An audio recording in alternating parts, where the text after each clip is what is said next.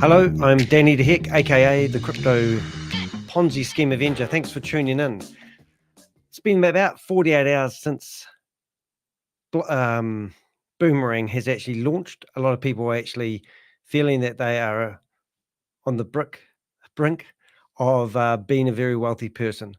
I don't want to be the bearer of bad news, but my Avengers team has been working hard, and we have actually fully exposed that this is a simulation of arbitrage trading. There's no truth in anything that Chavis has said. We have gone through, we've found the majority of all the crypto wallets where he's manually or got these contracts and he's topping up people's MetaMask wallets. So if you've been fortunate enough to do your one trade and you've been fortunate enough to get your 36 cents or your 56 cents and you've been told to wait until the system isn't so overloaded with people trying to do arbitrage trading, you have been lied to. This guy has stolen over $360 million.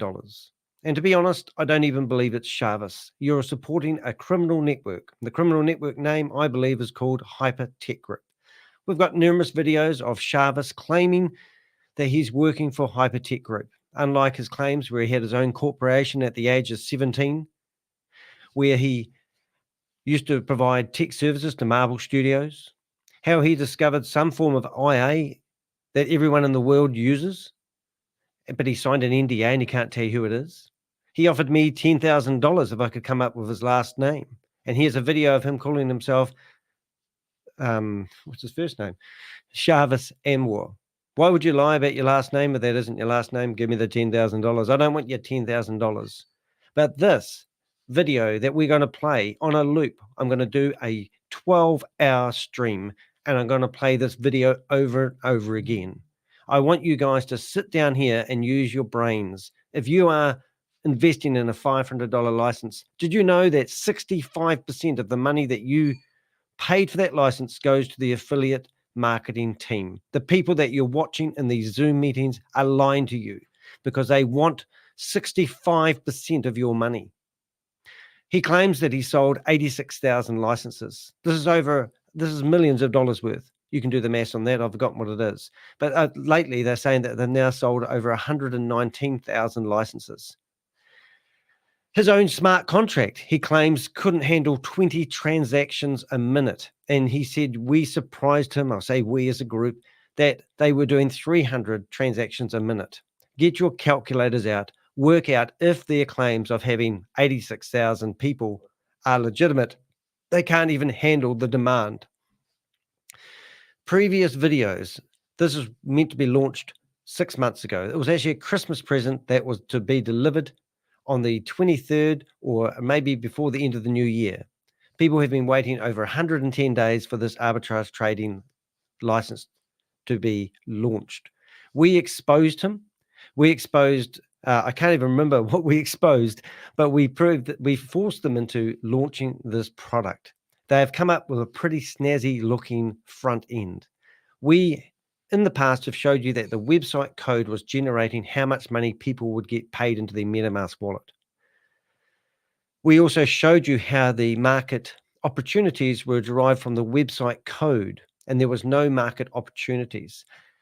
We had the website fully transparently pulled apart, and we showed the fraud and the lies and the deception that Chavis and Lucky and all the affiliates were actually showing you. They took the website offline. They were claiming they were a DAO and registered in the state of Wyoming. We wrote to the state of Wyoming and said, what are you doing registering this company? They said, look, I know what you guys are saying. We just can't use your words because it's hearsay. When the website got taken offline because they were trying to hide what we were doing to expose them, the state of Wyoming, they lost their public identifier. If you're a DAO, you need a way that people can contact you. Their website was down for more than 60 days. When the state of Wyoming started investigating the information that Boomerang, Chavis, or affiliate, what do they call it? Affiliate, whatever it is, marketing 3.0, they realized that the information they were supplied originally was fake and fraudulent. For this reason, they got struck off. They are no longer a DAO. Are these claims not alarming to you? A guy that doesn't want to tell people his last name offers people, a YouTuber, $10,000 if he can find his last name. Are you not curious about the history of We Are All Satoshi? The state of California flagging this as a cease and desist, do not promote. And then they come out and they say that Sam's no longer with us. They keep using the same social media sites.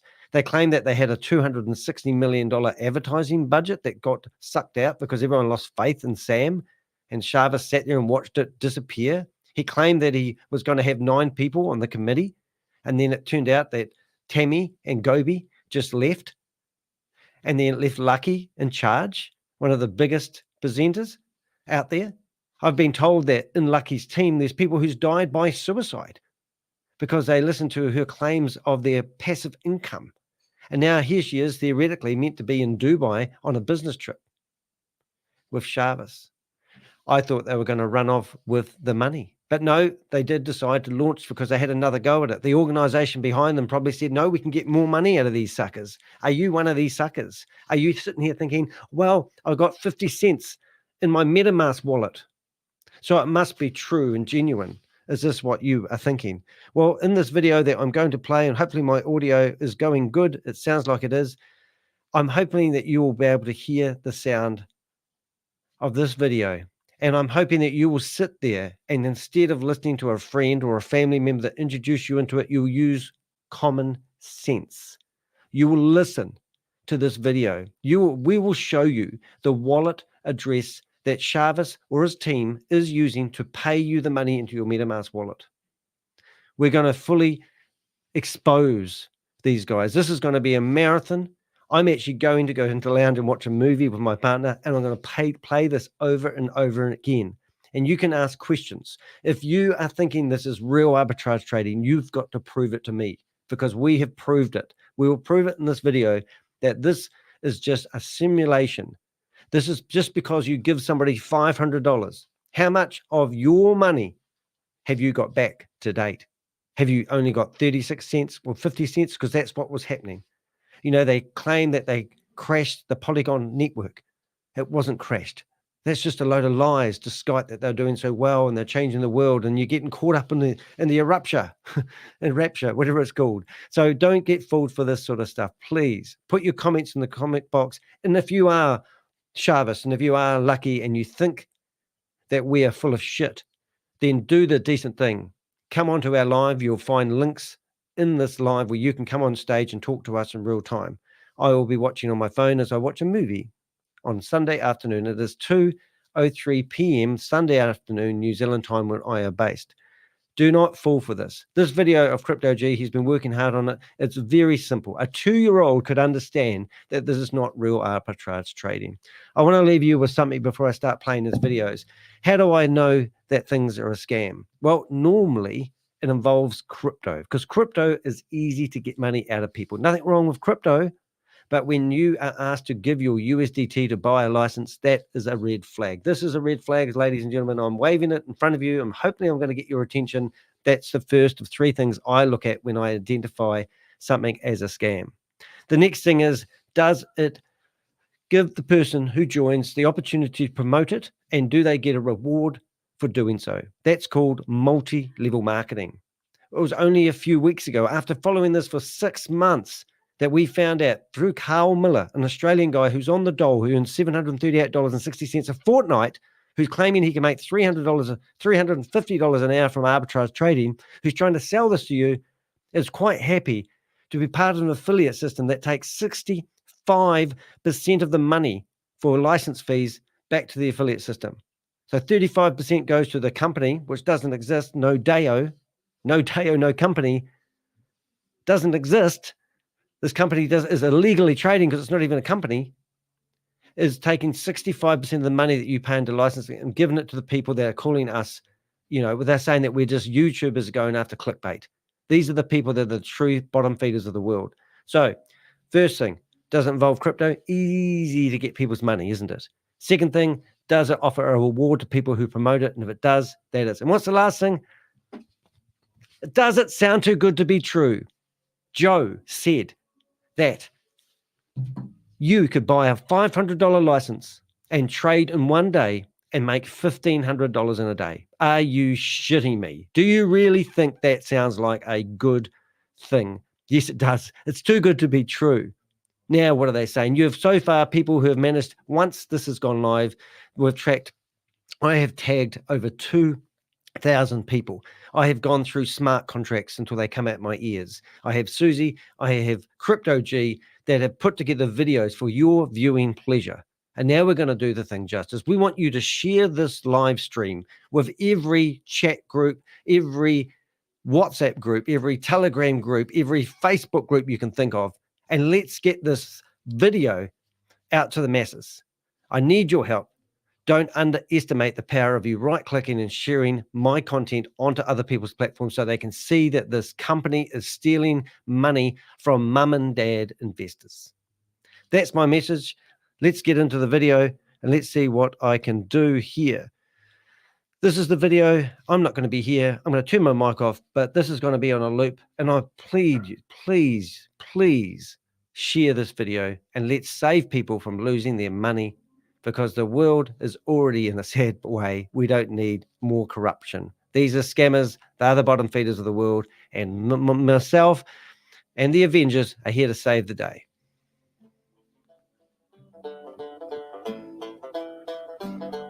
Hey guys, Crypto G in for another session of facts and stats.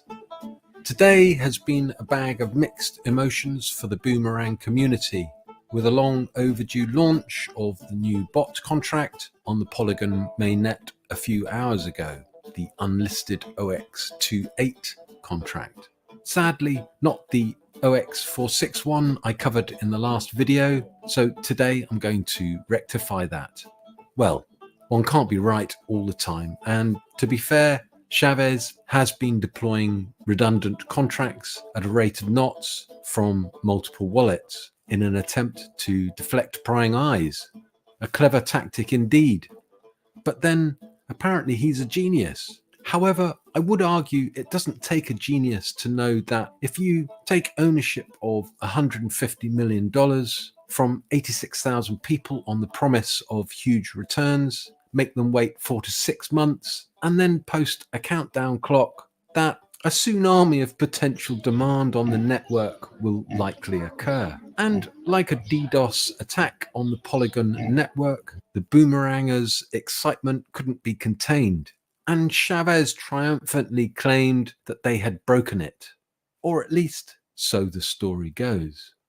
The daily transaction chart on Polygon, however, doesn't really support this, and the transaction count pales in significance to the peaks seen back in January, which wouldn't have been from the 20 transactions a week the beta version put on Polygon back then, and sits well under the demand seen during the bull run in 2021. Interestingly, though, the OX28 contract did pop into the hot contract list briefly and topped the gas guzzler list, a fee paid by the user wallet despite Chavez previously telling everyone publicly that the community would be saving on gas by aggregating the arbitrage with the new system. It seems he can say anything he likes without recourse, and the community humbly kneel as if in an awe-induced hypnotic state. But remember the bold claims that this is going to be a seamless, disruptive technology?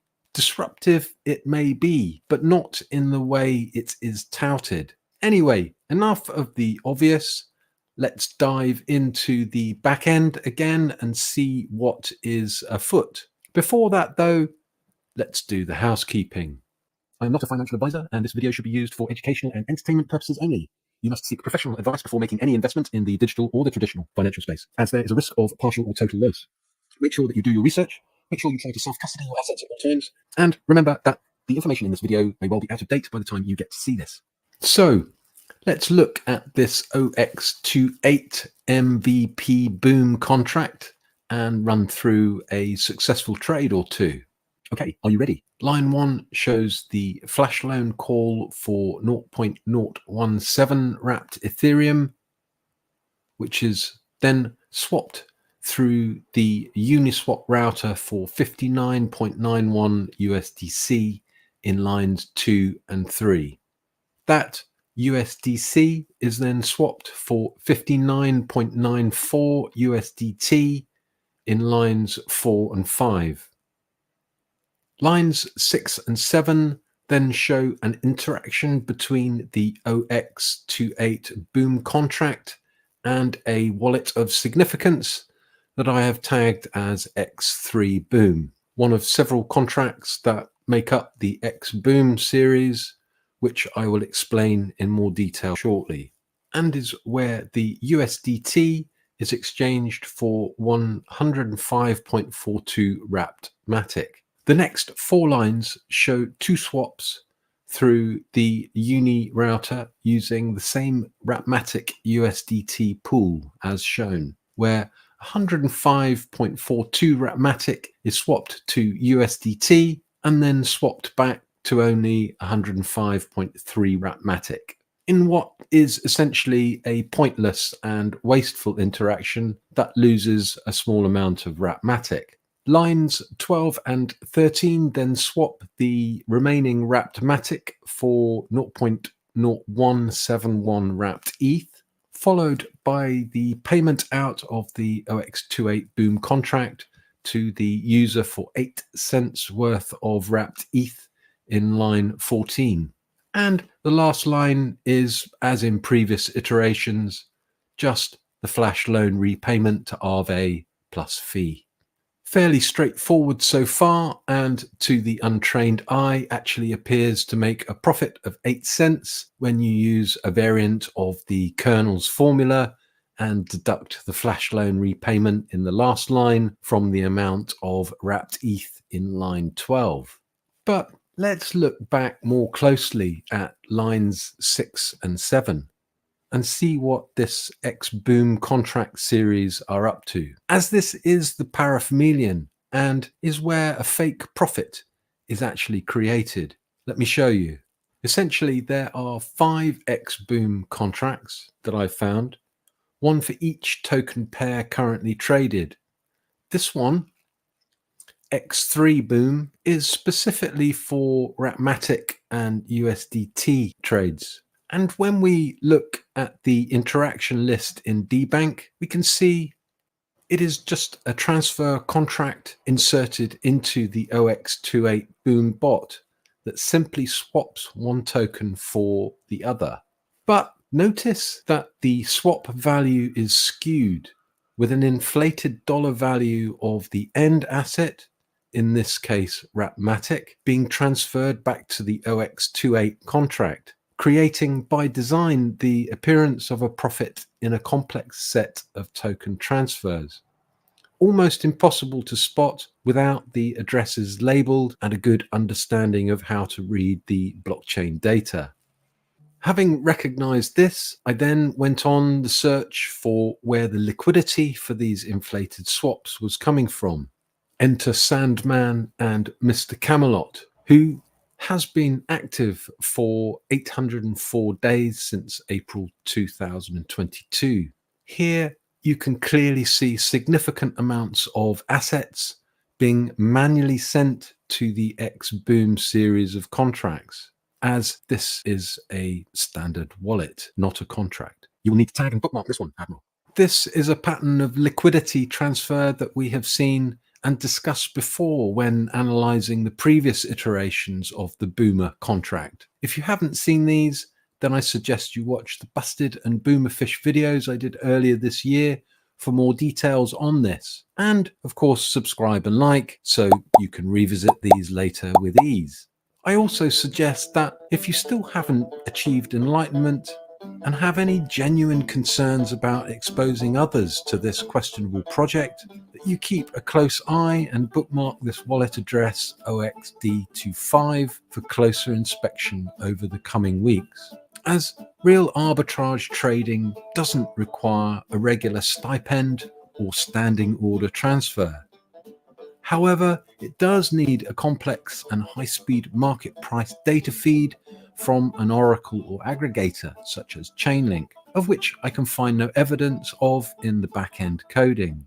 And it will be interesting to see what the front-end script shows us when the kernel pulls his finger out. No doubt there will be some interesting arrays to ponder. So that's about it from me. You've likely hit your limit of concentration. My hope is that you haven't rushed off into the land of Lambos and Gucci handbags, where the bulldogs all have rubber teeth and the hens lay soft-boiled eggs. Crypto G out.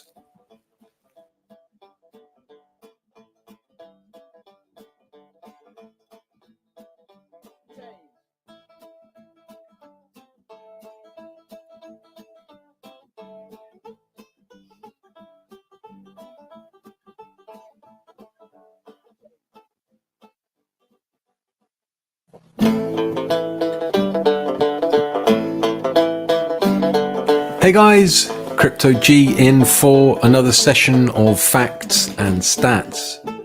Today has been a bag of mixed emotions for the Boomerang community, with a long overdue launch of the new bot contract on the Polygon mainnet a few hours ago, the Unlisted OX28 contract. Sadly, not the OX461 I covered in the last video, so today I'm going to rectify that.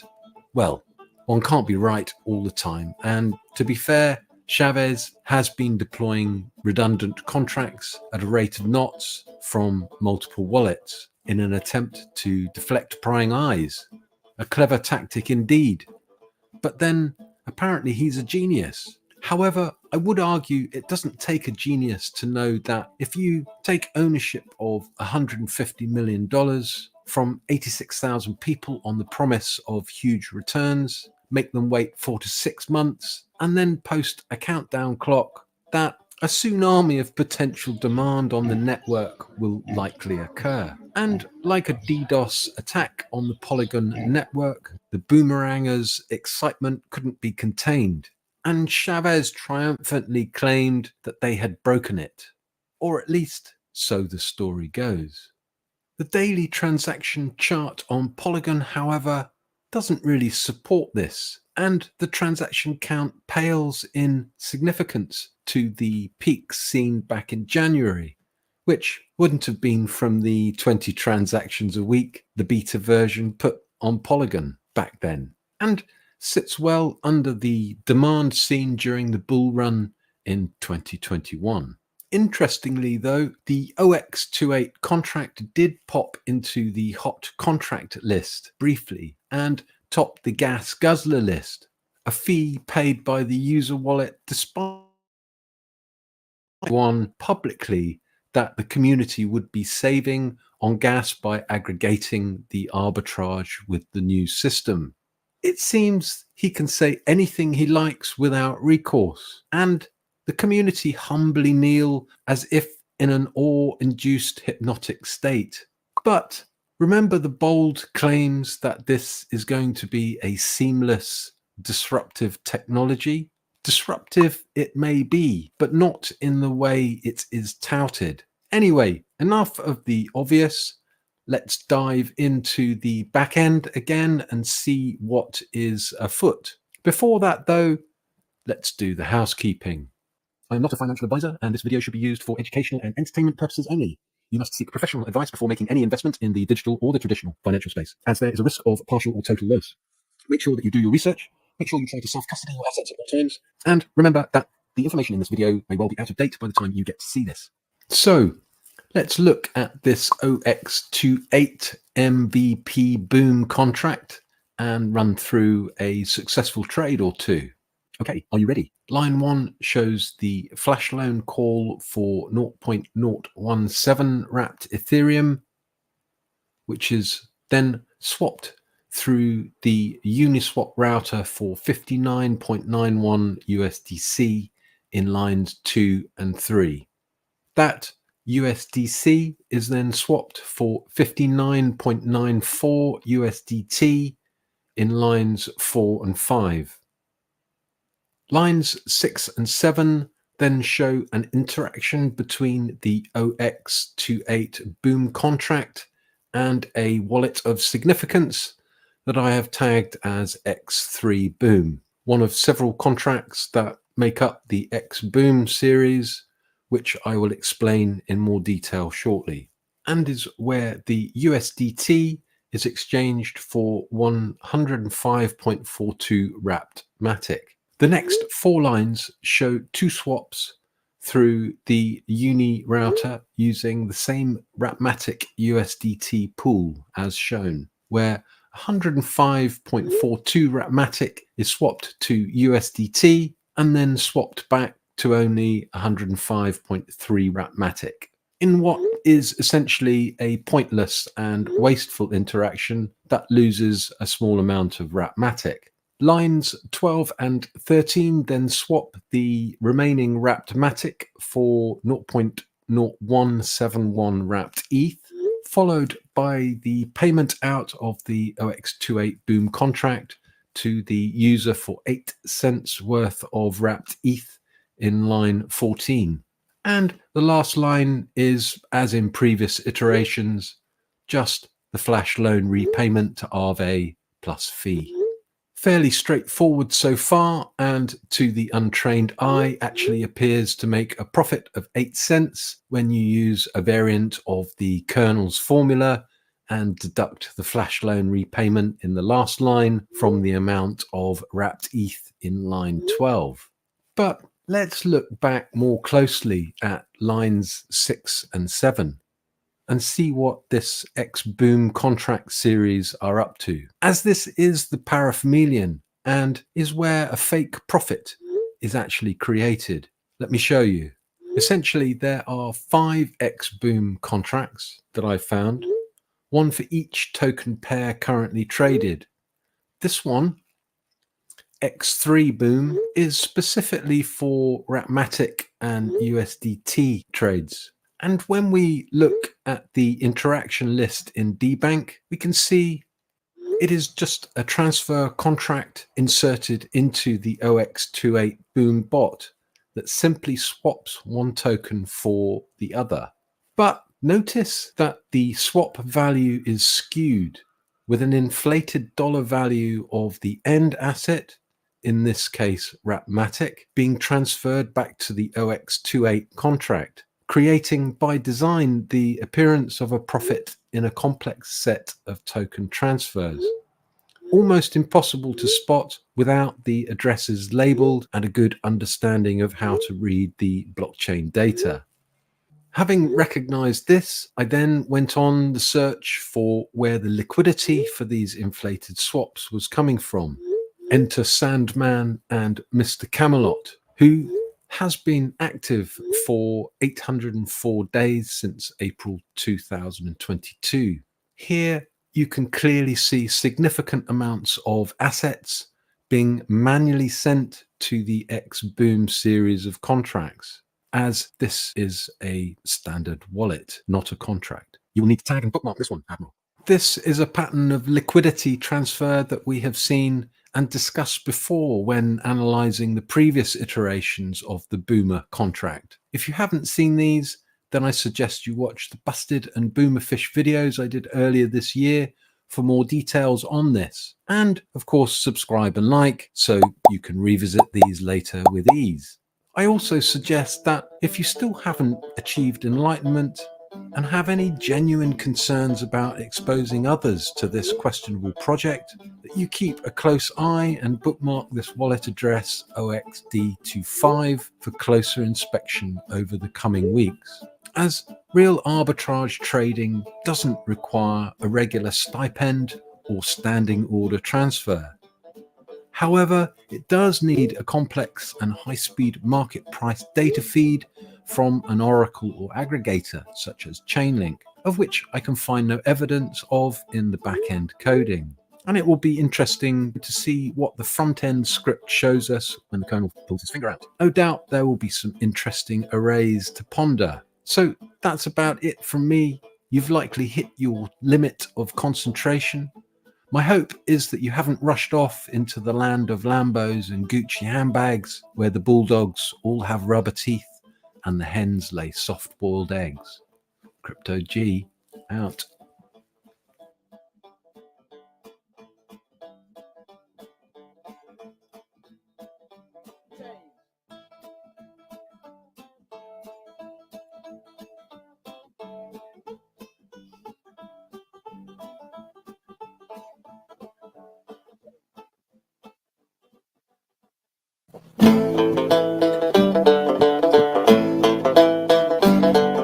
guys, Crypto G in for another session of Here we go again. Facts Hope you and enjoy. Stats. Just going to Today keep looping has this. been a bag of mixed It's awesome, man. emotions It's for so the nice to be able to Boomerang break this. He's community, done a bloody good with a job. long overdue launch of the new bot contract on the Polygon mainnet a few hours ago, the Unlisted OX28 contract. Sadly, not the OX461 I covered in the last video, so today I'm going to rectify that. Well, one can't be right all the time, and to be fair, Chavez has been deploying redundant contracts at a rate of knots from multiple wallets in an attempt to deflect prying eyes. A clever tactic indeed. But then, apparently he's a genius. However, I would argue it doesn't take a genius to know that if you take ownership of $150 million from 86,000 people on the promise of huge returns, make them wait 4 to 6 months, and then post a countdown clock, that a tsunami of potential demand on the network will likely occur. And like a DDoS attack on the Polygon network, the Boomerangers' excitement couldn't be contained, and Chavez triumphantly claimed that they had broken it. Or at least, so the story goes. The daily transaction chart on Polygon, however, doesn't really support this, and the transaction count pales in significance to the peaks seen back in January, which wouldn't have been from the 20 transactions a week the beta version put on Polygon back then, and sits well under the demand seen during the bull run in 2021.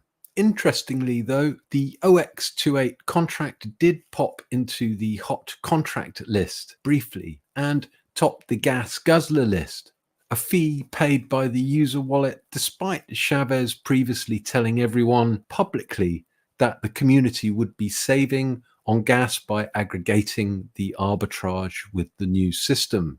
It seems he can say anything he likes without recourse, and the community humbly kneel as if in an awe-induced hypnotic state. But remember the bold claims that this is going to be a seamless, disruptive technology? Disruptive it may be, but not in the way it is touted. Anyway, enough of the obvious. Let's dive into the back end again and see what is afoot. Before that, though, let's do the housekeeping. I am not a financial advisor, and this video should be used for educational and entertainment purposes only. You must seek professional advice before making any investment in the digital or the traditional financial space, as there is a risk of partial or total loss. Make sure that you do your research, make sure you try to self-custody your assets at all times, and remember that the information in this video may well be out of date by the time you get to see this. So, let's look at this OX28 MVP boom contract and run through a successful trade or two. Okay, are you ready? Line 1 shows the flash loan call for 0.017 wrapped Ethereum, which is then swapped through the Uniswap router for 59.91 USDC in lines 2 and 3. That USDC is then swapped for 59.94 USDT in lines 4 and 5. Lines 6 and 7 then show an interaction between the OX28 boom contract and a wallet of significance that I have tagged as X3 Boom, one of several contracts that make up the X Boom series, which I will explain in more detail shortly, and is where the USDT is exchanged for 105.42 wrapped Matic. The next 4 lines show 2 swaps through the Uni router using the same Wrapmatic USDT pool as shown, where 105.42 Wrapmatic is swapped to USDT and then swapped back to only 105.3 Wrapmatic, in what is essentially a pointless and wasteful interaction that loses a small amount of Wrapmatic. Lines 12 and 13 then swap the remaining wrapped Matic for 0.0171 wrapped ETH, followed by the payment out of the OX28 boom contract to the user for 8 cents worth of wrapped ETH in line 14. And the last line is, as in previous iterations, just the flash loan repayment to Aave plus fee. Fairly straightforward so far, and to the untrained eye actually appears to make a profit of 8 cents when you use a variant of the kernel's formula and deduct the flash loan repayment in the last line from the amount of wrapped ETH in line 12.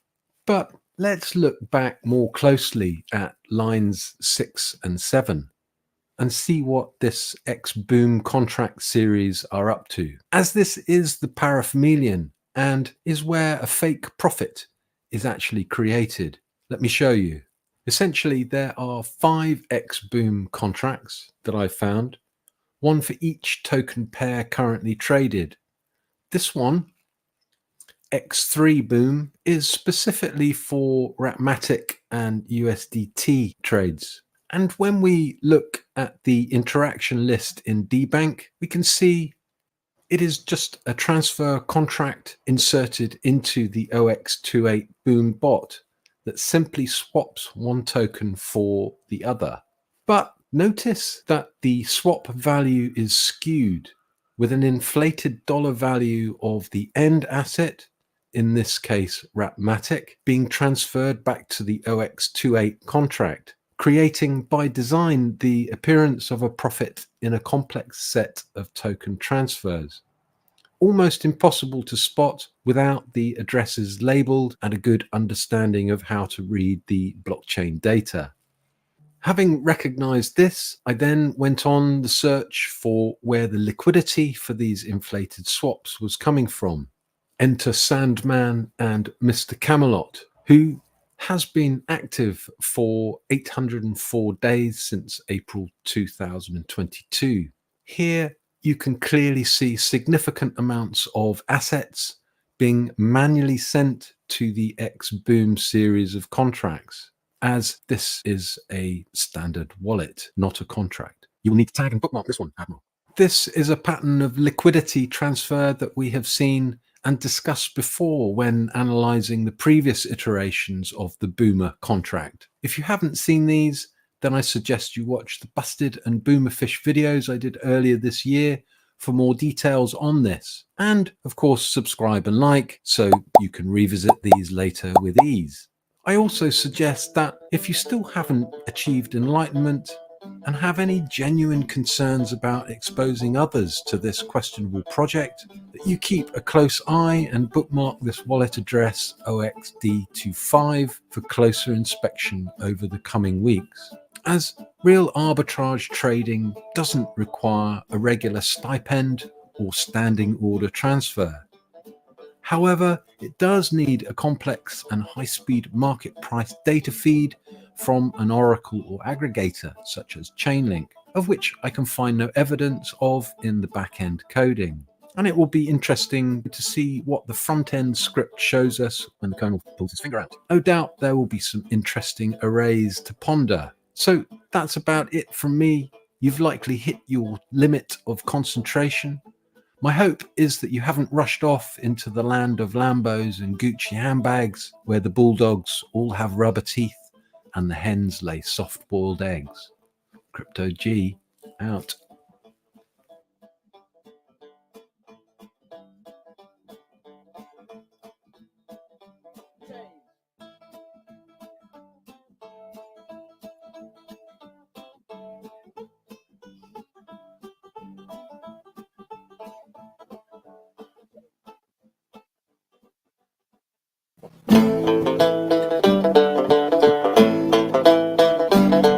Hey guys, Crypto G in for another session of facts and stats.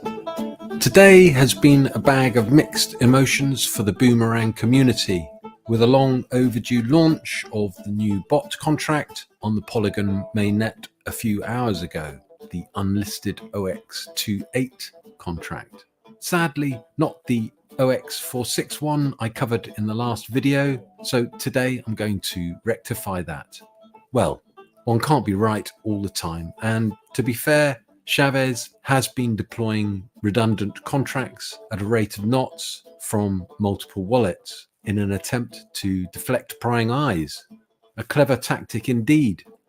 But then, apparently he's a genius. However, I would argue it doesn't take a genius to know that if you take ownership of $150 million from 86,000 people on the promise of huge returns,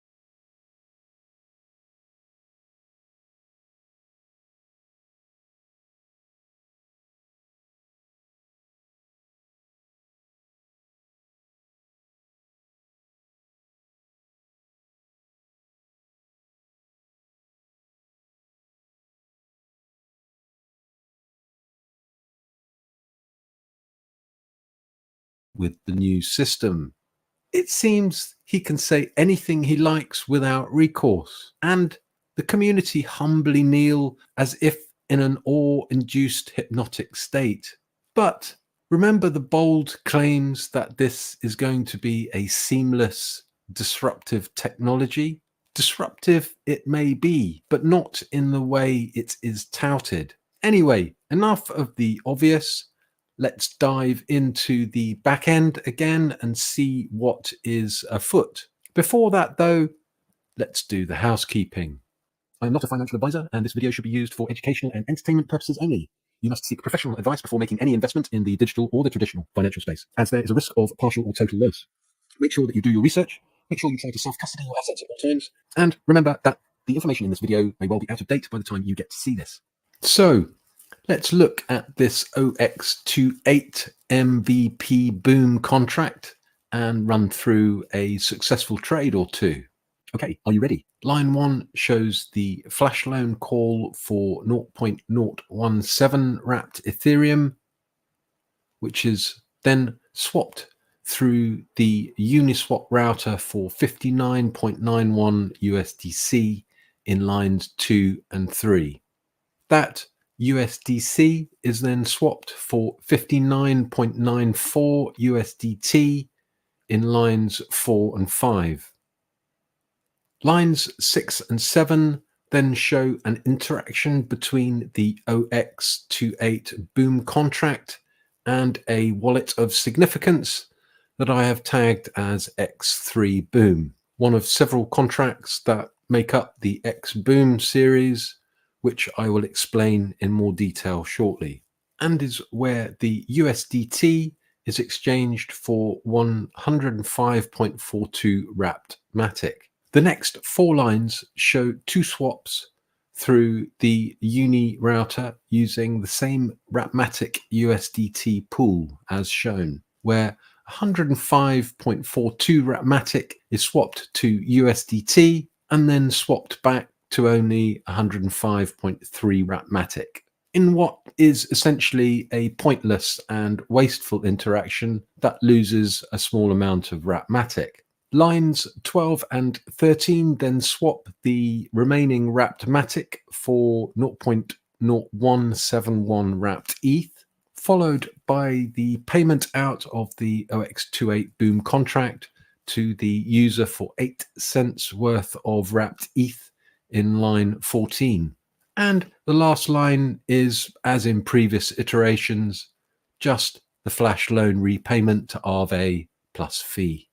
Fairly straightforward so far, and to the untrained eye actually appears to make a profit of 8 cents when you use a variant of the kernel's formula and deduct the flash loan repayment in the last line from the amount of wrapped ETH in line 12.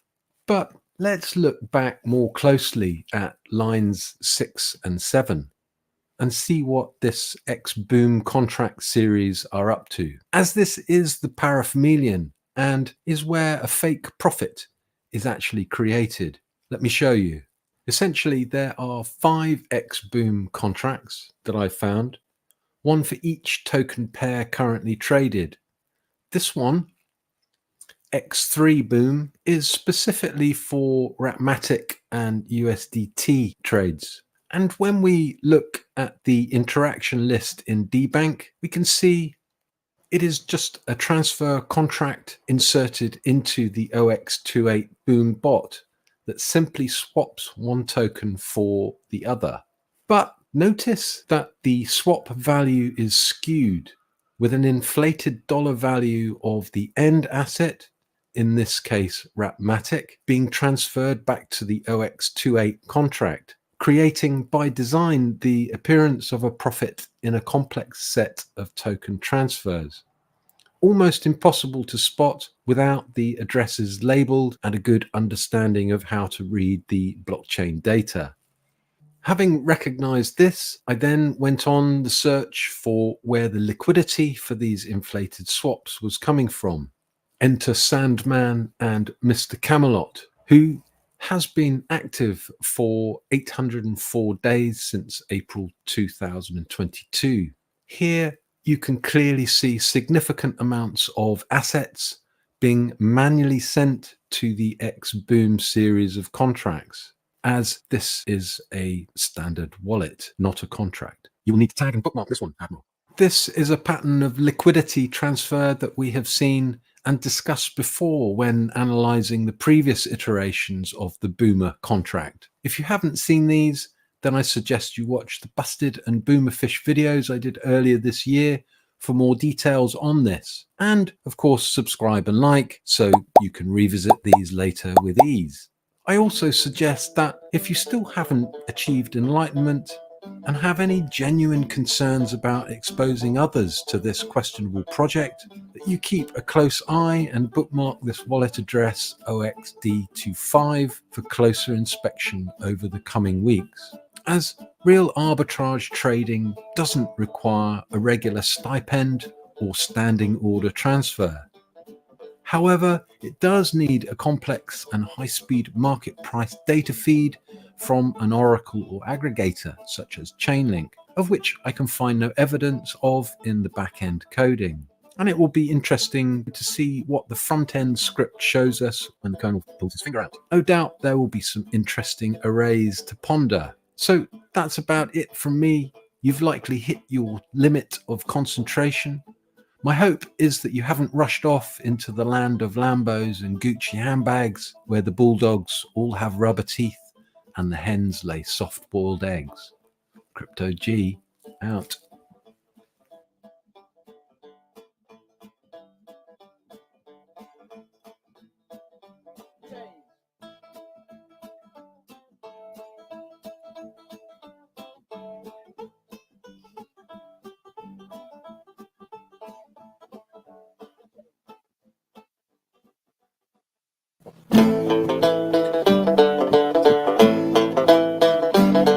Hey guys, Crypto G in for another session of facts and stats. Today has been a bag of mixed emotions for the Boomerang community, with a long overdue launch of the new bot contract on the Polygon mainnet a few hours ago, the Unlisted OX28 contract. Sadly, not the OX461 I covered in the last video, so today I'm going to rectify that. Well, one can't be right all the time, and to be fair, Chavez has been deploying redundant contracts at a rate of knots from multiple wallets in an attempt to deflect prying eyes. A clever tactic indeed.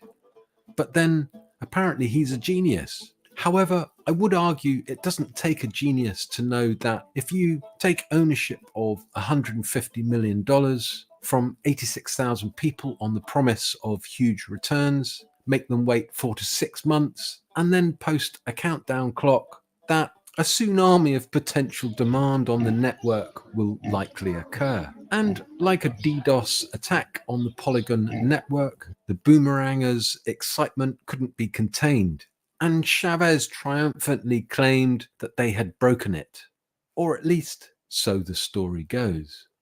The daily transaction chart on Polygon, however, doesn't really support this, and the transaction count pales in significance to the peaks seen back in January, which wouldn't have been from the 20 transactions a week the beta version put on Polygon back then, and sits well under the demand seen during the bull run in 2021.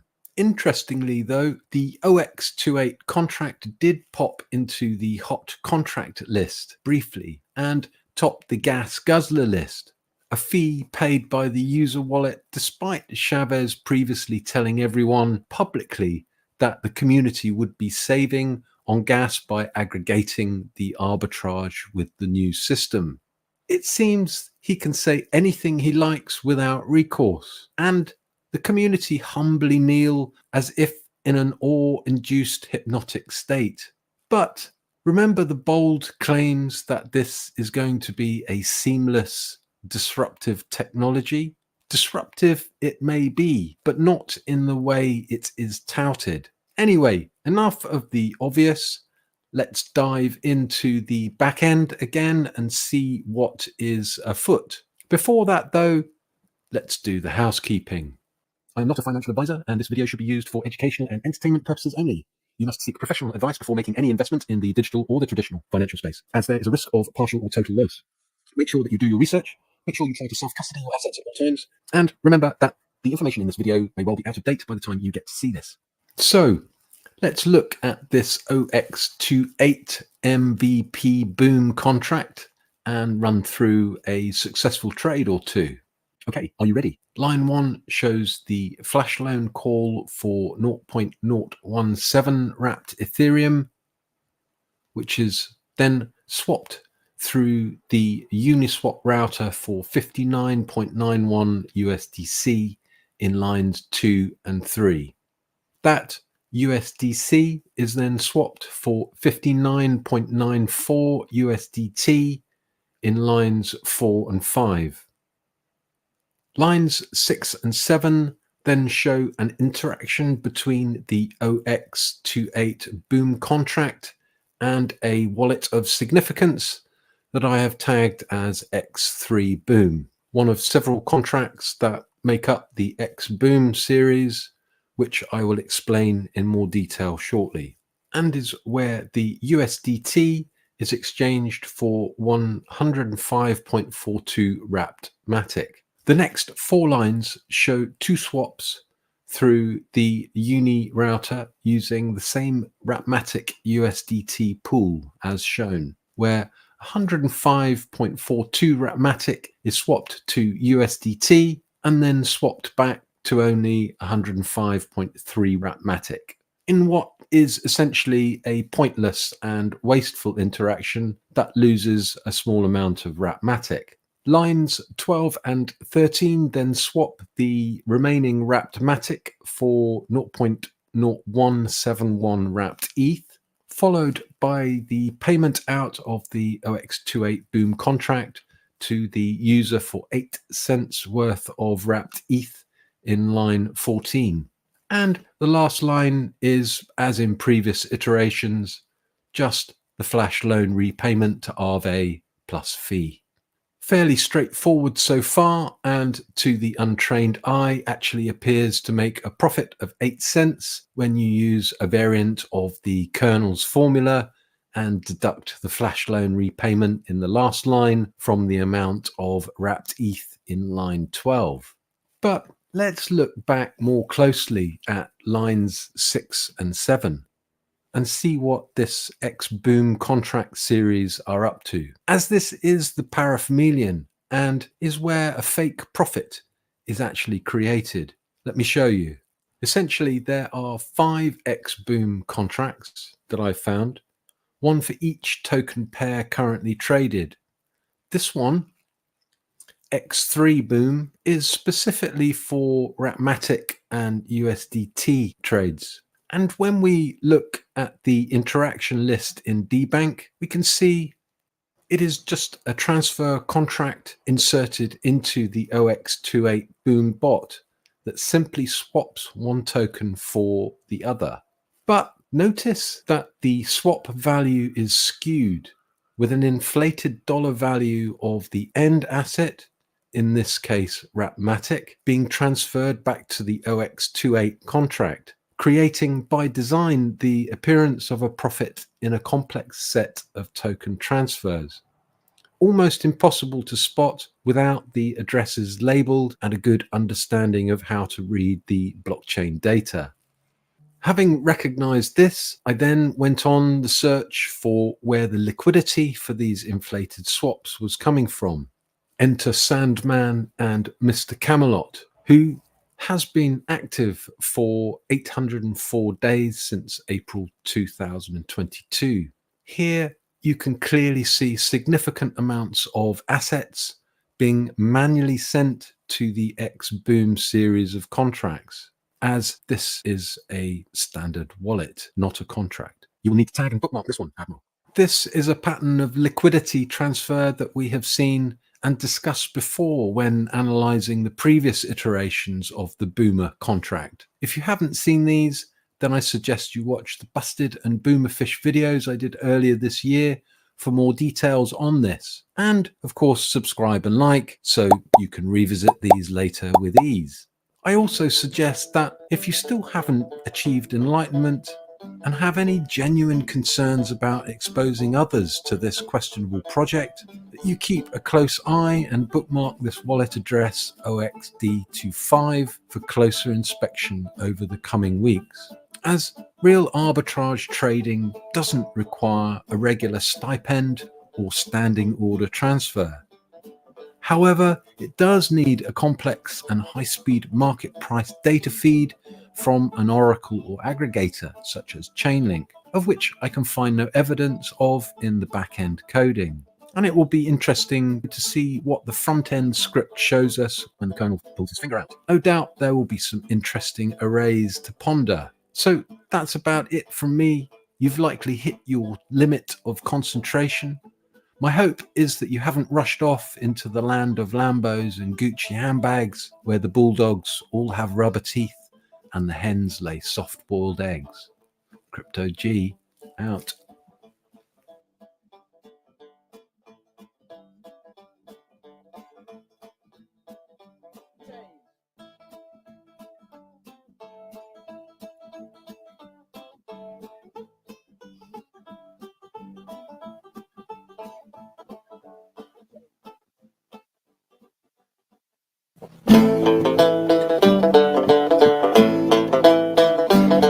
Hey guys, Crypto G in for another session of facts and stats. Today has been a bag of mixed emotions for the Boomerang community, with a long overdue launch of the new bot contract on the Polygon mainnet a few hours ago, the Unlisted OX28 contract.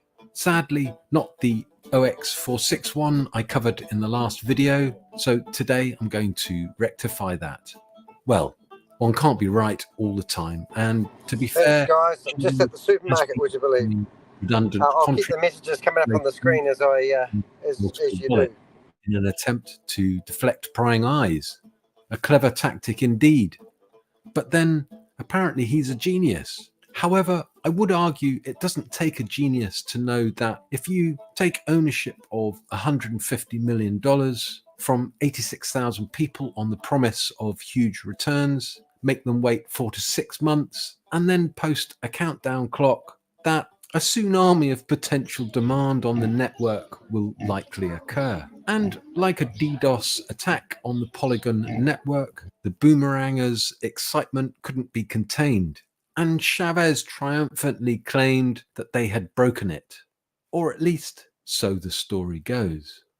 The daily transaction chart on Polygon, however, doesn't really support this, and the transaction count pales in significance to the peaks seen back in January, which wouldn't have been from the 20 transactions a week, the beta version put on Polygon back then, and sits well under the demand seen during the bull run in 2021. Interestingly, though, the OX28 contract did pop into the hot contract list briefly and topped the gas guzzler list, a fee paid by the user wallet despite Chavez previously telling everyone publicly that the community would be saving on gas by aggregating the arbitrage with the new system. It seems he can say anything he likes without recourse, and the community humbly kneel as if in an awe-induced hypnotic state. But remember the bold claims that this is going to be a seamless, disruptive technology? Disruptive it may be, but not in the way it is touted. Anyway, enough of the obvious. Let's dive into the back end again and see what is afoot. Before that, though, let's do the housekeeping. I am not a financial advisor, and this video should be used for educational and entertainment purposes only. You must seek professional advice before making any investment in the digital or the traditional financial space. As there is a This risk is truly Crypto G's best video ever, man. This is absolutely awesome. And remember that the information in this video may well be out of date by the time you get to see this. So let's look at this OX28 MVP boom contract and run through a successful trade or two. Okay, are you ready? Line 1 shows the flash loan call for 0.017 wrapped Ethereum, which is then swapped through the Uniswap router for 59.91 USDC in lines 2 and 3. That USDC is then swapped for 59.94 USDT in lines 4 and 5. Lines 6 and 7 then show an interaction between the OX28 boom contract and a wallet of significance that I have tagged as X3 Boom, one of several contracts that make up the X Boom series, which I will explain in more detail shortly, and is where the USDT is exchanged for 105.42 wrapped Matic. The next 4 lines show 2 swaps through the Uni router using the same Wrapmatic USDT pool as shown, where 105.42 Wrapmatic is swapped to USDT and then swapped back to only 105.3 Wrapmatic, in what is essentially a pointless and wasteful interaction that loses a small amount of Wrapmatic. Lines 12 and 13 then swap the remaining wrapped Matic for 0.0171 wrapped ETH, followed by the payment out of the OX28 boom contract to the user for 8 cents worth of wrapped ETH in line 14. And the last line is, as in previous iterations, just the flash loan repayment to Aave plus fee.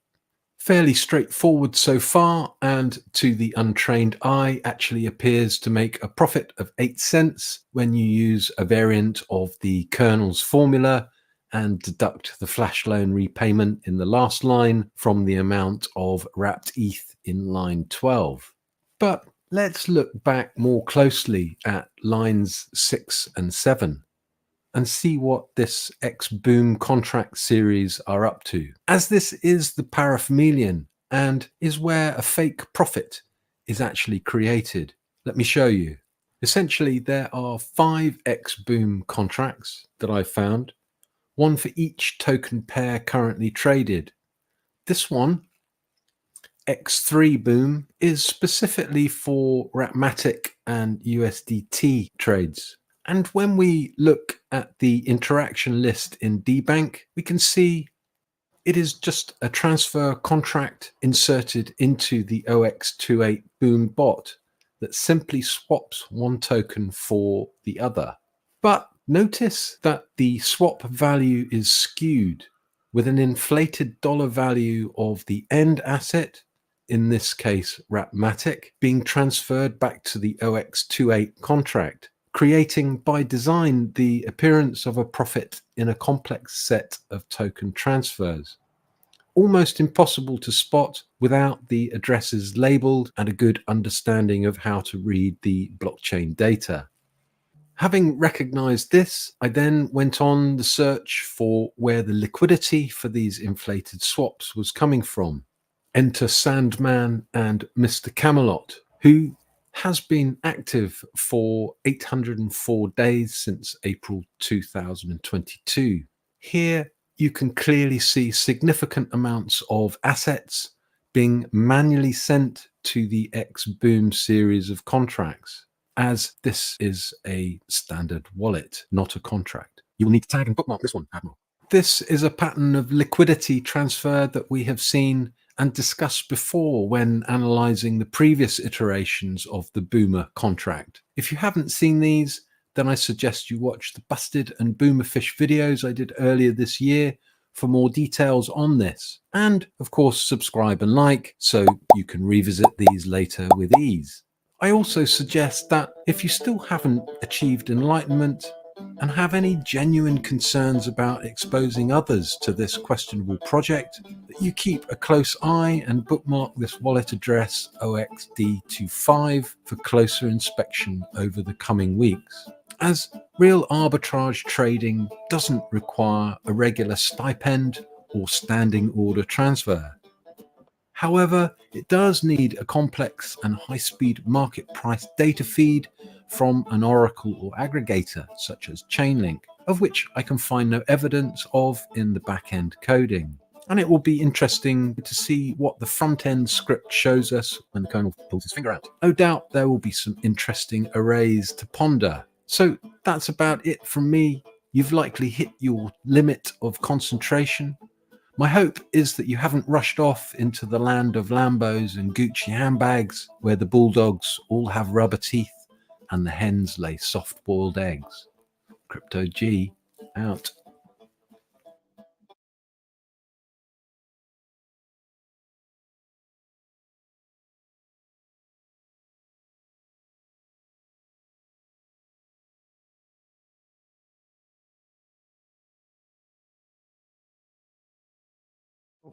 Oh, there we go. Got to turn the sound on. That might help. That is absolutely awesome, that video. Certainly a few holes in Chavez's Boomerang licenses, and we can't compete with people that don't want to believe. We want to understand that some of these people are cult-like and have actually been Chavez believers. So how do we help these people? How do we get people to understand that this is a scam? How do we get people who have invested $500, who haven't even received more than $20 of their own money back, to understand that this is just an elaborate scam? How do we tell people that you're not the only one? $362 million has come into the We Are All Satoshi and Boomerang super wallet addresses. We might storm Zoom rooms, we might go after people, we might publicly humiliate people who are actively promoting these, who truly believe that they're not promoting a scam. But how can you watch a video like that Crypto G has produced and not question that you need to sit up, wake up, and listen to these videos? If you don't understand what the blockchain's all about, if you don't know how to read Solidity, I think it's how it's pronounced, then you shouldn't really be investing in a crypto arbitrage trading platform because your friend or your family member has said to you that you should. Did you hear what I just said? I get messages from people all day long telling me that, are you sure it's not a scam? And I don't know how to answer them politely. I get people asking me for other platforms where they can invest, where they are not a scam. And I cannot believe what I'm hearing half the time. So please, yes, I want you to ask me these questions. Yes, I want you to challenge myself and the Avengers, but we're not here pissing around, having a pissing competition, or we're not pouting our chests and trying to have a competition with Chavez. Chavez has a history going all the way back to Hyper One Group when he first popped his head up. If you go to the homepage of my YouTube channel, which I will do now,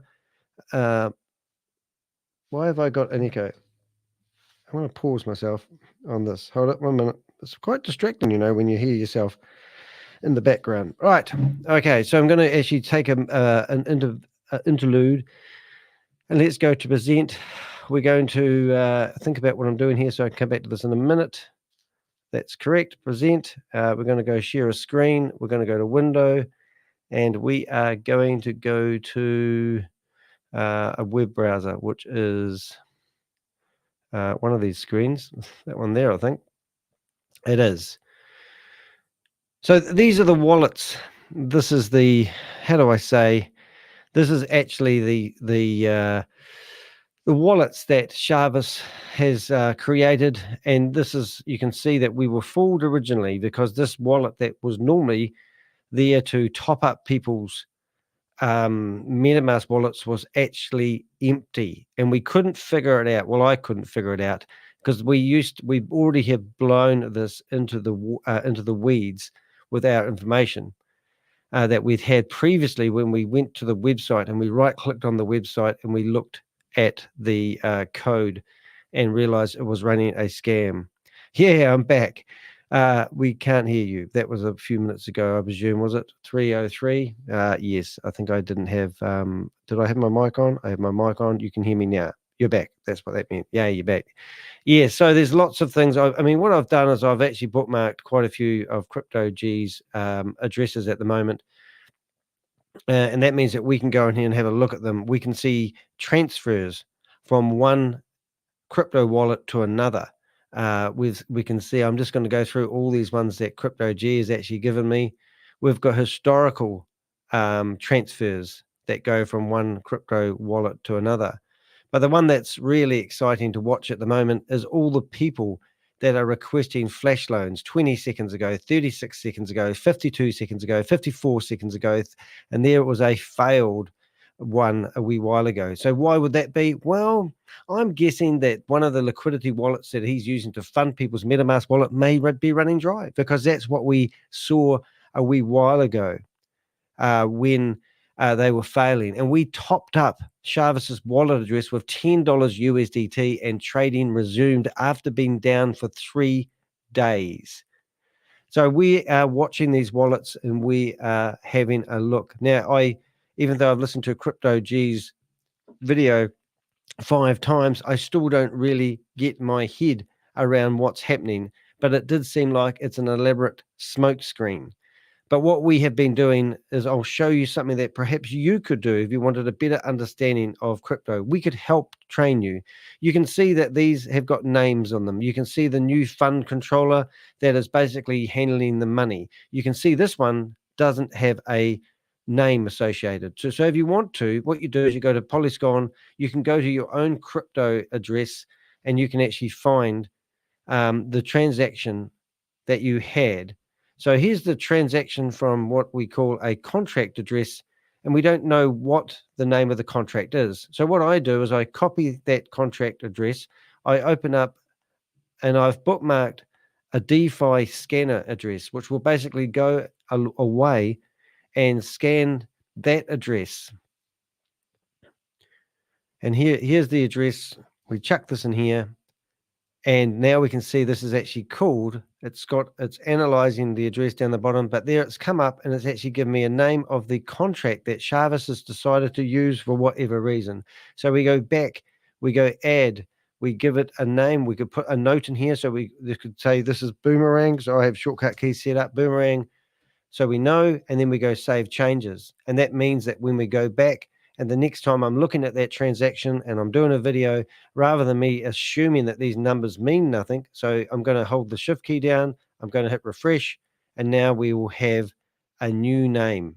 And I'm now looking for another one that doesn't have a name, and this one here is new. So eventually we get to be totally transparent. And it's not rocket science, it's just a time-consuming process. But we've done the time and the saddle. We are here to help expose this scam. And this is what we've done. Today is like our day to run around pelting our chest and singing from the treetops, saying that we have broken the Boomerang scam. We have shown the alleged 86,000 people that they've invested $500 with a scammer. They now allege there's 119 people that have purchased Boomerang licenses, and we'll go have a look at that in a second. So once again, I've grabbed that address, I chuck it into DeFi, we're searching for the name, there's the name there, I click on it, we're currently analyzing this contract. Please come back in a few minutes. But we know it doesn't take a few minutes, it normally takes about 20 seconds, and I just keep talking. Right, so how many licenses have they sold? We had Susie say that $50,000 was moved from Boomerang subscription address to the WOZ back office address 12 hours ago. So another $50,000 has been lifted off the platform. $50,000 worth of money scammed from mum and dad investors had been removed from the main liquidity wallet or the main income wallet for WOZ or Boomerang. And we'll show you that in a second when this loads. And we might just open up another tab because I haven't got all day, and I'm sure you've got better things to do than wait for me to watch a page load, even though you're used to perhaps looking at the beach ball when we were doing arbitrage trading 6 months ago. So what we want to do is we want to go to Tron, and we want to scan the wallet address where all the money goes. So there's one main place, one source of money, and that's currently got $90,000 in it. We have seen it with $6 million in here, and we've seen $4.2 million be transferred out in one go. And we've watched over $362 million be stolen from mum and dad investors. This video, this purpose, the reason I exist at the moment is because I want to tell people to get the word out here. Share this video with people as much as you can. Tell them that this is a scam. Don't believe a simple thing that you can put $500 in and get $1,500 back within 24 hours, because that is what the leaders have told you. This is how it works, ladies and gentlemen. $500 is the price of an arbitrage trading license. In here, you can see $50, $500, or so they tell you to put a little bit more than $500 in just in case the exchange changes before you get to purchase your $500 license. You can't get support. You can't talk to management. They don't exist. Their DAO was, their DAO status was, what do they call it? Removed, archived. They had fraudulent information when they created the DAO. They didn't have a public identifier because they took the website down, because myself and the Avengers were actually exposed the website. We already shown that they were running a simulation of arbitrage trading rather than the real thing. We had Carl Miller, we've got him on video, and he said that they've known about this simulation since day one. We've got Joe the very next day saying that he doesn't understand anything about arbitrage trading, and then the day after that he was pelting his chest saying that this is the best arbitrage trading in the world. So what is it? These guys are getting 65% of the money that comes into this platform is going back to the affiliate system, and that this is the scam, ladies and gentlemen. The scam isn't whether it is arbitrage trading or not. The scam is the multi-level marketers, the bottom feeders of the earth, the people that shouldn't be on this planet, are taking 65% of the license fee and putting it in their back pocket when they sell you a license. Isn't that incredible? But if you go down here, you can see all the transactions of people who are not listening to our videos. 6 hours ago, $500, 6 hours, 500, 500, 51. So they buy a $50 membership so they can be part of We Are All Satoshi. And who is We Are All Satoshi? Have you heard of them before? Well, you should have heard of them before, because here's a cease and desist refrain order from the state of California telling people not to invest in this company, telling people not to promote this company. This is a 6-page document. It was addressed to Sam Lee. So Sam Lee was kicked out of the organization, and then what happened then? Well, would you believe they've got a website? And oops, we've just hit the wrong button there, ladies and gentlemen. We're going back. The website here, which is very similar to a whole lot of other websites that Sam has produced. Now, this is affiliate marketing 2.0. The DAO was all ready to go for affiliate marketing 3.0, but they've lost the status of it. They're now telling people to go to the very bottom of the website because they're watching the crypto Ponzi scheme Avenger and the Avengers at work, and they're saying, read our legal disclaimer. And their legal disclaimer doesn't even have a friggin' back color in it because they've got to put the style sheets in it. And then what have they done? Well, this is the answer to the cease and desist letter. Have a listen to this. It's disgusting. This disclaimer is issued with the primary objective of safeguarding the reputation and integrity of We Are All Satoshi Was. It unequivocally states that any allegations linking the company with Sam Lee or any other individual are unfounded and without merit. By affixing my name below, I affirm the accuracy and legality of the contents of this disclaimer. Chavez, CEO. We are all Satoshi Was. So Chavez is throwing himself under the bus. Chavez is not an individual. Chavez is not the creator of Boomerang. Chavez is not the creator of We Are All Satoshi. It was founded by Sam Lee. Sam Lee is a wanted man by America. In connection with his connection to Hyperverse, a $1.9 billion scam. There's an arrest out for him. If he turns up in America, he's arrested. Australia, I've been working with a journalist, Sarah Martin, of the Guardian newspaper. She's produced over 14 articles in connection to this. Sam Lee was an Australian. He set up a company called Blockchain Global. Blockchain Global had an exchange in it. And the exchange had $58 million invested from Australian investors. Sam Lee and Ryan Ju, his business partner, squandered away with the money and disappeared. 8 months later, Sam Lee popped up in Dubai and he started up a Ponzi scheme called Hyper One. Guess who was running that company for him? Chavez Anwar. I've got videos of him doing so. Next thing, they go into stable DAO, stable opinion, and they try to do another one of these membership account things. They raised $200,000 to fail. They needed $10 million. They were going to create property, and people would own parts of the property, set up very similar to all these other dreams that failed. So then the company seemed to dissolve.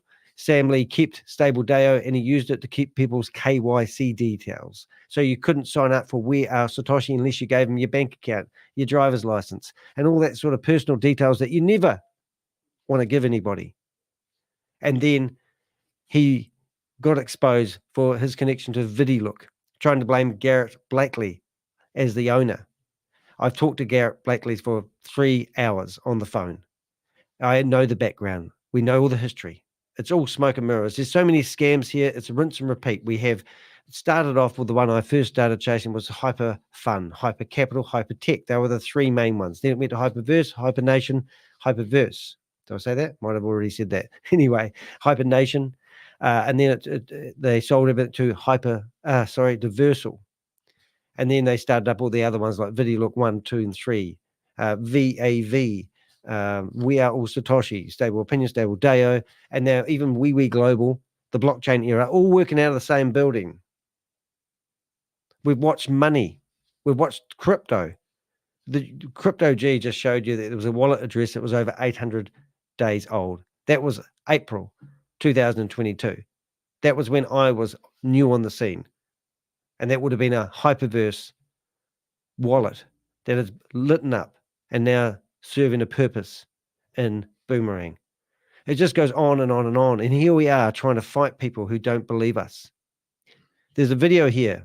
It's technical if you want it to be technical. It's simple if you want it to be simple. How much evidence do you need before you realize that you're getting scammed by a massive company, a company that's probably connected to human trafficking? When I was in the New York Times, I had a company reach out to me telling me that if I could help them find Ryan Ju, because Ryan Ju is connected to somebody who owns a compound that's involved in human trafficking.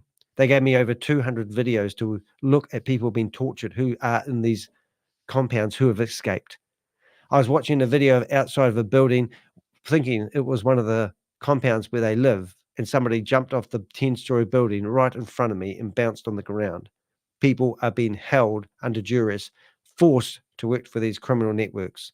This is money laundering. This is what they're doing. They're moving money around crypto by you supporting these Ponzi schemes and having a wee play in a little flitter, like you're at the casino in your first world country. You're actually, you're part of the soup. So you need to be a vigilante and you need to stand up for what you believe is right. And you need to stop these people stealing money and helping the criminal networks of the world survive. You can make a difference. I can make a difference. I do make a difference. My Avengers make a difference. We work 70, 80 hours a week fighting this battle. I've never lost any money in a crypto investment opportunity. I'm not against crypto, but you don't need other people to help spend your money. That's how I feel about it. Now, the word I was looking for a wee while ago, what Susie's popped up on the screen, thank you for being here, Susie, is when you look at this statement here, this is issued, a 6-page statement basically saying cease and defrain order.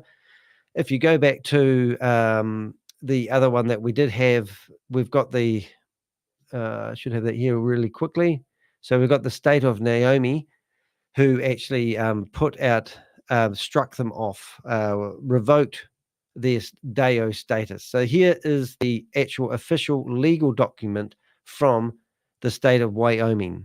Now here it says administratively dissolved. This is the company that you just bought your license from. Chavis has set this up. Inactive, administratively dissolved or revoked other. An administrative action has been taken against this entity. Ooh. Then you go to archive. What does that mean? Does that mean you can get it going again? No, it doesn't. So this entity has come to the end of its life cycle and can no longer be reinstated. So you dive deeper and you think, well, what's all this about? I've just invested in this company. So then you can go and read the documents. Which we have right here, funny enough. Read the documents. Here's the PDF, and here is what actually happened. And if you spend the time reading those documents, we've done other videos. This is just a sneak preview of what's gone down that you may not be aware of, that this company, which was Chavis's company, submitted fraudulent information, inaccurate information, and they set up a DAO. They didn't have a public identifier, which means that no one could contact this company when it goes wrong, even though it was owned by a DAO, which is a group of people.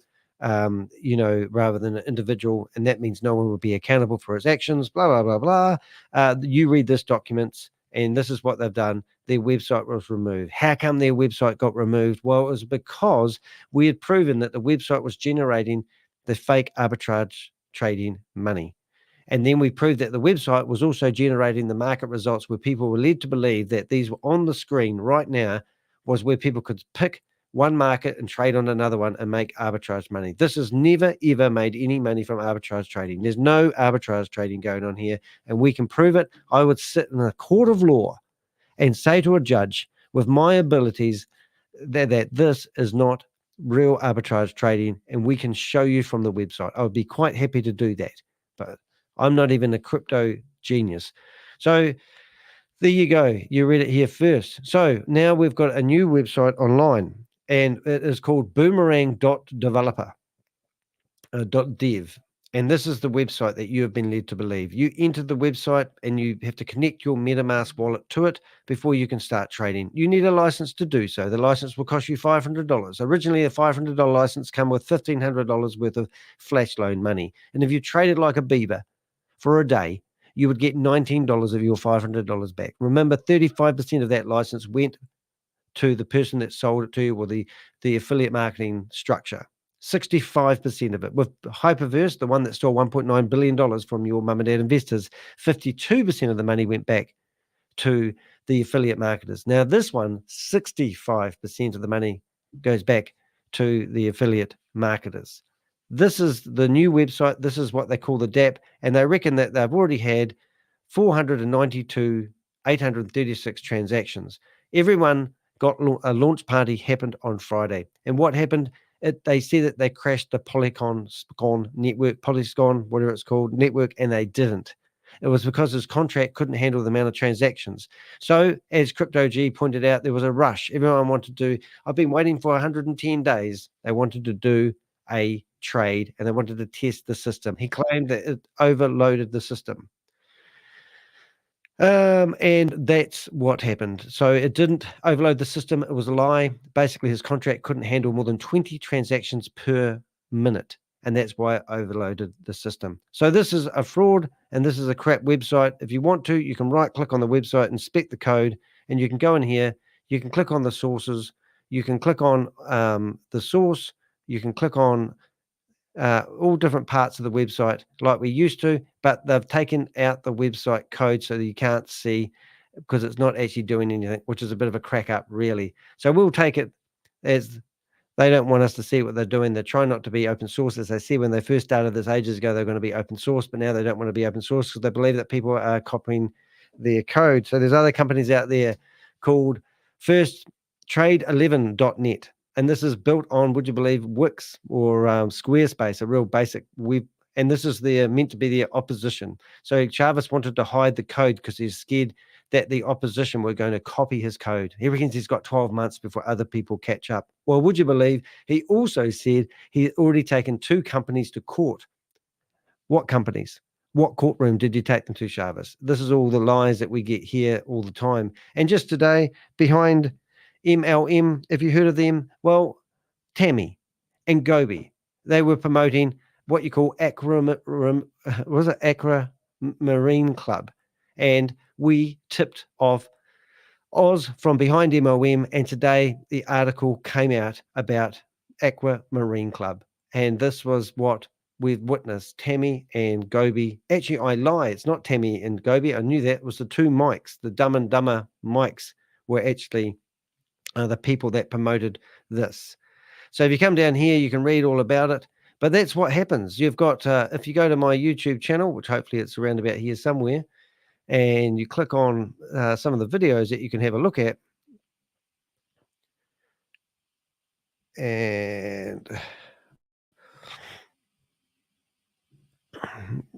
And you go down to here, you can see, if you go to videos, you'll see some videos, and I'll talk you through some of them. If you want to go away and watch those, you might find a lot. So just the other day, we chopped, when we do lives, we chop them into segments. And the segments were, the first part was the UK Prime meeting when they first found out the arbitrage trading was live. The first other one, this was actually the official launch. But if you come through here enough, you'll actually see there's, that's the one I was thinking of there. There's Robex, there's another arbitrage trading platform, and you've got Tammy promoting that to her crew. And then if you come down here enough, you should see another one where you've got the 2 mics. There are 2 mics were promoting a thing called Aquamarine.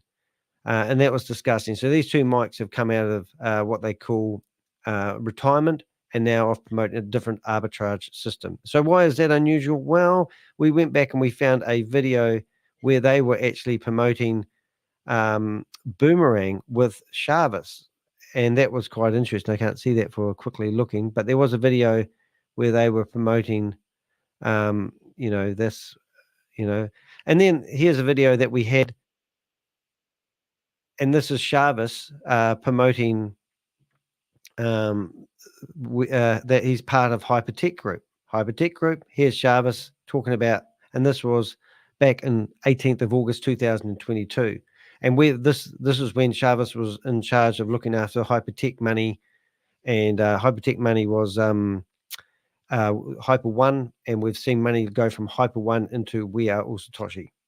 So they're all connected, and I believe they're all under that umbrella that you can see there, Hypertech Group. And if you watch these videos, you will learn a lot. But when we have people like Oz, listening to us and researching these companies, and he basically goes through and shows you that it's all multi-level marketing, because the scam is multi-level marketing. That is the scam. All right, so I'm going to go away and cook myself breakfast. And I know it's breakfast at 3:30 in the day, and I just wanted to see if I could actually find. Here it is here actually. So here's that video where Mike and Mike were promoting Boomerang with Shavis, and this was actually a video that was the 20th of January. I think that date might be wrong, I'm not sure, but that was when that was happening. And then a few days later, we found that the 2 mics were actually promoting they were promoting this Aquamarine thing. So it's just, there it is down there. So that's Aquamarine down here. And that was ironic that these guys were promoting. They were saying that they still weren't sure whether Shavis is the real deal or not. But anyway, that's what's happening. All right, so let's go back to the video of Crypto G. That was just a bit of I couldn't help myself, had to come in and check out what they were doing. Hopefully we've got a Boomerang live, and we'll start playing Crypto G's wallet. Have you got any questions? Oh, there is something I did want to do, and I will do it. I presume is that the transaction, Susie, of $50,000 leaving the wallet? If so, I will actually quickly have a look at that. I'll just have to bring up the chat box, which I forgot to do. Please join and subscribe to the YouTube channel. You can also become a member of my YouTube channel, which would be really, really nice.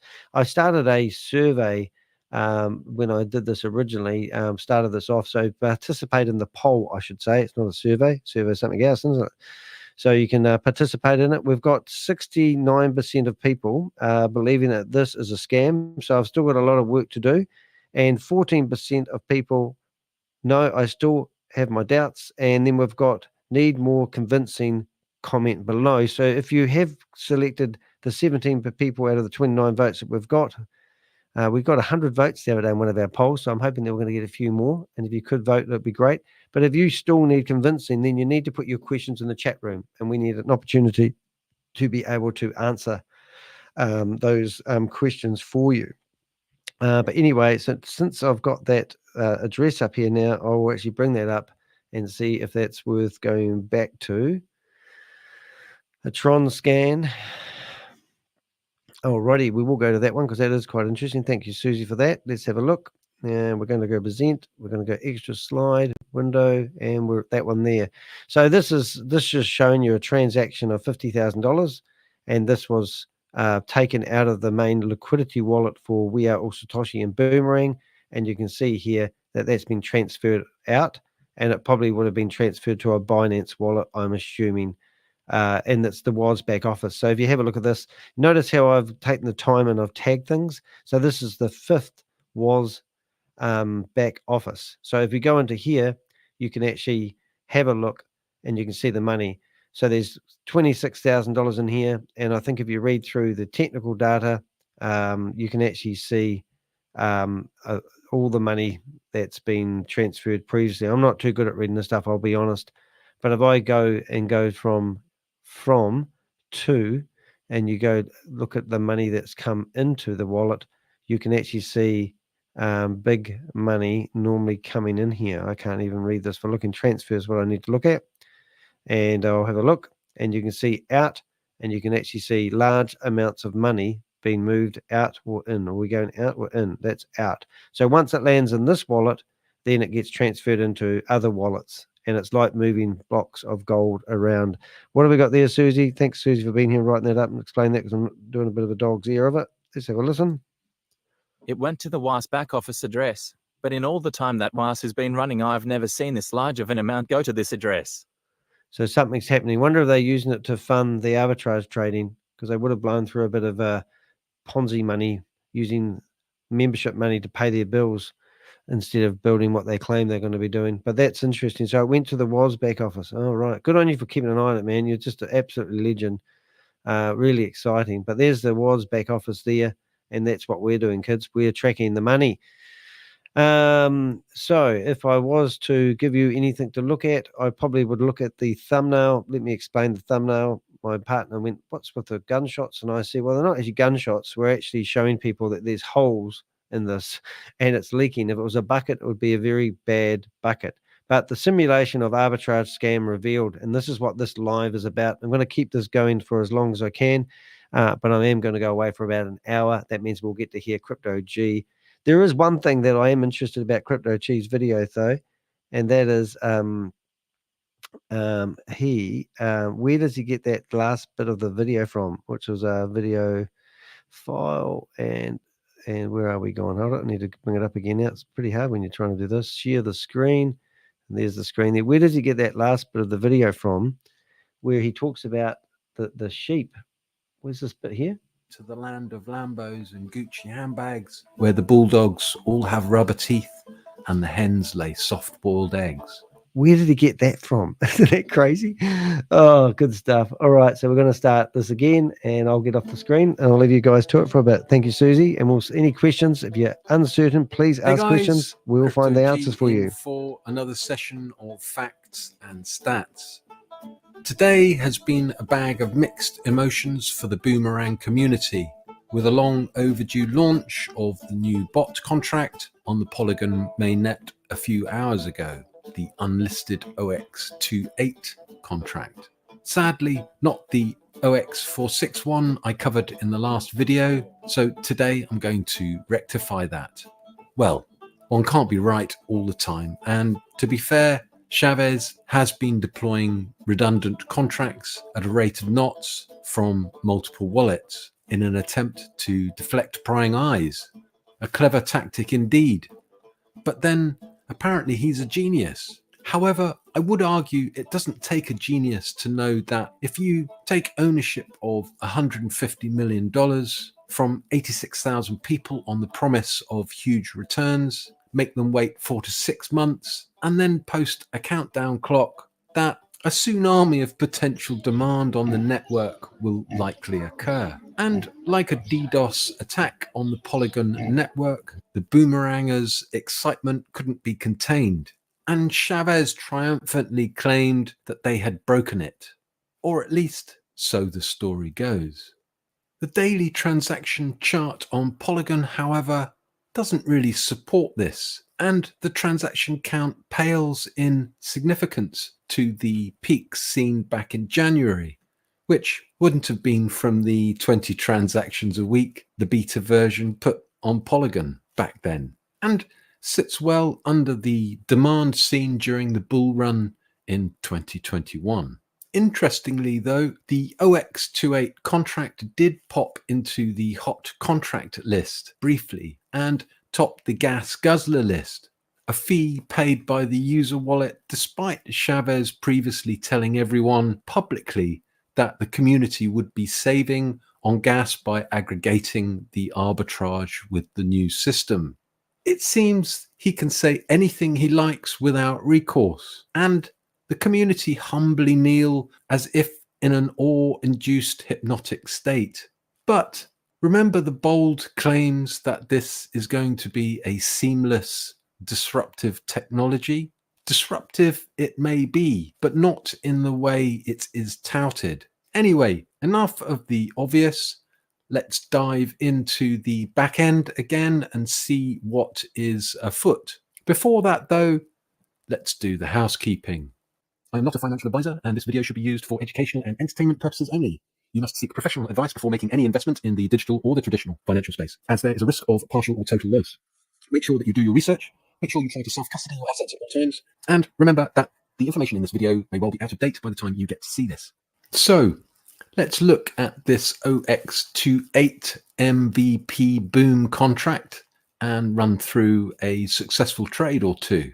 Okay, are you ready? Line 1 shows the flash loan call for 0.017 wrapped Ethereum, which is then swapped through the Uniswap router for 59.91 USDC in lines 2 and 3.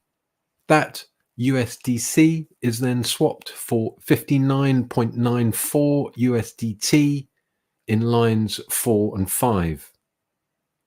Lines 6 and 7 then show an interaction between the OX28 boom contract and a wallet of significance that I have tagged as X3 Boom, one of several contracts that make up the X Boom series, which I will explain in more detail shortly, and is where the USDT is exchanged for 105.42 wrapped Matic.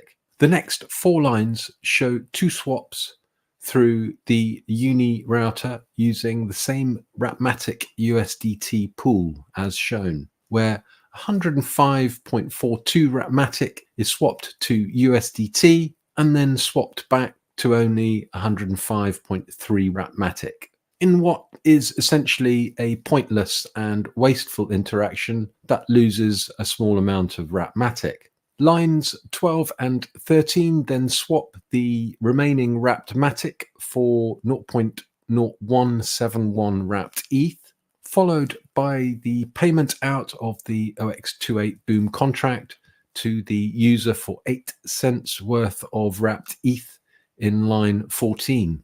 And the last line is, as in previous iterations, just the flash loan repayment to Aave plus fee. Fairly straightforward so far, and to the untrained eye actually appears to make a profit of 8 cents when you use a variant of the kernel's formula and deduct the flash loan repayment in the last line from the amount of wrapped ETH in line 12. But let's look back more closely at lines 6 and 7. And see what this X-Boom contract series are up to, as this is the paraphemelian and is where a fake profit is actually created. Let me show you. Essentially, there are 5 XBoom contracts that I've found, one for each token pair currently traded. This one, X3 Boom, is specifically for Ratmatic and USDT trades. And when we look at the interaction list in dbank, we can see it is just a transfer contract inserted into the OX28 Boom bot that simply swaps one token for the other. But notice that the swap value is skewed, with an inflated dollar value of the end asset, in this case Ratmatic, being transferred back to the OX28 contract, creating by design the appearance of a profit in a complex set of token transfers. Almost impossible to spot without the addresses labeled and a good understanding of how to read the blockchain data. Having recognized this, I then went on the search for where the liquidity for these inflated swaps was coming from. Enter Sandman and Mr. Camelot, who has been active for 804 days since April 2022. Here you can clearly see significant amounts of assets being manually sent to the XBoom series of contracts, as this is a standard wallet, not a contract. You will need to tag and bookmark this one, Admiral. This is a pattern of liquidity transfer that we have seen and discussed before when analyzing the previous iterations of the Boomer contract. If you haven't seen these, then I suggest you watch the Busted and Boomerfish videos I did earlier this year for more details on this. And of course, subscribe and like so you can revisit these later with ease. I also suggest that if you still haven't achieved enlightenment and have any genuine concerns about exposing others to this questionable project, that you keep a close eye and bookmark this wallet address OXD25 for closer inspection over the coming weeks, as real arbitrage trading doesn't require a regular stipend or standing order transfer. However, it does need a complex and high-speed market price data feed from an oracle or aggregator such as Chainlink, of which I can find no evidence of in the back-end coding. And it will be interesting to see what the front-end script shows us when the kernel pulls his finger out. No doubt there will be some interesting arrays to ponder. So that's about it from me. You've likely hit your limit of concentration. My hope is that you haven't rushed off into the land of Lambos and Gucci handbags, where the bulldogs all have rubber teeth and the hens lay soft-boiled eggs. Crypto G out.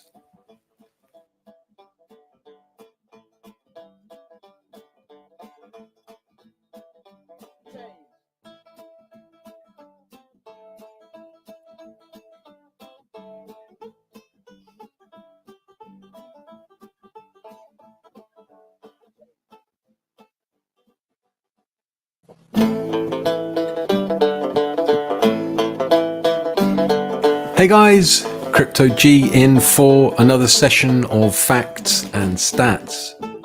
Today has been a bag of mixed emotions for the Boomerang community, with a long overdue launch of the new bot contract on the Polygon mainnet a few hours ago, the Unlisted OX28 contract.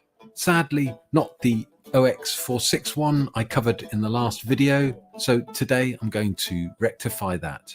Well, one can't be right all the time, and to be fair, Chavez has been deploying redundant contracts at a rate of knots from multiple wallets in an attempt to deflect prying eyes. A clever tactic indeed. But then, apparently he's a genius. However, I would argue it doesn't take a genius to know that if you take ownership of $150 million from 86,000 people on the promise of huge returns, make them wait 4 to 6 months, and then post a countdown clock, that a tsunami of potential demand on the network will likely occur. And like a DDoS attack on the Polygon network, the Boomerangers' excitement couldn't be contained, and Chavez triumphantly claimed that they had broken it. Or at least, so the story goes. The daily transaction chart on Polygon, however, doesn't really support this, and the transaction count pales in significance to the peaks seen back in January, which wouldn't have been from the 20 transactions a week the beta version put on Polygon back then, and sits well under the demand seen during the bull run in 2021. Interestingly, though, the OX28 contract did pop into the hot contract list briefly and topped the gas guzzler list, a fee paid by the user wallet despite Chavez previously telling everyone publicly that the community would be saving on gas by aggregating the arbitrage with the new system. It seems he can say anything he likes without recourse, and the community humbly kneel as if in an awe-induced hypnotic state. But remember the bold claims that this is going to be a seamless, disruptive technology? Disruptive it may be, but not in the way it is touted. Anyway, enough of the obvious. Let's dive into the back end again and see what is afoot. Before that, though, let's do the housekeeping. I am not a financial advisor, and this video should be used for educational and entertainment purposes only. You must seek professional advice before making any investment in the digital or the traditional financial space, as there is a risk of partial or total loss. Make sure that you do your research, make sure you try to self-custody your assets at all times, and remember that the information in this video may well be out of date by the time you get to see this. So, let's look at this OX28 MVP boom contract and run through a successful trade or two. Okay, are you ready? Line 1 shows the flash loan call for 0.017 wrapped Ethereum, which is then swapped through the Uniswap router for 59.91 USDC in lines 2 and 3. That USDC is then swapped for 59.94 USDT in lines 4 and 5. Lines 6 and 7 then show an interaction between the OX28 boom contract and a wallet of significance that I have tagged as X3 Boom, one of several contracts that make up the X Boom series, which I will explain in more detail shortly, and is where the USDT is exchanged for 105.42 wrapped Matic. The next 4 lines show 2 swaps through the Uni router using the same Wrapmatic USDT pool as shown, where 105.42 Wrapmatic is swapped to USDT and then swapped back to only 105.3 Wrapmatic, in what is essentially a pointless and wasteful interaction that loses a small amount of Wrapmatic. Lines 12 and 13 then swap the remaining wrapped Matic for 0.0171 wrapped ETH, followed by the payment out of the OX28 Boom contract to the user for 8 cents worth of wrapped ETH in line 14. And the last line is, as in previous iterations, just the flash loan repayment to Aave plus fee. Fairly straightforward so far, and to the untrained eye actually appears to make a profit of 8 cents when you use a variant of the kernel's formula and deduct the flash loan repayment in the last line from the amount of wrapped ETH in line 12. But let's look back more closely at lines 6 and 7. And see what this X-Boom contract series are up to, as this is the paraphemelian and is where a fake profit is actually created. Let me show you. Essentially, there are 5 X-Boom contracts that I found, one for each token pair currently traded. This one, X3 Boom, is specifically for Wrapmatic and USDT trades. And when we look at the interaction list in dbank, we can see it is just a transfer contract inserted into the OX28 Boom bot that simply swaps one token for the other. But Notice that the swap value is skewed, with an inflated dollar value of the end asset, in this case Rapmatic, being transferred back to the OX28 contract, creating by design the appearance of a profit in a complex set of token transfers. Almost impossible to spot without the addresses labeled and a good understanding of how to read the blockchain data. Having recognized this, I then went on the search for where the liquidity for these inflated swaps was coming from. Enter Sandman and Mr. Camelot, who has been active for 804 days since April 2022. Here you can clearly see significant amounts of assets being manually sent to the X-Boom series of contracts, as this is a standard wallet, not a contract. You will need to tag and bookmark this one, Admiral. This is a pattern of liquidity transfer that we have seen and discussed before when analyzing the previous iterations of the Boomer contract. If you haven't seen these, then I suggest you watch the Busted and Boomerfish videos I did earlier this year for more details on this. And of course, subscribe and like so you can revisit these later with ease.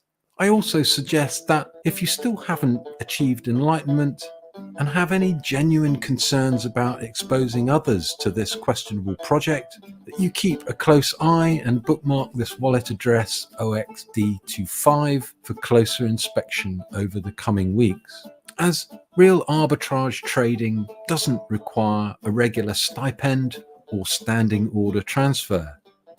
However, it does need a complex and high-speed market price data feed from an oracle or aggregator such as Chainlink, of which I can find no evidence of in the back-end coding. And it will be interesting to see what the front-end script shows us when the kernel pulls his finger out. No doubt there will be some interesting arrays to ponder. So that's about it from me. You've likely hit your limit of concentration. My hope is that you haven't rushed off into the land of Lambos and Gucci handbags, where the bulldogs all have rubber teeth and the hens lay soft-boiled eggs. Crypto G out.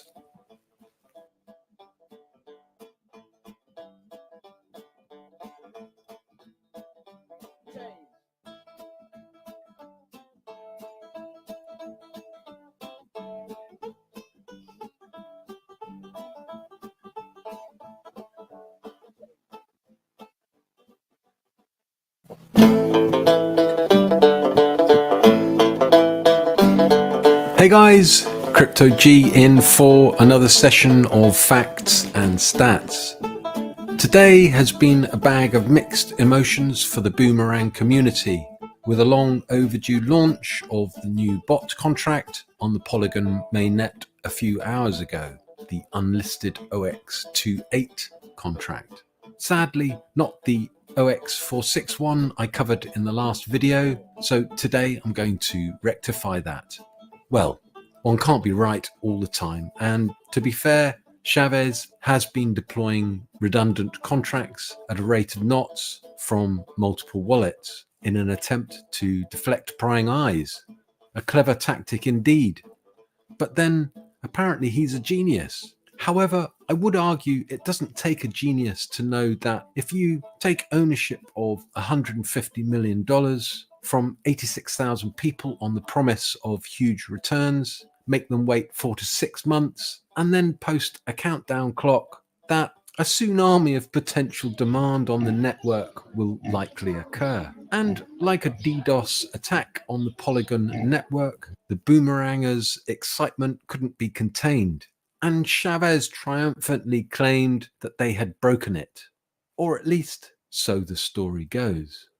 The daily transaction chart on Polygon, however, doesn't really support this, and the transaction count pales in significance to the peaks seen back in January, which wouldn't have been from the 20 transactions a week the beta version put on Polygon back then, and sits well under the demand seen during the bull run in 2021.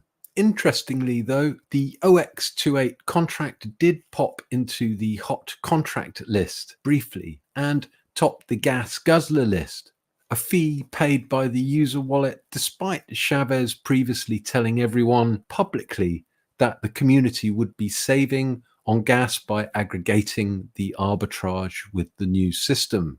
It seems he can say anything he likes without recourse, and the community humbly kneel as if in an awe-induced hypnotic state.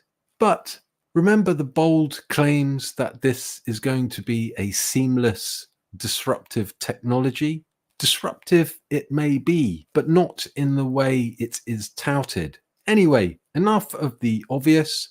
Let's dive into the back end again and see what is afoot. Before that, though, let's do the housekeeping. I am not a financial advisor, and this video should be used for educational and entertainment purposes only. You must seek professional advice before making any investment in the digital or the traditional financial space, as there is a risk of partial or total loss. Make sure that you do your research, make sure you try to self-custody your assets at all times, and remember that the information in this video may well be out of date by the time you get to see this. So, let's look at this OX28 MVP boom contract and run through a successful trade or two.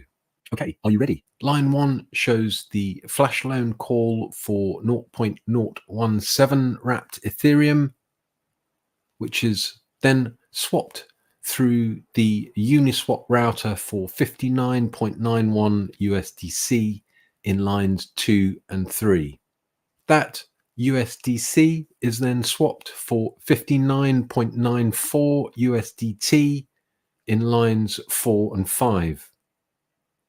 Lines 6 and 7 then show an interaction between the OX28 boom contract and a wallet of significance that I have tagged as X3 Boom, one of several contracts that make up the X Boom series, which I will explain in more detail shortly, and is where the USDT is exchanged for 105.42 wrapped Matic. The next 4 lines show 2 swaps through the Uni router using the same Wrapmatic USDT pool as shown, where 105.42 Wrapmatic What happened to my video? USDT They're and not then look. swapped Hello. back to We're all only good. 105.3 Wrapmatic. In what is essentially a Go back to the pointless video. and wasteful Sorry. interaction that loses a small amount of Wrapmatic. Lines 12 and 13 then swap the remaining wrapped Matic for 0.0171 wrapped ETH, followed by the payment out of the OX28 boom contract to the user for 8 cents worth of wrapped ETH in line 14.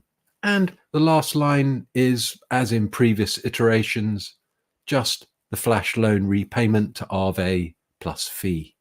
Fairly straightforward so far, and to the untrained eye actually appears to make a profit of 8 cents when you use a variant of the kernel's formula and deduct the flash loan repayment in the last line from the amount of wrapped ETH in line 12. But let's look back more closely at lines 6 and 7. And see what this X-Boom contract series are up to, as this is the paraphemelian and is where a fake profit is actually created. Let me show you. Essentially, there are 5 X-Boom contracts that I've found, one for each token pair currently traded. This one, X3 Boom, is specifically for Wrapmatic and USDT trades. And when we look at the interaction list in dbank, we can see it is just a transfer contract inserted into the OX28 Boom bot that simply swaps one token for the other. But notice that the swap value is skewed with an inflated dollar value of the end asset, in this case Wrapmatic, being transferred back to the OX28 contract, creating by design the appearance of a profit in a complex set of token transfers. Almost impossible to spot without the addresses labeled and a good understanding of how to read the blockchain data. Having recognized this, I then went on the search for where the liquidity for these inflated swaps was coming from. Enter Sandman and Mr. Camelot, who has been active for 804 days since April 2022. Here you can clearly see significant amounts of assets being manually sent to the X-Boom series of contracts, as this is a standard wallet, not a contract. You will need to tag and bookmark this one, Admiral. This is a pattern of liquidity transfer that we have seen and discussed before when analyzing the previous iterations of the Boomer contract. If you haven't seen these, then I suggest you watch the Busted and Boomerfish videos I did earlier this year for more details on this. And of course, subscribe and like so you can revisit these later with ease. I also suggest that if you still haven't achieved enlightenment and have any genuine concerns about exposing others to this questionable project, that you keep a close eye and bookmark this wallet address OXD25 for closer inspection over the coming weeks, as real arbitrage trading doesn't require a regular stipend or standing order transfer. However, it does need a complex and high-speed market price data feed from an oracle or aggregator such as Chainlink, of which I can find no evidence of in the back-end coding. And it will be interesting to see what the front-end script shows us when the kernel pulls his finger out. No doubt there will be some interesting arrays to ponder. So that's about it from me. You've likely hit your limit of concentration. My hope is that you haven't rushed off into the land of Lambos and Gucci handbags, where the bulldogs all have rubber teeth and the hens lay soft-boiled eggs. Crypto G out.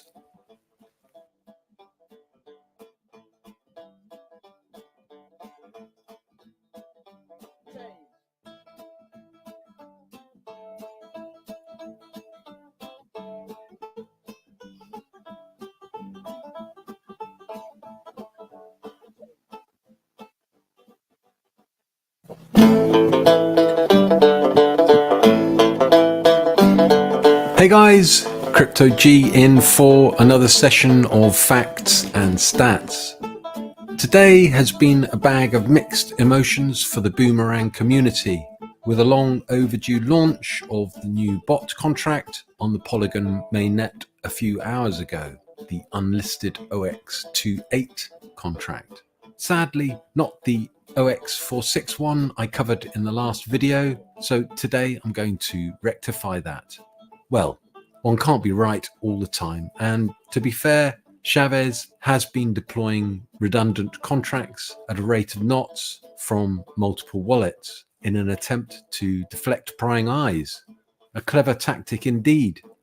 But then, apparently he's a genius. However, I would argue it doesn't take a genius to know that if you take ownership of $150 million from 86,000 people on the promise of huge returns, make them wait 4 to 6 months, and then post a countdown clock, that a tsunami of potential demand on the network will likely occur. And like a DDoS attack on the Polygon network, the Boomerangers' excitement couldn't be contained, and Chavez triumphantly claimed that they had broken it. Or at least, so the story goes. The daily transaction chart on Polygon, however, doesn't really support this, and the transaction count pales in significance to the peaks seen back in January, which wouldn't have been from the 20 transactions a week the beta version put on Polygon back then, and sits well under the demand seen during the bull run in 2021. Interestingly, though, the OX28 contract did pop into the hot contract list briefly and topped the gas guzzler list, a fee paid by the user wallet despite Chavez previously telling everyone publicly that the community would be saving on gas by aggregating the arbitrage with the new system. It seems he can say anything he likes without recourse, and the community humbly kneel as if in an awe-induced hypnotic state. But remember the bold claims that this is going to be a seamless, disruptive technology? Disruptive it may be, but not in the way it is touted. Anyway, enough of the obvious. Let's dive into the back end again and see what is afoot. Before that, though, let's do the housekeeping. I am not a financial advisor, and this video should be used for educational and entertainment purposes only. You must seek professional advice as there is a risk of partial or total loss. Make sure that you do your research. Make sure you try to self-custody your assets at all times. And remember that the information in this video may well be out of date by the time you get to see this. So let's look at this OX28 MVP boom contract and run through a successful trade or two. Okay, are you ready? Line 1 shows the flash loan call for 0.017 wrapped Ethereum, which is then swapped through the Uniswap router for 59.91 USDC in lines 2 and 3. That USDC is then swapped for 59.94 USDT in lines 4 and 5. Lines 6 and 7 then show an interaction between the OX28 boom contract and a wallet of significance that I have tagged as X3 Boom, one of several contracts that make up the X Boom series, which I will explain in more detail shortly, and is where the USDT is exchanged for 105.42 wrapped Matic.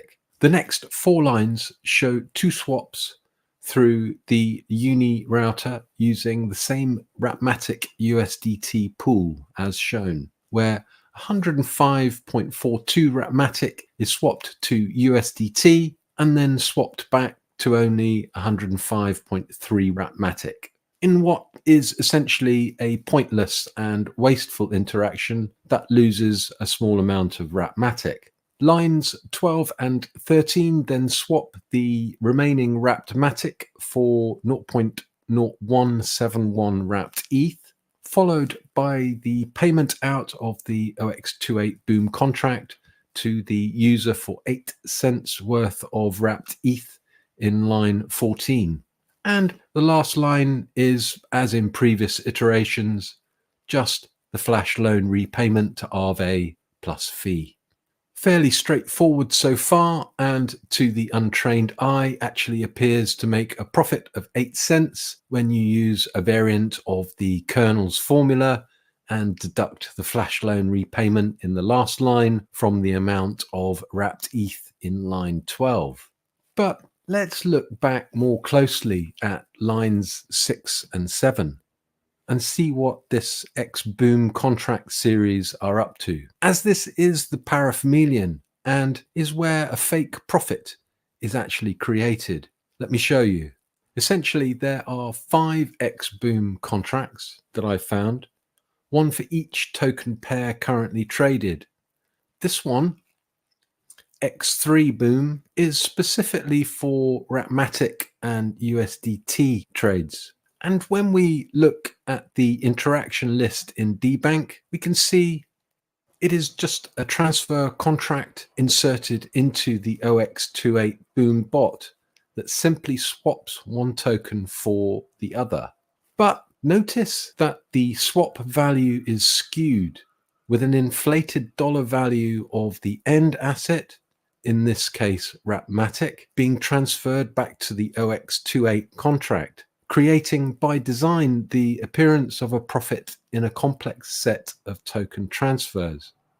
Almost impossible to spot without the addresses labeled and a good understanding of how to read the blockchain data.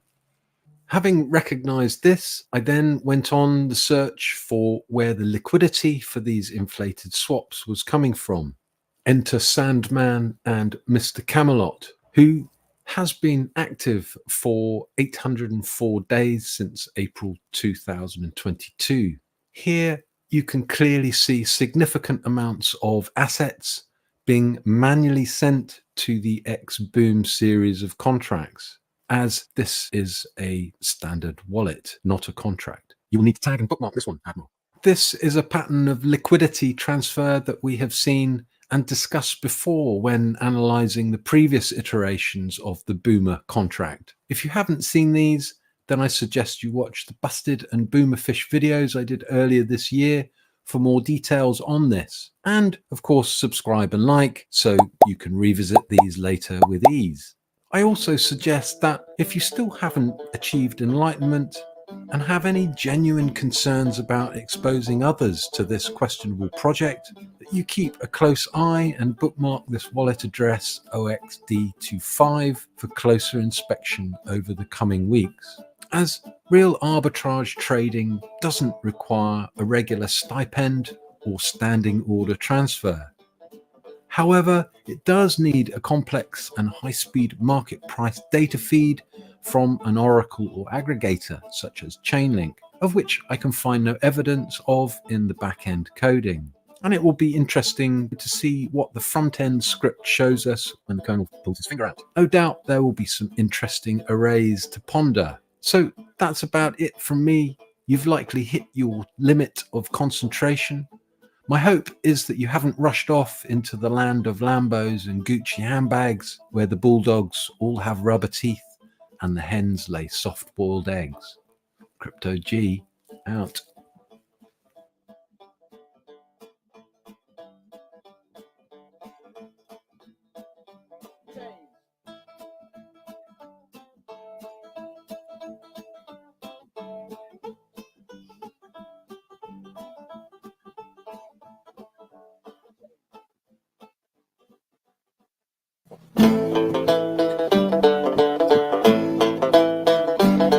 Hey guys, Crypto G in for another session of facts and stats. Today has been a bag of mixed emotions for the Boomerang community, with a long overdue launch of the new bot contract on the Polygon mainnet a few hours ago, the Unlisted OX28 contract. Sadly, not the OX461 I covered in the last video, so today I'm going to rectify that.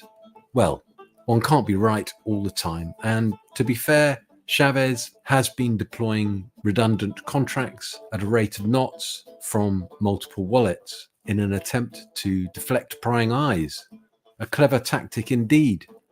But then, apparently he's a genius. However, I would argue it doesn't take a genius to know that if you take ownership of $150 million from 86,000 people on the promise of huge returns, make them wait 4 to 6 months, and then post a countdown clock, that a tsunami of potential demand on the network will likely occur. And like a DDoS attack on the Polygon network, the Boomerangers' excitement couldn't be contained, and Chavez triumphantly claimed that they had broken it. Or at least, so the story goes. The daily transaction chart on Polygon, however, doesn't really support this, and the transaction count pales in significance to the peaks seen back in January, which wouldn't have been from the 20 transactions a week the beta version put on Polygon back then, and sits well under the demand seen during the bull run in 2021. Interestingly, though, the OX28 contract did pop into the hot contract list briefly and topped the gas guzzler list, a fee paid by the user wallet despite Chavez previously telling everyone publicly that the community would be saving on gas by aggregating the arbitrage with the new system. It seems he can say anything he likes without recourse, and the community humbly kneel as if in an awe-induced hypnotic state. But remember the bold claims that this is going to be a seamless, disruptive technology? Disruptive it may be, but not in the way it is touted. Anyway, enough of the obvious. Let's dive into the back end again and see what is afoot. Before that, though, let's do the housekeeping. I am not a financial advisor, and this video should be used for educational and entertainment purposes only. You must seek professional advice before making any investment in the digital or the traditional financial space, as there is a risk of partial or total loss. Make sure that you do your research, make sure you try to self-custody your assets at all times, and remember that the information in this video may well be out of date by the time you get to see this. So, let's look at this OX28 MVP boom contract and run through a successful trade or two. Okay, are you ready? Line 1 shows the flash loan call for 0.017 wrapped Ethereum, which is then swapped through the Uniswap router for 59.91 USDC in lines 2 and 3. That USDC is then swapped for 59.94 USDT in lines 4 and 5. Lines 6 and 7 then show an interaction between the OX28 Boom contract and a wallet of significance that I have tagged as X3 Boom, one of several contracts that make up the X Boom series, which I will explain in more detail shortly, and is where the USDT is exchanged for 105.42 wrapped Matic. The next 4 lines show 2 swaps through the Uni router using the same Wrapmatic USDT pool as shown, where 105.42 Wrapmatic is swapped to USDT and then swapped back to only 105.3 Wrapmatic, in what is essentially a pointless and wasteful interaction that loses a small amount of Wrapmatic. Lines 12 and 13 then swap the remaining wrapped Matic for 0.0171 wrapped ETH, followed by the payment out of the OX28 Boom contract to the user for 8 cents worth of wrapped ETH in line 14. And the last line is, as in previous iterations, just the flash loan repayment to Aave plus fee. Fairly straightforward so far, and to the untrained eye actually appears to make a profit of 8 cents when you use a variant of the kernel's formula and deduct the flash loan repayment in the last line from the amount of wrapped ETH in line 12. But let's look back more closely at lines 6 and 7. And see what this X Boom contract series are up to, as this is the paraphemelian and is where a fake profit is actually created. Let me show you. Essentially, there are 5 X Boom contracts that I found, one for each token pair currently traded. This one, X3 Boom, is specifically for Wrapmatic and USDT trades. And when we look at the interaction list in dbank, we can see it is just a transfer contract inserted into the OX28 Boom bot that simply swaps one token for the other. But notice that the swap value is skewed, with an inflated dollar value of the end asset, in this case Wrapmatic, being transferred back to the OX28 contract, creating by design the appearance of a profit in a complex set of token transfers. Almost impossible to spot without the addresses labeled and a good understanding of how to read the blockchain data. Having recognized this, I then went on the search for where the liquidity for these inflated swaps was coming from. Enter Sandman and Mr. Camelot, who has been active for 804 days since April 2022. Here you can clearly see significant amounts of assets being manually sent to the X Boom series of contracts, as this is a standard wallet, not a contract. You will need to tag and bookmark this one, Admiral. This is a pattern of liquidity transfer that we have seen and discussed before when analyzing the previous iterations of the Boomer contract. If you haven't seen these, then I suggest you watch the Busted and Boomerfish videos I did earlier this year for more details on this. And of course, subscribe and like so you can revisit these later with ease. I also suggest that if you still haven't achieved enlightenment and have any genuine concerns about exposing others to this questionable project, that you keep a close eye and bookmark this wallet address OXD25 for closer inspection over the coming weeks. As real arbitrage trading doesn't require a regular stipend or standing order transfer. However, it does need a complex and high-speed market price data feed from an oracle or aggregator such as Chainlink, of which I can find no evidence of in the back-end coding. And it will be interesting to see what the front-end script shows us when the kernel pulls his finger out. No doubt there will be some interesting arrays to ponder. So that's about it from me. You've likely hit your limit of concentration. My hope is that you haven't rushed off into the land of Lambos and Gucci handbags, where the bulldogs all have rubber teeth and the hens lay soft-boiled eggs. Crypto G out.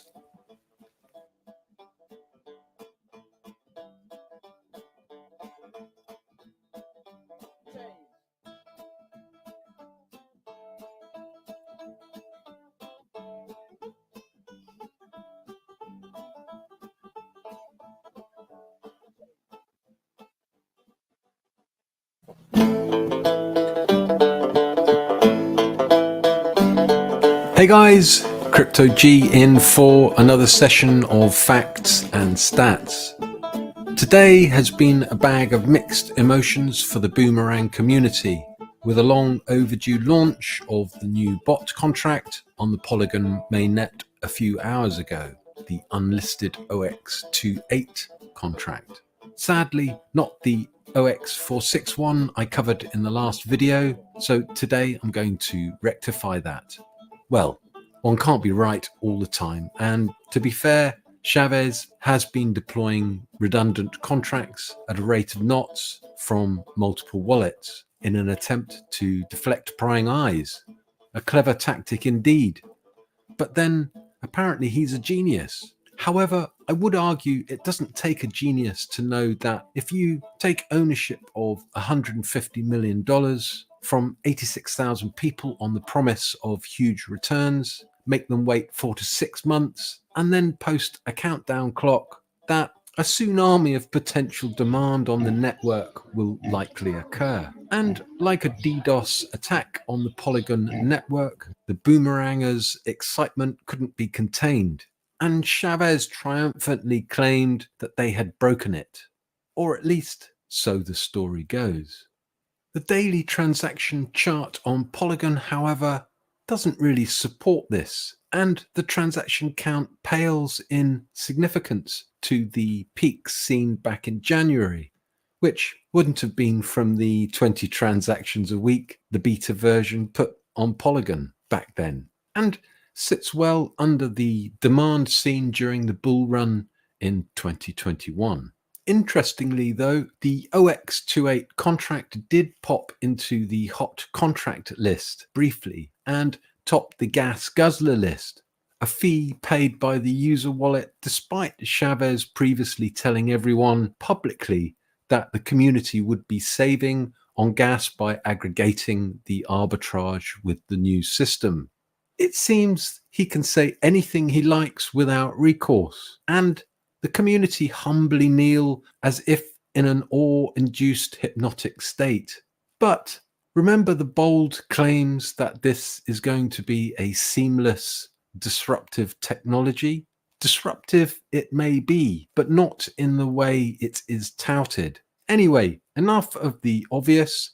Let's dive into the back end again and see what is afoot. Before that, though, let's do the housekeeping. I am not a financial advisor, and this video should be used for educational and entertainment purposes only. You must seek professional advice before making any investment in the digital or the traditional financial space, as there is a risk of partial or total loss. Make sure that you do your research, make sure you try to self-custody your assets at all times, and remember that the information in this video may well be out of date by the time you get to see this. So, let's look at this OX28 MVP boom contract and run through a successful trade or two. Okay, are you ready? Line 1 shows the flash loan call for 0.017 wrapped Ethereum, which is then swapped through the Uniswap router for 59.91 USDC in lines 2 and 3. That USDC is then swapped for 59.94 USDT in lines 4 and 5.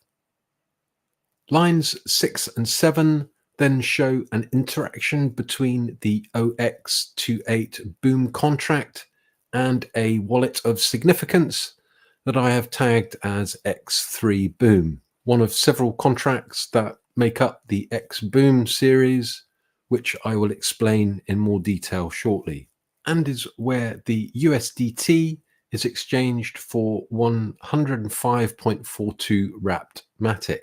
The next 4 lines show 2 swaps through the Uni router using the same Wrapmatic USDT pool as shown, where 105.42 Wrapmatic is swapped to USDT and then swapped back to only 105.3 Wrapmatic, in what is essentially a pointless and wasteful interaction that loses a small amount of Wrapmatic. Lines 12 and 13 then swap the remaining wrapped Matic for 0.0171 wrapped ETH, followed by the payment out of the OX28 Boom contract to the user for 8 cents worth of wrapped ETH in line 14. And the last line is, as in previous iterations, just the flash loan repayment to Aave plus fee.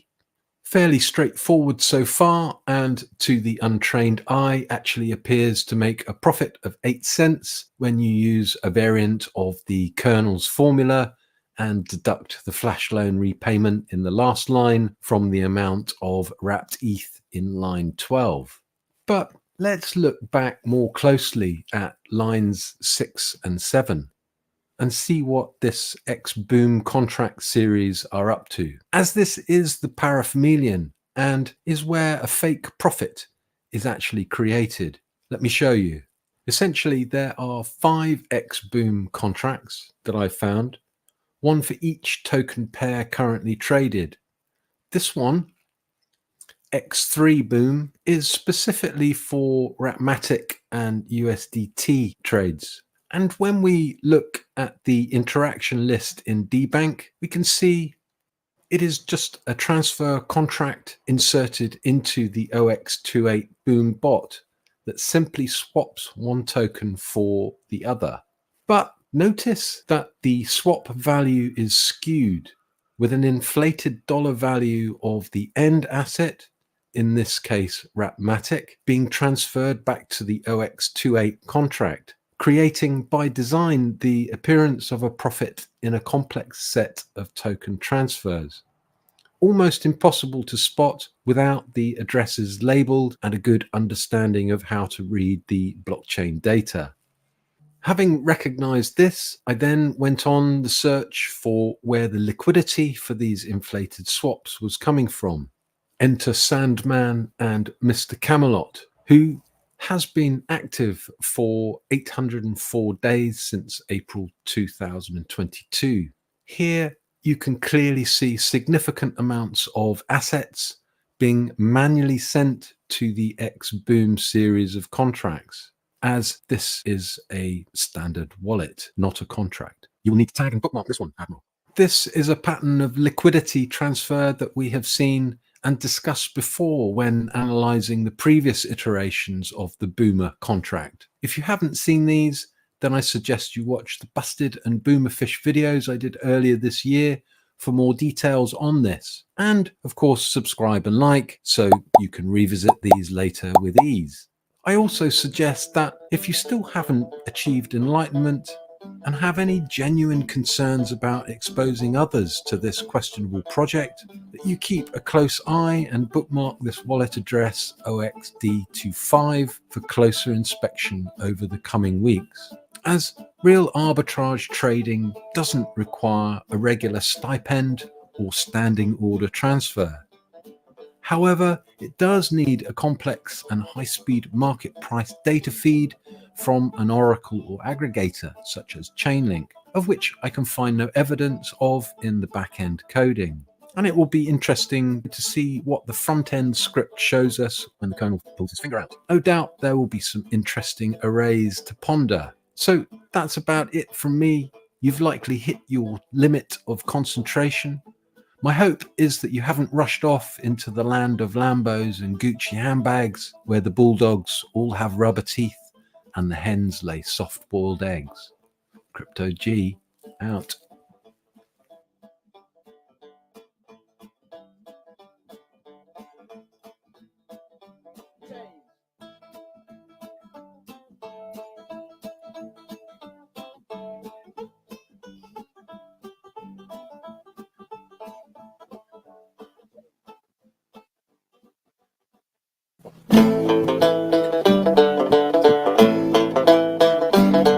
Hey guys, Crypto G in for another session of facts and stats. Today has been a bag of mixed emotions for the Boomerang community, with a long overdue launch of the new bot contract on the Polygon mainnet a few hours ago, the Unlisted OX28 contract. Sadly, not the OX461 I covered in the last video, so today I'm going to rectify that.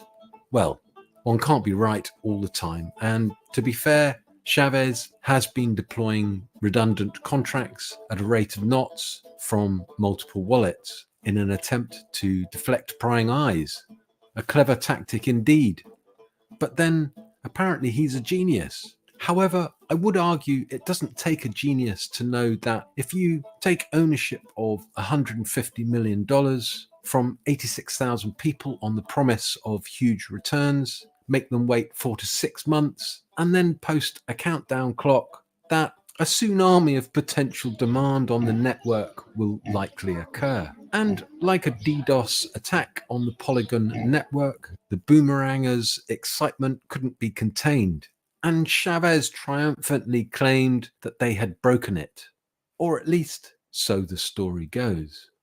The daily transaction chart on Polygon, however, doesn't really support this, and the transaction count pales in significance to the peaks seen back in January, which wouldn't have been from the 20 transactions a week the beta version put on Polygon back then, and sits well under the demand seen during the bull run in 2021.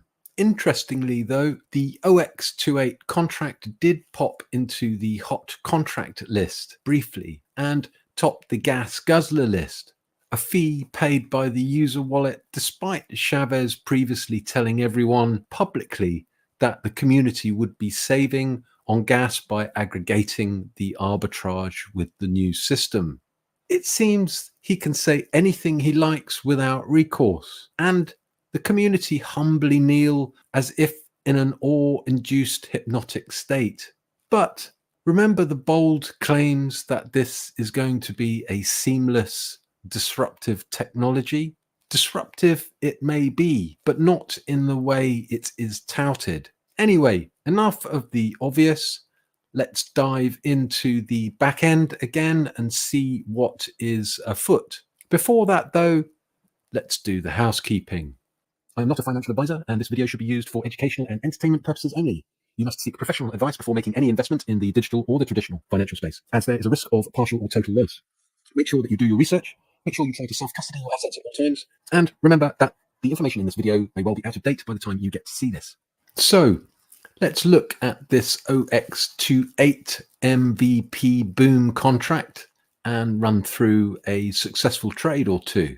Okay, are you ready? Line 1 shows the flash loan call for 0.017 wrapped Ethereum, which is then swapped through the Uniswap router for 59.91 USDC in lines 2 and 3.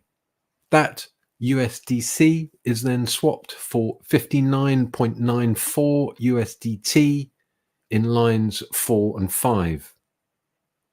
Lines 6 and 7 then show an interaction between the OX28 boom contract and a wallet of significance that I have tagged as X3 Boom, one of several contracts that make up the X Boom series, which I will explain in more detail shortly, and is where the USDT is exchanged for 105.42 wrapped Matic. The next 4 lines show 2 swaps through the Uni router using the same Rapmatic USDT pool as shown, where 105.42 Rapmatic is swapped to USDT and then swapped back to only 105.3 Rapmatic.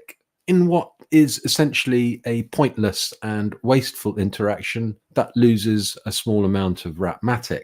Lines 12 and 13 then swap the remaining Rapmatic for 0.0171 wrapped ETH, followed by the payment out of the OX28 Boom contract to the user for 8 cents worth of wrapped ETH in line 14.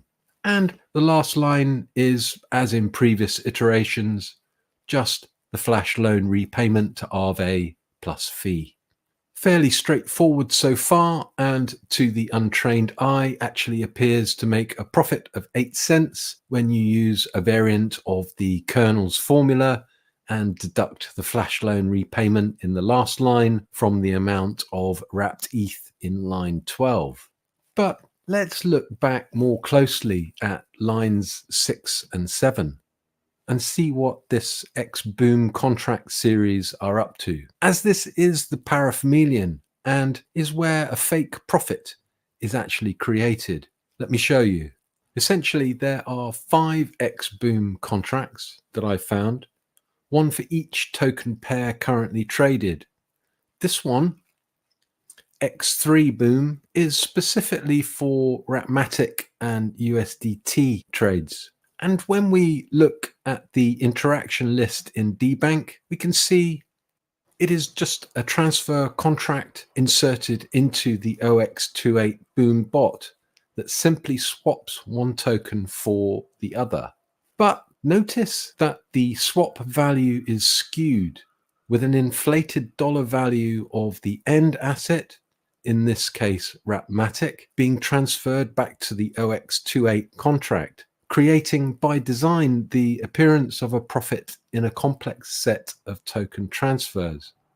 Almost impossible to spot without the addresses labeled and a good understanding of how to read the blockchain data.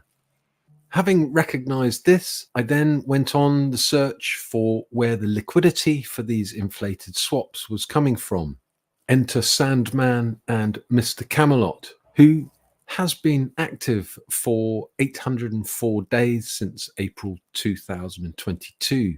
Here you can clearly see significant amounts of assets being manually sent to the X-Boom series of contracts, as this is a standard wallet, not a contract. You will need to tag and bookmark this one, Admiral.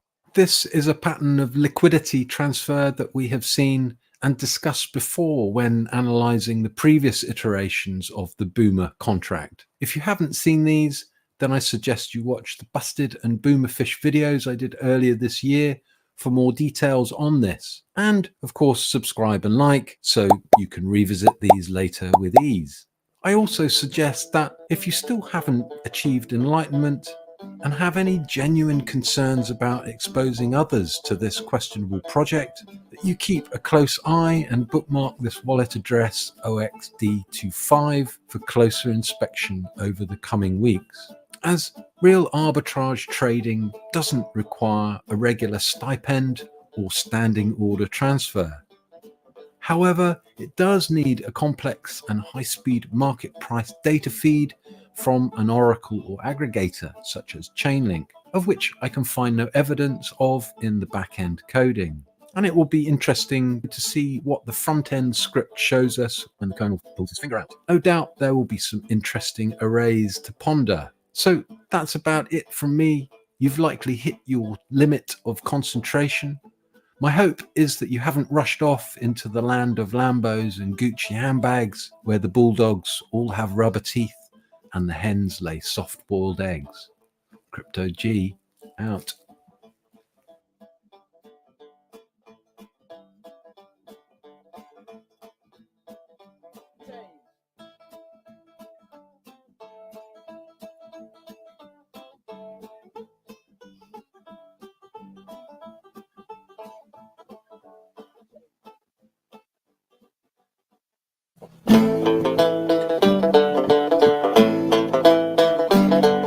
Hey guys, Crypto G in for another session of facts and stats. Today has been a bag of mixed emotions for the Boomerang community, with a long overdue launch of the new bot contract on the Polygon mainnet a few hours ago, the Unlisted OX28 contract. Sadly, not the OX461 I covered in the last video, so today I'm going to rectify that. Well, one can't be right all the time, and to be fair, Chavez has been deploying redundant contracts at a rate of knots from multiple wallets in an attempt to deflect prying eyes. A clever tactic indeed.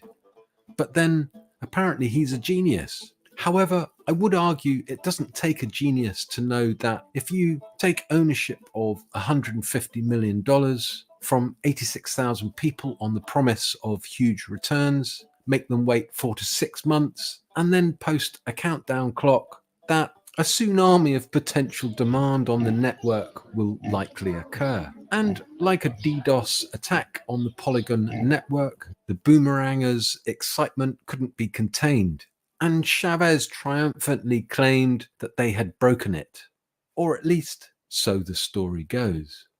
The daily transaction chart on Polygon, however, doesn't really support this, and the transaction count pales in significance to the peaks seen back in January, which wouldn't have been from the 20 transactions a week the beta version put on Polygon back then, and sits well under the demand seen during the bull run in 2021. Interestingly, though, the OX28 contract did pop into the hot contract list briefly and topped the gas guzzler list, a fee paid by the user wallet despite Chavez previously telling everyone publicly that the community would be saving on gas by aggregating the arbitrage with the new system. It seems he can say anything he likes without recourse, and the community humbly kneel as if in an awe-induced hypnotic state.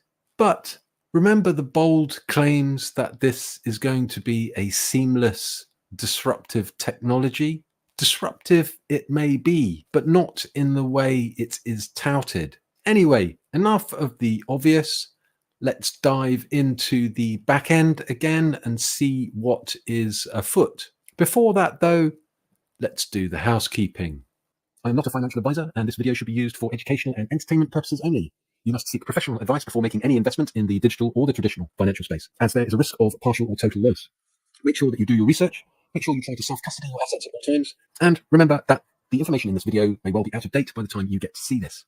So, let's look at this OX28 MVP boom contract and run through a successful trade or two. Okay, are you ready? Line 1 shows the flash loan call for 0.017 wrapped Ethereum, which is then swapped through the Uniswap router for 59.91 USDC in lines 2 and 3. That USDC is then swapped for 59.94 USDT in lines 4 and 5.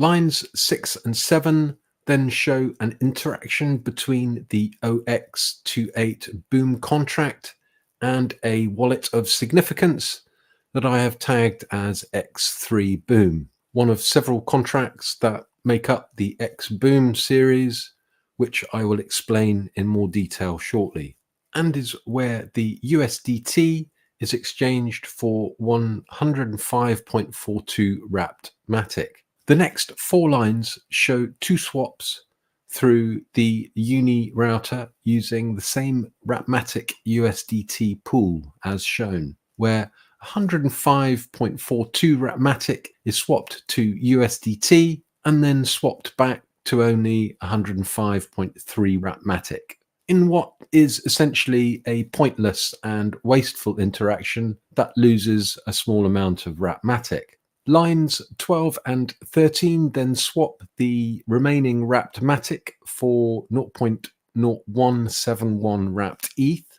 followed by the payment out of the OX28 boom contract to the user for 8 cents worth of wrapped ETH in line 14.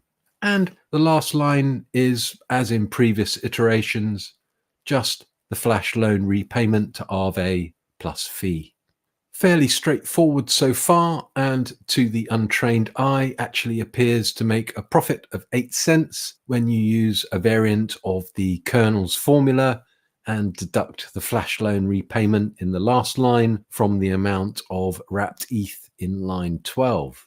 But let's look back more closely at lines 6 and 7 and see what this X-Boom contract series are up to. As this is the paraphemelian and is where a fake profit is actually created, let me show you. Essentially, there are 5 X-Boom contracts that I've found, one for each token pair currently traded. This one, X3 Boom, is specifically for Wrapmatic and USDT trades. And when we look at the interaction list in dbank, we can see it is just a transfer contract inserted into the OX28 Boom bot that simply swaps one token for the other. But notice that the swap value is skewed with an inflated dollar value of the end asset, in this case Wrapmatic, being transferred back to the OX28 contract, creating by design the appearance of a profit in a complex set of token transfers. Almost impossible to spot without the addresses labeled and a good understanding of how to read the blockchain data. Having recognized this, I then went on the search for where the liquidity for these inflated swaps was coming from. Enter Sandman and Mr. Camelot, who has been active for 804 days since April 2022. Here you can clearly see significant amounts of assets being manually sent to the X-Boom series of contracts, as this is a standard wallet, not a contract. You will need to tag and bookmark this one, Admiral. This is a pattern of liquidity transfer that we have seen and discussed before when analyzing the previous iterations of the Boomer contract. If you haven't seen these, then I suggest you watch the Busted and Boomerfish videos I did earlier this year for more details on this. And of course, subscribe and like so you can revisit these later with ease. I also suggest that if you still haven't achieved enlightenment and have any genuine concerns about exposing others to this questionable project, that you keep a close eye and bookmark this wallet address OXD25 for closer inspection over the coming weeks, as real arbitrage trading doesn't require a regular stipend or standing order transfer. However, it does need a complex and high-speed market price data feed from an oracle or aggregator such as Chainlink, of which I can find no evidence of in the back-end coding. And it will be interesting to see what the front-end script shows us when the kernel pulls his finger out. No doubt there will be some interesting arrays to ponder. So that's about it from me. You've likely hit your limit of concentration. My hope is that you haven't rushed off into the land of Lambos and Gucci handbags, where the bulldogs all have rubber teeth and the hens lay soft-boiled eggs. Crypto G out.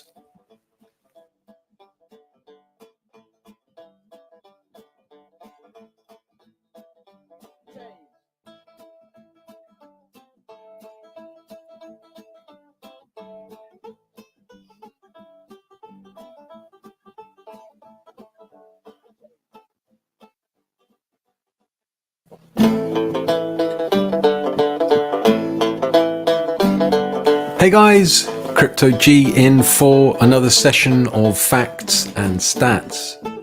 Today has been a bag of mixed emotions for the Boomerang community, with a long overdue launch of the new bot contract on the Polygon mainnet a few hours ago, the Unlisted OX28 contract.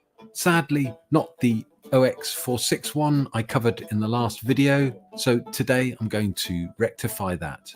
Well, one can't be right all the time, and to be fair, Chavez has been deploying redundant contracts at a rate of knots from multiple wallets in an attempt to deflect prying eyes.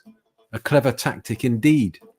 But then, apparently he's a genius. However, I would argue it doesn't take a genius to know that if you take ownership of $150 million from 86,000 people on the promise of huge returns, make them wait 4 to 6 months, and then post a countdown clock, that a tsunami of potential demand on the network will likely occur. And like a DDoS attack on the Polygon network, the Boomerangers' excitement couldn't be contained. And Chavez triumphantly claimed that they had broken it. Or at least, so the story goes. The daily transaction chart on Polygon, however, doesn't really support this, and the transaction count pales in significance to the peaks seen back in January, which wouldn't have been from the 20 transactions a week the beta version put on Polygon back then, and sits well under the demand seen during the bull run in 2021.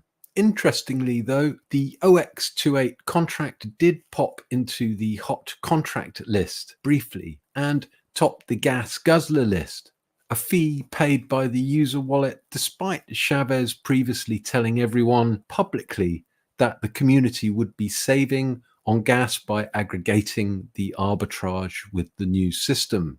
It seems he can say anything he likes without recourse, and the community humbly kneel as if in an awe-induced hypnotic state. But remember the bold claims that this is going to be a seamless, disruptive technology? Disruptive it may be, but not in the way it is touted. Anyway, enough of the obvious. Let's dive into the back end again and see what is afoot. Before that, though, let's do the housekeeping. I am not a financial advisor, and this video should be used for educational and entertainment purposes only. You must seek professional advice before making any investment in the digital or the traditional financial space, as there is a risk of partial or total loss. Make sure that you do your research, make sure you try to self-custody your assets at all times, and remember that the information in this video may well be out of date by the time you get to see this. So, let's look at this OX28 MVP boom contract and run through a successful trade or two. Okay, are you ready? Line 1 shows the flash loan call for 0.017 wrapped Ethereum, which is then swapped through the Uniswap router for 59.91 USDC in lines 2 and 3. That USDC is then swapped for 59.94 USDT in lines 4 and 5. Lines 6 and 7 then show an interaction between the OX28 boom contract and a wallet of significance that I have tagged as X3 Boom, one of several contracts that make up the X Boom series, which I will explain in more detail shortly, and is where the USDT is exchanged for 105.42 wrapped Matic. The next 4 lines show 2 swaps through the Uni router using the same Wrapmatic USDT pool as shown, where 105.42 Wrapmatic is swapped to USDT and then swapped back to only 105.3 Wrapmatic, in what is essentially a pointless and wasteful interaction that loses a small amount of Wrapmatic. Lines 12 and 13 then swap the remaining wrapped Matic for 0.0171 wrapped ETH, followed by the payment out of the OX28 Boom contract to the user for 8 cents worth of wrapped ETH in line 14. And the last line is, as in previous iterations, just the flash loan repayment to Aave plus fee. Fairly straightforward so far, and to the untrained eye actually appears to make a profit of 8 cents when you use a variant of the kernel's formula and deduct the flash loan repayment in the last line from the amount of wrapped ETH in line 12. But Let's look back more closely at lines 6 and 7 and see what this X-Boom contract series are up to. As this is the paraphemelian and is where a fake profit is actually created, let me show you. Essentially, there are 5 X-Boom contracts that I've found, one for each token pair currently traded. This one, X3 Boom, is specifically for Ratmatic and USDT trades. And when we look at the interaction list in dbank, we can see it is just a transfer contract inserted into the OX28 Boom bot that simply swaps one token for the other. But notice that the swap value is skewed with an inflated dollar value of the end asset, in this case Ratmatic, being transferred back to the OX28 contract, creating by design the appearance of a profit in a complex set of token transfers. Almost impossible to spot without the addresses labeled and a good understanding of how to read the blockchain data. Having recognized this, I then went on the search for where the liquidity for these inflated swaps was coming from. Enter Sandman and Mr. Camelot, who has been active for 804 days since April 2022. Here you can clearly see significant amounts of assets being manually sent to the X-Boom series of contracts, as this is a standard wallet, not a contract. You will need to tag and bookmark this one, Admiral. This is a pattern of liquidity transfer that we have seen and discussed before when analyzing the previous iterations of the Boomer contract. If you haven't seen these, then I suggest you watch the Busted and Boomerfish videos I did earlier this year for more details on this. And of course, subscribe and like so you can revisit these later with ease. I also suggest that if you still haven't achieved enlightenment and have any genuine concerns about exposing others to this questionable project, that you keep a close eye and bookmark this wallet address OXD25 for closer inspection over the coming weeks, as real arbitrage trading doesn't require a regular stipend or standing order transfer. However, it does need a complex and high-speed market price data feed from an oracle or aggregator such as Chainlink, of which I can find no evidence of in the back-end coding. And it will be interesting to see what the front-end script shows us when the kernel pulls his finger out. No doubt there will be some interesting arrays to ponder. So that's about it from me. You've likely hit your limit of concentration. My hope is that you haven't rushed off into the land of Lambos and Gucci handbags, where the bulldogs all have rubber teeth and the hens lay soft-boiled eggs. Crypto G out.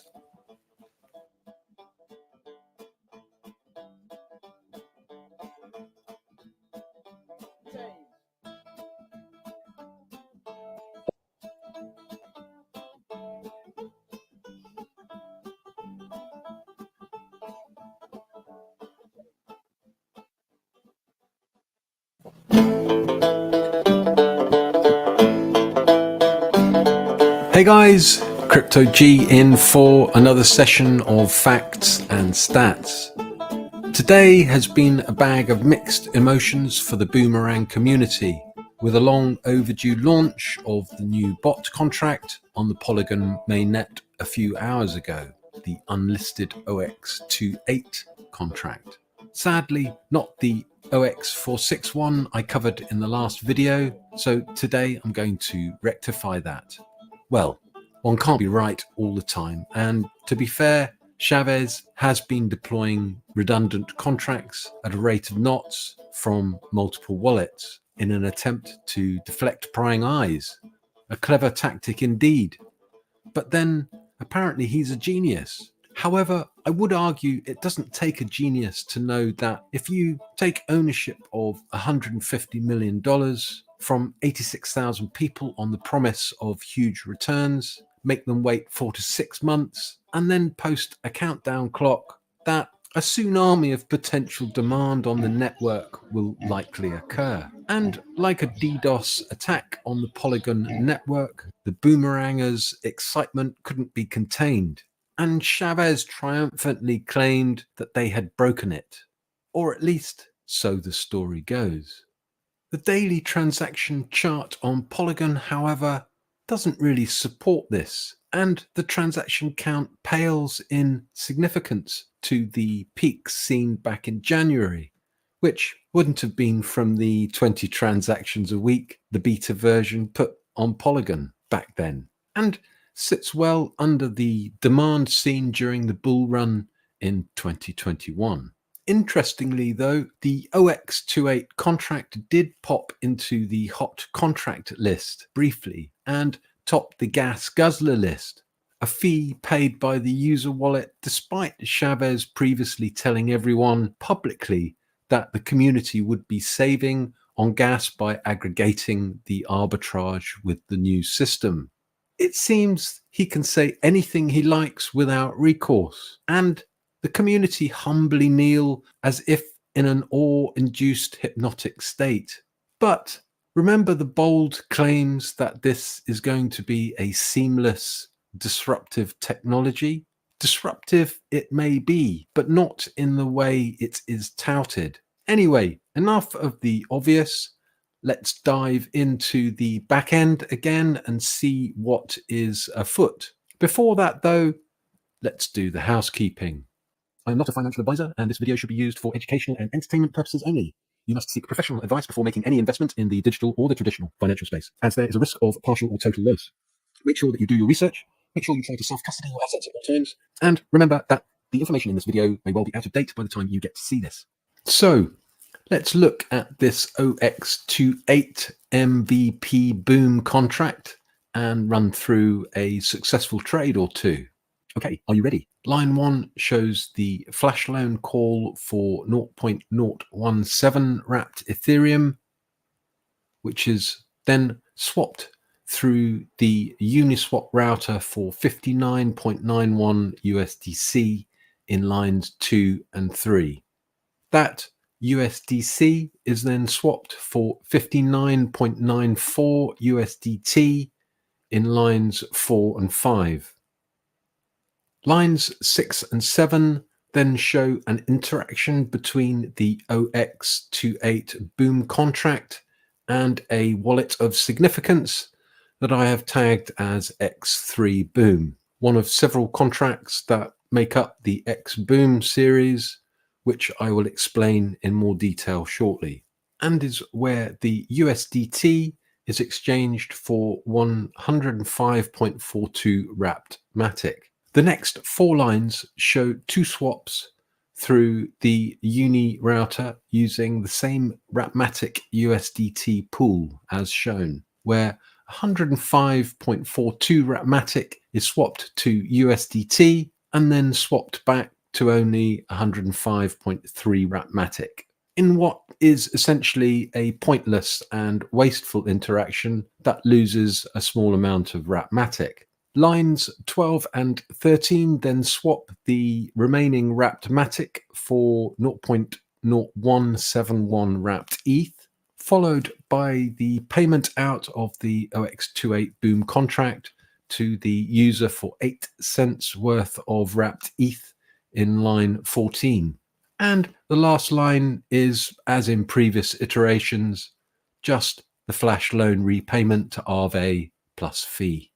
Fairly straightforward so far, and to the untrained eye actually appears to make a profit of 8 cents when you use a variant of the kernel's formula and deduct the flash loan repayment in the last line from the amount of wrapped ETH in line 12.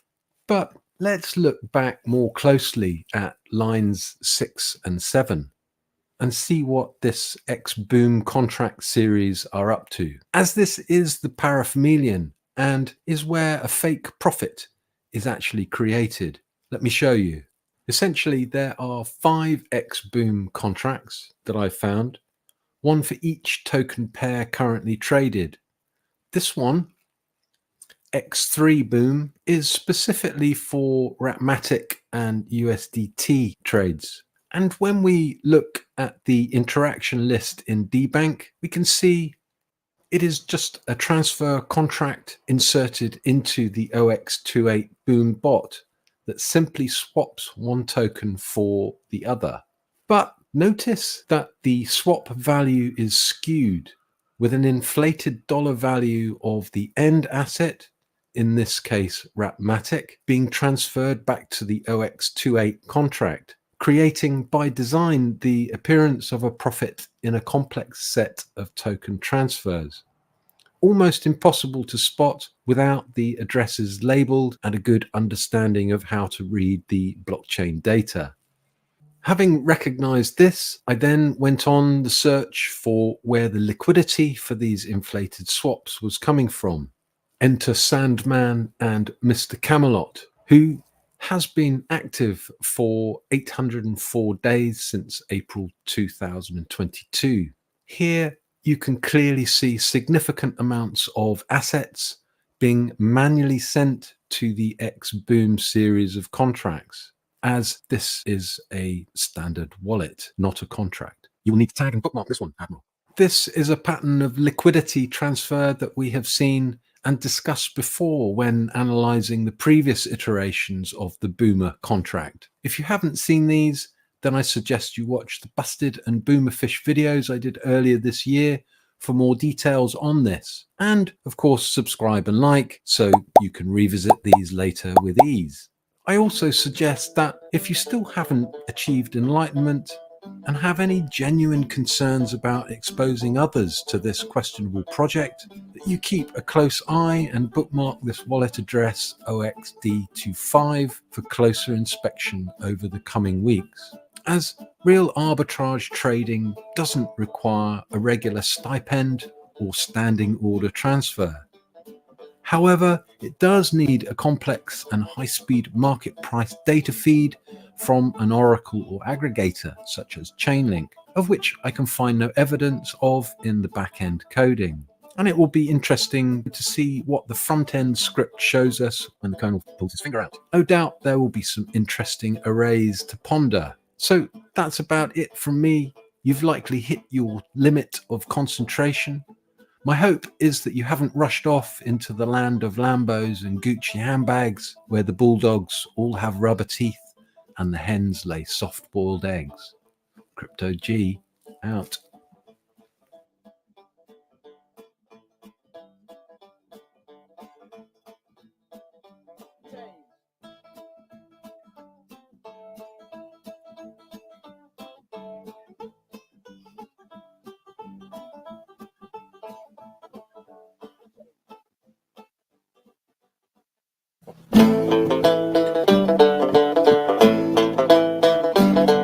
Hey guys, Crypto G in for another session of facts and stats. Today has been a bag of mixed emotions for the Boomerang community, with a long overdue launch of the new bot contract on the Polygon mainnet a few hours ago, the Unlisted OX28 contract. Sadly, not the OX461 I covered in the last video, so today I'm going to rectify that. Well, one can't be right all the time, and to be fair, Chavez has been deploying redundant contracts at a rate of knots from multiple wallets in an attempt to deflect prying eyes. A clever tactic indeed. But then, apparently he's a genius. However, I would argue it doesn't take a genius to know that if you take ownership of $150 million from 86,000 people on the promise of huge returns, make them wait 4 to 6 months, and then post a countdown clock, that a tsunami of potential demand on the network will likely occur. And like a DDoS attack on the Polygon network, the Boomerangers' excitement couldn't be contained, and Chavez triumphantly claimed that they had broken it. Or at least, so the story goes. The daily transaction chart on Polygon, however, doesn't really support this, and the transaction count pales in significance to the peaks seen back in January, which wouldn't have been from the 20 transactions a week, the beta version put on Polygon back then, and sits well under the demand seen during the bull run in 2021. Interestingly, though, the OX28 contract did pop into the hot contract list briefly and topped the gas guzzler list, a fee paid by the user wallet despite Chavez previously telling everyone publicly that the community would be saving on gas by aggregating the arbitrage with the new system. It seems he can say anything he likes without recourse, and the community humbly kneel as if in an awe-induced hypnotic state. But remember the bold claims that this is going to be a seamless, disruptive technology?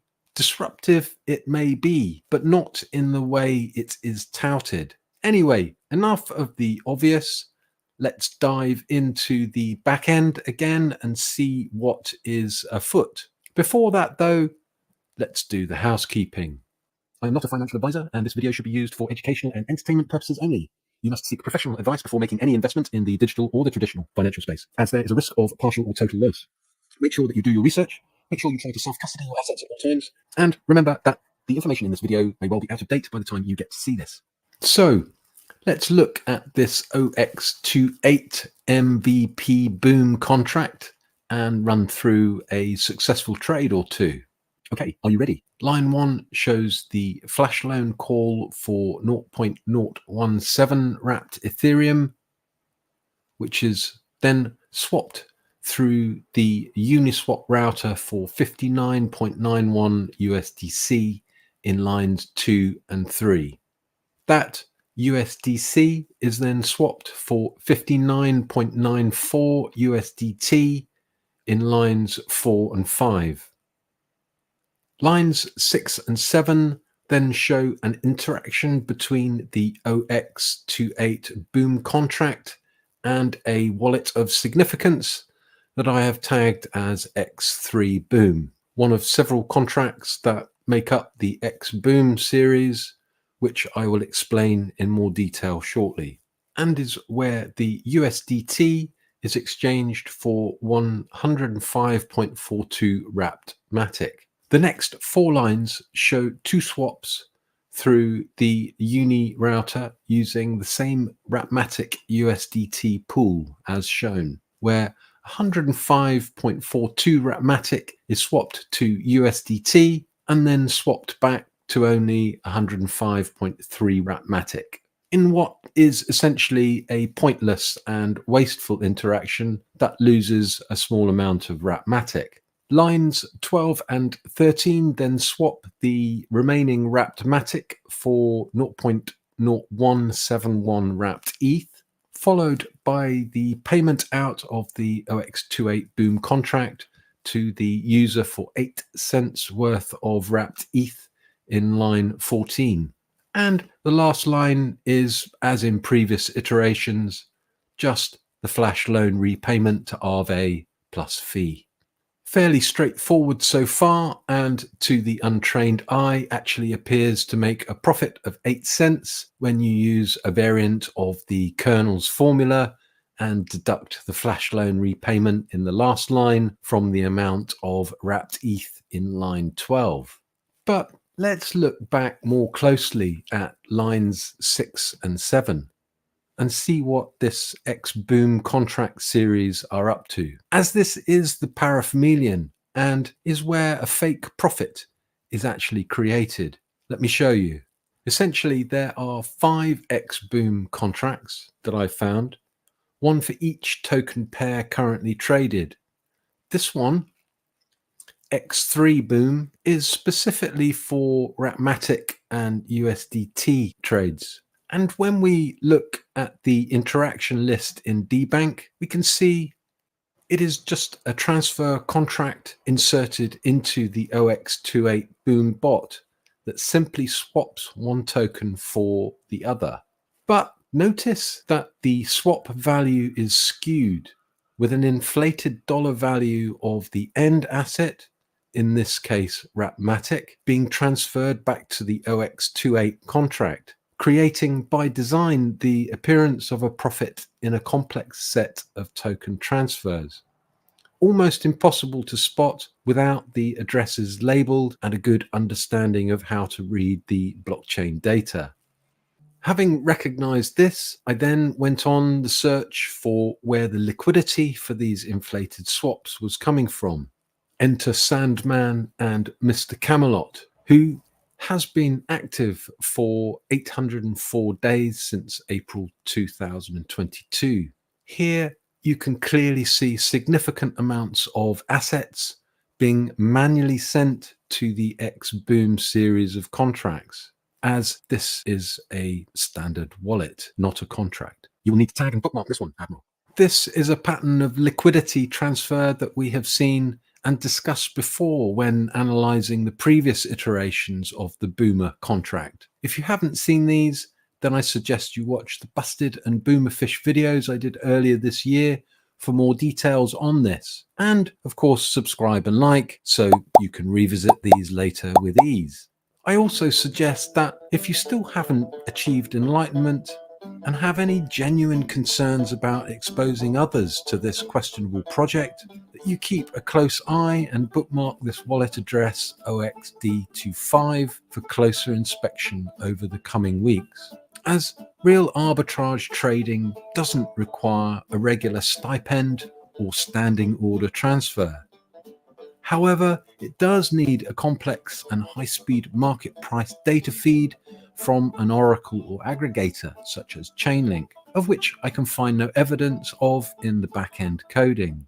And it will be interesting to see what the front-end script shows us when the kernel pulls his finger out. No doubt there will be some interesting arrays to ponder. So that's about it from me. You've likely hit your limit of concentration. My hope is that you haven't rushed off into the land of Lambos and Gucci handbags, where the bulldogs all have rubber teeth and the hens lay soft-boiled eggs. Crypto G out.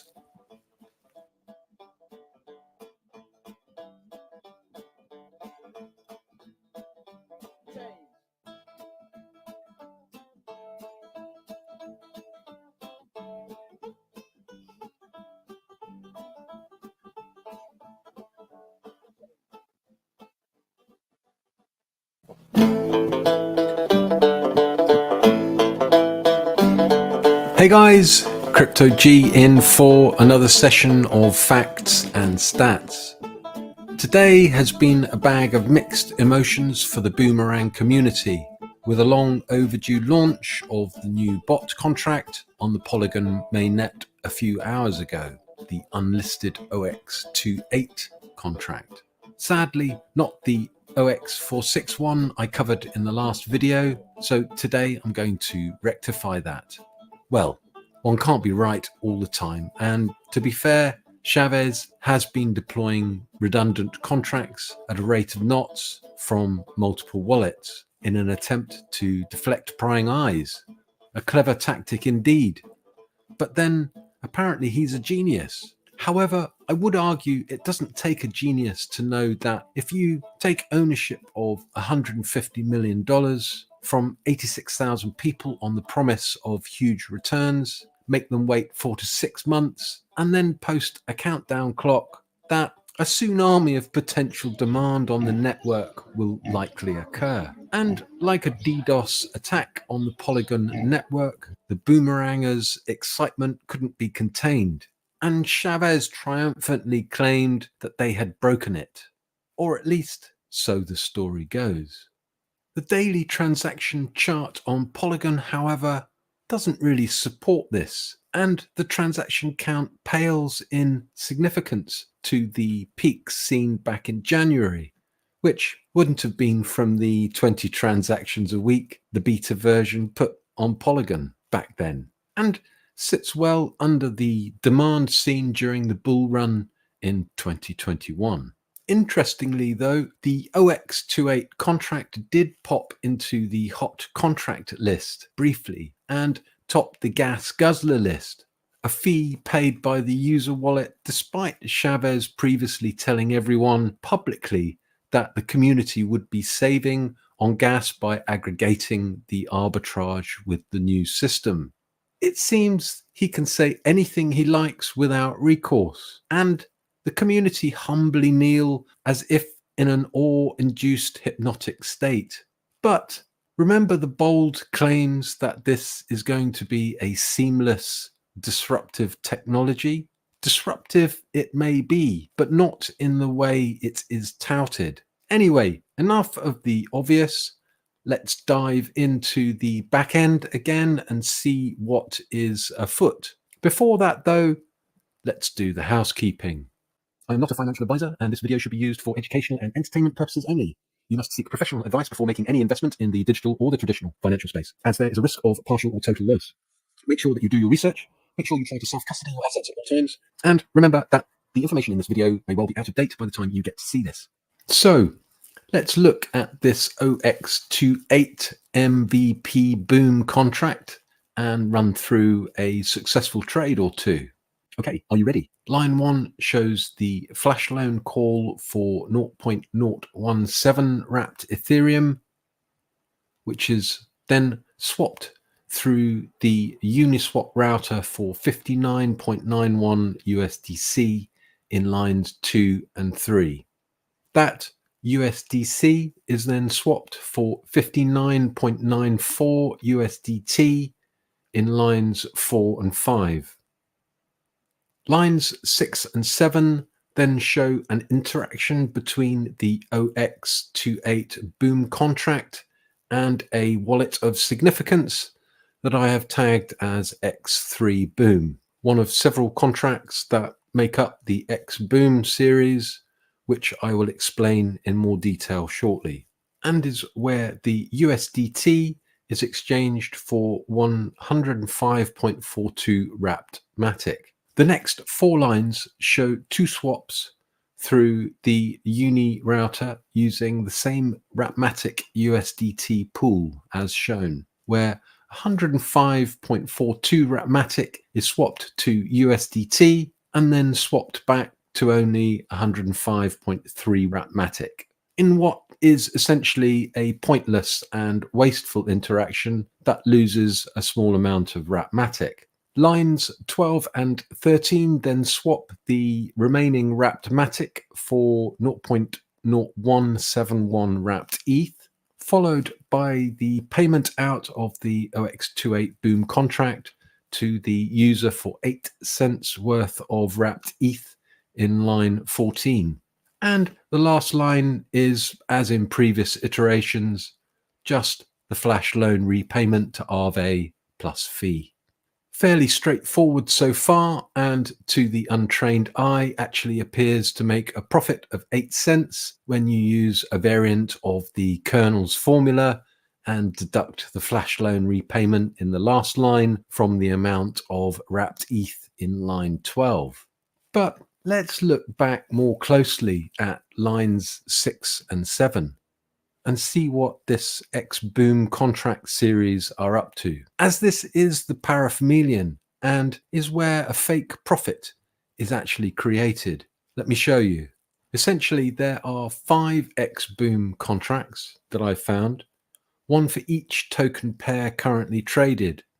This one, X3 Boom, is specifically for Wrapmatic and USDT trades. And when we look at the interaction list in dbank, we can see it is just a transfer contract inserted into the OX28 Boom bot that simply swaps one token for the other. But notice that the swap value is skewed, with an inflated dollar value of the end asset, in this case Wrapmatic, being transferred back to the OX28 contract, creating by design the appearance of a profit in a complex set of token transfers. Almost impossible to spot without the addresses labeled and a good understanding of how to read the blockchain data. Having recognized this, I then went on the search for where the liquidity for these inflated swaps was coming from. Enter Sandman and Mr. Camelot, who has been active for 804 days since April 2022. Here you can clearly see significant amounts of assets being manually sent to the X-Boom series of contracts, as this is a standard wallet, not a contract. You will need to tag and bookmark this one, Admiral. This is a pattern of liquidity transfer that we have seen and discussed before when analyzing the previous iterations of the Boomer contract. If you haven't seen these, then I suggest you watch the Busted and Boomerfish videos I did earlier this year for more details on this. And of course, subscribe and like so you can revisit these later with ease. I also suggest that if you still haven't achieved enlightenment and have any genuine concerns about exposing others to this questionable project, that you keep a close eye and bookmark this wallet address OXD25 for closer inspection over the coming weeks, as real arbitrage trading doesn't require a regular stipend or standing order transfer. However, it does need a complex and high-speed market price data feed from an oracle or aggregator such as Chainlink, of which I can find no evidence of in the back-end coding. And it will be interesting to see what the front-end script shows us when the kernel pulls his finger out. No doubt there will be some interesting arrays to ponder. So that's about it from me. You've likely hit your limit of concentration. My hope is that you haven't rushed off into the land of Lambos and Gucci handbags, where the bulldogs all have rubber teeth and the hens lay soft-boiled eggs. Crypto G out.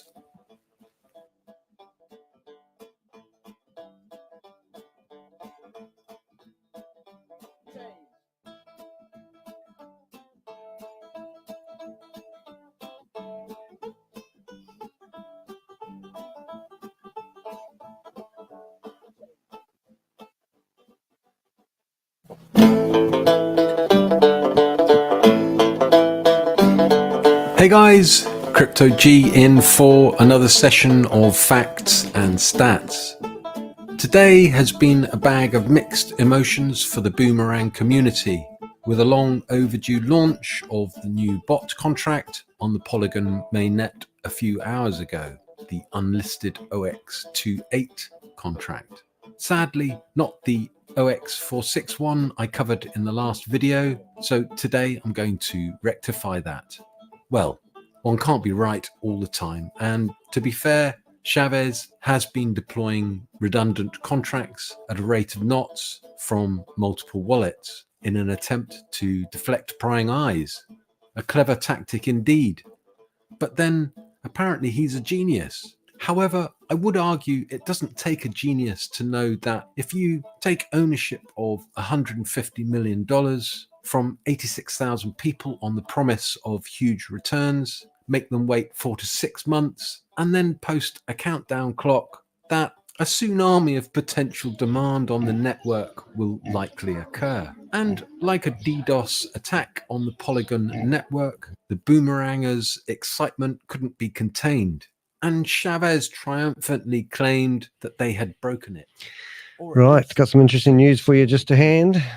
The daily transaction chart on Polygon, however, doesn't really support this, and the transaction count pales in significance to the peaks seen back in January, which wouldn't have been from the 20 transactions a week the beta version put on Polygon back then, and sits well under the demand seen during the bull run in 2021. Interestingly, though, the OX28 contract did pop into the hot contract. All right, have you had enough of Crypto G? When we're going for 3 hours, 33 minutes. A fee paid by the what have we got? Chavez previously telling everyone publicly that the community would be saving on gas by aggregating the All right, wait for a few people to come in here. Got some announcements from Chavez, which will probably make a lot of people really angry. The problem is with these announcements is, the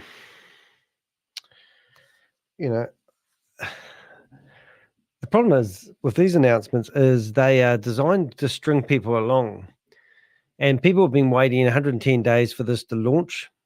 And now all of a sudden we get this announcement basically telling people to carry on waiting. And I just don't really understand why people put up with this. Now, I've been watching the video of Rob while I'm sitting in the lounge. I've been nodding off, trying to stay awake. And then I got this announcement and I thought, it's breathtaking. So I'm going to take a screenshot of the announcement, put it on the screen, and then I'm going to read it, Danny style. And I'm going to make it interesting. I'm actually going to make it really interesting because I'm going to make a picture, a banner for it. So you guys can watch me do that because I think it's interesting to be transparent. I'm going to make up a thumbnail for it. And if I do this right, it will be quite fun. So we go to Canva. I'll see if I can get my Canva on the screen. That's what we've got here. Present. Stop presenting. Thank you, Crypto G. You're absolutely awesome. We're going to put you back on after I finish this little interlude. I'm going to share the screen, and we've got Canva up there. All right, so this is my screen, and you can see that I quite rarely make thumbnails.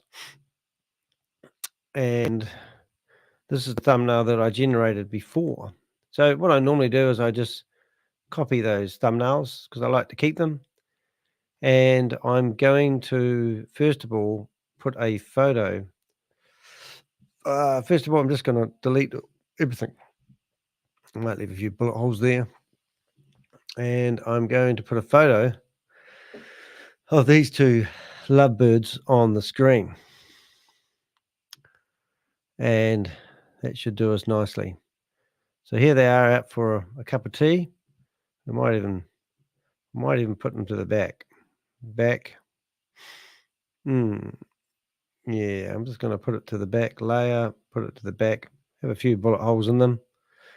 Let's go to here. Boom. Right. I'm going to put that over there. A couple of bullet holes. Won't shoot them just yet, but let's I quite like my bullet holes. It's my new thing. Alrighty. Now we could look for a nice flowery background and just put love hearts and roses. No, that might do. Place the background, love hearts and roses. And what we could also do is literally lose the background. Let's lose the background. Let's put them here. And the color of that photo is just absolutely horrible. There we go. This is all for your viewing pleasure, ladies and gentlemen. Let's go here, whoops, here. And if I get that right, bring that down here to about there. And make it nice big love hearts. There we go. There we go. Right, so now we've got the message. Excuse me, I've still got that cough. The message, which I actually received from WhatsApp, and I'll see if I can get the formatted version. No, it's not very nice, but it will be all right. We'll just use this as it is. Copy. And there we go. Message. Now, what have we got? Message. Hello, team. And now we'll make it all look beautiful. We'll go uploads. What are we doing here, Danny? We're not even thinking right at the moment. Shadows, outline. Oh, it doesn't do what it should have done. That won't matter. All right. And that's about right. And then we'll try to make the color, nice red color, blood red. Okay. Yeah, and now we'll go back to that. And wonder if we can make that as big as you can. That's good enough. So here's our lovely message from our lovebirds. And we'll put a few little, let's put a few bullet holes in it, eh? One there. One there. One halfway over that. put a few, we'll just pretend we just did a few nice shots. And whoops, that's not right. The same layer. Bring that to the front. All right. Well, we'll just grab a couple more. One down here. 4 p.m. Right. Now we'll export that. And we'll go to export. Export that. And let's read this together. Oh, that's right. So I'm going to get that whole message. I'll put that into a place where I can actually read it. And I don't need all that stuff anymore, so I'll just overwrite that old message. Excuse me for talking to myself. And there we go. And we've got a message. Alrighty, so let's go to here. Let's go to, did that actually download after all that? Doesn't look like it did, so we'll have to go back and find it. Where did it go? No, didn't download it, did I? Put it down to about there. Current pages, there it is, downloads. All right, so we've got a news headline. News headline. Okay, what have we got here, kids? Let's go. All right, so welcome along. Let's make it more fun. Let's do a news style reader. News to hand. Let's go news to hand.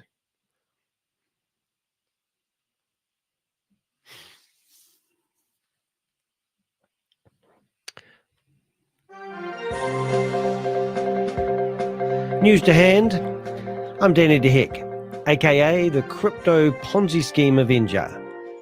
Just to hand, a news update from Chavis to the community.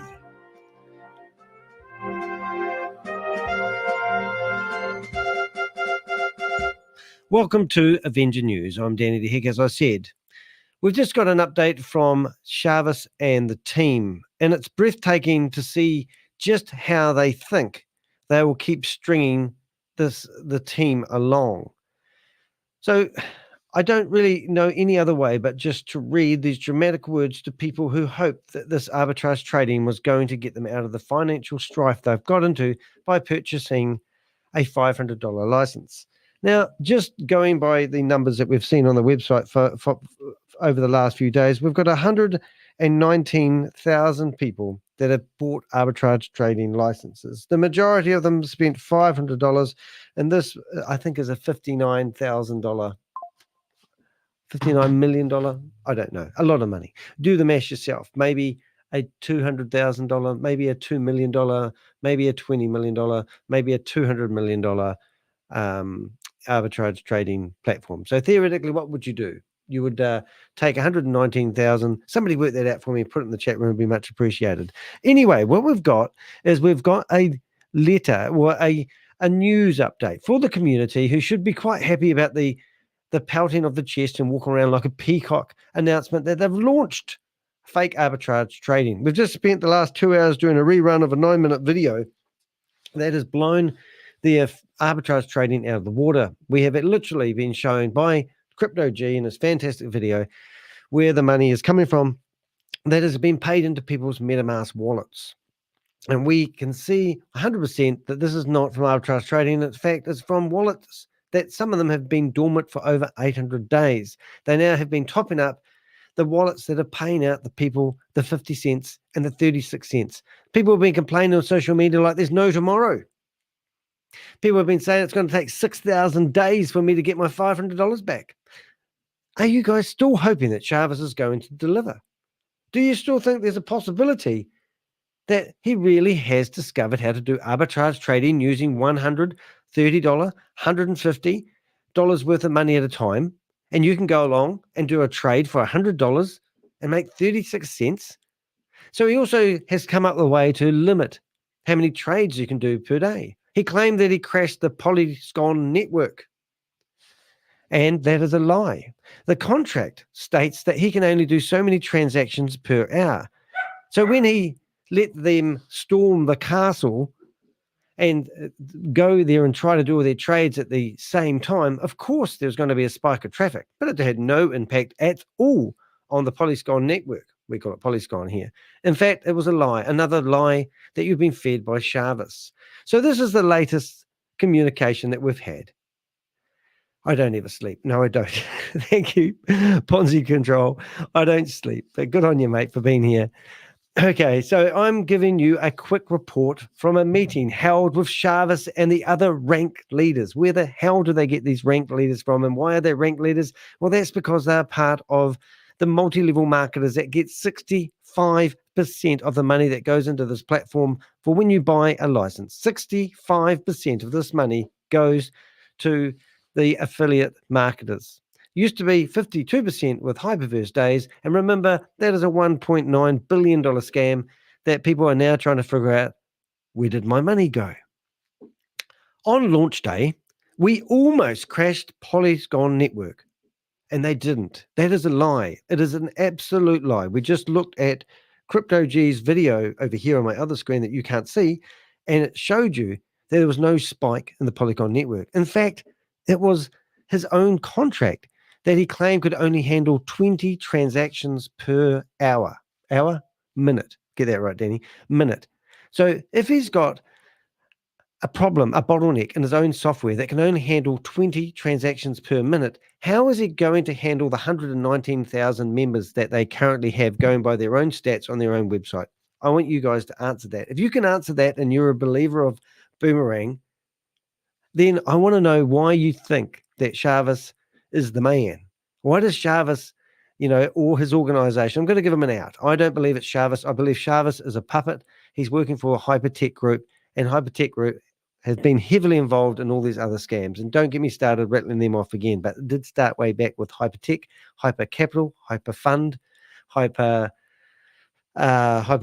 Hyper Nation, Hyper Planet, Hyper Cosmos, Diversal, and then we had all the DAOs. We had, Stable DAO, not Stable DAO, Stable DAO, and then Stable Opinion, and they all had packages, and they all had packages that you could buy, and they all promised they were going to do certain things. And then we started up all the VidiLook 1, 2, 3, and then we had Vend 4, 5, and 6. Vend was the end of VidiLook. Vend. And now Vend, the end of VidiLook, has relaunched. It's meant to be launching for the 5th time. I mean, what is it with you guys? Where do they get all these millions from? I found out from a very well-connected informant that VidiLook brought in $16 million.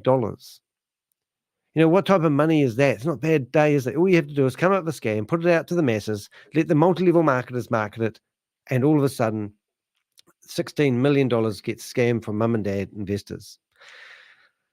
So on launch, they almost crashed the Polygon network. That's what they want you to believe. That's what the lies are telling you. The solution is to gradually increase the daily transaction limit of each license until at least 4 networks, blockchains are operational. Are you really wanting to? Come here, Pixel. Come here. Wait.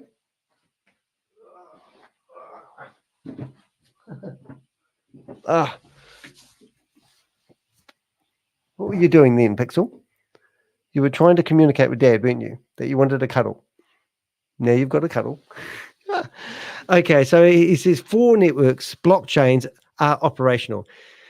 Now, I don't know about you, but have you ever studied NLP training? Well, I haven't, but I've heard a lot about it because I've done a lot of speaker training.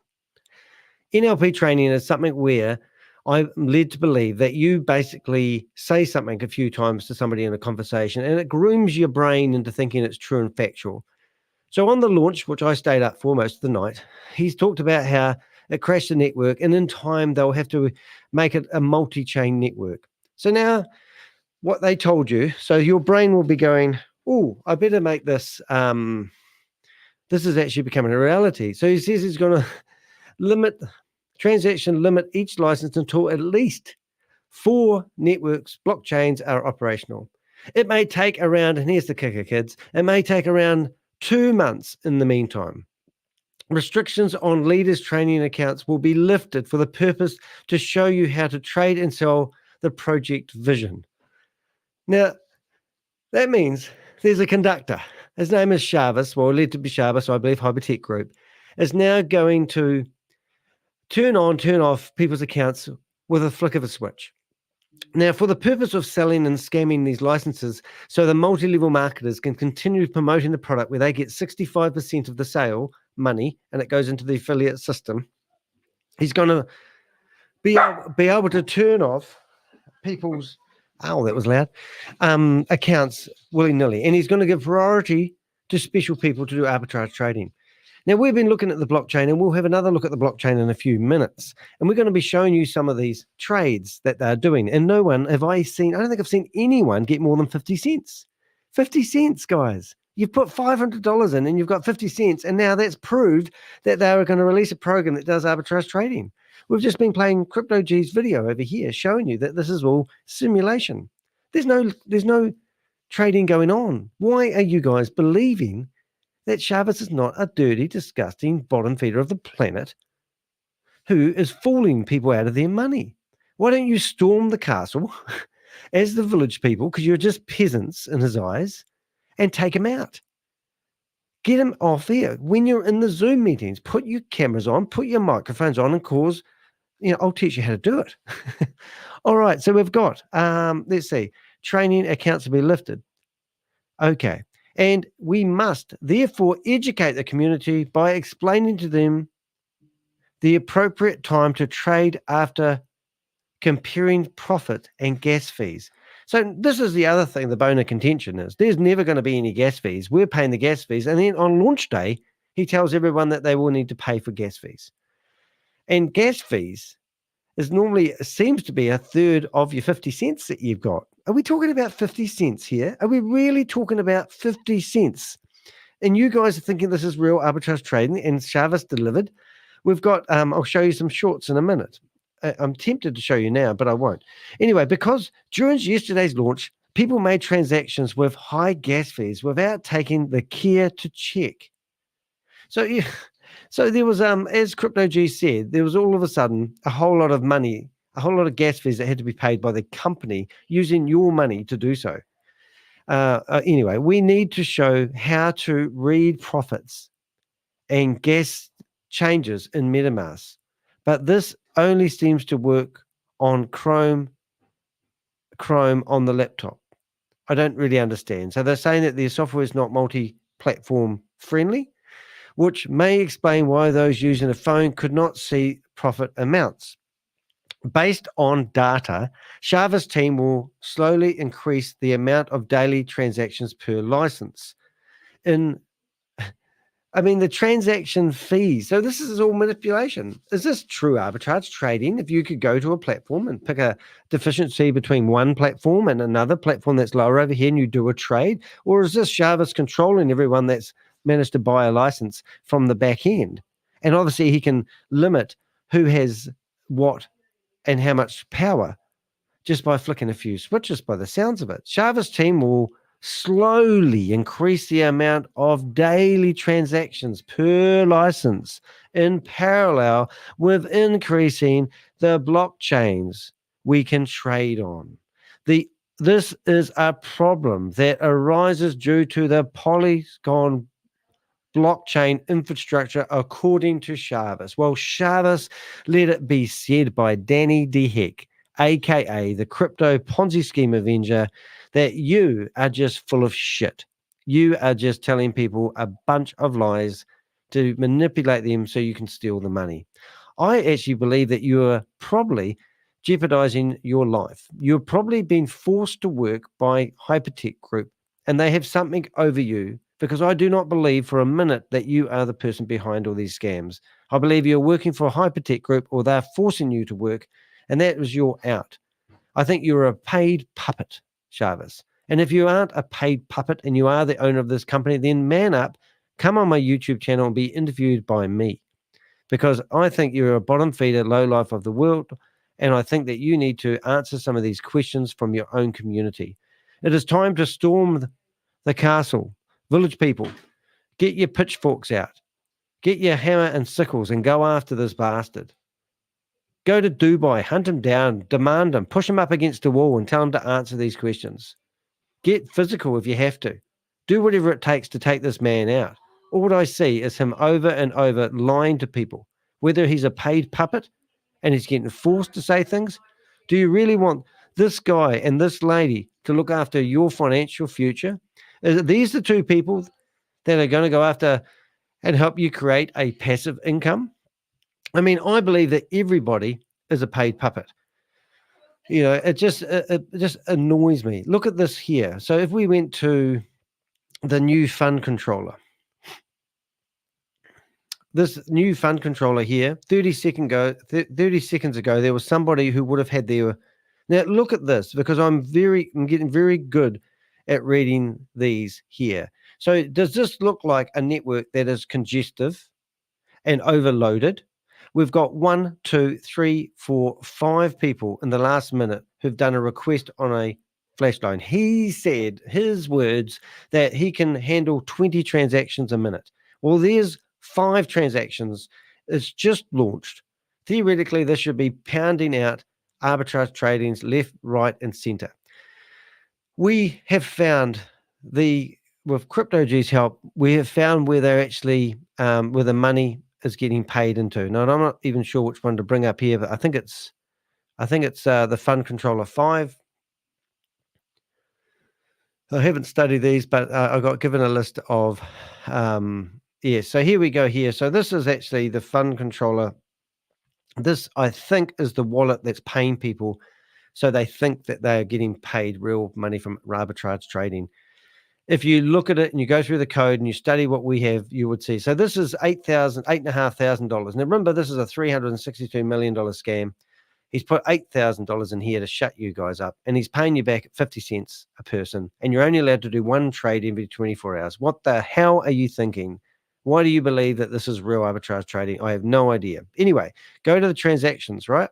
And on the transactions, you can see a minute ago, 2 minutes ago, 3 minutes ago, 5 minutes ago, 5 minutes ago, 7 minutes ago, that he's paying out of this wallet and into, I don't even know where it's going. So I'm going to click on this, and this will take you to what I think should be a wallet that is designed to top up the wallets. And I don't even really understand this. I thought I would have actually seen a wallet here that would have received, yes, here it is. So this is somebody, and they'll know who they are. This is somebody who's managed to do 2 flash loans. This is exactly the pattern what we're seeing. So everybody has been limited to 1 flash loan per 24 hours. So here's the person that 34 hours ago did their first arbitrage trade, and that was when it launched. And now they've gone and done their second one. Are you kidding me? So now we go into here and we look at this. Now he said he's going to limit it until Monday or limit it for 24 hours. So you come in here and you look at this person. They did a $30 trade. I don't know why it's $30, whether it's limited to $30, but they all seem to be about the same. Now we'll go to the other trade that they did. So within the 48 hours, this person has actually managed to make, let's go to the bottom here, 47 cents and 51 cents. So what are they? 47. So they've made $1.98. Is it 47 cents? 47, 48, 8. So it's 98 cents. This person here has managed to make from doing arbitrage trading. And while I'm here, I'm going to do something interesting for you. If you notice that one of these, see how these are all named and this one here isn't? Well, I've been doing this. I've tagged 2,000 addresses. So now I've gone to one of the addresses that is loading here, and I'm going to go and find out what contract this is. So Chavez has produced multiple contracts, and I say we, but the Crypto Avenger team, and we come in here and we search for the contract name. It goes away and it finds that contract name, and now it goes along and it says we are currently analyzing this contract. Sit tight and come back soon. So here's the name of the contract that is doing some clever stuff. Whether Chavez has created this contract is not really relevant.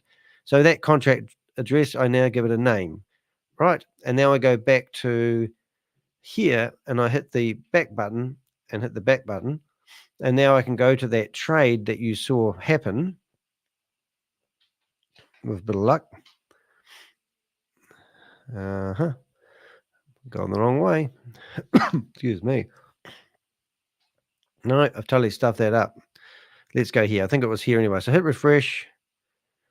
And now you'll see that I have named all the different transactions that have happened. I think I have. Let's have a look and go, hold it, stop that. Yeah, there we go. So there's another one that is the person's wallet. So this one here that's unnamed is a wallet address, and this is the person that got 51 cents. So that person has earned 98 cents in the last 2 days. So that's $30 a month, isn't it? No, it's not. It's $15 a month. $15 a month, and that's one of the higher trades. Normally it's 36 cents. So $15 a month, divide that by, let me get the calculator out for you winners out there. We've got $500, and we're going to divide that by $15 equals, it's going to take 33 months before you get your investment back. How do you feel? What are you going to do about it? 33 months, is it? Is that right? I think that's right. It's incredible. It's just ridiculous. And now you got to wait, and you're back to the waiting game. I mean, it's just unreal. So let's have a look. So that was a pattern of somebody. So I'm going to go to here, and I'm going to go to the fund controller. I'm also just going to shut down some of my other windows while I'm here because I can't help myself, and I get sick of having lots of tabs open. I'll leave that one open.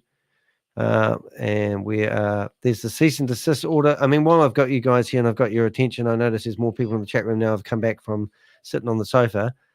I'm going to go back to playing Crypto G's message. Here's the cease and desist frame order for you. We Are All Satoshi. And We Are All Satoshi is the company that is selling the licenses.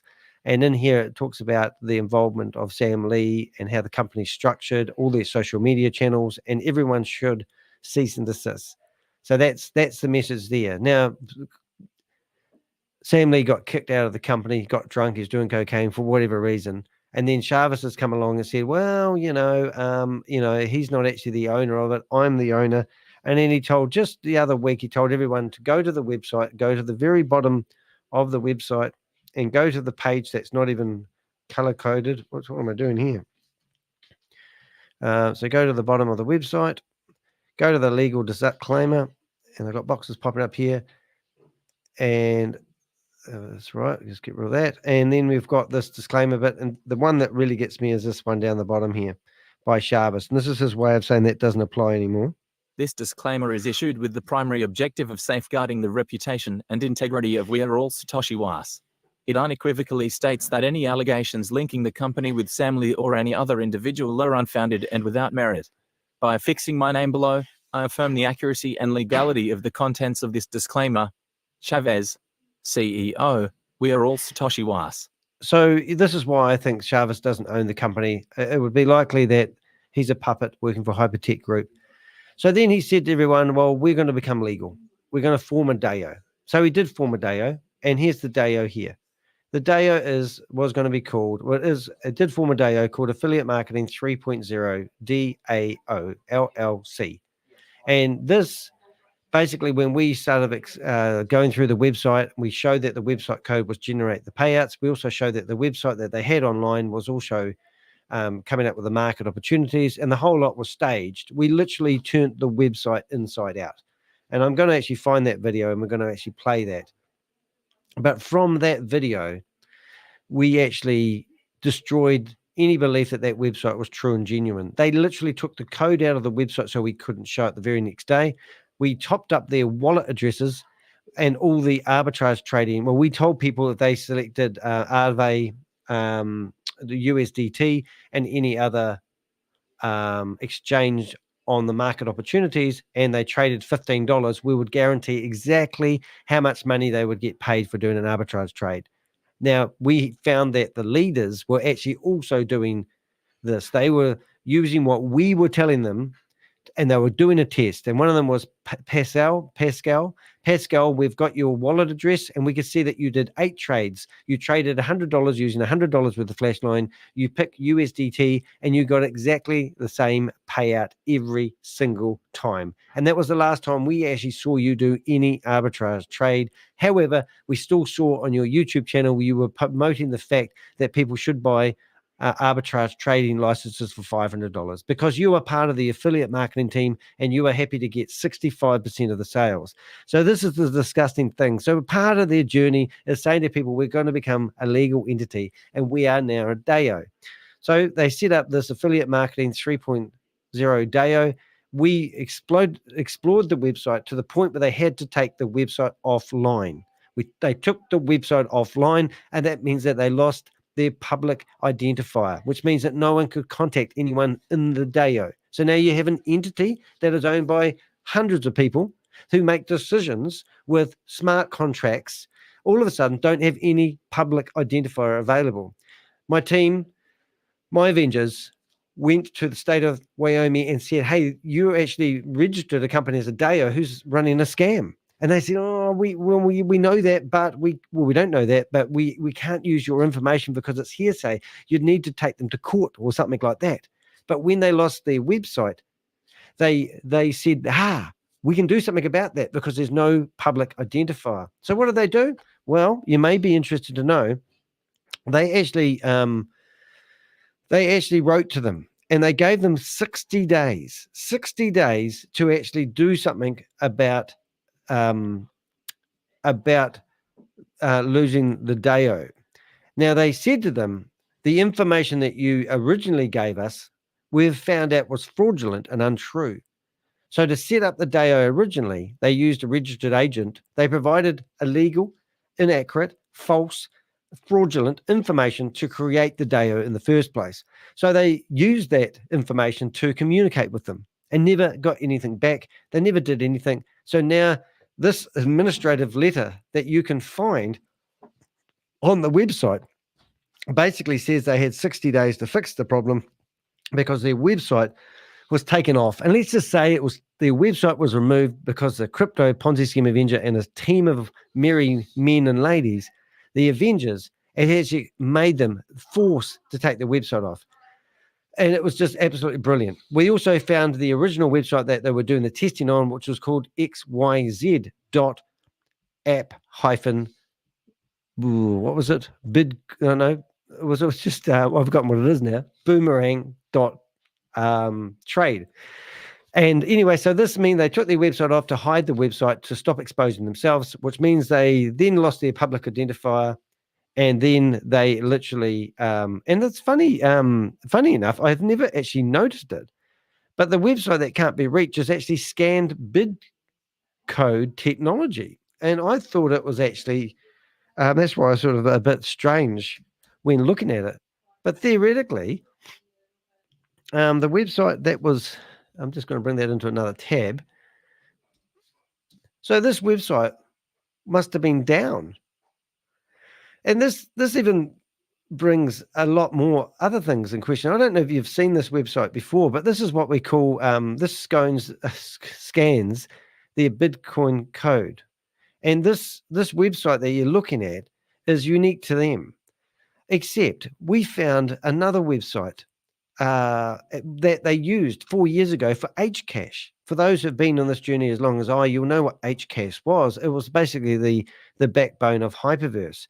So this is a separate entity going by what they are saying, but don't you think it's a bit strange that the only difference between this entity and that entity is green versus, is it purple? So this one here is meant to represent Bitcoin code.technology, and this one represents Hcash. And it just actually blows me away. So I hope that answers a few of your questions there. So what did we get up to? So we're looking at these contract addresses. If I hit refresh, we can see that everyone now, so in the last minute, 4 transactions. Jarvis tells us he has to now limit the amount of transactions that are happening on his, because he's going to crash the Polygon network. Polygon, got it right that time. Polygon network. Are you telling me that his system can't handle 4 transactions a minute. He said that his transactions could actually, they could do 300 transactions a minute. That's what he said on the launch. So let's just have a look and let me show you what I've been doing. Okay, I'm opening up 4 windows there. I'm opening up 5 windows, but I want you to see that I've been tagging people. Now, all these numbers that you see, there is currently meant to be 119,000 people that have actually bought a license. Well, there's that many licenses available. If I go down to all transactions, I've been tagging everyone that was registered way back. So I go down here enough and I will find somebody who has a history, and I'll find them in a second. So it shows us actually on here how many licenses are anyway. But we're going down here and we're looking for somebody who I tagged. There's one. Okay. Now that might even be your name. So this was because this person got tagged with a license because they wrote into Boomerang support Telegram group, and we got would you believe, an Excel file somehow loaded up into that. And we managed to get about 300 users that actually had their names attached. So 15 minutes ago, I can't even read that name. Jazz, is it? Jazz Fate? Jace Demirovsky, Fate. Okay. So you can see here, this is a brilliant example, and this person will probably reach out to me. So this person here transferred some money 51 days ago, so we've seen that. The last time they tried to request a flash loan was 53 days ago, and it failed. And their last successful one was here, 79 days ago. So this person that's purchased, I potentially think, a $500 license, managed to do one successful trade 5 days ago. So let's have a look at that trade. And just out of curiosity, I do not know. They did a trade for what looks like $67. And out of that there, this is the old code that used to be simulated. If the code, oh, this is interesting. That's not what I thought. There must be an original code. But out of that there, they paid 4 cents gas fees. And I think if that should have been, I think they've actually, they've been paid out a cent, I think. I hear that. And they've been paid out a cent. So they must have made very little to that. But that person's last successful trade made them a cent, and they had 4 cents gas fees. So theoretically, I'm not sure at that time whether they pay the gas fee or the system did, but it does look like that transaction cost them 3 cents. We've gone through thousands of these codes, and this one here is actually a bit different than what I've seen, but I can still see that paid into that person's wallet was 1 cent after doing a 67 trade. So let's go back to where they were, which is here. And then the next thing they did is they come along here until they did their next one. And this one here, even though it was crashed, we can still see what happened.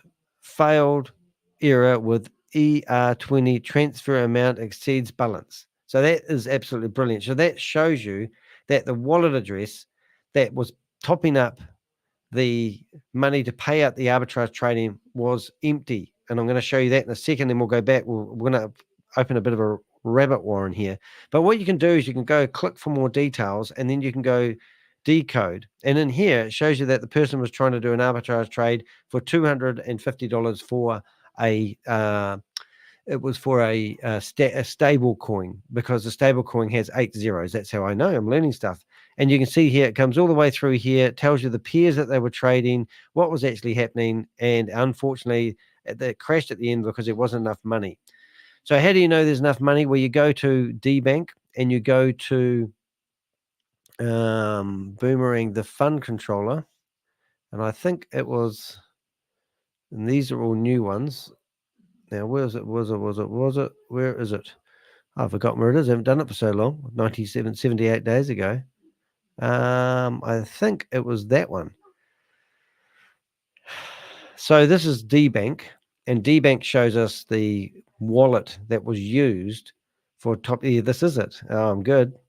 So what we did at one stage is we go to the portfolio, and you can see this is the wallet that used to top up everyone's wallet. So this was like what we thought we were about to see when they started. They did the launch, but what we found is this wallet had nothing in it, and it had no money preloaded, but all the transactions were going out. Crypto managed to figure out what they were doing, but I had no idea at the time. But as you can see here, this is a $2 in here, right? So that $2 was me not knowing what I was doing, and I transferred $2 into their wallet address, and I transferred it from Binance to USD rather than from Polygon. And when we transferred the money into here, you can see all these wallet addresses are empty, and then this one here has 31 cents in it. So if the old contract was still going, somebody could have come along here. Oh, sorry, the USD one there. There's $2.40. I put that money in there myself because you can send money to these wallets. And as soon as I put $10 in here, people could start receiving trades again. It was just ridiculous. And then once they saw my video, saw what I was doing, I believe that's why they took down the website altogether. And then, technically speaking, they lost their public identifier and whatever it was. So the rest is history. So that was just how that worked. So if we go back to the original one here, remember I opened up a couple of other people that were trading $42, and they got paid out 22 cents. So then we've got another one here, and it's for $29, and they got paid out 47 cents. And that was had a transaction fee of a cent, I should say, or 0.01. I don't know if that's a cent or 1% of a cent. This one here's another one for $55, and you come down here and they got paid out. Where is it? 18 cents. So it's all over the place. But these were people that weren't tagged. And then we've got. Actually, I forgot what I was going to do originally, but I just remembered what I was showing you guys. So 16 cents profit out of $43, and the transaction fee was actually 0.01. So everybody that's trading right now is, so this is, so let's go back to a proper trade, and I'm probably losing myself a little bit here. I'm struggling a little bit with tiredness and the fund controller. So the new fund controller is going to be showing you.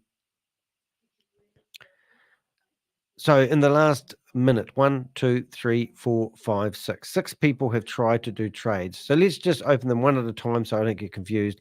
And I'm going to show you a pattern here. This person is not tagged. I don't know who they are, but they did a trade for $42 and they made a whopping 52 cents. So now we can go into their wallet address and we can see how many trades that they've done. And you can see 36 hours ago, they did a request for a flash loan, and that's their trade. So we went into that trade there. So 36 hours ago, they did a trade and they did for 23 cents, sorry, $23, and they made 19 cents. And now they've waited and they've come back 39 seconds ago and managed to do another successful trade. So everybody is going to be governed. There's no special ones here. Now, what we could do to make it even more interesting is we can go and actually have a look. Remember, I showed you, so this one here, once again, $27, and they got paid out, where is it? $27, and they got paid out, hello, that's interesting. So this one here is interesting. So they've done $27 trade, and they have actually been paid out $28.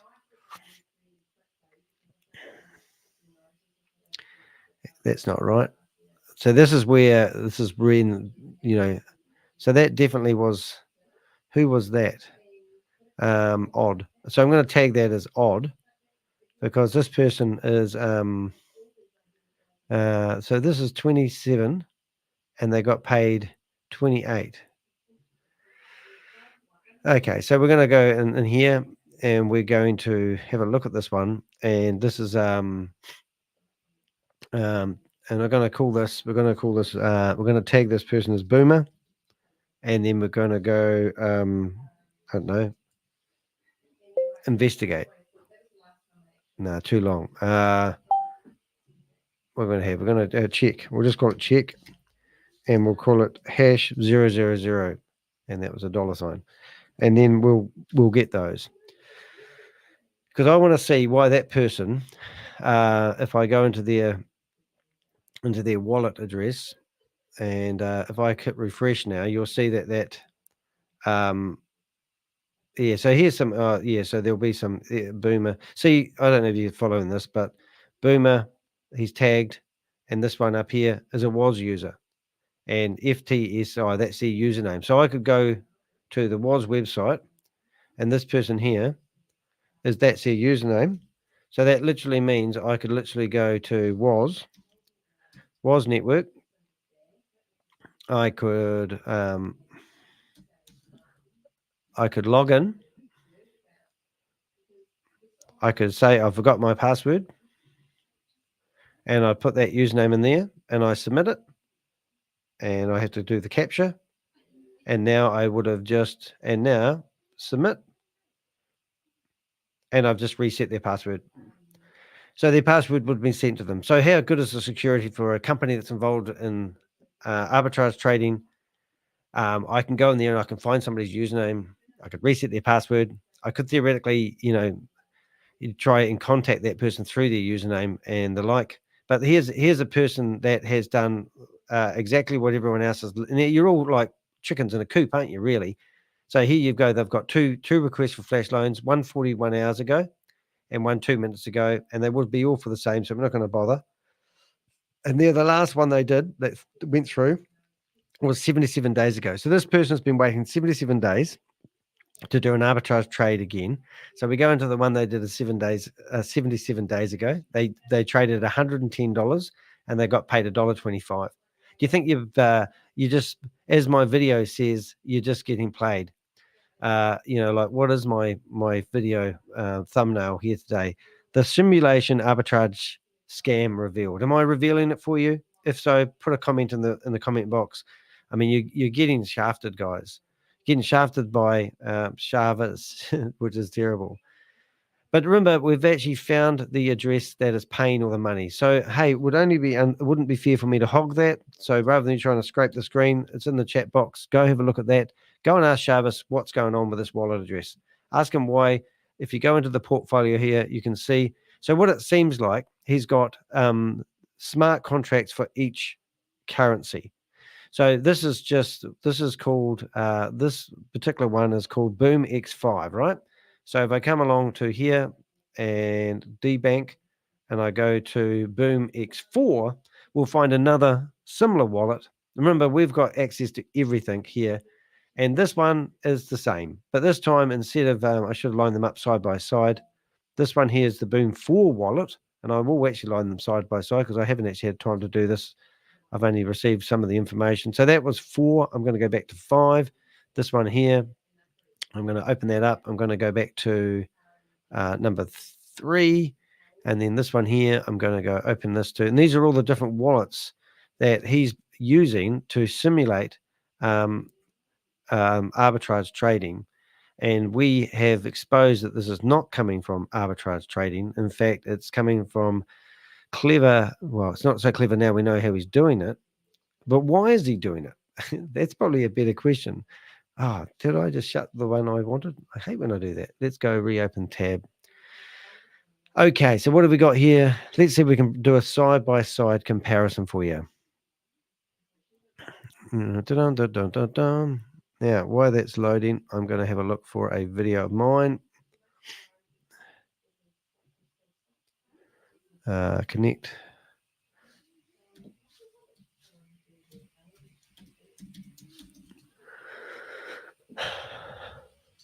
Okay, so this is wallet number 1, and you can see that it's got Ratmatic and WBTC, and he's got it loaded.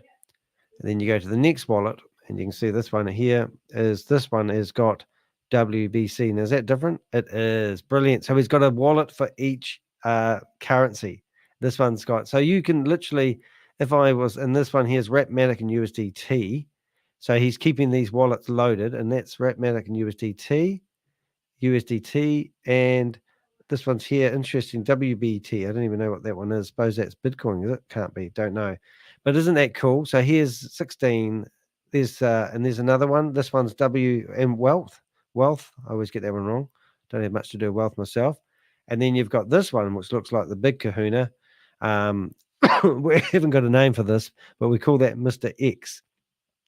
And we can go into transactions. And in here, you'll see all the money been transferred over. So, this is actually the payout wallets. Oh my God. So this is ridiculous. That's what I'm looking at here, guys. Look at the money that everyone's getting paid out. So you guys think you're special, right? Here's all the money. And I'm not actually 100% sure I'm right, but this is what people are getting paid, or this is what he's using to pay people. And it's all $1, need I continue. So let's just go and let's see what he is doing with that. Because we can go over here. And I think this wallet is designed, going by memory, to top up something to do with the flash loans so the transaction goes through, because it doesn't quite make sense. And Crypto G will probably clear that up with me next time he's around and about. And then the last one is this one here, which is $3,000. And in here, it looks like the leftovers. So what you do is you go to transactions, and 14 hours ago was the last time this was actually used.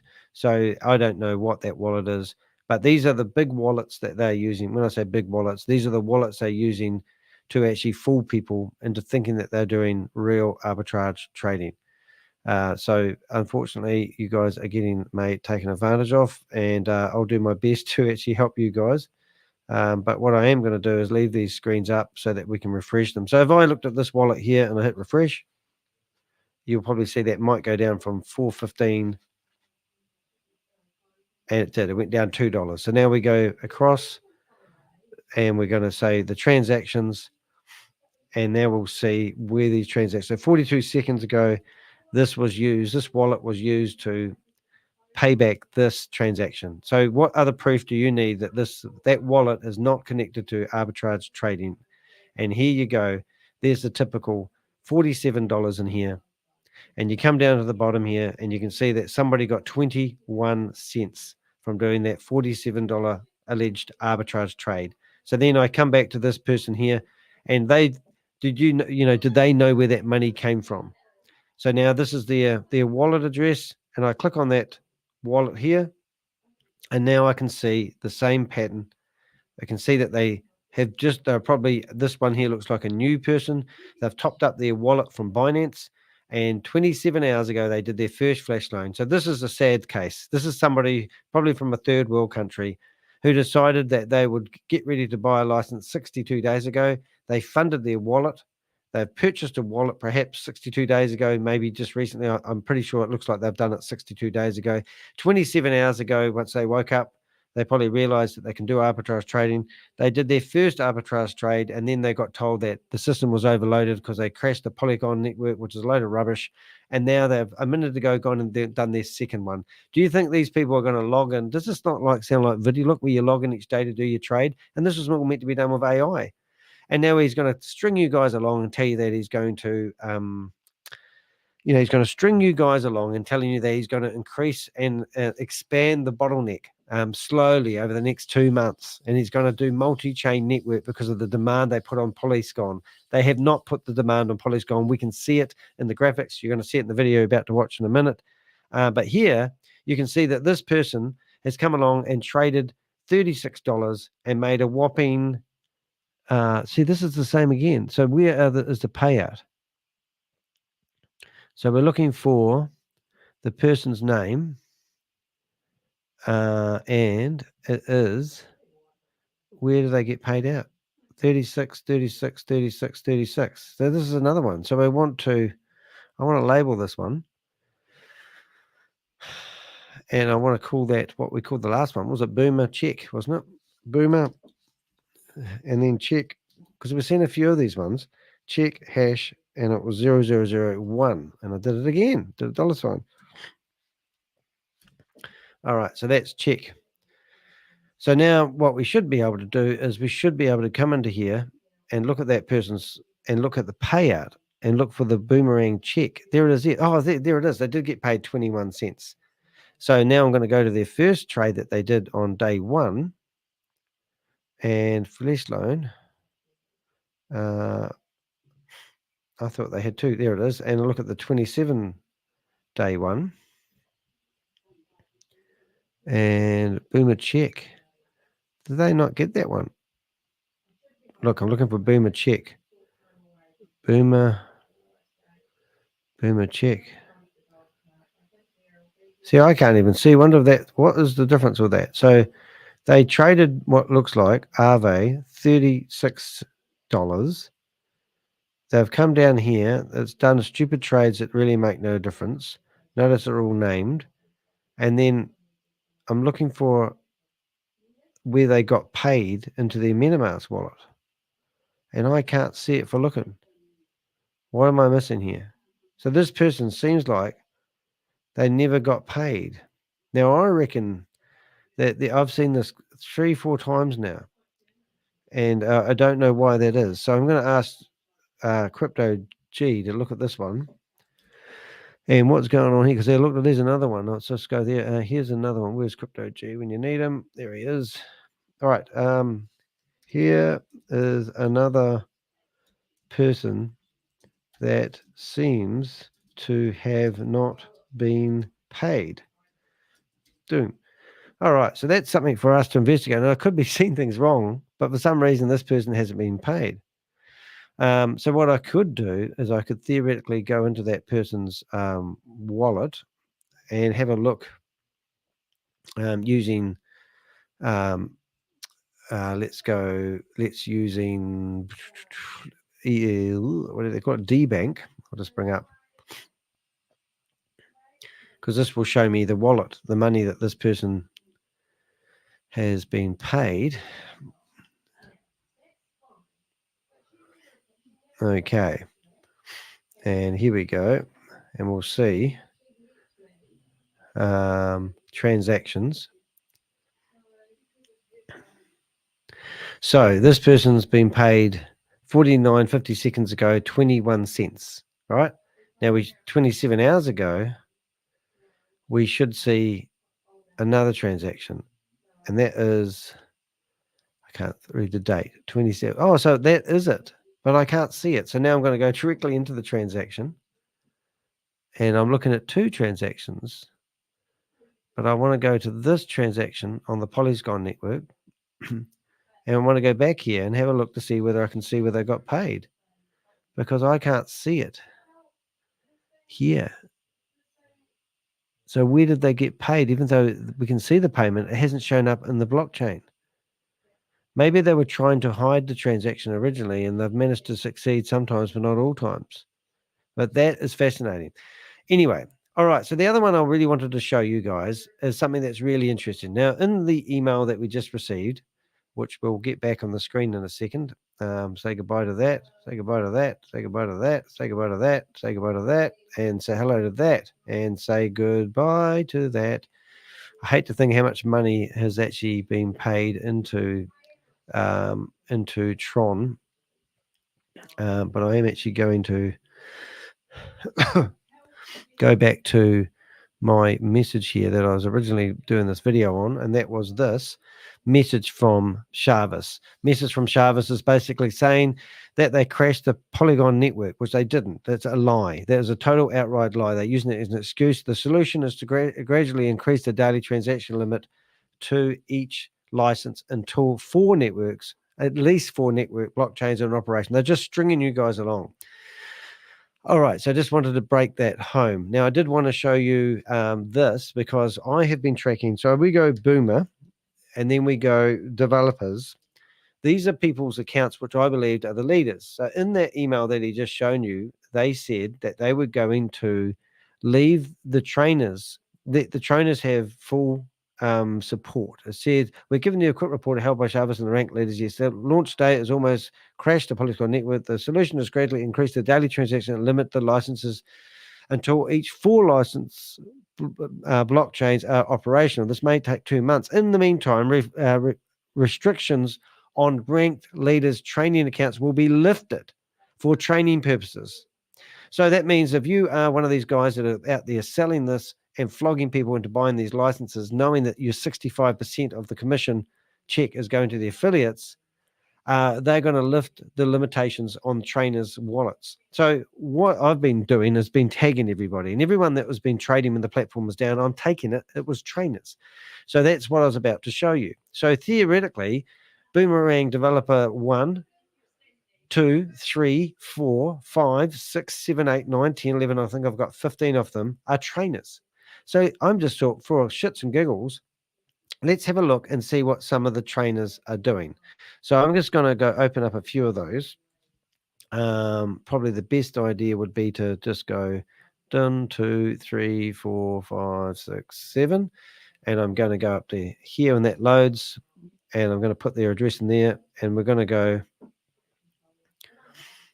into that Dove. And I'm going to go that one. That's the second one down. Oh, these are the same. I need to go for 2. The next one I need to go for is 3. And the next one I need to go for is 4. And next one I go for is going to be 5. And let's see if we can trip them up in real time. 6, and then we'll go for 7, and that should be enough for this experiment. So one of these trainers, I lied, I've got one more here. One of these trainers theoretically will be able to trade more than the restricted people, and it would be just pretty awesome if we managed to trip those guys up. So what we're trying to do now is we're looking at the trainer's wallet. And the last time this is not correct, we need to go into here somehow. Is it there we need to go? Is that going to show? Yep, that's the one. So now I just need to do that a few times, but you'll just have to bear with us. Or is that going to let me do it? How do I get there?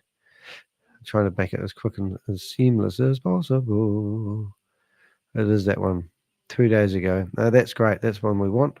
This one here is we want to go 3. Oh, that's interesting. So that one there should actually be 3. See, these are really clever because what I'm doing here, kids, is I think, Boomerang 1 and 2. I'll just have to open those up and explain that. But I've noticed some pretty intricate. Yeah, so you can see when this was done, this person did 2 flash loans, and they were done in the same 2 days. And then they had a failed one, and I'm just guessing that failed one will be because of the insufficient limit. So why would there be a limitation? Why would there be a limitation on an arbitrage trade? Can anyone answer that? Would the limitation be because of insufficient funds? Right? So if it's insufficient funds, are you telling me that the arbitrage trade didn't happen because there wasn't enough money in the arbitrage trade? Or was it because the wallet that they're paying people into, the wallet they're using to top up people's MetaMask wallets to think they're getting real money from arbitrage trading, didn't have enough money of that currency in it? So that's why that got that error. I think that's pretty, well, from my perspective, that's exactly what's happening. There's no insufficient limit from where? There's only one place there's no limit, and that's when they top up these wallets that I've been showing you. So that's quite interesting. Okay, so 50. So what I'm actually looking for here, so I'm looking for one of the leaders, one of the developer accounts that has full access to the system. Because if they're going to make a claim that people are able to, let's go out of that. So if they're going to make a claim that they're going to turn on people's wallets willy-nilly with different rank privileges, it really does kind of sound like a bit of a dictatorship, to be honest. And if they're going to tell people that they can only trade so much on a daily basis, and then if they're only going to let people trade 50 cents a day, then they're literally drip feeding your own money back to you, and that's disgusting. So let's carry on and have a look. So this person here, Boomer Developer 10, he's done transfers. He was unsuccessful at doing a trade 21 days ago. The last successful trade that this person did was 21 days ago. So this trade happened when the website was down. So that's why we've tagged, because we've been living on these, and we see this is when they were doing demos and we were watching everything. That's why we're so up with what's actually happening right now. And you can see all those there were actually tagged. If I didn't click a button on the wrong area, And you can see that this simulation of an arbitrage trade is 58 cents, for God's sake, 58 cents. And then when they got to the bottom, they managed to pay that person 1 cent. And it had a whopping gas fee of 12 cents down here. So we've been looking at all these really weird, like this one was 2 days ago, and they did a flash loan. So this is a developer account. This was what we do believe that this particular account, well, I believe this is Shavis. And here he is doing a $20 trade in his own system. And he's using all the new contract addresses. We can see a couple of addresses in here that we haven't tagged, which I just can't help myself. So I'm going to go away and tag these in my own time. And then at the end of it, there's another one there. And these are all shit things he's doing here. This is smoke screen stuff, but he's just going, it's just dumb. I'm not even going to explain it. We're going to listen to it. So out of all that there, they got paid nothing. So obviously that was a stupid trade. It was $20, but they made nothing out of that. Well, not enough. They did make something, but not from arbitrage trading. And then it incurred 6 cents gas fees. No wonder he wants you guys to pay the gas fees. Let's have a look at another one. So we're looking at this one. We're trying to figure out what the relevance of this particular one was. Token, Romantic. Is that a contract? We'll go into that page. Okay, and this is a contract address. Oh, that's one of the ones I just opened. So I can't help myself. I've got to go copy. I'm going to go to this one. I'm going to go to DeFi. I'm going to go to scan. And you guys can do all this stuff too if you've got no life. It's not really a problem. So now we go here and we are I'm going to shut down these wallet addresses. But anyway, it's all business as usual. It did take us for a bit to get our head around what they've done. And unfortunately, if you you haven't been following this like myself and the Avengers, you probably would have thought what they released the other day was real arbitrage trading.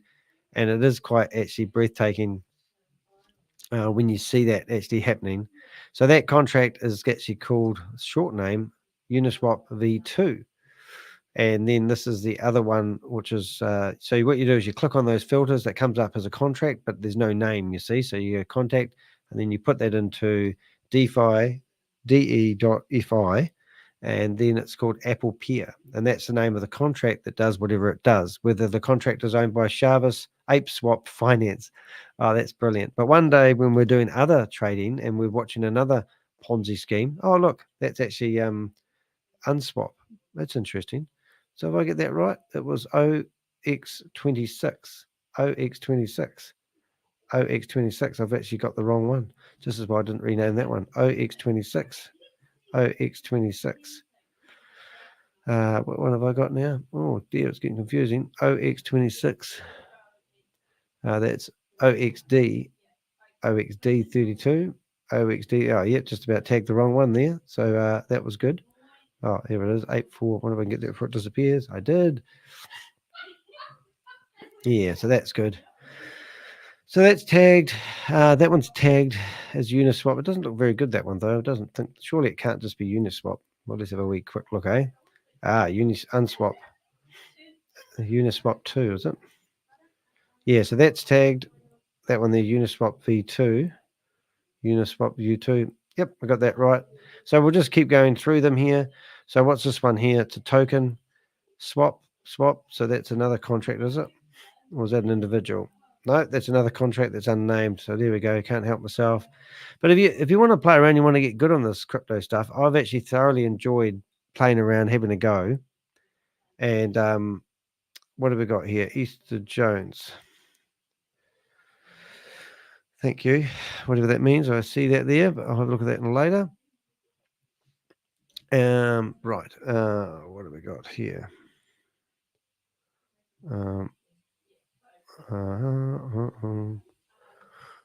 Okay, so now we're going to go back to that.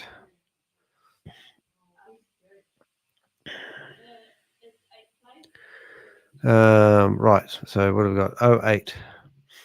08888, and that one there needs to be added. So eventually we'll map the whole internet. It would be quite neat if you paid for a paid service and it did it all for you. Yeah, but let's get rid of that.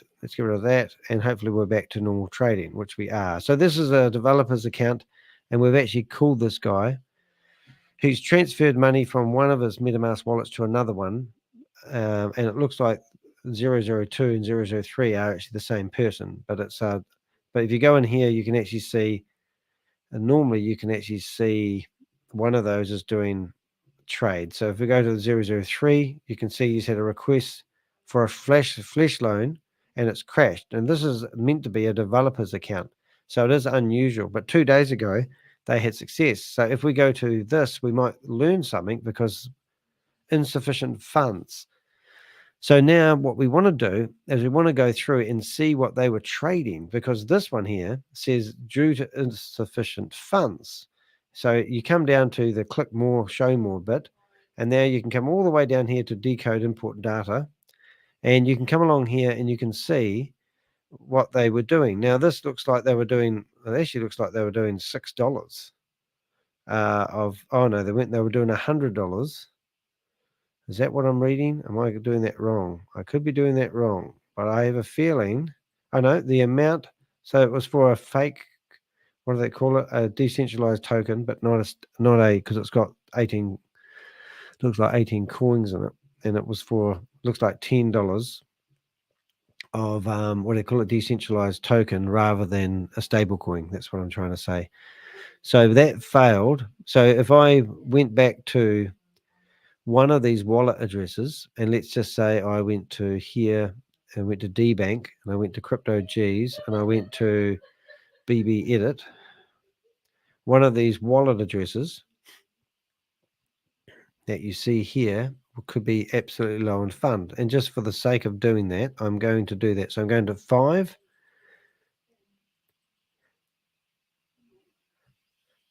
And that's got money in it.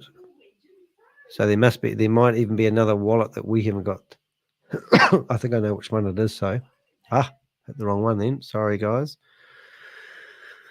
It was 5, so we'll go to 3, and we'll speed the process up. And we'll go to number 2, and then we'll go to the other one, which is number X, and then we'll go to the last one. And I wouldn't be surprised if one of these are empty. So, have we got any empty funds? Nope, that's got funds in it. Has that one got funds in it? Let's have a look. That one has funds in it.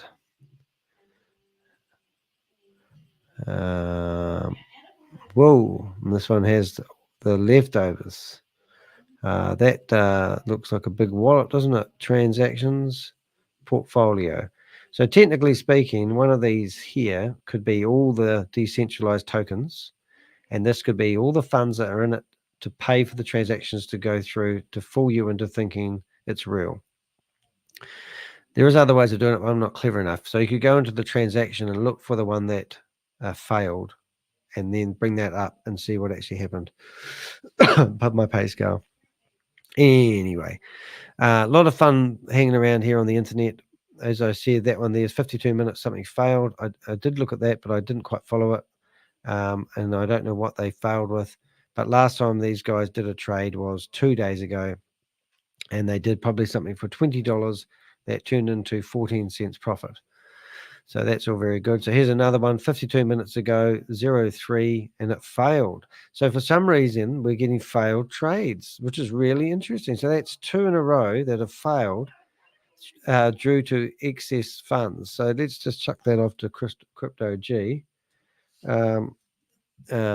Insufficient limit. I want to know what that is. Let's see if we can get some information to see what they are, because theoretically somewhere in here, is it this one here? Maybe I need to bring that up in DeFi, and I'm just going to have a wee play here. So you'll just have to wait here. DBank, I should say. I'm just going to go to DBank. And we've got some friends over here, so I'm going to love you and leave you in a while. I'm going to put back Crypto G's video. Right. So Aave. Now this is interesting. So Aave, there you go.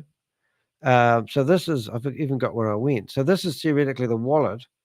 Now somebody might be trying to do an Aave loan, but there's no liquidity in there. See? So everyone that's doing an Aave loan at the moment could be having that error. So I'm just going to, I'm going to ask, is it this special? And then what I'm going to do is I'm going to do a screenshot on this, send it through to our wonderful trusty. So what happened previously, we've got a video of Joe saying, does he have to get up at 2 o'clock in the morning and top up the wallets? And this is what they were doing.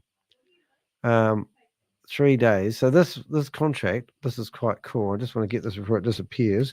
So we're going to go here, that, and then I'm going to put that there, and hopefully we can be able to put that in there, and we'll be able to send that through. And we'll just go take that whole line there. That's how we roll. We've got a brilliant team of people helping us here, but I want to see if that's why. But I wouldn't mind betting that is why that transaction failed, because Aave. So now what I'm rushing to do is to come through here, and we've got a request for a flash loan, and the very first thing we'll probably see, it probably is Aave up here, which it is. $43, and they got paid out 31 cents, and it had a transaction fee of I think 2 cents. And we'll just go through these while I've got them open. We've got number 6 here 3 days ago, so they haven't been back. So this would make me think this is the developer's account, because his work's done 3 days ago. Go home and have a break, because we're going to launch. We don't need you anymore, perhaps. Otherwise, okay, 46 hours ago, this person had the same deal. They did a loan. It will be for $30 or $50. It was $50. So you see, there's all these. Why is it $30 or $50 when it's arbitrage trading? Why is it so small? And then they got paid $34.03 gas fees. This one, Boomer developer, 4 days ago. Notice they all stopped working around the same time. Isn't that incredible? 21 days ago, their last trade, and this account goes back how many days? I wouldn't be surprised if this account goes right back to the last. No, it didn't. 40 days ago was when that person started doing flash loans. Their first successful flash loan was 39 days ago, and they did a $5 trade or a $10 trade. Now, one thing I will show you, if you are looking and you are following this and you're a wee bit fascinated, we had this guy called Top Trump, and Top Trump was amazing. He came through and he knew how to own this like a boss. So 121 days ago, Top Trump would come along, put 58 cents down on the table and turn it into $704. Not bad going, eh? So that's literally what this guy was doing. And not only that, we found his whole wallet went for the whole lot. Crypto G followed the money, and he said he never withdrew the funds. So it may have been a developer's account. We don't know. But the announcement today is that they theoretically are going to restrict everyone's accounts until they open up 4 networks on the blockchain. But they're not going to restrict the people that are selling this, because they want to continue selling this product that they call a product, which is absolutely disgusting. So what we're going to do now, we're going to switch back to Crypto G's video, and I'm going to keep playing this, because the more people that tune into my live and watch this video, the better.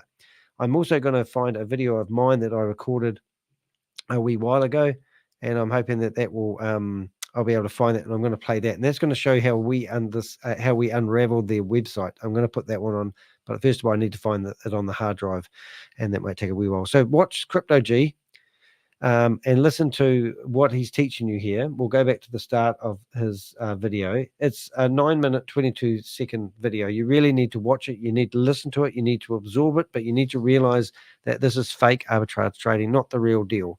And you are just going to be so upset if you don't listen to us and you go ahead and do what you think's right, and that is obviously buy a license. So I'm going to disappear off the screen, and as I said, if I find my video, then I will put that on, and we'll play that one as well. But in the meantime, I'm going to run this back to back. I'm going to run this for another 4 or 5 hours, would you believe? Because I want people to be, I want them to know. All right, see you guys in the next advert. See you guys.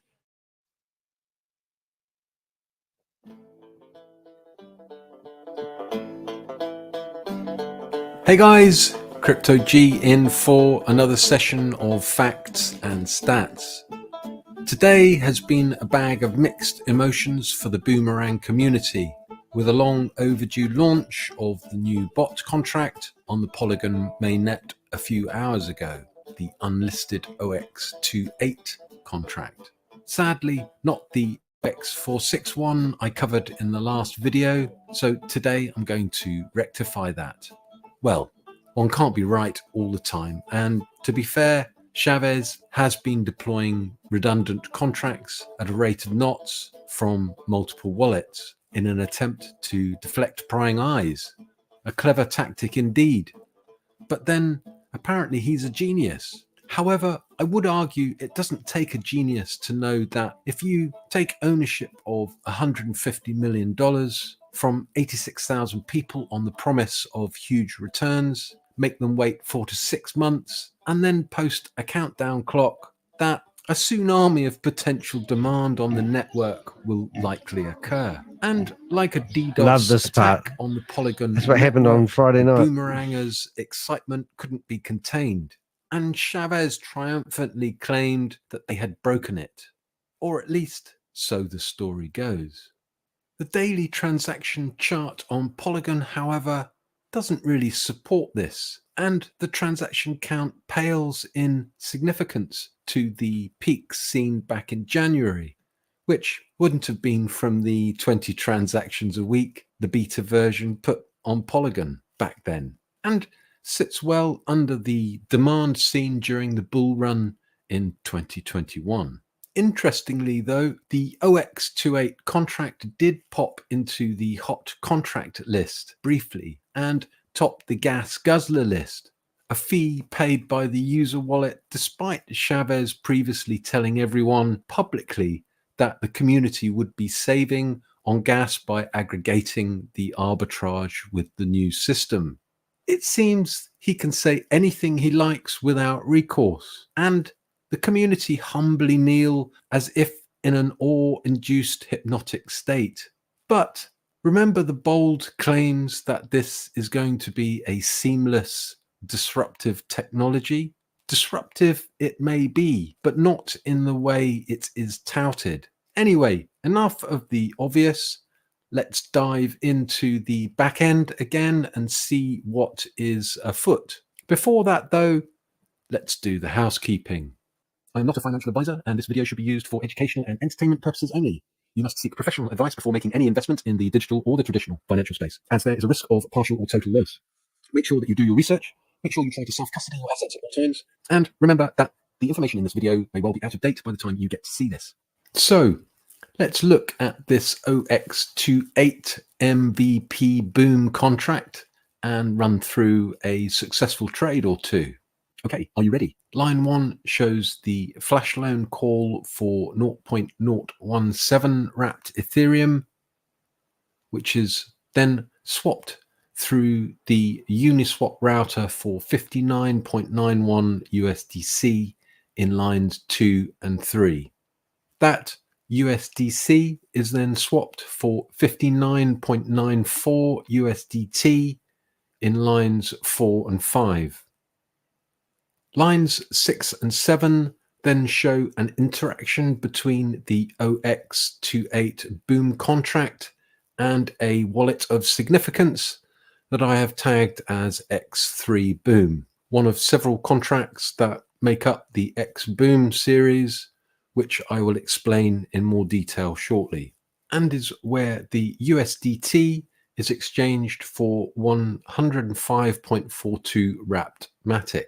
The next 4 lines show 2 swaps through the Uni router using the same Wrapmatic USDT pool as shown, where 105.42 Wrapmatic swapped to USDT and then swapped back to only 105.3 Wrapmatic, in what is essentially a pointless and wasteful interaction that loses a small amount of Wrapmatic.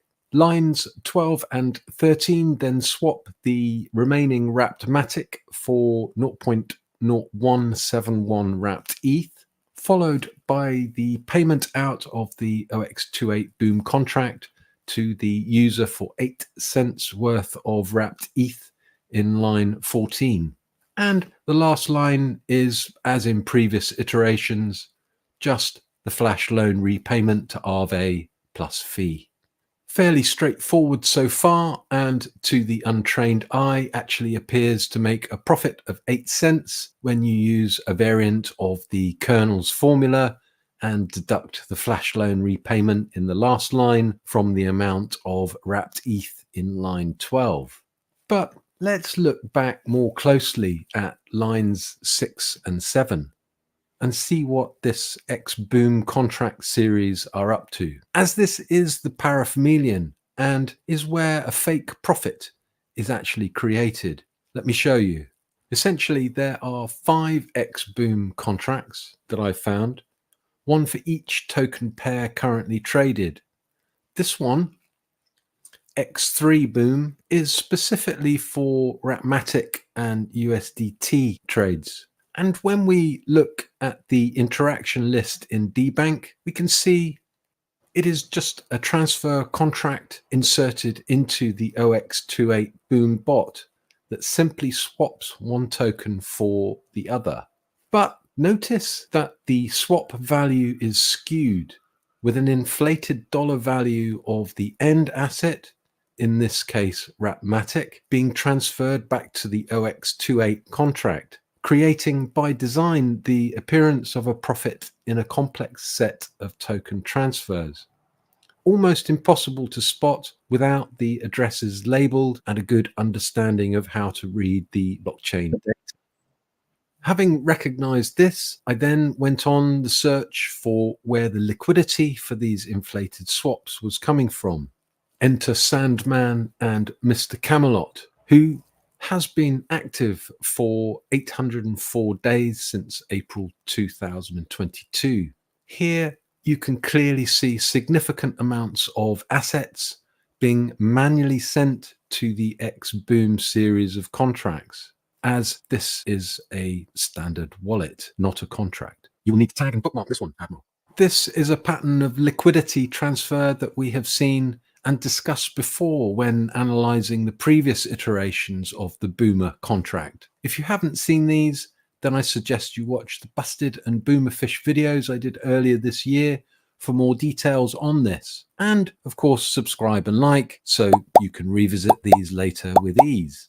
I also suggest that if you still haven't achieved enlightenment and have genuine concerns about exposing others to this questionable project, that you keep a close eye. And I think if you've watched this once, you really want to watch it again. for closer inspection I mean over that the coming weeks, because real every time I watch it, arbitrage I get a little trading bit more. doesn't require a regular stipend or standing order transfer.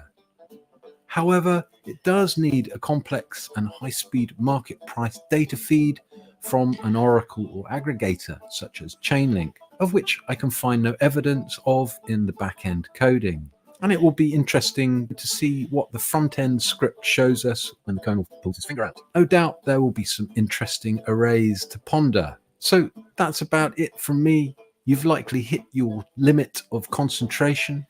My hope is that you haven't rushed off into the land of Lambos and Gucci handbags, where the bulldogs all have rubber teeth and the hens lay soft-boiled eggs. I don't know where he got that from.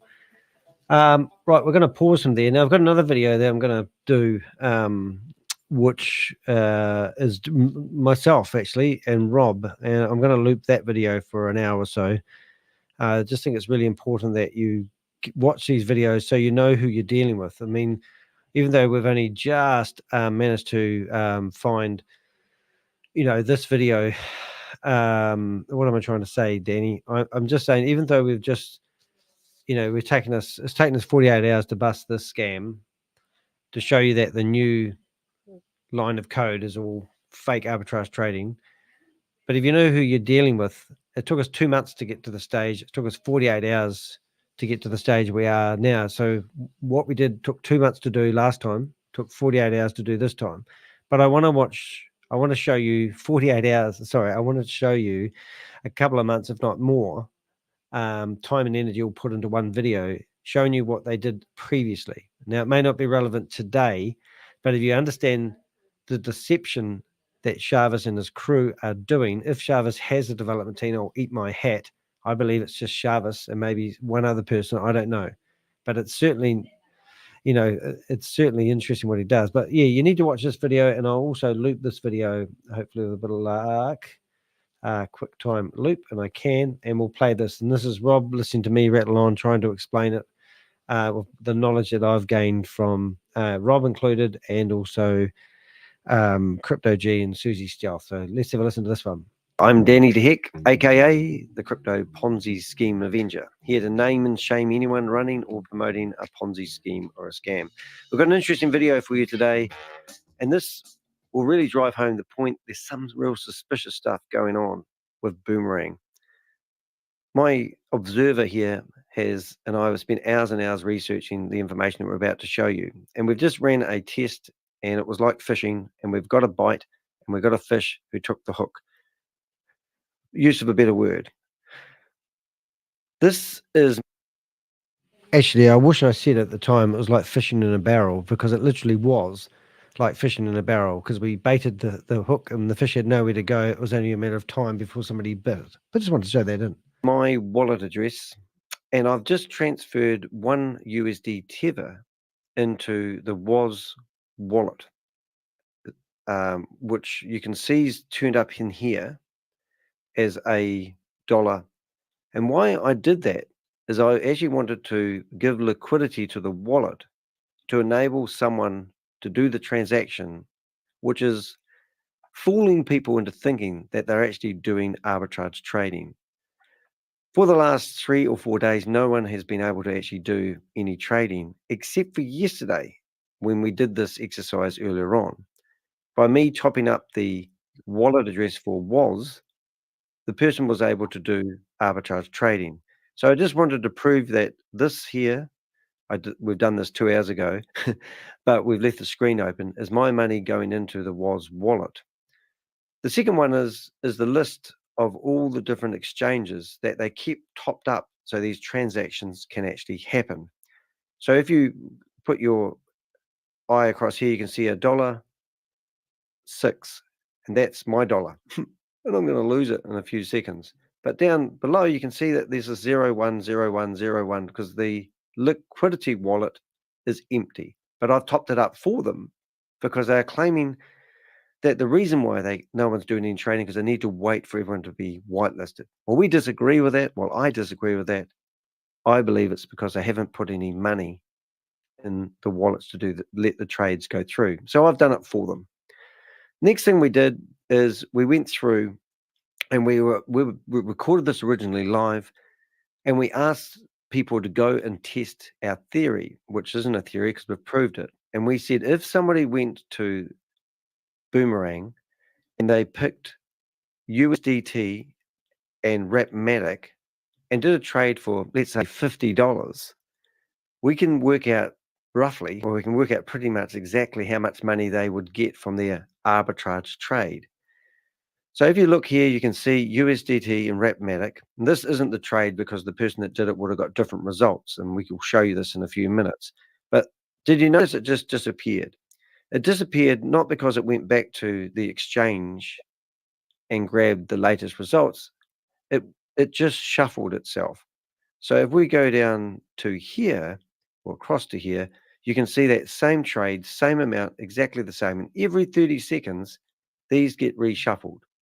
If I refreshed the page, we would get different results, but they would shuffle all day long. I could sit here until the cows come home and the figures wouldn't adjust. Now it's just reshuffled again just to prove the point home. And here it is. It's now down the bottom here, and it's the exact same amount. So what we did, we sat here and we refreshed this page for quite a long time because we needed someone to be watching our video. We needed somebody to understand they needed to pick USDT and Rapmatic. We needed someone to understand to only bid $50 of flash loan money because we only had $1 to give away because we're not rich. And we got a bite. And in here, you can see 3 minutes ago, someone come along and they did a transaction. So we were all very excited. Now we want to show you the results. So we've come to the transaction. And as predicted, the person had come along and picked post tether. Oh, have I got that wrong? Oh, no, that's right. USDT and Rapmatic. They had used $50 worth of flash loan money. Now, we've read hundreds of these, but the fourth line, and this is where Rob might be able to help me a bit, but the fourth line is the actual, if the fourth line is less than the third line, you can see they've actually lost in this transaction, 15 cents has been lost when they've done the borrowing, the purchasing, and I think the fifth line is when they pay the debt back of the loan they borrowed. Now, it might not be. No, it's not. So line Just four, look at that, if line 4 is less than line This one? 3, then line? they lost. And if you look at the bold figures, you'll see they started with 50 and ended up with 49.84.8. So they lost just over 15 cents on the trade, and they pay back the flash loan in line 7, which is where it's got Arbe a USDT token V3. Down So here. they lost another 2.5 cents on there. And they also lost, obviously, the 49.6 cents that they paid out to the user. So if you added up all those losses, it would add up to around about 6. So you go back to the liquidity wallet of WOZ, and you can see a transaction here that they've paid out for 67 cents to make it go through. And that is my money, and I want it back. But that's how the transaction works. So hopefully you followed that. If not, you can comment. But we want to give you a little bit more information. So right now, people are still purchasing licenses. There's a bit of a problem going on because they don't want people to go to Boomerang direct and purchase their license. They want them to sign up for We Are All Satoshi, and they're encouraged to buy a $50 sign-up fee, and then you buy your left leg and your right leg. So technically speaking, you need to purchase $150. You need to set up your account spending $150. And then they want you to purchase your Boomerang license within We Are All Satoshi, because the multi-level marketers that are promoting this, and this is why there's a lot of conflict and battles, they're calling us the FUD group, are actually making a profit every time you buy a license or a repurchase a license. And that's some of the terminology you'll hear when listening to the Zoom meetings. But unfortunately, well, not unfortunately, but at the moment, the purchasing has slowed right down. But we have actually seen, I have personally added up $250,000 a day being purchased from this wallet. Going into this wallet for purchasing things like We Are All Satoshi memberships and Boomerang license. Yeah, in answer to your question, it is an older video, but the purpose of the video is not any other reason but to show the deception that the company has used just 2 months ago. This video is about 2 months old, and I've manually put this video out, and I'm clicking pause and play as we go, and I am handing the video. It's not like I'm playing this just to get views or anything like that, if that's what you're insinuating, because I see you said old Venn playing. I presume you meant old video playing. Just to clear that up. We've also tracked through our experts, $140 million has been paid in and transferred around in this company since it is now 362 million we've discovered at the beginning of the year. So I haven't got proof of that myself, but I can certainly back up what I'm saying. So there's a lot of money to be had here.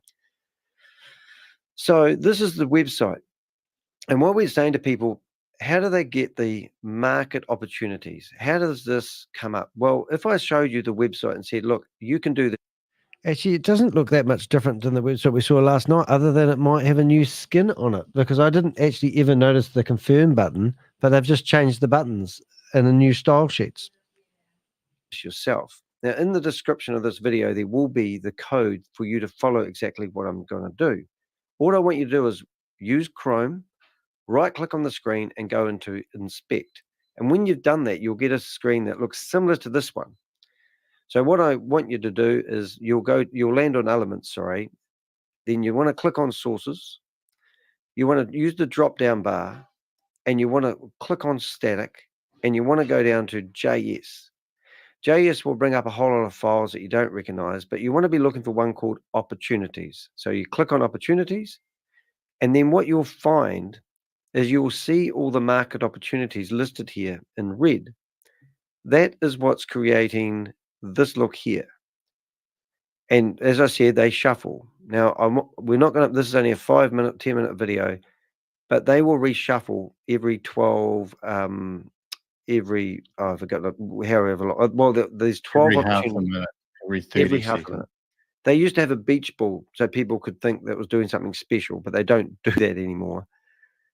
And the most you'll ever see, now if this is real arbitrage trading, why is it limited here to have the maximum percentage is 1.3, and the minimum is 0.252. So that's showing you that where they're getting this figure from. Now, that wouldn't be logical for it to only be limited to 1.3, and why would it be so consistent? So that's quite alarming in itself. Now, the other thing we wanted to show you was when you get paid out the money, and this person here has traded $50 Tether to Rapmatic, and they've been paid out 50 cents. This mathematical sum seems to be from another place. So we go back to the back end of the website and look for main, because we found there was a transaction that keeps going up all the time. Every time somebody bid, I think it was around about $100, and you multiplied it by 1.277, you could just predict how much was going to get paid. And that enabled us to find a line of code in the website. It was actually 250,000 characters or 35 words. And we could literally go through here and see what this code is actually doing. So without going on too much, you Rapmatic and sand. I just Rapmatic and sand. I think I just undid that. Yeah, it did. I just slid that over there. So Rapmatic and sand. If somebody was to bid between $1 and $46, it seems to be 20.3. And if somebody was then to bid $46 to $90, the percentage can go down to 1.2888. And we've actually copied this code and grabbed chunks of it and put it into ChatGPT and asked them to put it in a nice, pretty table. And literally, the people are saying, well, I don't want to bid $150. I'm going to bid $50,000 worth of flash loan money in one hit. But if you did that, there isn't a mathematical equation here for large amounts. I think the most we've actually seen bidded is about $1,500. And if you did bid $1,500, then you will find that you'll get lower percentages. So what I believe they're doing is they're actually keeping those. They want you to trade $50, $100, and $150, because then they will only drip feed so much money back to you. And it's a Ponzi scheme, in my opinion. Not Rob's, but so then we started investigating some other real strange things that were going on. Currently, we're tagging every single member that goes in there and tries to do a trade. We're seeing a lot of patterns, but one of the funniest ones, well, not funny because we know it's people's money, was tracking one of these ones. And it was 65 days ago when I'm doing this video, and we called him Top Trump. Now, Top Trump had discovered what we discovered, and I think he was manipulating the results. So this guy, who's meant to be doing real arbitrage trading, had come along and he traded 98 cents. He'd lost in the trade, I don't know, 8, 16, 20 cents. He didn't pay because it was too low, but he got paid out $879. This is real arbitrage trading. How would that actually happen? But somebody realized their script that we might have just shown you, and they've started fudging the results. Here's another one, $13 he invested, $1,422. Then we did $3.26, and he made a whopping $1,700. Then he traded $1 and made $1,400. Traded $11 and made $1,280. He then did a really unusual one. I'm not sure how he did this, but it says $6.31 over here, but on the day it was 0.001, and that made him $1,400. $1 again, $1,245, 72 cents, $959, $13, and then he made $941. $1 and he made $1,344, $1 and he made $1,050. And then the last one we saw was $3.26 and he made $1,859. Now we've actually asked these guys who are behind this to actually come on here and explain why they still believe this is true arbitrage trading. If we're lost in our ways and we've been labeled FUD groups, We want to know the answers to these questions. We're inviting you, Shavis, to come onto our Zoom and explain to us what we have wrong. And I think that really sort of, have you got anything else that you think I should add into that, Rob? No, just a few little points here is that because you stuck money into the OX33 account, then you know it is actually the OX33 account that is being used. So I guess the question for people is whether trades go through or not determined on whether the DAP is open or shut? Is it determined by whether an arbitrage opportunity exists or not? Or is it determined by whether or not there is any money in the OX33 account in the asset in which you're trading on the left-hand side? That would be the key thing. And as for those volumes, top amounts of trades, is that yes, $1,500 seems to be the limit that seems to go through, and that could be correlating to the fact that $1,500 was one of the higher figures for assets being in that 0x33 account, and in that code where it's got the profit percentages, it seems to go up to 5,000. Just putting that out there. So I spend about 70 or 80 hours of my week streaming, researching, looking, listening to videos. And every time anyone asks any questions like this, we've had a guy by the name of Mark who's come in here and he's asked questions. Carl Miller actually said that they've known about these scripts from day one, which was a real big surprise to all of us. And then the same guy went into another support meeting maybe the next day, and he asked Joe, about this, and he had never heard of it, and he'd never seen this before. So there's a lot of inconsistencies, but we're not really here to ruin everyone's day. But there's a few things like, when you think about it, if there's an exchange out there that has 1% or 1.3% fluctuation in their price, my opinion is, wouldn't these exchanges fall over? Because wouldn't somebody exploit this a lot sooner? And I thought arbitrage trading was millions of dollars trading between one entity and another.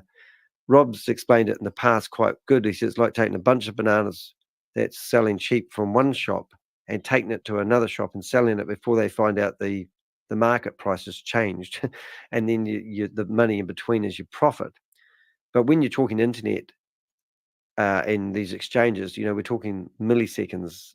But if you can sit here and have a trade open from a website all day long, and it just keeps shuffling the trades, and then you click on it and go away and do what you think is because they're telling you that these market results that you see on the website, you have the privilege to click on the one you want to pick, and then it will go away and do the trade and come back and pay you money that came from the exchanges, not from the back end of the website. Now, you know that I've been all about busting Ponzi schemes and scams, and there's a lot of things that are strange. And just to break down the people that might have just watched this video, you were encouraged to buy a $10,000 license at one point. They would give you $50,000 worth of flash loan money to play with, and you could have a play. And the most I ever saw anyone get out of that $50,000 flash loan was $800. And then since then, this has been ready to launch for the last, as we're recording this video, I think we're on day 59. It was meant to be the 1st of March, and it's currently the 29th of April, and this still hasn't been released. They claim they've sold 60,000 licenses. That's $30 million if you haven't been keeping up current events on the minimum. And now they're claiming that people will get 3 times their return on their investment back. How's that possible? Have you got any points? Leave a comment below. Comment on our videos. But hey, thanks, Rob, for backing me up and being my wingman. I think we haven't missed too much. If you've got any questions, just post it below. What do you think, Rob? Brilliant. Summed it up. And is it a boomerang or a stick? Woof. And so it's good night from me, and it's good night from him. Do you want to do your meow, Rob? Meow.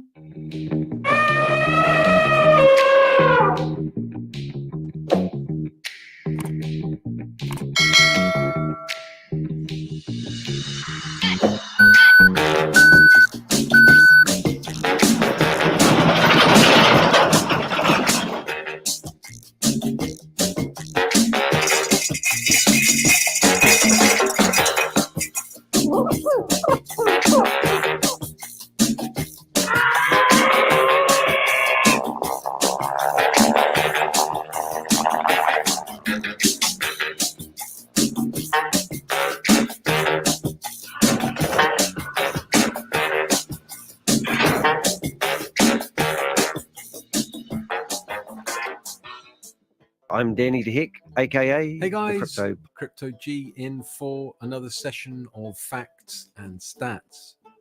Today has been a bag of mixed emotions for the Boomerang community, with a long over. So just going to play this video again of Crypto G's. I actually have downloaded another one, which I don't know, it's nearly downloaded, but it is actually the launch of Boomerang, which will be quite breathtaking to watch, listening to all the lies and the mislead truths they told you at the time. So we will play that afterwards. It's 3/4 downloaded, it's 10-hour video, so I'm just downloading it again. So have a watch of this and just watch this carefully and see the deception that Boomerang and Chavez and his team have actually given the people. And now he's telling them that they need to be patient as they expand to a multi-level, multi-network. It's just ridiculous. Due launch of the new bot contract on the Polygon mainnet a few hours ago, the Unlisted OX28 contract. Sadly, not the OX461 I covered in the last video, so today I'm going to rectify that. Well, one can't be right all the time, and to be fair, Chavez has been deploying redundant contracts at a rate of knots from multiple wallets in an attempt to deflect prying eyes. A clever tactic indeed. But then, apparently he's a genius. However, I would argue it doesn't take a genius to know that if you take ownership of $150 million from 86,000 people on the promise of huge returns, make them wait 4 to 6 months, and then post a countdown clock, that a tsunami of potential demand on the network will likely occur. And like a DDoS attack on the Polygon network, the Boomerangers' excitement couldn't be contained. And Chavez triumphantly claimed that they had broken it. Or at least, so the story goes. The daily transaction chart on Polygon, however, doesn't really support this, and the transaction count pales in significance to the peaks seen back in January, which wouldn't have been from the 20 transactions a week the beta version put on Polygon back then, and sits well under the demand seen during the bull run in 2021. Interestingly, though, the OX28 contract did pop into the hot contract list briefly and topped the gas guzzler list, a fee paid by the user wallet despite Chavez previously telling everyone publicly that the community would be saving on gas by aggregating the arbitrage with the new system. It seems he can say anything he likes without recourse, and the community humbly kneel as if in an awe-induced hypnotic state. But remember the bold claims that this is going to be a seamless, disruptive technology? Disruptive it may be, but not in the way it is touted. Anyway, enough of the obvious. Let's dive into the back end again and see what is afoot. Before that, though, let's do the housekeeping.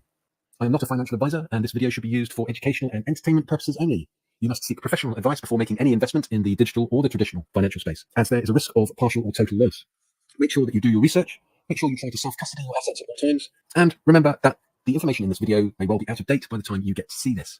So, let's look at this OX28 MVP boom contract and run through a successful trade or two. Okay, are you ready? Line 1 shows the flash loan call for 0.017 wrapped Ethereum, which is then swapped through the Uniswap router for 59.91 USDC in lines 2 and 3. That USDC is then swapped for 59.94 USDT in lines 4 and 5.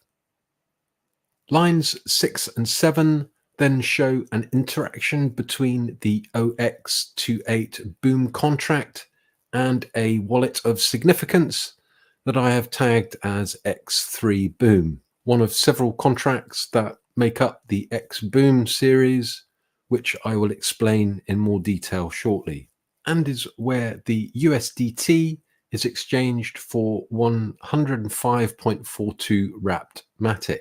The next 4 lines show 2 swaps through the Uni router using the same wrapmatic USDT pool as shown, where 105.42 wrapmatic is swapped to USDT and then swapped back to only 105.3 wrapmatic. In what is essentially a pointless and wasteful interaction that loses a small amount of wrapmatic. Lines 12 and 13 then swap the remaining wrapped matic for 0.0171 wrapped ETH, followed by the payment out of the OX28 Boom contract to the user for 8 cents worth of wrapped ETH in line 14. And the last line is, as in previous iterations, just the flash loan repayment to Aave plus fee. Fairly straightforward so far, and to the untrained eye actually appears to make a profit of 8 cents when you use a variant of the kernel's formula and deduct the flash loan repayment in the last line from the amount of wrapped ETH in line 12. But let's look back more closely at lines 6 and 7 and see what this X-Boom contract series are up to. As this is the paraphemelian and is where a fake profit is actually created, let me show you. Essentially, there are 5 X-Boom contracts that I've found, one for each token pair currently traded.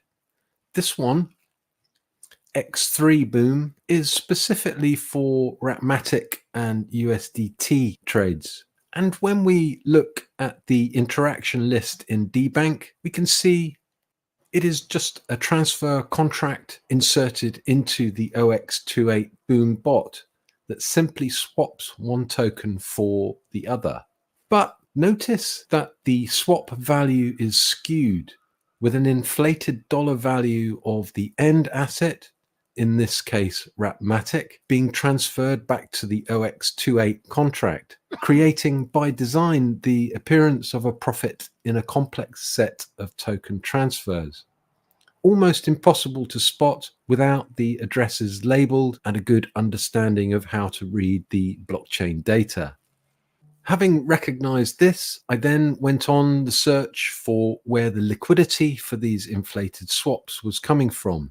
Enter Sandman and Mr. Camelot, who has been active for 804 days since April 2022.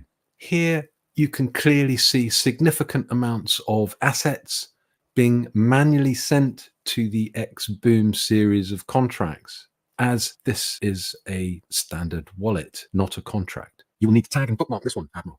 This is a pattern of liquidity transfer that we have seen and discussed before when analyzing the previous iterations of the Boomer contract. If you haven't seen these, then I suggest you watch the Busted and Boomerfish videos I did earlier this year for more details on this. And of course, subscribe and like so you can revisit these later with ease.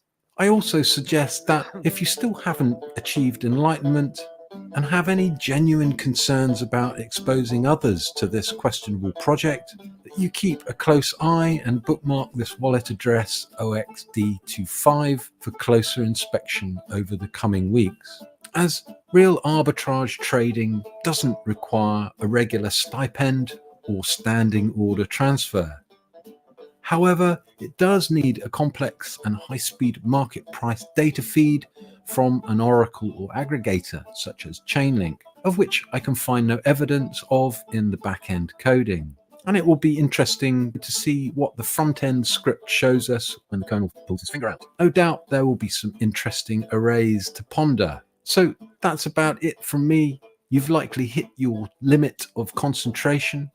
My hope is that you haven't rushed off into the land of Lambos and Gucci handbags, where the bulldogs all have rubber teeth and the hens lay soft-boiled eggs.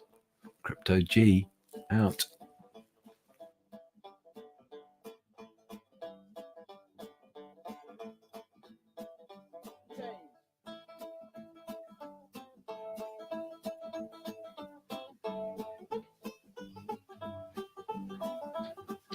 I don't think I put that on loop, did I? See what we got here. Oh, we have put it on loop. Hey guys, Crypto G in for All right, I've got another another surprise session for you. of facts and stats. Today has been a bag of mixed emotions for the Boomerang community, with a long overdue launch of the new bot contract on the Polygon mainnet a few hours. All right, so we've got something a bit different for you. Seeing you've been such good people, let's do share screen. Boomerang. Do you know what this is? Here we go. Here we go. Enjoy this, guys. This is the launch. Good morning. Good morning. Good morning. Seen it. Good morning. Worthwhile watching. Listen to some of the We things that they have said would happen that never eventuated. found where they're living on the internet. We found them on the blockchain. We found the activity. We found them doing the testing, and we are going to expose them. Yesterday, Crypto G released a video, and I could play the video, or I could stay up all night long, so I can show you something decent before the meeting starts. I believe today they have no choice, but they need to launch this and get it off their agenda. So I'm going to show you some stuff that you would probably not understand.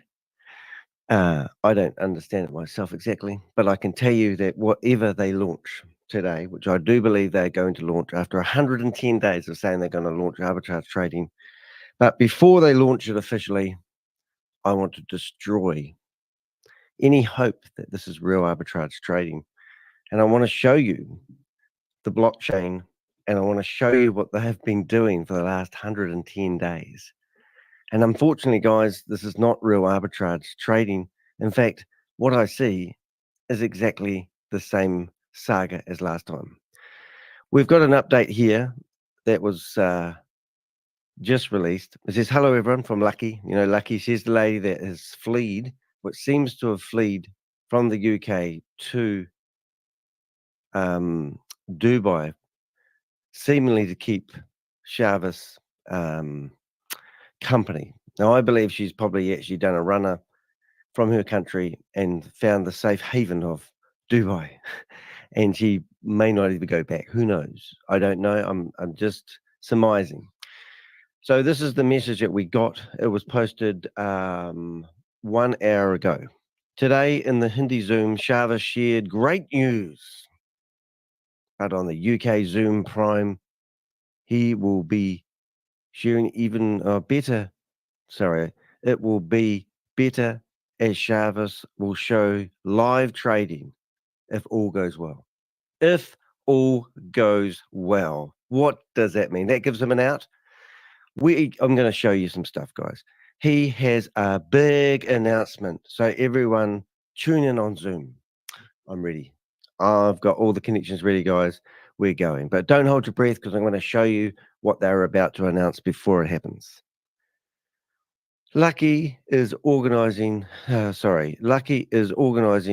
Zoom with all rank leaders to train us with operations and to make videos to teach the community. So we are very close to finally taking off with Boomerang and showing the world how they can improve with Boomerang. See you in the UK Prime Zoom. So that to me is just, it's sickening, it's sick, it's sick. Now brace yourself, guys. This will be something that you may not have seen before, but let me endeavor to show you the best I can. Now, I'm no technical expert, and I'm not making a disclaimer. I have enough ability here. Let's just say I have the ability to show you that this is a scam, and I'm going to be brilliant at showing you this. The first thing is, on the thumbnail of the video that you're watching right now, I gave you a wallet address. The wallet address that I gave you was the wallet that they use to manually, well, not manually, but to top up people's MetaMask wallets so that they will get paid money. At the moment, if you're looking at that wallet, which we are, you can see the different exchanges, the different decentralized exchanges. And on the right-hand side, you can see the value in the wallet. So this is the wallet that they use to top up. If they keep this with liquidity, then the arbitrage trading will work. This is another wallet that I've got, and it's pretty much the same. Now, the beauty of this wallet, you can look this up yourself. So let's not fluff around here, ladies and gentlemen. Let me put the wallet address in the chat room, and you'll find this obviously on the thumbnail and in the description of this video. You'll be able to look at this yourself. I will also post the other wallet address. Now, we're going to refer to this wallet address as the 0 times 46 wallet, because it's just easier, and that's what we'll refer it to. Now, if you go to DBank, it allows you to see the transactions. So what you do is you click on transactions, and now you can see the activity. So 9 hours ago and 22 minutes ago, there was an attempt to do what you call a flash loan. And you can see all the, what we like to call Polygon transactions. And there's a flurry of activity.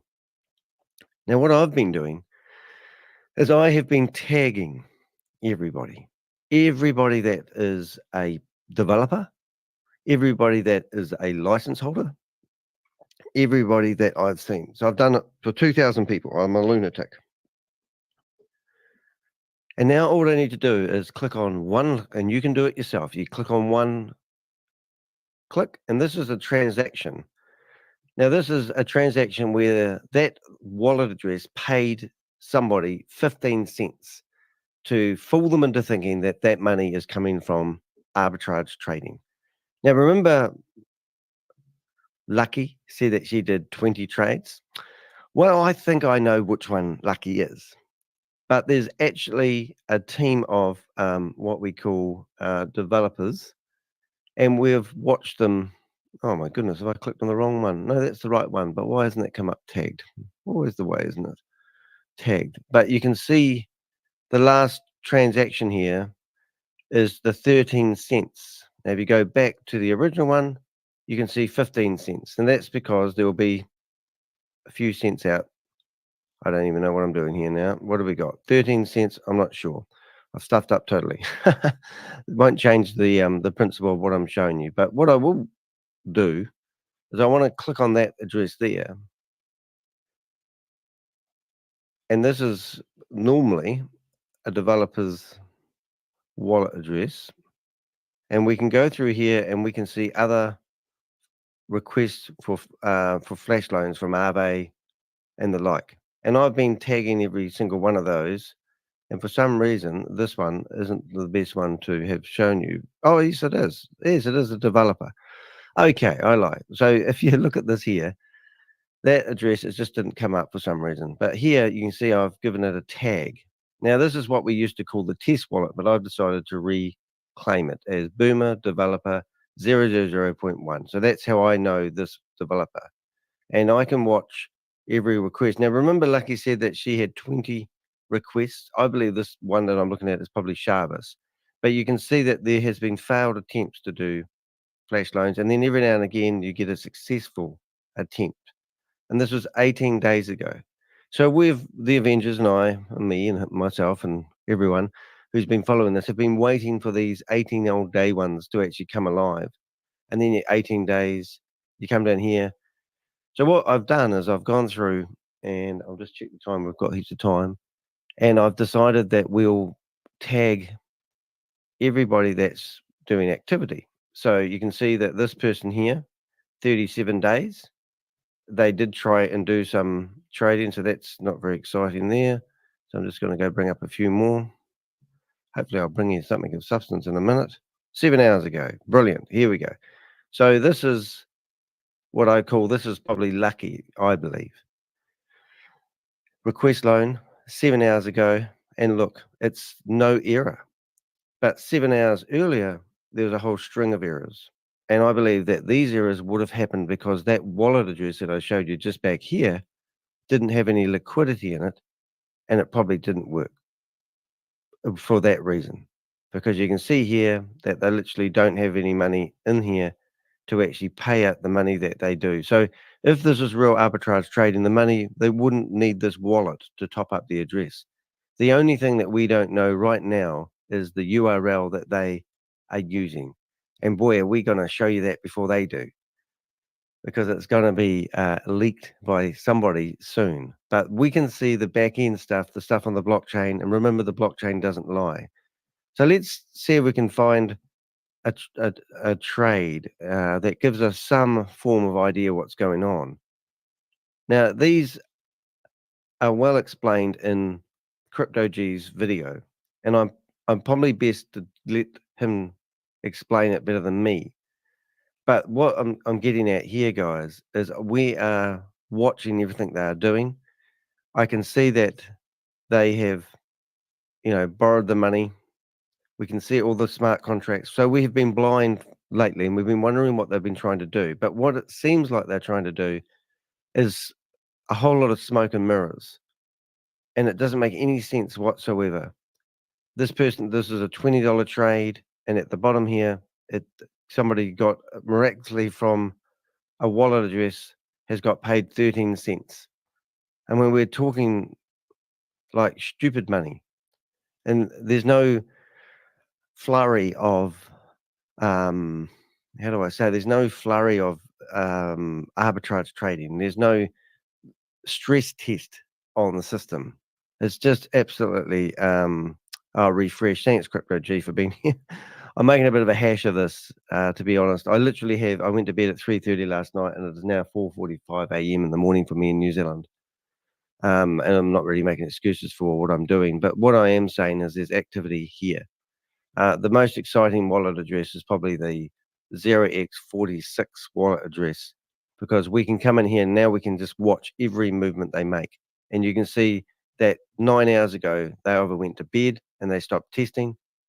We've got all the developers addresses. So literally I've tagged, if you're wondering if he's got a development team, I don't believe he's got a team of developers. However, he probably has got people who are working for them. The good news is it looks like he's going to attempt to launch. I think that we're calling the narrative. We're making him work, and I think he doesn't have any choice but to launch at the moment. So if I come to here, you can see that I've found 1, 2, 3, 4, 5, 6, 7. I found 9 test wallets. And each test wallet, I can watch what's happening in it, and we can watch the activity. Some of them are used for different things, but as a general rule, we can come here and I can look at Boomerang wallet. Let's have a look. This one was used for transferring funds. Don't really know. That's Boomer developer number 3. If I go into number 4, all right. Here's an example. 23 hours ago. They tried to do a flash loan request. It failed. So I can go through here and think, when was the last time they did one? So 96 days ago, this account did a request for a flash loan and was successful. Now this could be, Carl Miller's account. Don't know. And then all of a sudden you come through here and you're looking for 82 days, 47 days, and now 23 hours ago, somebody has come back and tried to do a request for a flash loan, and it's failed. But the fact is that they've been dormant for 54 days, and they're now 23 hours ago they're trying, tells me that they are testing the system. So one of the presenters, the volunteers as they call themselves, is literally trying to have a go and do an arbitrage trade. This particular one failed. So if you click on those, you can come in here and you can actually see what went wrong. So you go to more details and you'll get all this gobbly blue here, which I don't understand. You can decode. And in here, it tells me more about what they were trying to do. And it looks like they were trying to trade. Normally it comes in here, I think $10 and 60, maybe $10.16. I don't know, something ridiculous it looks like, because this is the code that they're using to, allegedly trying to borrow so they can do arbitrage trade. But because there's no liquidity in this wallet here to pay into these wallets, that's probably why it collapsed. It didn't work. The transaction was reversed. So what happened last time is that people didn't realize that if this wallet didn't have liquidity in it, the whole system fell over. So then when we went into the website code, we could see how they derived how much money people would get from doing so. And there's no real way of me explaining that, to be honest. So what I want to do is I probably want to play Crypto G's video. I think we have enough time before it starts. I have, and he explains it a lot better than me. It's quite in depth, but I want you to get your head around this, because at the end of the day, what we've got here is we've got activity on the blockchain. We can see what they're doing. We can see them testing things. We can see them creating smoke and mirror trades. And it's actually quite comical, to be honest. But there's nothing new here. There's no arbitrage trading going on. There's no money, to be made. And what you want to ask these guys is, if you buy a $500 license and they're guaranteeing you 3 times your return in the money, how long is it before you get that money returned to you? Or how long before you get your 3x back? And if that is the case, what I'm telling you, and what I'll stand my reputation on, is the fact that this is just a Ponzi scheme, because they are going to be keeping these wallets loaded, and theoretically, the money that you get paid will come out of this wallet address, and you won't be able to deny it. And that means it's not coming from arbitrage trading, and they're basically running a Ponzi scheme. Now, if they've sold 86,000 licenses, and they're telling people that you're going to get your 3 times X, work out how much money they need to put into this wallet address to make it that you can receive your 3 times back. And then, if you do get your 3 times back, you're told to reinvest it, buy another license, and do it 3 times, and then 9 times, and then infinity. And if you made $1,500 in a week and you compounded it and reinvested it, you'd be a zillionaire by the end of the year, and there wouldn't be enough money in the world to do what they're claiming to. So get your calculator and work that out. It's a pretty hard case. So hopefully that was a bit of a preamble beforehand, but we can see them on the blockchain.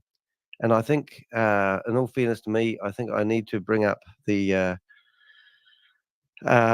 window again. And this is the thumbnail, and I'm proud of this thumbnail, because Boomerang exposed. Lucky. We have to launch today. The Avengers found us on the blockchain. How? Now we're really fucked, aren't we? Yes. Sorry. Had to. But there's the address. Go investigate yourself, guys. Let's share this. But they are fucked, guys. We've got them. We can see everything they're doing. There's no hiding. He doesn't want this. Now, what this actually means is that his competitors that he's worried about, he's been trying to hide what he's doing. All the smart contracts are fully visible. Everyone can see them now. So everything he's been trying to hide has been exposed by Danny DeHeck, aka the crypto Ponzi scheme Avenger. I'm here to name and shame anyone running or promoting a Ponzi scheme or a scam. And we're doing it. And we're not letting them up. So let me share the screen, and we'll listen to Crypto G for 9 minutes, and we'll see what actually happens here. Now I've got the right tab, and let's get into it.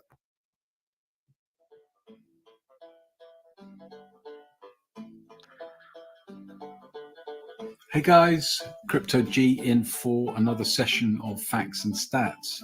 So I don't know about you, but I am getting increasingly frustrated with both the delays on launching this so-called MVP and the droll explanations about multiple dependencies for these delays by the Boomerang CEO Chavez. And I don't even have any money tied up in this project for obvious reasons. So what it must feel like if you have sent a few zeros in willy-nilly, I can only imagine. Now, I know most of you haven't quite yet got your heads around all these hexes and hashes, and some of you have been asking for more content on how to read the block data. Well, that's what I tell myself. In reality, the YouTube bots have been asking me, but hey, at least something is asking. So you will be pleased to know that somebody has been keeping an eye on this charlatan and his blockchain activity for you. And guess what popped up? Yes, could this be the new contract you have all been waiting for? First though, some housekeeping. I am not a financial advisor, and this video should be used for educational and entertainment purposes only. You must seek professional advice before making any investment in either the traditional or the digital space, as there is a risk of partial or total loss. Make sure you try to self-custody your assets at all times.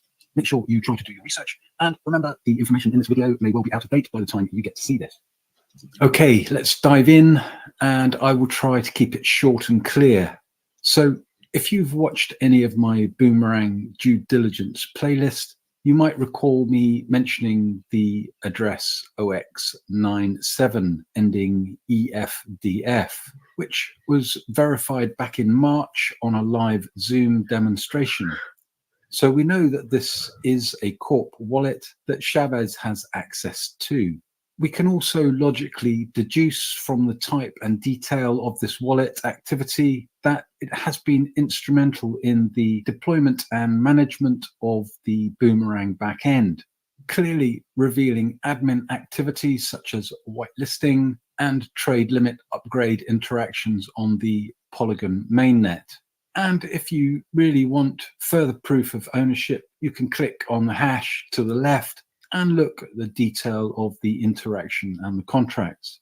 But I can tell you now with a significant level of confidence that this is Chavez's wallet. Well, one of them at least. Now we know where we are, we can draw a treasure map of the money flow, as wallets on the Poly network, like most others, need the native Matic token to be able to interact with the mainnet. This gas, as we call it, has to be transferred from or to another wallet, allowing us to paint a picture. It's interesting. I'm actually listening to this in the kitchen while I cook tea. But this was actually the wrong address. And I reckon it was a decoy for the Avengers, which is quite interesting. However, the information is still current. It's just quite a hard case, because this is just before the launch. We were trying to predict what was happening. And obviously Chavez was trying to throw us off. So I quite find this quite chuckling when I listen to it. Of the wider network. So why am I telling you this? Well, if we go back to the first page, we had a recent interaction between OX97 and OX11, a linked wallet that I had previously tagged, detailing the deployment of multiple iterations of the pre-MVP Boomerang smart contracts earlier in April, which I have not unreasonably listed as Pavel, the proposed but elusive creator of Boomerang.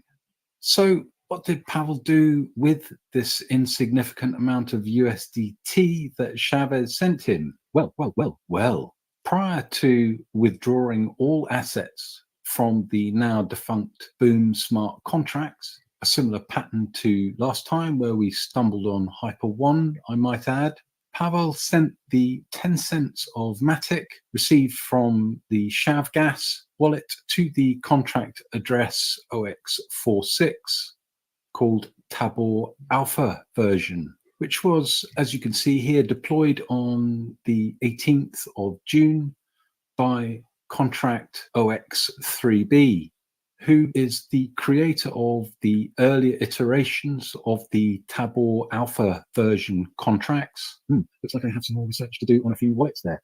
So what has OX46 been up to? Well, There are 30 successful simple flash loan interactions with Aave over a 6-hour period, and several other transfers in from a Binance wallet router OX2F, which is the bridging wallet I spoke about in the King's Gambit that facilitates the USDT flow from the Tron deposit wallet ending AFXN. And this number of flash loan interactions syncs with the recent announcement from Lucky claiming the latest smart contract had over 20 successful tests on the mainnet. Okay, so let's have a look at one of the flash loan interactions and see what we can determine. First, we have the flash loan request for 10 USDT from Aave. OX46 then transfers 10 USDT to OpenOcean contract OX1E, which then generates a swap from USDT to USDC through UniV3 in lines 3 and 4. Line 5, OpenOcean transfers 9.99 USDC back to OX46 before sending it back to OpenOcean in the very next line. OpenOcean protocol then generates a swap back for 9.99 USDC to 9.99 USDT using exactly the same Uniswap v3 pool OXDAC in lines 7 and 8 before transferring 9.99 USDT back to our OX46 Tabor contract in line 9. OX46 then transfers 0.129 USDT to the specified user wallet in line 10 before returning the flash loan of 10 USDT plus the loan fee in line 11. So nothing earth-shattering here, especially when you understand that this smart contract is actually using the same UniV3 liquidity pool for all the trades listed, indicating that claims this contract is successfully arbitraging a profit are at best misleading, but in reality deceptive and inaccurate. As you can see from the quantities shown, there's no clear arbitrage there. Yet we see an inflated payout to a specified wallet. Same old story, isn't it? I suspect we will see a fund controller contract inserted in between OX46 Tabor and the target user wallet, like this one, perhaps. But it is within the realms of possibility that I have stumbled on a random contract that just happens to be deployed and funded from Chavez's network of wallets and calls a flash loan interaction with Aave. The proof of that pudding will no doubt be revealed in the coming days, though. Let's just hope, for your sakes, that you don't have to wait another 100 days for it. Many of you will likely be expecting your Vault Horizon WASP tokens by then, as the 500 days and the promissory notes will nearly be up. Anyway, hopefully this has inspired you to learn and research these contracts on the blockchain yourself, as they are truly the only data points you can trust. Safe trading, my friends, and don't allow yourselves to have ShavTech as your dependency. Don't forget to subscribe, as the next video could save you some money. Crypto G out.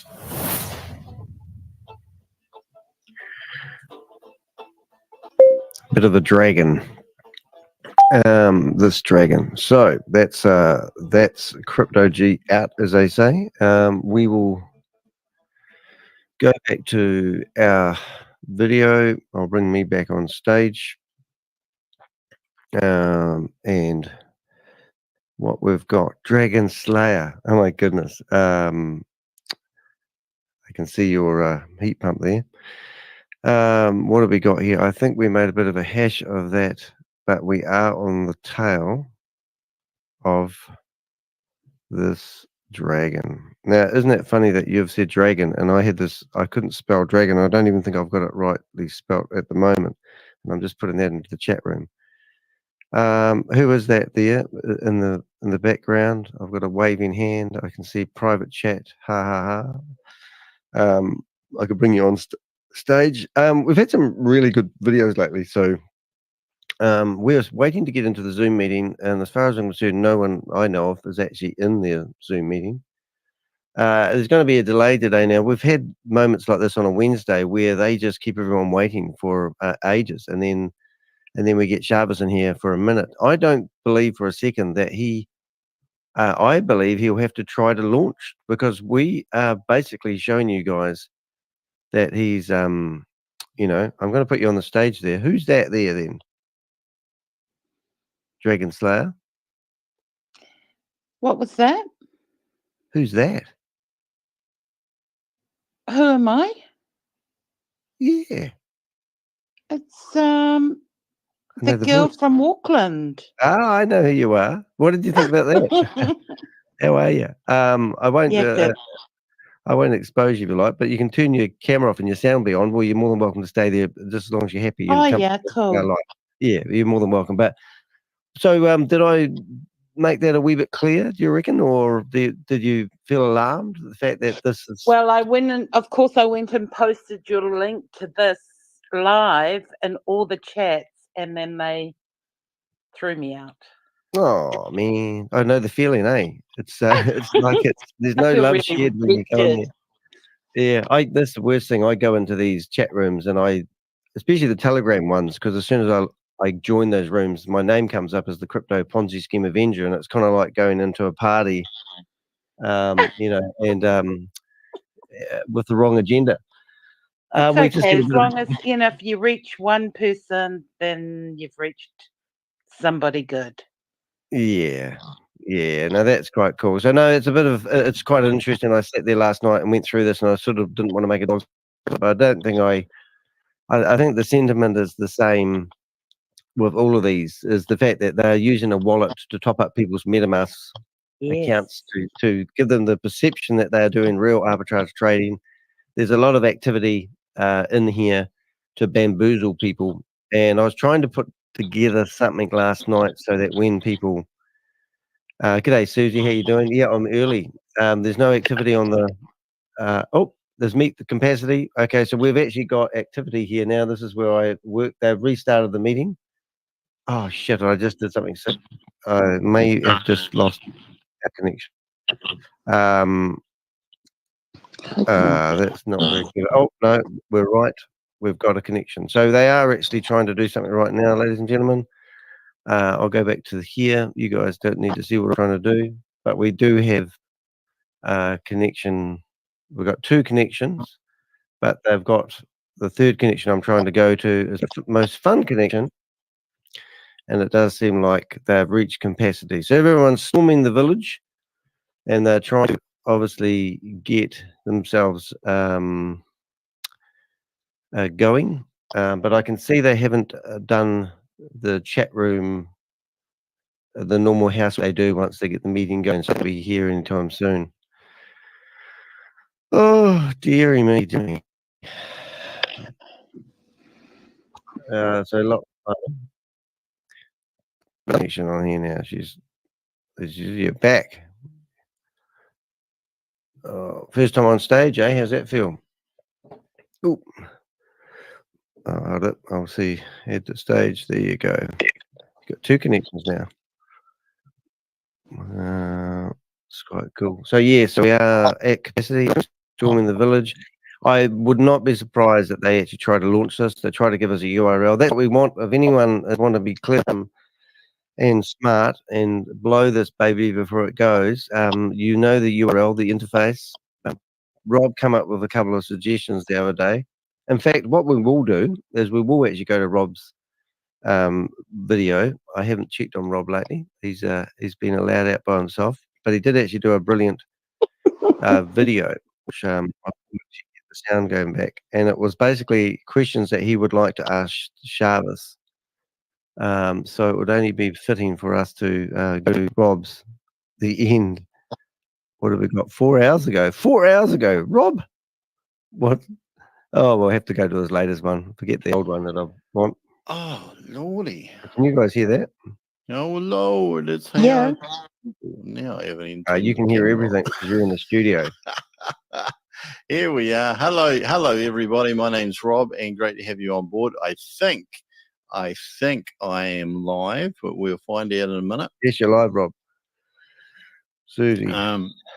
When it pops up, there's always a delay on YouTube. It's crazy. You'd think they'd work it out. Best and the brightest, Google, but they're struggling with it.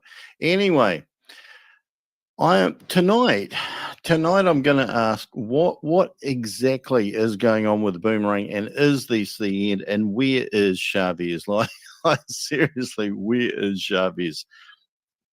So I'm going to go through a series of questions, and I'm going to do it as quick as I can, just to investigate a little bit of the history, pose questions about what's going on, and just kind of get it all off my chest and kind of unload, because I think it's over. I know, I think it's over. I can't see any comeback from here, to be perfectly honest. So Well, that's funny, because Rob has actually said to me in the past that he believes that 100% they will launch, and then they didn't launch that day, and now he's saying he thinks it's over. I think they're actually going to attempt to launch something, which is the same as what they had 100 days ago, and just going back to what they used to do. And they'll have to top up those wallet addresses and keep paying into people's MetaMask wallets to simulate the fact that these people are actually trading. The thing I think they're working on at the moment is actually the website, so that Rob and I can't go into the website code and showed you how they're working out the money that people are getting paid. This could be stringing along for another 100 days, who knows? But anyway, Rob thinks it's over. Yeah, they've lost all integrity, and I think that's definitely over. Been holding under a shell for the last week. Chavez, to my mind, and look, I caveat any of this. I give myself a disclaimer. I give myself an out, because I think I've been distracted, because I can't even be bothered sitting on the meetings. Like, why would you bother? For crying out loud, why would you bother? If you believed it, you went and bought your license and you got your 3 years. You wouldn't buy it now, because they haven't launched and it's only 2 weeks anyway, and you're promoting it. And as I showed you, Jesus, Rob, this is 2 hours and 48 minutes. What the heck are you doing? Are you trying to copy my format? Oh, God, I'm not going to watch all that. I want you to watch it all, though, but not now. I'm just going to put the link to this in here. I'm going to go back to the funny questions he did the other day, because I'm not going to sit here for 2 hours and long form content doesn't work. Rob, what are you doing? Oh, that's a little laugh. But what we do have to do is go to the questions that Rob did the other day, and let's see if we can get straight into these questions, because these are friggin' hilarious. We'll get past the intro and we'll go straight into. Hello, everybody. Goodbye, Rob. So Okay, mate. let's get on with the show. It's a boy. So this is Chavez's interview. This is phase number 1. If this goes like shit, there will not be a phase number 2. So let's get on with it. Let's put my cursor up there. So the first question I'd have, you've called the community stupid a few times. Is this kind of reverse psychology or what, Chavez? Because he has done early on, and I thought, oh my God. Okay, everyone's always got disclaimers. I am actually trying to get into one of the Zoom meetings in the background, which means it plays with my audio. So that crackling noise you hear is not Rob, and it is not me.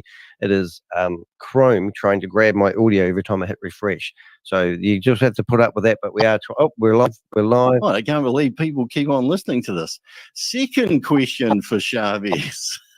You developed an AI, he said that, in your earlier days, which people are still using today. This is what he said. What was that, Chavez? What is the name of that AI that we're all supposed to? All right, so something interesting. Every time they have an announcement, there's a guy called Tracy. Tracy is one of those bloody truck drivers, and he's always in this meeting. And I can see him in the meeting now. I'll try to get my last connection actually going, because I want that, because it's easy for me to flip around screens. But we do have 2 connections, and we'll just keep this going as long as we can. I'll just see if I can. I don't want to lose the connection, so we will have it live. I'll get Rob off the screen in a few minutes, but at the moment we've just got a bit of music. I'll keep that playing in the background, and we'll keep Rob going as long as we can. to be using to this day. It's all hush hush, top secret. Perplexity. Perplexity is his favorite AI. Is it still your favorite AI tool, Xavier? Despite what it says about We Are All Satoshi and Boomerang, you see in there that it's not overly praiseworthy of the Boomer, aka Boondoggle. While Boomerang claims to offer revolutionary AI power, crypto arbitrage trading control, the lack of transparency, etc., etc., etc. So we're just going to fly through these.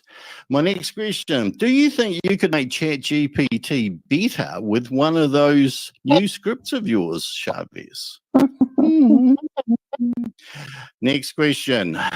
Chavez, was Hyper One, which was the offshoot of Hyperverse and stuff, your first foray into opportunities? Question mark. Yes, that was his. Well, that was the first one that we knew of anyway.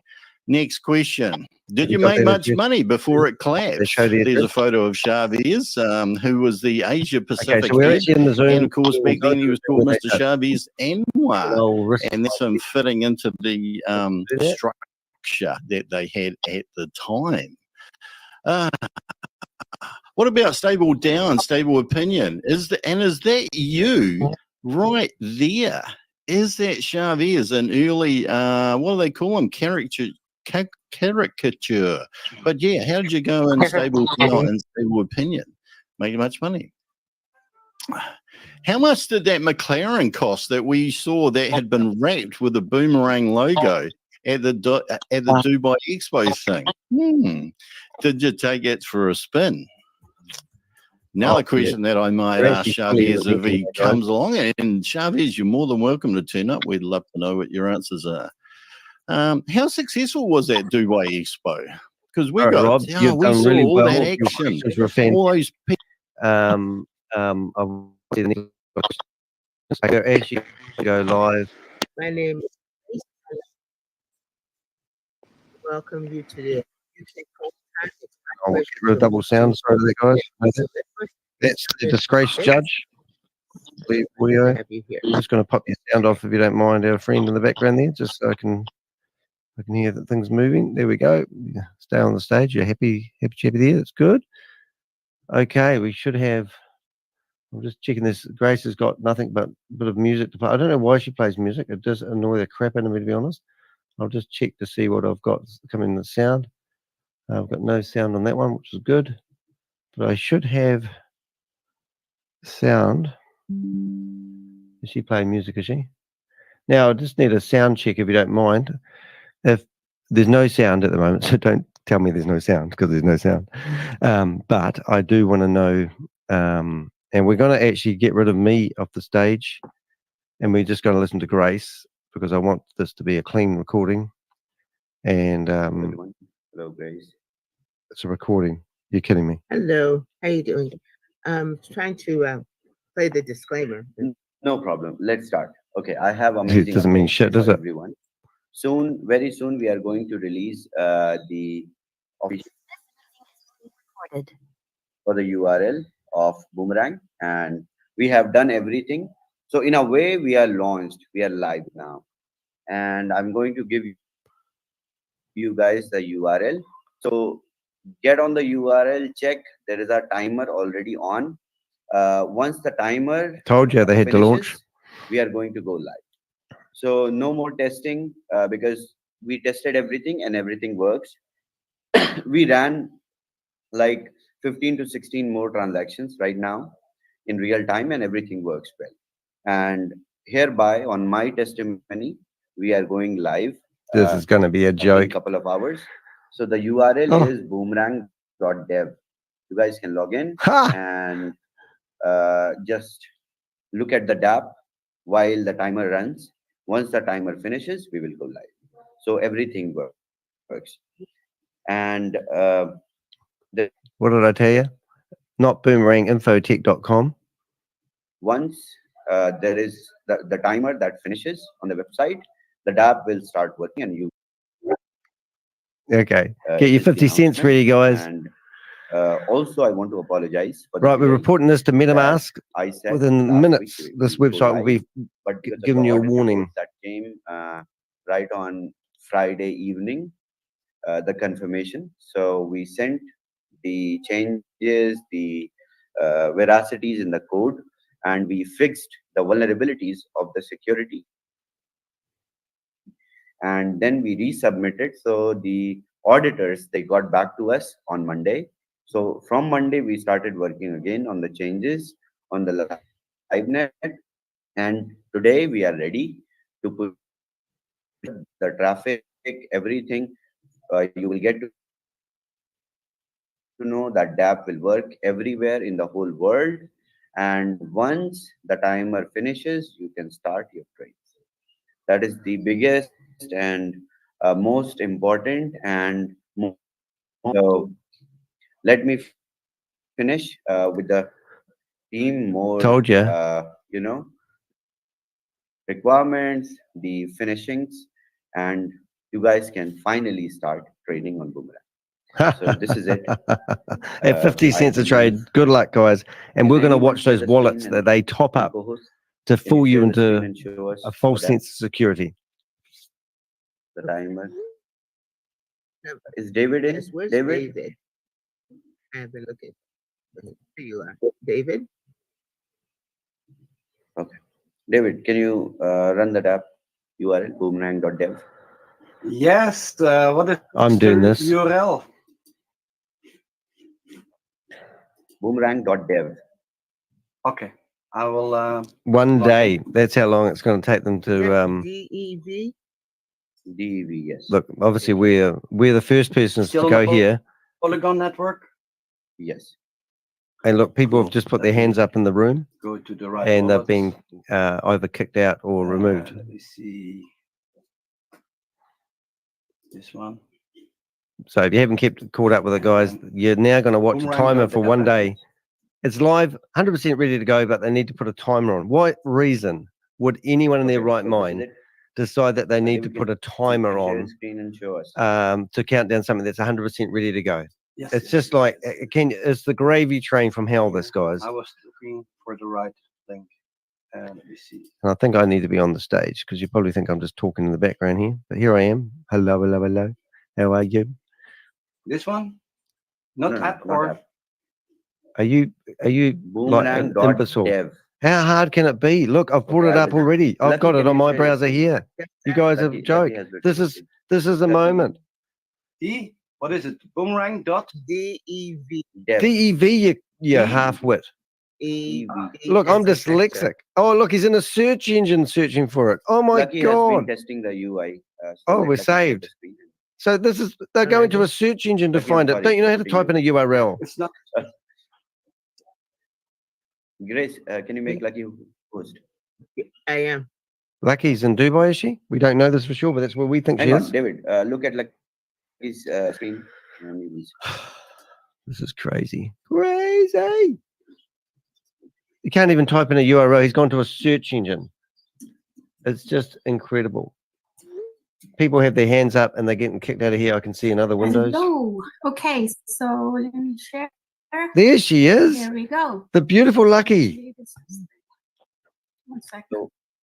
This meeting is One being sec, sorry. recorded. Oh, shut up. We know it's been recording.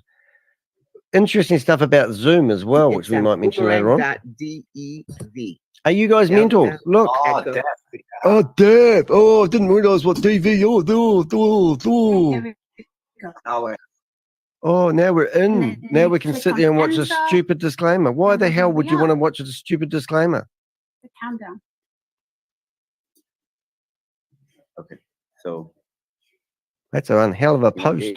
78 hours. Read that really 17 quick. hours, Take a screenshot. I'm going to turn it off. Going back to the show. So it's we a big will post there. start executing the trades. Okay. And I ran Oh, a is that in the successful room? trade on this tab, and I got a successful one. And this is how you see a trade successful. Let's see. So they had to launch because I reckon that we called the narrative. I showed you this before they went live. Now we can go through and right click on the website and inspect the code and see what they're doing. Now the code will not be there on the website. You will get more delays, that you will be seeing the countdown timer So for another 100 days, please check it either in potentially. the chat, the But we URL know so that they are everyone trying can to do I have it. trading. I have it. This is a So shambles. This is how I ran my first successful trade on Boomerang. On the user interface, it wasn't connected. And Did you forget about that this part? is the message that it shows, and then you can view the transaction hash. So every transaction that we ran during the loaded DApp with minimum viable product, it went successful.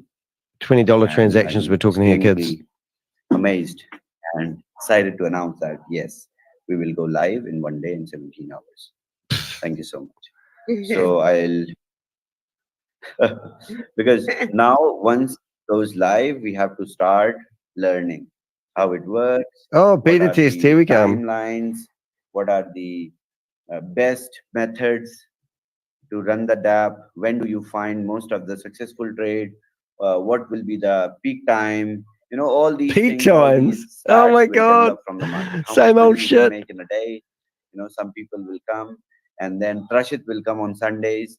He will be with a new special spreadsheet with the expected profit things. All these things will develop within 1 week. So thank you so much, everyone, for being patient all this while.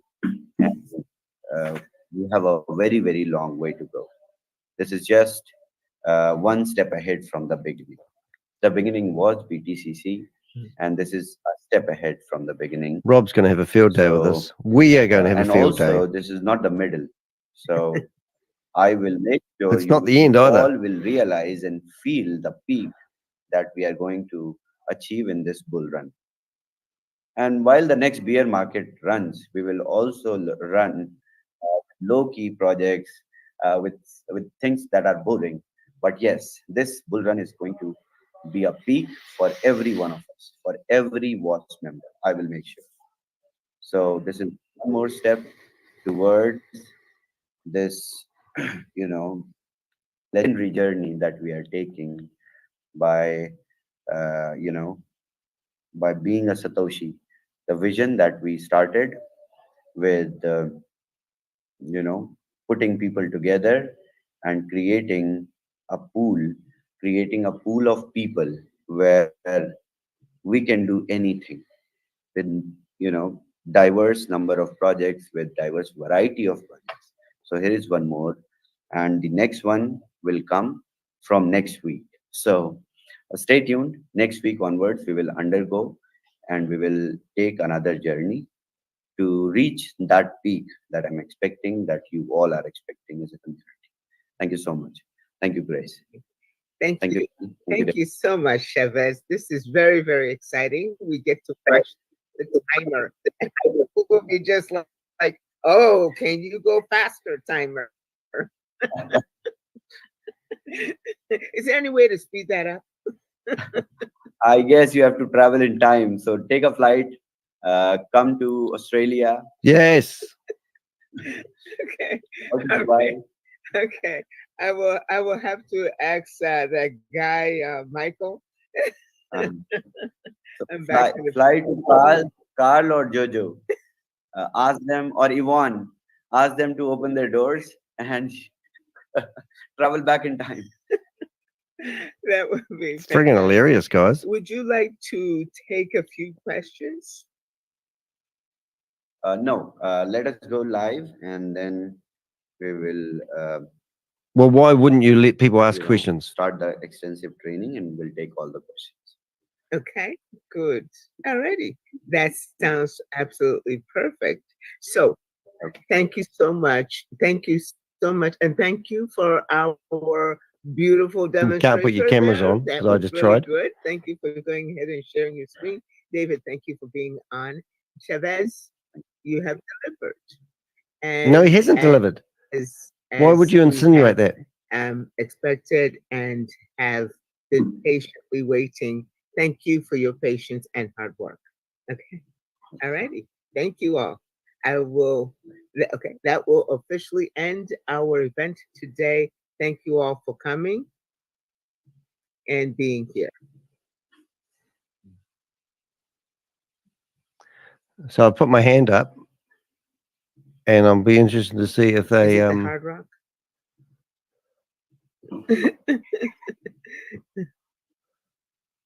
The recording has stopped.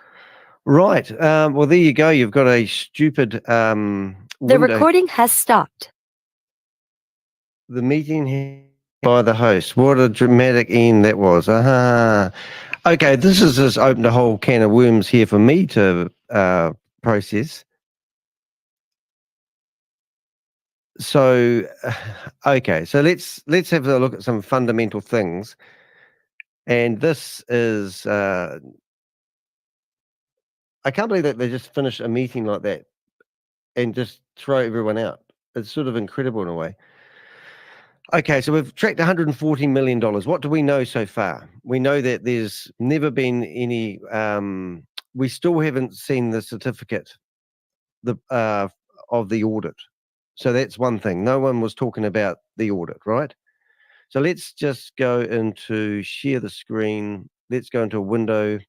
So we just all got exited out of the meeting in a hurry. So we know that for a start. Now I'm going to show you a website that is, I'm going to show you a couple of things where we know the URL. We can have a look at a few fundamental things. I'm just trying to get my web browser looking pretty. Yeah, looking pretty. So let me do what I do when I want to figure out what's going on. The first thing I want to do is I always look at the Tron scan, because that's the most saddening part about being the crypto Ponzi scheme avenger, is going and looking at the Tron scan and seeing how many people are still throwing money into this.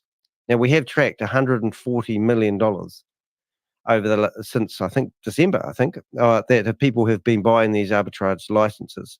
We have been told that 86,000 people have actually purchased Boomerang licenses. So right now you can see not much activity. So that's quite good. Maybe everyone's done. We're not sure whether the money that you see in this wallet is actually coming from fresh USDT, or potentially it could be coming from money that they can't get out of the platform. So remember, you've got BTCC and you've got We Are All Satoshi. Now, every single arbitrage license that is sold, brace yourself, 65% of that money goes back to the affiliate marketing program. Now, the affiliate marketing program, if you were, see you, Rob, say goodbye to Rob, everyone. If you were looking at the WOZ website, this is the affiliate marketing 2.0. Now, I think I do actually have a slide where they actually showed that they have I taken it off? I got a slide yesterday where they were skiting that they were releasing new products. One of the new products that they were going to show, and nearly started then, was in fact the fact that they were a DAO. So they didn't have a public identifier, which means they had 60 days to actually create a public identifier. And because they had fraudulent information, they provide fraudulent information when setting up this DAO, that they got struck off. And now this DAO that they claim they are doesn't exist. So we know that. You can see an administration action has been taken against this entity. It is archived. So what does archive mean? Going by the little box that pops up, we will have to enlarge that. Archive means this entity has come to the end of its life cycle and can no longer reinstate. So when you're looking at affiliate marketing 3.0 and you're looking here, this is them here. So if you are wanting to buy a Boomerang license, they used to make it that you could go to this Boomerang website here and actually buy a license direct and bypass the affiliate marketing team. And that pissed them off, because the affiliate marketers get 65% of your money when you sign up. So to buy a Boomerang license, you first of all need to be a WOZ member. So this is what these $50 are for. Now, I'm not 100% certain that this money that you see deposited into the super wallet address of We Are All Satoshi, and all the Boomerang money goes into this one wallet address. I'm not 100% sure this is fresh USDT, or it's coming from people who are creating people's accounts for Boomerang and We Are All Satoshi. They could be using fake money from a game of Monopoly because they can't get their money back to real world. So instead of leaving it on the platform accumulating wealth, they have decided to create people's Boomerang licenses for them. Now, that could be a statement that I'm wrong. I don't know, but I'm just surmising here a little bit.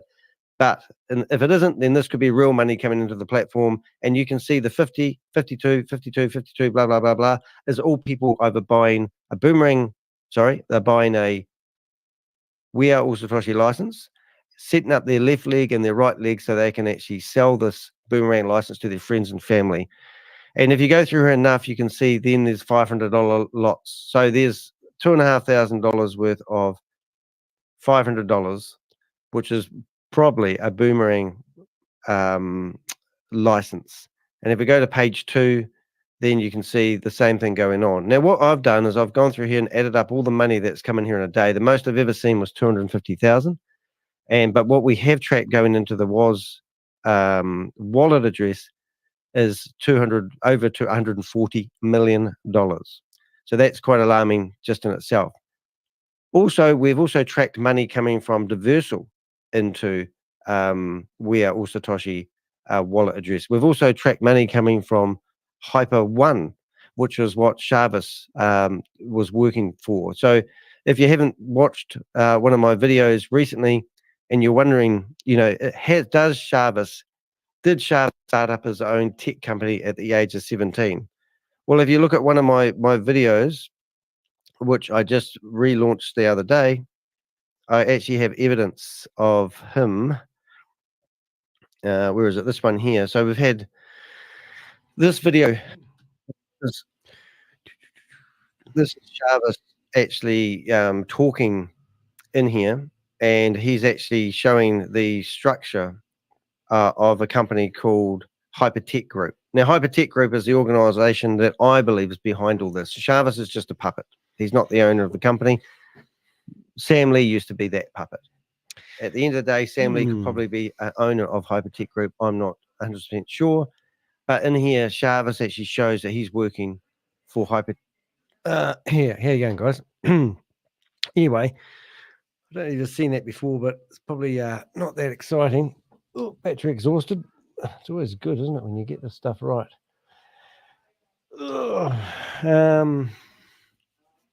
Battery exhausted. There we go. Battery exhausted. Well, that's just fantastic, isn't it? Just as well I'm not running a live broadcast here. All right, so what we've got, we're changing the battery now. It's a continuous bane in my career is the fact that these batteries don't stay charged, even though I've got a power cable going to the camera. You wouldn't believe it, would you? What I'm going to do, I actually played the wrong video. I actually were playing a video of the We Are Having to Launch video, which is actually quite hard case. So now what we're going to do is I've been downloading the other video in the background. It's a 9-hour-long video, so it takes friggin' ages. But the beauty of that is it means that we are ready to go. So what we've got, this will be a rerun of the opening that we had a few days ago. And I got most of it. It was pretty good. Anything, there was about 5 minutes with no sound, but that's a different story. So let's see if I can put this on the screen, because a lot of the stuff that they said didn't happen, or did happen that was a bunch of lies. So if we go back to here and I go to there, we should see a black box on the screen, and we do. Oh my goodness, Danny, that's loud. That music's pretty shocking. Go there. Have a look. So we'll get to the stage where we actually had sound. 3 minutes. It must be about 2 minutes. Yeah, there I was trying to figure out my sound. So this is quite good, and I'm going to go watch a movie and leave this playing.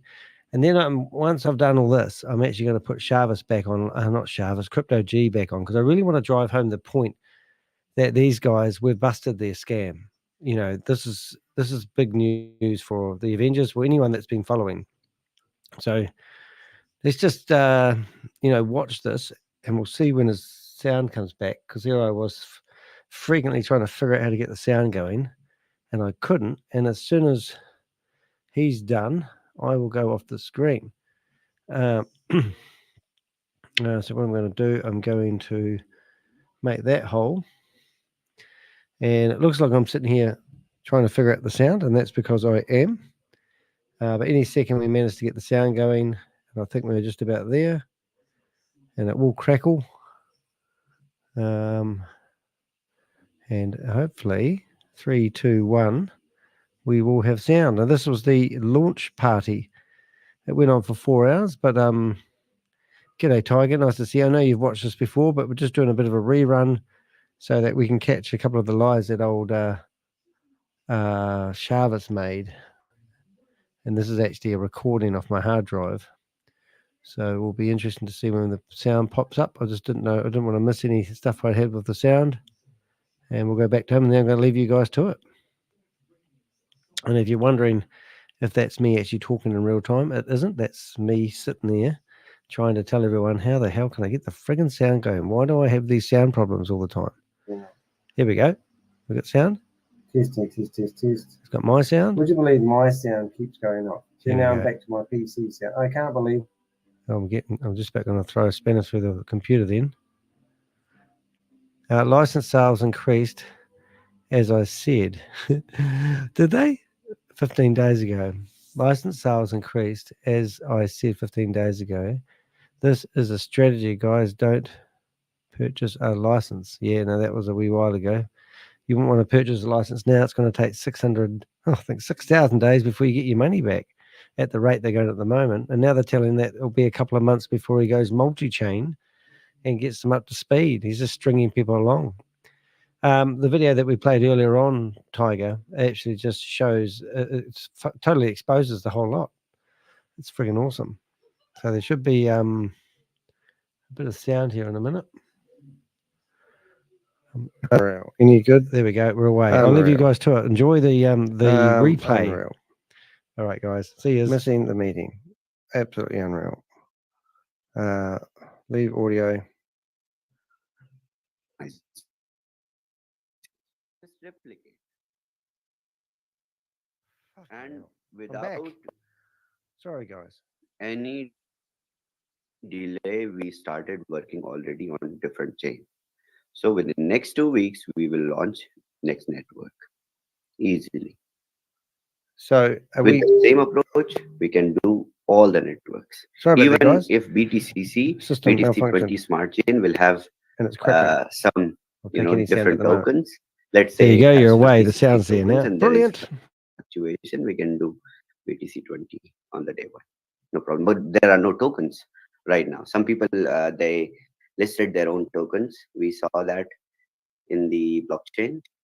And with more products, more projects on BTCC, we can say next 4 years or something, near halving, BTCC will be also big enough like a Polygon, so that we can, do all these AI-based products on our own chain. So yes, this is the learning that we as a team is also getting. So we are right on track in terms of time, and within few minutes we will be live. I believe you all have your URL with whitelisted wallet addresses. Whitelisting issues, please don't worry. Don't panic about whitelisting if you don't see your wallet whitelisted right now. We are in parallel running the scripts also and correcting the whitelisting. So the task in hand for team is to fix and to check whitelisting of the wallets. They're not doing anything else. Okay, so This is and we brilliant, have Chavez. I just want to say congratulations again.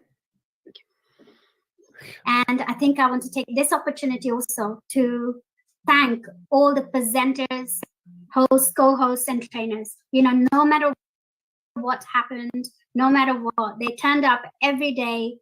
No matter what happens. Some more than others. We've seen it all, Chavez. From, if we go back to last year, we say when times are good, everybody wants to be your friend. And when times are bad, slowly everybody leaves you, you know, but we have some really strong people here who stood by us no matter what was thrown at them. And it was hard, you know, some days it was very difficult to get online. And I will tell you, you know, my leaders will share the guys who turned up every day. Hold it. Okay, so the meeting got disconnected. So we're going to actually fly into, take the see if we can actually get into the meeting another way. I know it's going to be back, but I'd rather be on bloody Safari. Sorry, whatever. Let me just get in here.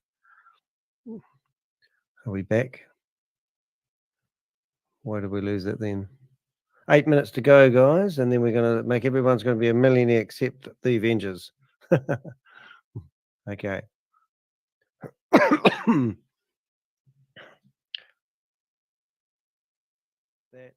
Calm down, and I can't wait. Yes, so I want like just guys have been like you. Sound is shocking. Go live. Sorry.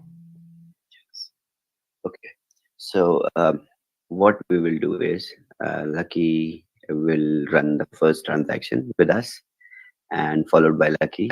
We will have all of you running one transaction each. You can share your screens, and we will see. And brace yourself, guys. Okay, and do not jump on the dApp altogether. Okay. Well, that's exactly what's going to happen, isn't it? Like BTCC mining, people. I remember. Oh gosh.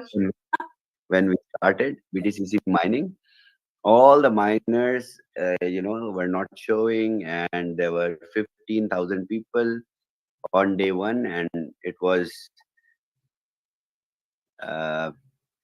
so well. We are prepared this time. We know. Hi, Chantel. Okay, Chantel says few words. Then we will start. 7 minutes, guys. 7 minutes. Everyone's going to. Hand up. Oh, here she I'm goes. sorry. I didn't mean to say something. I just wanted to show you, look, Chavez and Lucky and the total team with all the leaders and everybody. It is true. We have walked a path from day one with each other, and I am just on behalf of all our communities an incredible success here with this launch, because you know you have given your everything. Oh, and, shut up, Chantel. And She's the we have brain a long trust way to in go with South each other. Africa. So that's all partner. I want to say. Thank you very much. And we're protecting her employer. So okay, so a couple of 6 minutes, everyone. 6 minutes, and everyone in the world's going to be filthy. Okay. It's going to become a communist country. Should we open the So- page of chat? Yes, you share the screen and open. Yes, I'll share. Oh, this is going to be Also, fun. First, we will optimize your gas fee, and then Right. step So by what step. I want to have a look at is see if they top up these wallet addresses. Amazing. 6 minutes, guys. I want to see the DApp crash. I'm Record the so screen, Rob, excited. because this is going to be funny, man. So what I'm looking for is I'm actually on the other screen that you can't see, and the one that had $607 in You guys it, can talk, you know, we don't have to that's be going to quiet. bleed like a bitch. Someone can just talk. No? No one wants to talk. Well, I'm ready to pop some champagne Oh. to start the celebrations. I think we should do that now. For Amazing. anybody that's got some champagne, Pop it, I've got my pop it. champagne Let us hear the glass. pop. Let us hear the pop. Champagne. Hang on, I've got to unwrap it. It's I've just got to slaying unwrap over it. here. So Oh, the pressure. Unwrap it. Pressure out. Let us hear the pop. That's brilliant. My husband's unwrapping it for me. Hang on. I'm wrapping what? Okay, so there's been a Need this trade. light. So we're super excited, Chavez. The Australians, the New Zealanders, we are all being with you. Never doubted, always I haven't seen it yet. ready, and we're super excited. Super excited. Been very patient, and it's been good sorry, for guys. us. Being patient. Here we go. I think it's been very good for us all. All right, here we go. I'll do the popping. You ready? We're ready. Go. Oh, could you put it for me? Hang on. Mm. Oh, Oh, God. did you hear that? yeah. All right, I'll just pour some champagne. There we go. Oh, cheers, everybody. Well done, Chavez. Just out of curiosity, do you think I should turn my camera on about now? Woohoo! Okay, that's it. Over and out. Thank you. So anyway, I'm going to have a look at the wallet address. What I told I want to most of the see. leaders and There was a the trade 3 team minutes is ago. that the journey is just starting now. What we did was just organize our structure. Okay, we balance. Let's get the what we're queen out gonna here, or the king out there, and get them knighted. Set for the rest of our life, pretty much. Okay, because trusting Chavez and whatever he's doing, it's a long journey, and the ship is just departing port today.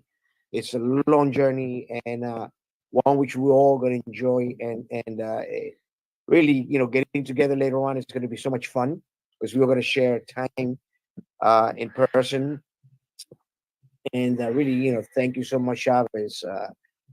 It's been a much anticipated project where so many other leaders who are not even part of WAS or Boomerang now are waiting. It's just it shows the how wonderful of a product this is. And then like I tell people, you can recommend your mother. You cannot do that with any product out there in the industry unless it's consumed. Wish it wasn't Thank so you so much. cracky. Yes, Jose. I believe more than 86,000 leaders are, waiting for Boomerang live, and then they start promoting big time. So 2 minutes. Watch this figure, people think $667. You watch done that drop because that's from where they're paying pre-launch, people which into their started wallets. at the beginning of January, as opposed to what's going to happen now. It's completely different. Now the growth is going to be incredibly much more higher, aggressive, massive. Excuse me. Really, thank you. We're excited for everything. So, And I think we haven't even started, as Jose said. Yeah. Say like party on, we haven't even started.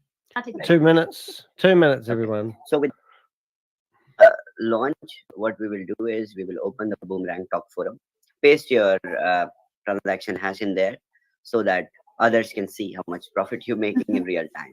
So we will see. Right. Also, This the is going to be biggest fun. stats are I there hope you're in the getting app all this, already. Rob. So the transactions will count from that start. So This is so funny.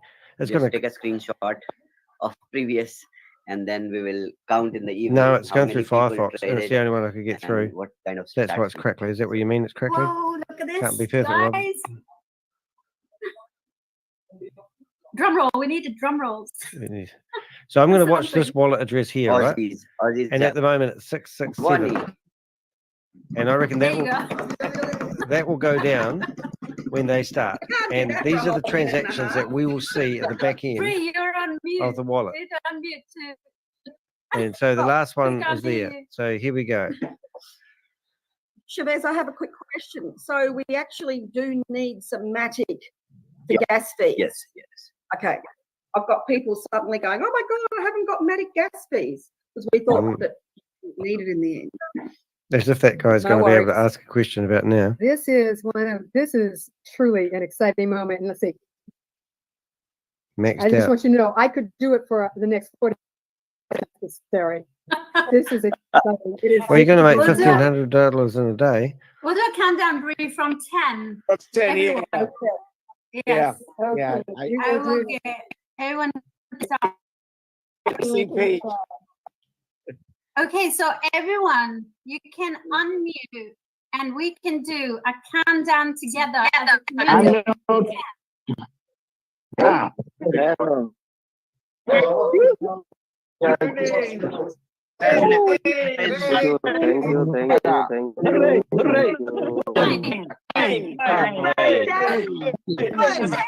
We can't count.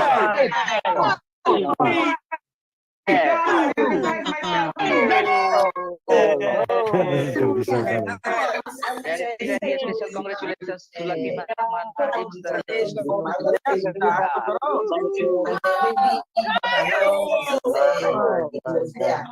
Jesus, it's loud. Bit of a laugh. This is going to be so funny because there's no way in hell I have, you know, I'd walk a tightrope and say that this is not going to happen.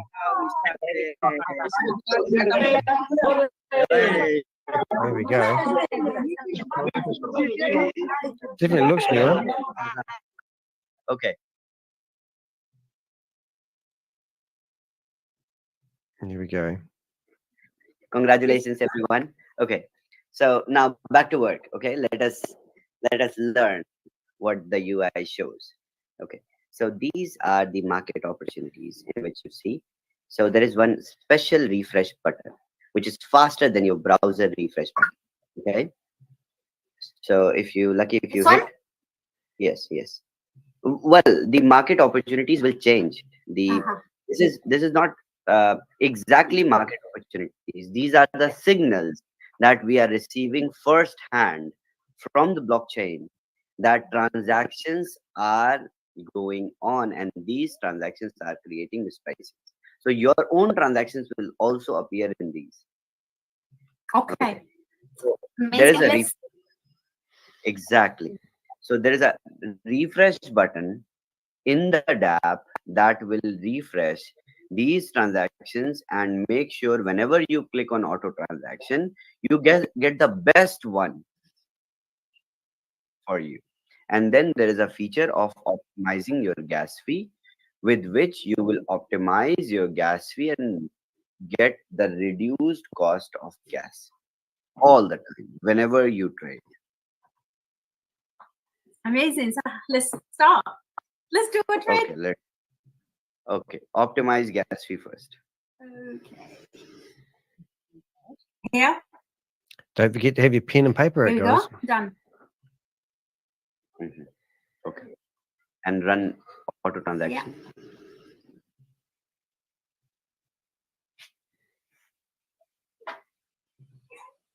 Yira! Oh. Okay, no problem. This is how it fails. Yes. Oh, you can see that now. Sorry. Should I do again? Sorry. Yes. That's kind of funny, don't you think? So do I have to optimize gas No. every time? Yes, Once. Yeah, you did it right. It's just broken. Then auto transaction. Now he's sweating like a rapist. Oh. Okay. Oh no. Are you ready? Chavez has disappeared. Chavez is talking to his developers. I think it does it itself. Oh. Hey, everyone go there. Let's have a look. This is hilarious. What's the matter, Chavez? Is it fake? Hold on, sorry guys. Let's try this again. Have you got good internet? Have you got fast internet? Oh, here we go. Don't share it. Oh, and all that testing that Lucky did. She did 20 trades to test it too. 20 trades of testing, and she still didn't know what button to click on. Isn't that amazing? Okay. I can see on the contract already so many transactions. Oh, successful? So many. Okay. So this is the contract. What one is it? Oh, wow, Shit. look at that. Shit, where is that? Okay, so many. Okay, where's that wallet address gone? So many. Go to the top. Oh, here we go. There, got it. Right. Okay, is that the one that that's so, a 2x28? Keep on doing transactions, no problem. Okay, let me show you guys. Okay, so these Mine's done. Okay, Teresa just got one. okay. Amazing. Okay, let me explain the transaction hash. Okay, and then you guys can continue. So this is the smart contract, Boomerang. And this is not open source, so nobody can copy. And these are the transactions. See, in this transaction, there's a link that is borrowed with Aave, from Aave by this wallet from user. The same trail of transaction, but this time The thing is, the arbitrage is triangular. So there are pairs, but the pairs are bought and sold with, we are not all the time finding the right arbitrage with high success rate. We sometimes buy and sell and create arbitrage.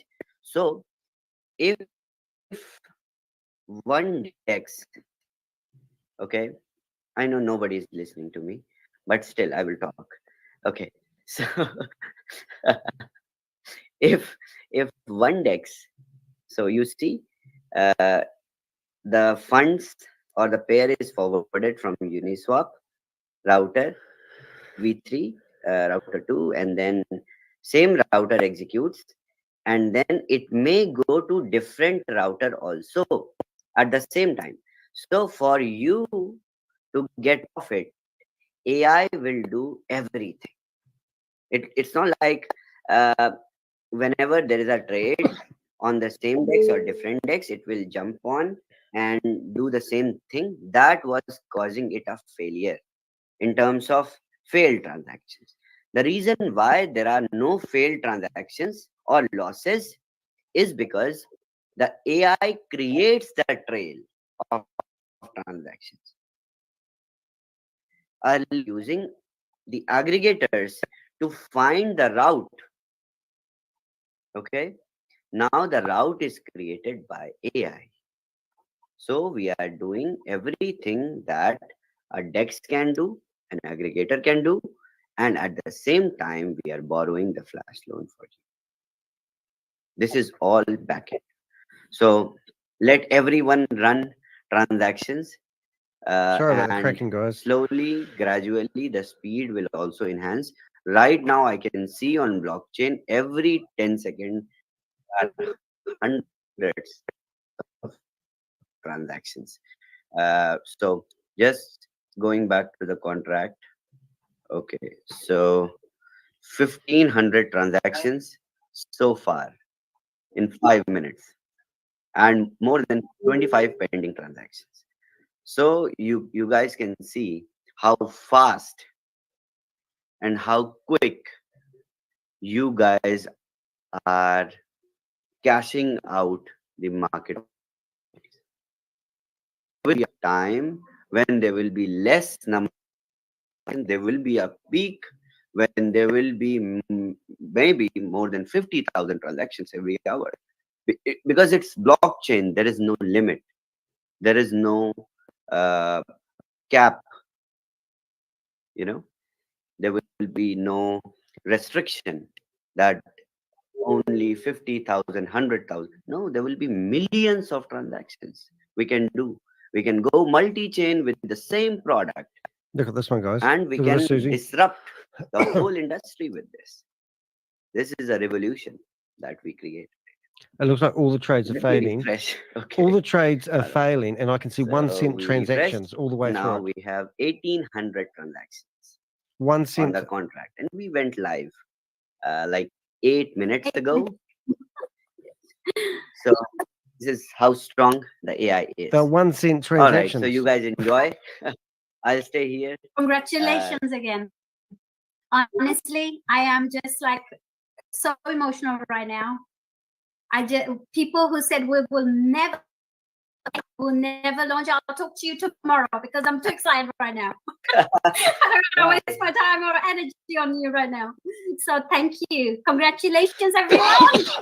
Congratulations. Congratulations and thank you, Chavez. Thank you so much. Congratulations. Thank you, Chavez. What is better? This is Lucky, can you share your transactions? Show us your I will. Lucky. Do 1 or 2 transactions. I got Yeah, I will. Okay. this. So this is my. Yeah. Can you see my screen? Yeah. So this is my last one. I will do one more. Oh, sorry. Because so many people are how fast it is, because we have the first hand information. We we are sitting over blockchain. You know, we have taken over Polygon stats, the real-time stats, even before the transactions are executed. So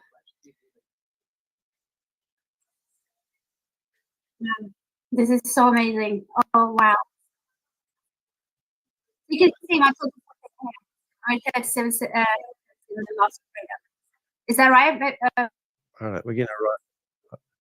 Yeah, I just managed to get in on another browser, so we'll have a lot cleaner sound. Yes. Is this where the start of the trade?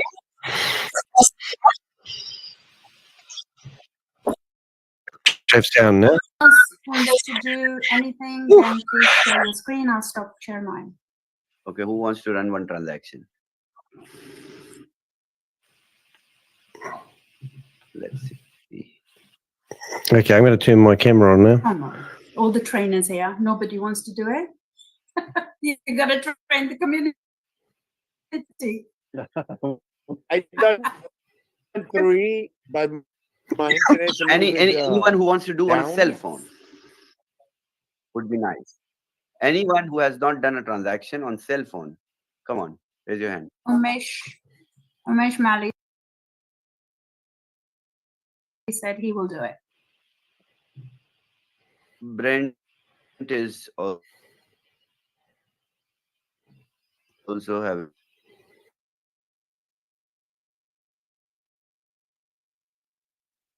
a cell phone. Hey, let's hear from Nestle. Where is she? Is Brent around? I can't see Brent. I've got my camera on, and I've put my hand up. Where is Nejla? Hand. I saw her. Good evening, Chavez sir. Good evening. Where is Joe? Joe got locked out. He was late. Good room got full. He's on YouTube. Chavez sir. Umesh. Sir. Yes, hello. Assalamu alaikum rahmatullah wa barakatuh, sir. Walaikum salam. I'm Hindu, Can though I believe. Okay. Yeah. Sir, I would like to wish you first of all happy Bakrid, sir. Eid Mubarak. उस दिन मैंने त्रशित sir को message convey किया था. I don't know whether he. Okay.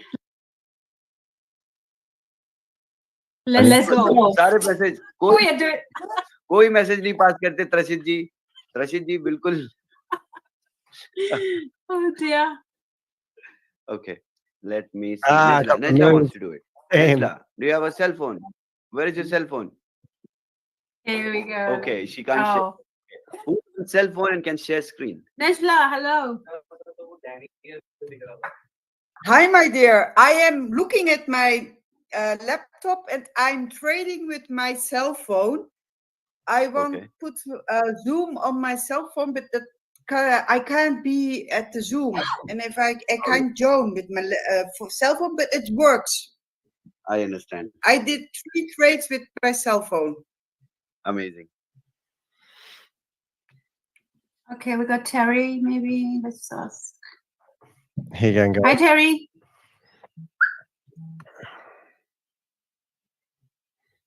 Hello. I can't get one.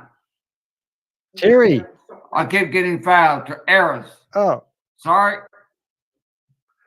Okay. Okay, no problem. And it's interesting enough, the wallet address that he used has no liquidity in it. So 3,476 transactions. It simulated this in 14 minutes. And all of the trades had $1, no, a cent. So that's really unusual. All right, Something so I'm sketchy going on here. Long vacation. I'm going to bring up Terry. Oh, He's the guy that was just on and said he keeps getting I can't failures. go anywhere yet. And it's going to crash within the next 2 hours, I believe, because that's how they're going to roll this out. They won't. So after this is over, we'll have a bit of an I am investigation. trying but, on my phone. I just realized I need Matic. And I didn't have any in there, so I'm putting it in. But it looks like bringing it up probably Terry, who just spoke and said he. Christian, do you have? Let's go with Krish.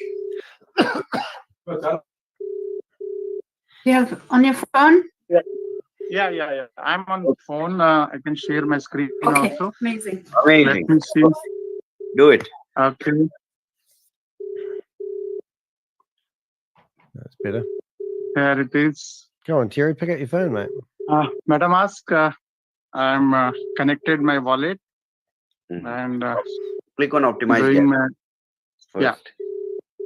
Okay. Optimize. I've done one transaction, successful transaction. Okay. Amazing then. Okay. Now I need.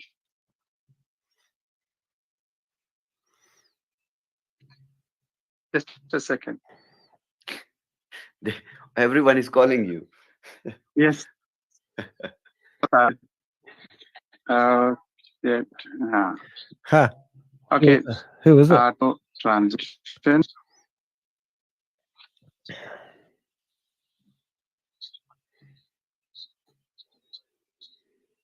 Hopefully it goes through.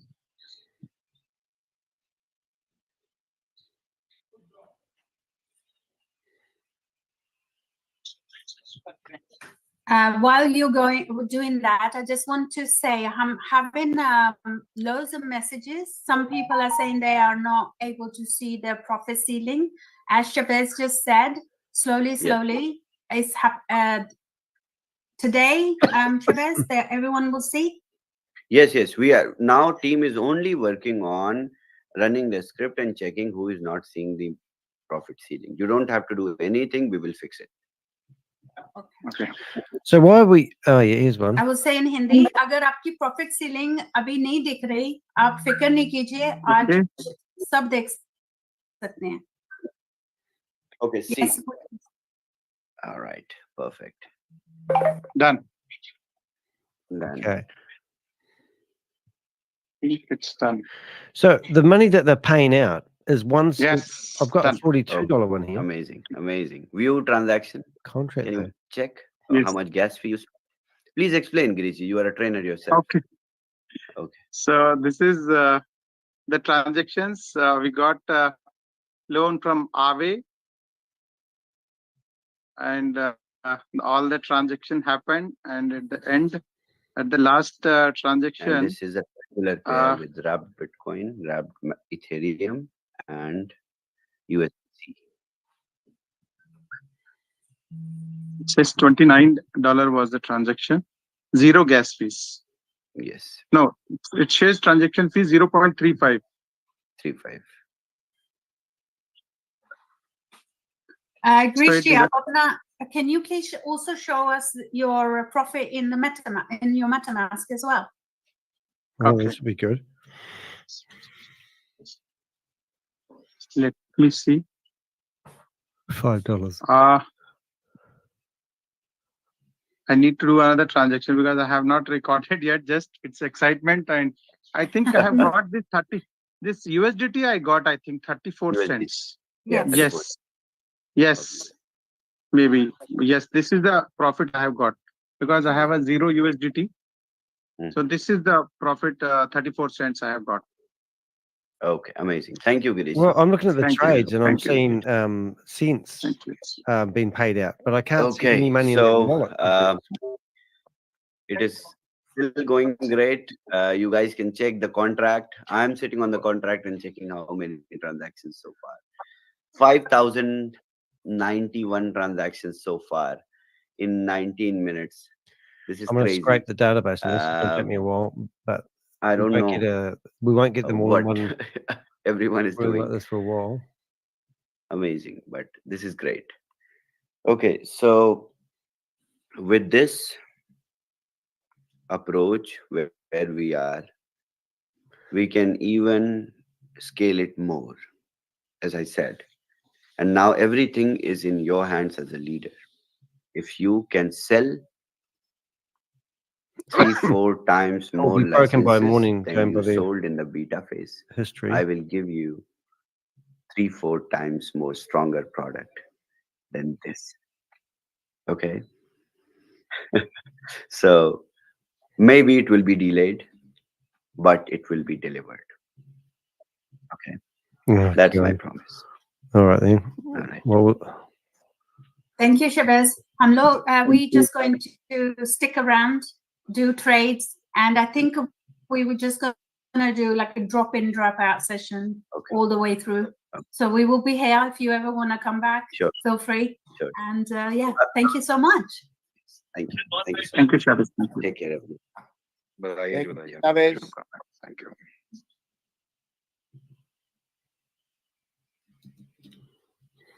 Okay, everyone. So how amazing is this?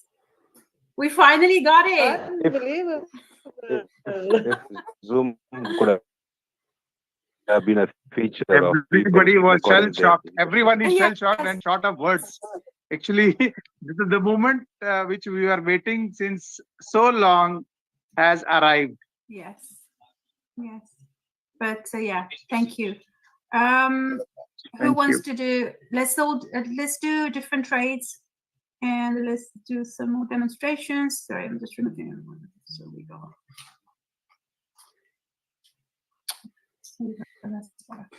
Hello, Andre. Hi. Please unmute. Hey, Hello. thank you for unmuting me. I have a question. I had several errors here, and I have now in the activity section, there are the last transaction was a fail, and then there is still in waiting queue if I have to cancel these or to enforce these. I can show you, but it's in German, so that's. So it's in. That's the problem. Go in the queue. Where is Shabazz? In the activity, there is still some contract waiting for approval, but Boomerang said already it's a fail. So should I cancel these or should I just leave them as they are and continue auto transactions? Anyone? Leave and wait for some time. Leave and wait for some time. You will Yeah, get you used to pop-ups one by waiting. one. You need to start getting okay for it. Make sure you don't get an error message on your activity section. Just wait for it. Just wait and let the pop-up will come. You're doing it on system or you're doing on mobile? No, on computer, on PC. On computer, then you will be getting a pop-up message. Just wait for it and keep confirming it. That's it. And just wait, because this is what Shabazz we is were harder. talking about. So when we launched last year, when we did with the miners, this exact, and it jammed the system, and it took loads, like a week for us to Oh, here we go. get back button over and over. Just wait, as Ameji said. So I always wait for the error completion approval from MetaMask before I start the next transaction. I'll show you. See, this is what it will show you for it now. Okay. You see this? Yeah. Okay. You're able to see this? You have got transactions awaited in queue. Just hold on. And whatever is there, you just need to hit it. Okay, I got this. Confirmed? Yes. And then I clicked on confirm. Yeah, just wait. That is for one, and you still have on there are two. One is confirmed, another one is there. It is just started, right? So it will be there. Just hold on. Okay, thank you. You are happy and they are not able to So stop. Shabazz delivered? Congratulations. Well, I don't know. I don't know. Okay, I don't thank know. you. We haven't figured it out yet. I have no doubt in my mind that this is all not real arbitrage Okay, trading. But Mr. Allen. let's hope that lots of people haven't lost their money and this is the real deal. So But guys, we're let's seeing just, little transactions. Thank you, ma'am. and stuff, Little yeah? profit amounts. So it's going to take a long time before people get their 3x, which would Mine indicate is to not me registered, so that they are drip feeding their own I'll money back be to them. silent. All those $10,000 licenses. They'll be drip feeding Both the their own IDs back. are means not waiting. I am waiting. So we're looking Thank for you. chat room complaints Ma'am, and I all want this. to add something here. And then don't Word forget of when it gets caution for overloaded, all those gentlemen they'll do and what they always ladies over do. there They'll who turn it think they are off. smart. Definitely you guys Oh, are smart. have you right-clicked on the website yet, Rob? System is a bit smarter. So some of you are trying to log into both from mobile and system. Please let us do it only one. I mean, you can't really hear you depending properly. things will- I don't know. Am It's I audible just now? mine. Am I audible now? Am I audible now? Yes, better. Indian call center. So for all those smart people over there, my whole humble request who have logged in with the same wallet address from your mobile and from your system, please don't do it. Work with one. At least now work with one. Okay? Otherwise you will have some functionality issue over your optimized gas fees and your pipeline getting choked up. Just hold on. Just work with one. A request to all. Thank you. Thank you. Lucky, I have a. Someone is writing to me. He has question, but he cannot raise his hand. Is disabled. Are you're allowing people to ask question here? People raising We can hands. take questions, no problem. But we just started, so where's everyone? Where's my people gone? Are you taking questions? Where are you all? Where's everyone gone? Okay, you We guys, can't see anyone. you guys need to slow down, okay? Here we go. Because what we have done, we have crashed Polygon network. Oh. It was expected actually. Yes. See, the gas fee is running at the max, and see, our smart contract is on the top in Polygon network for consuming gas fee. Used in last 5 minutes, it's on first. This is our smart contract. Wow. There are 7,831 transactions in 27 minutes. So slow down, okay?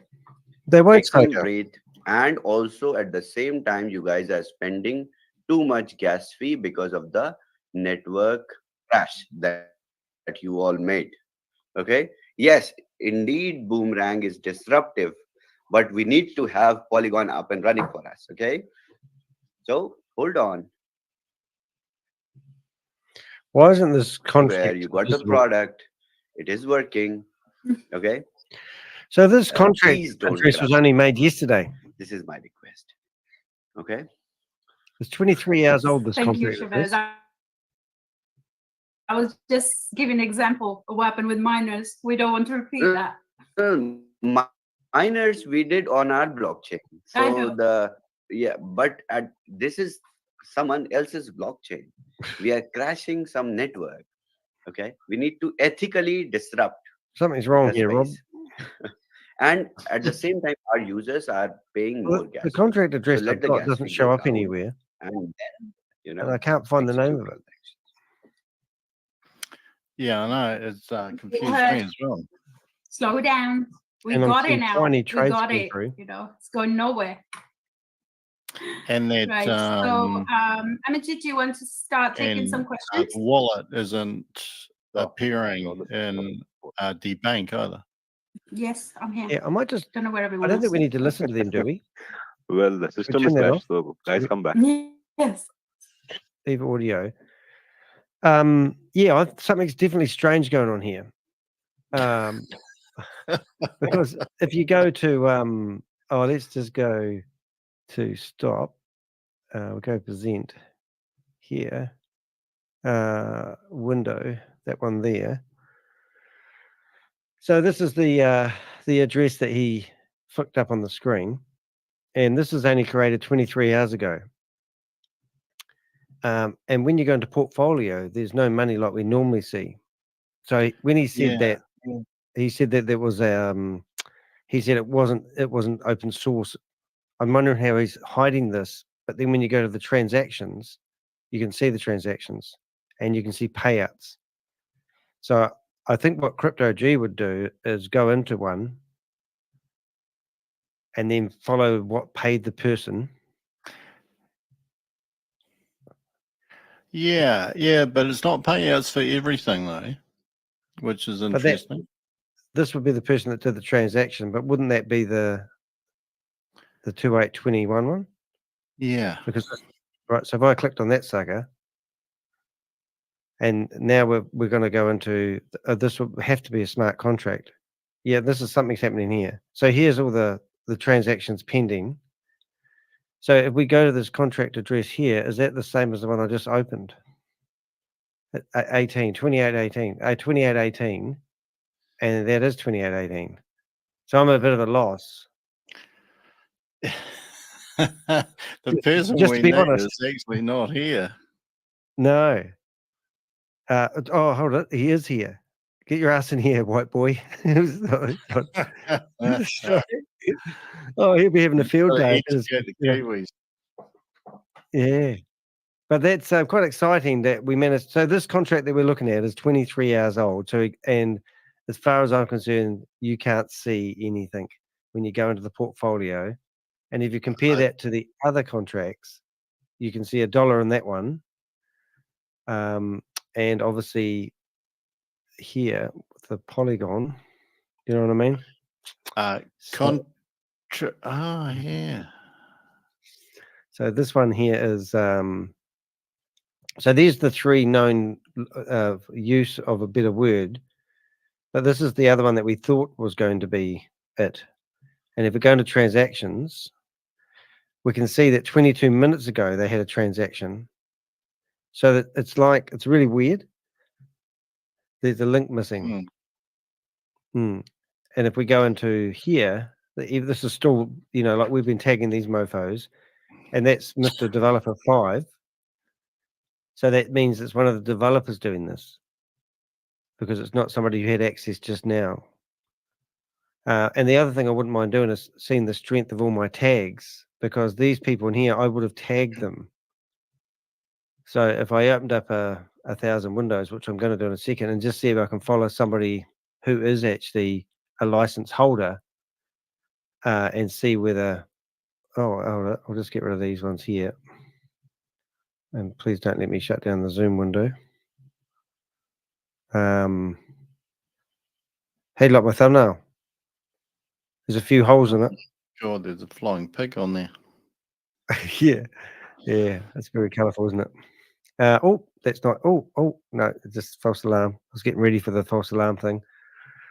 So they've still got. Yeah, well, that could be the next thing, couldn't it?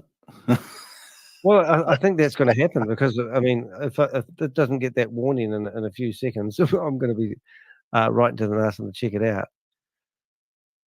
So, yeah. So if I go back to this one. So Crypto G is in the house? Yeah, no, he's in the chat room. Whether he's, I mean, we can't expect to do this one in 10 seconds, but we got pretty close last time, didn't we? So what I would like to do is go back. No, I'll tell you something that is quite. Hold on, am I in the right one? This is fascinating. So we've got to call this one something. I'm going to call this the new fund controller. New fund controller. So when I went into the bank a while ago and put that, you're calling it a contract, maybe your terminology is right, I call it wallet because I'm uneducated on this stuff, but when I put it in the bank and I went to transactions, a lot of those flash loans actually weren't requiring a payout. See that there at the top? That's where you see, as simple as it is, it says Yeah. contract. Yeah. But when you go into, these are wallets down below. So you'll be able to, we can now theoretically, like we should see people we know in here, because I've tagged 2,000 people, remember? So there would be one of these that we've tagged previously. If they're all brand new, that's really strange. But there must be somebody in here that we know, if that makes sense. Like a bit of history. Yeah, I'm having a look at their transactions on there. There are transactions that are going through that actually look like they've made money. We sure haven't seen that before you before. say that? No, Well, I'm not sure. That's what I said. Seem to make money. Yeah, well, I don't know. So a $20 trade up here, it has a a transaction fee of $1.04 down the bottom here, and so that's 10%, isn't it? No, it's 5%. gas fee. Good grief. Yeah. Yeah, well, that transaction. could. I thought it was quite interesting what he said. I don't know if this is when your sound was playing up, but he said that you, the user who was going to pay no gas fee at all, will now pay a minimal gas fee. Did you hear that bit? No, I weren't listening to that. I was too busy listening to crackles. Yeah, and they have tried to optimize the gas fee, but it may be 1 to 2 cents every trade. Well, that one's $1.04. We've never seen anything that high. What's can you read his comment for me? I don't know about that. Half an hour in, and most people only get error notifications. Yeah, there's a lot of people coming through with errors. Some have made a few cents, others aren't whitelisted yet, and some gas fees are higher than the profit. So, yeah, I'm not too sure what to make of it, to be honest. I reckon it's all fudge. I'm just going to go with that for now, and then because I just don't see. This is what I'm saying. If I go through all these transactions, I've tagged 2,000 people that are here, right? And I'm trying to find one wallet address that is actually from somebody I tagged, and so far I've got nobody, and I've gone through 10 pages, 2,000 of them. I will fluke one sooner or later, but I have been, so none of these wallet addresses. Oh, hello, that's something we get used to. So that's an interesting thing in itself, isn't it? Yeah, look, it is quite hard to get my head around here because he would have had time to think this out. Yeah, I am seeing a lot of trades that have gone through. When you have a look at when you have a look at the transactions for that smart contract. Hold it. Look, they are there. So there's the boomers. There's some of my trades there. So these are people that have been waiting. So that's interesting. And also, I want to go to the first transaction because Tripto Tree. That's funny. Yeah, so they are there. If I go to the last transaction and go to the first transaction, if you know what I mean. So look at these. These are people that we've been here for ages because I've tagged them with names. Was user crypto bot. Let's go to the last. So is this the first transaction of the last? Last. This is interesting. Yeah, so this is the first person 37 minutes ago, which was, yep, this is the first. This will be, so we know whose wallet this is. This is Lucky's. If you know what I mean. Yeah. Did you see how much she did? $30? No, I wasn't paying attention, to be honest. I'm just going to tag the fun at the moment. Here we go. I haven't got the noise, but news to hand, Crypto G comes and saves Rob and Danny who don't know what the fuck they're doing. Pretty much. Yeah. All right. Get out of it. Stop it. Fuck. Stupid. Hold it. We got problems. I'll turn that off. All right. Oh, he's gone. I did have him on stage. He's gone. Yeah. Backstage. Fucking backstage, lad. Oh no, you're in the green room, mate. You're practicing your lines. This is quite exciting, though.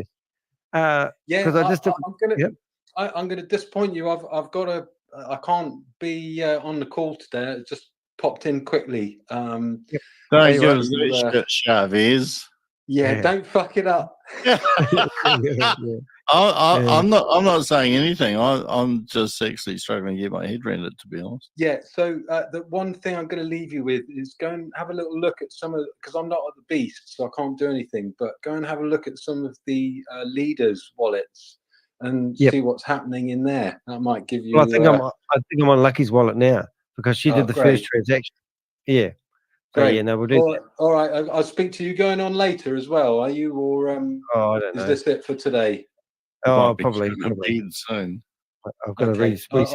I'll try and catch you on the next one. All right, mate. Thanks for popping in. Really appreciate it. Cheers, guys. Oh, well, you see ya. Enjoy. Enjoy. Hey, enough of that, man. All right, good stuff, mate. Lucky. Okay, I'm just going to put Lucky down just in case of that one. Yeah, so that's Lucky's wallet theoretically, but I didn't see who does that many transactions. So why don't we just go back one and see if one of them. Oh, hold it a minute. Is that the last one? Because I have labeled them. See, I have labeled them. So that one there, that's probably those two there are people that put in support requests, and I tag those, and they're way at the very start. So we just need to slow down and have a bit of fun going through it, I suppose. But I think one of those will be Lucky. So I just, like he said, if we go through the ones that we have tagged, because we know they're the historical people, and there's a fail one which I have to look at. Yeah, so if we went to these ones here, I'm pretty sure she did 30. I didn't even see how much she did, to be honest. So $30 rings a bell. But once again, this has got transaction fee of a cent, and the last one had $1. Can you see that?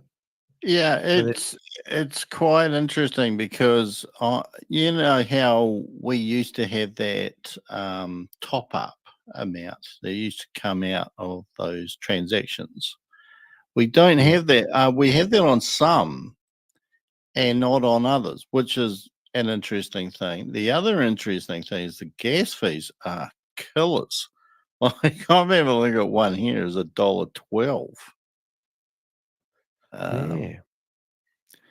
And yeah. on the face of it look like they have actually made money, but then I'm looking at one that kind of roughly, without really diving into it properly, looks like it's made money, but that transaction account had to pay money to top it up. So I'm obviously not looking at it correctly if that's the case.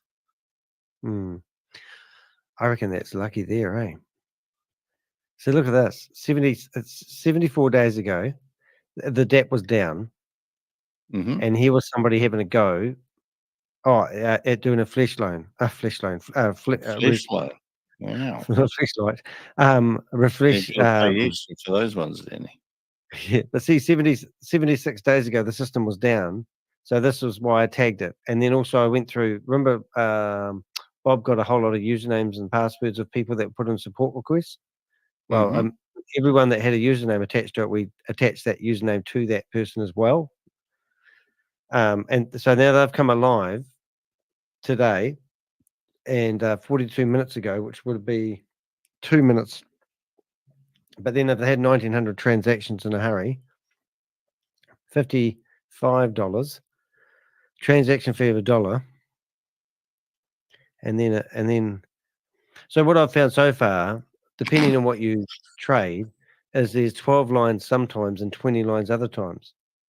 Yes, yeah. There is there is definitely a variation, and there are a variation on trades on that other account, which I thought was going to be the smart contract that they were using, but obviously it's not. So what can we tell? Well, the transactions coming out of the DBank account are a lot lower and a lot less frequent than we saw for beta trading. So that's one thing. Because I'm just having a look at them all now, and they're all only about a cent. That's one thing. Another thing that I'm noticing is that some trades on the face of it appear to make money, but then there's other stuff, isn't there? There's like a lot of errors. There's failed trades. Like I don't know if you were switched on when they actually performed the first two trades. They both failed. Yep. Yeah, but as soon as it went out the gate, they would have opened the website, and other people would have been going bang all at the split second, perhaps. I'm amazed how many people are having a go at doing this. So if it's true, it's 1,900 people in a blah, crashing Polygon blah. There was some massive number watching the YouTube live stream. like Who's YouTube? 5,000 people. Or something. Oh my gosh. Is that right? Wonder why I didn't get them this time. I know it's Could have just even India. been and more. then It could have been like Yeah. 6.5, and then you had 1,000 people on the Zoom as well. So you think, wow, there's quite a bit of people out there. There's a lot of fishes. See, this is the new contract address that's 1 day old. It's got no money in it. So that's different. And of course, if this was arbitrage trading, it wouldn't need money either. So that's an interesting thing, you know, like, yeah. But then that's, I guess, one of the weird things is that there must be money coming from somewhere, because if you go into the portfolio, as you say, I'm assuming the wallet's hidden or something, because it's so, right, it shows zero, right? But when you go into the transactions, it's actually showing, like I go in there now and it's paid out like less than a cent, but it's still something. Is paid out Link USDT, wrapped Bitcoin, wrapped Ethereum.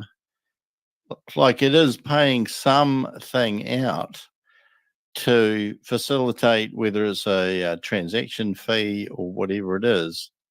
But yet the wallet shows nothing at all. Yeah, I know. Yeah. Oh, I well, don't know what to make congratulations. of that. Well, here's 10 seconds ago. I mean, if we just opened 5 of these, right? So we've got $85. That's the big one. So is $85 the flash loan money, or is that? No, hold Huh? on. Where are you? The transactions of the new 1 day old. We'll now call it 0 times 28. Have you got that one? Hey, other people want to follow along. I show something completely different to you. But this is because it's just refreshed. Yeah, but I'm showing something completely. Oh, hold on. I'll scroll down. Are you in Polygon or are you in DBank? No, I'm in that page that you're in. And I'm struggling. How can what you're showing there is completely different to what I'm seeing. Are you using Firefox or Safari? I'm on Safari. I'm on Chrome. So it's probably it's That that long, is- isn't it? Maybe it pulls different Okay, icons. if you refresh right now, Okay, done. go and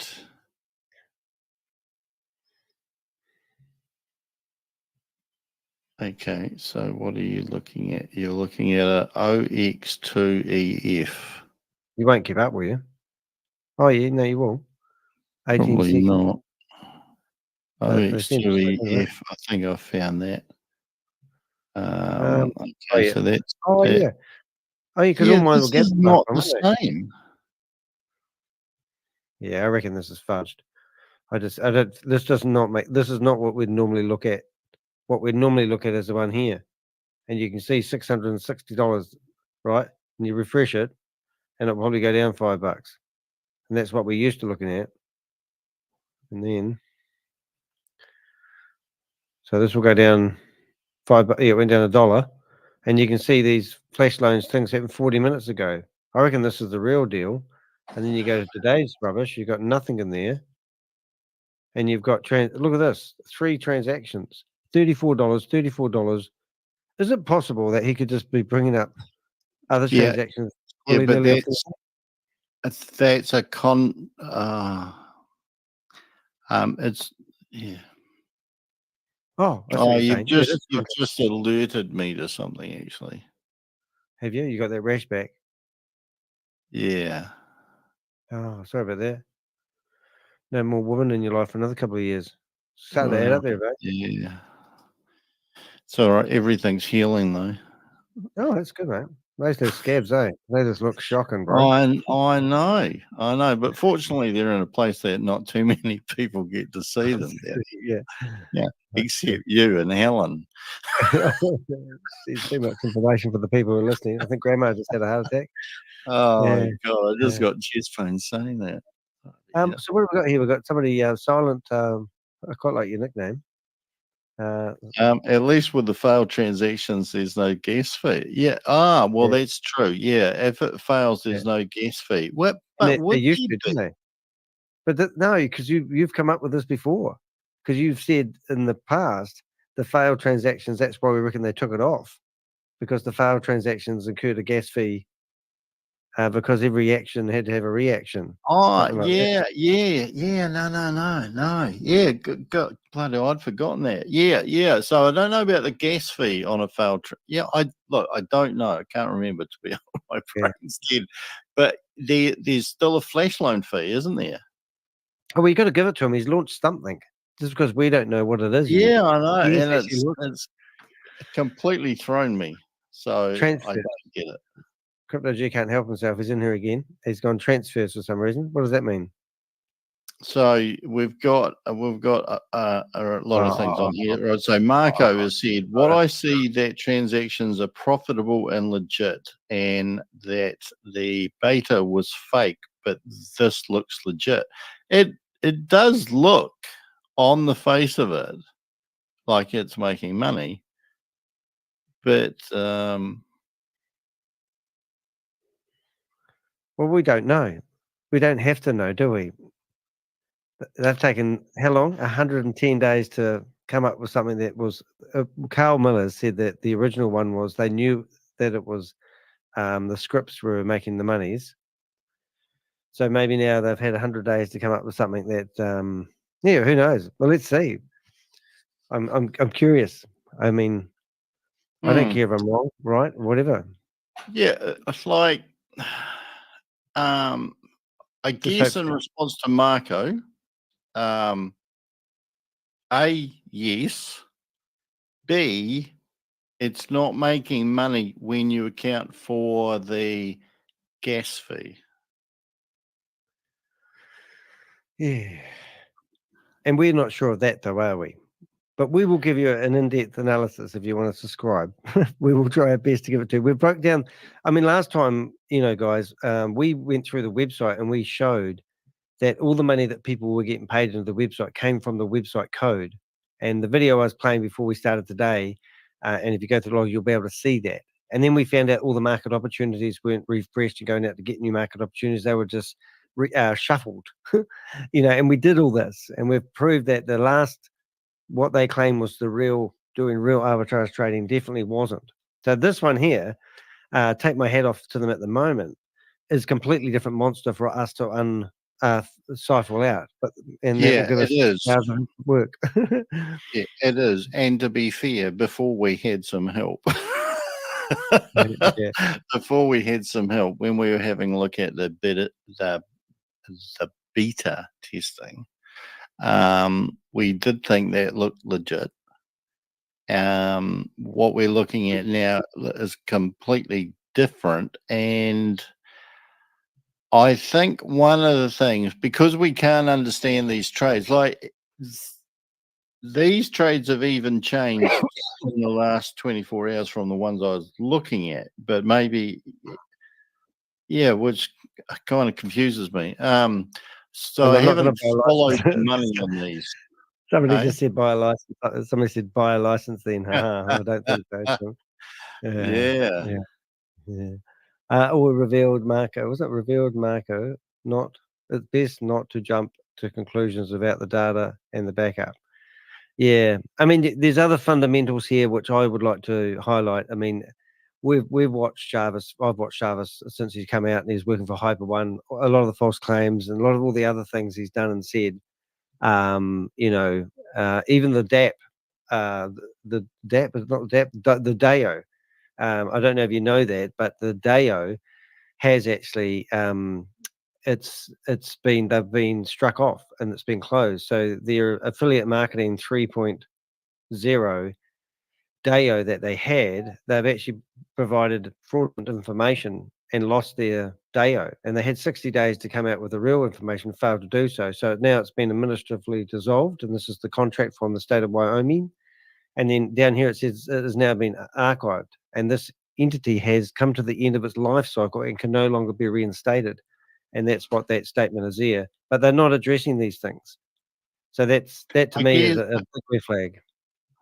Yeah, I guess at the end of the day, the ultimate result will be whether the license holders start to make money. That's going to, yep, that's the obvious thing. Well, there was we've got the Joes, and even just last night, yesterday, watching Yvonne Murray's meeting, she's telling us that people are going to make $900 in a day with her, her code. So they've worked it all out. Yeah.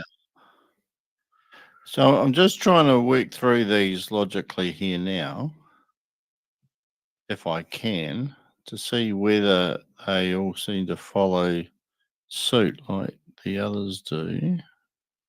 I'm just going to go back and see if I can spot anyone doing arbitrage trading and link some addresses. So I'm just going to put the sound back on. Well, you can talk, and I'm going to listen to them for a wee while. We'll just bring up them, put the sound back on. Excuse me for coughing. I've got a cough that doesn't give me any notice. Well, we can talk in a wee bit. Yeah, I'm just right in the middle of trying to work this transaction out, see whether I can make sense of it. And oh, it's back in Hindi. Hey, back in Hindi.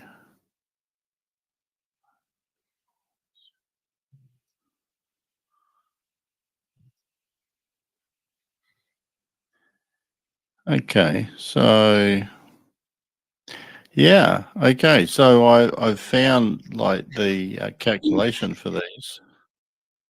So it's Hold on, mate.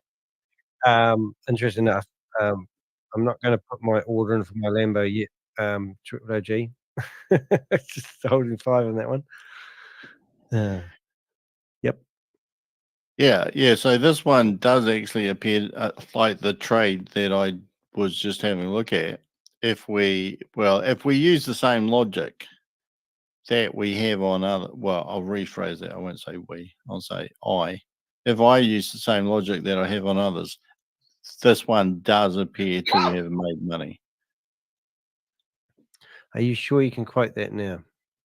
No, I can't. I have put a caveat in there, a condition. If I'm reading it right, this does appear to make money. Is that including taking into consideration gas fees and transaction? No, doesn't take into account gas fees. Like this one made 36 cents and the gas fee was 42, so it actually lost 6 cents. Which is kind of a weird one, isn't it? Because if they'd made it really efficient, quote unquote, then why is the gas fee so high? And so the user got paid 36 cents, which seems to be lined up because as a result of the trades, from what I could tell, it came to $57.27. Paid the flash loan back with its fee of $56.91, and it had 36 cents left over and paid that to the user. So the user made 36 cents. The platform lost 42 cents at least. Reading people's comments in here, and they're saying that they have to have Ratmatic in their wallet, and they thought that they weren't paying for the gas fees. I just read they weren't. Yes, exactly. Everything up to now said that the users weren't paying any gas fees, and then Chavez just today, just as they were going to launch, said that, quote unquote, well, as accurate as I could write it down anyway, that they will pay a minimal gas fee, 1 to 2 cents per trade. But we don't actually know if he was just guesstimating and whether or not people, like, for example, that trade, maybe the user received 36 cents on one hand and actually paid 42 cents out on the other. So we don't know. I'm just thinking of B fuel. That's what I'm thinking of. Yeah. It's, like, surprise. Yeah. Tomorrow morning, it's- you'll go to the meeting and go, we've got to tell you guys, you need to pay a quadrupled license fee to carry on trading. Otherwise, you can just sit there and watch it.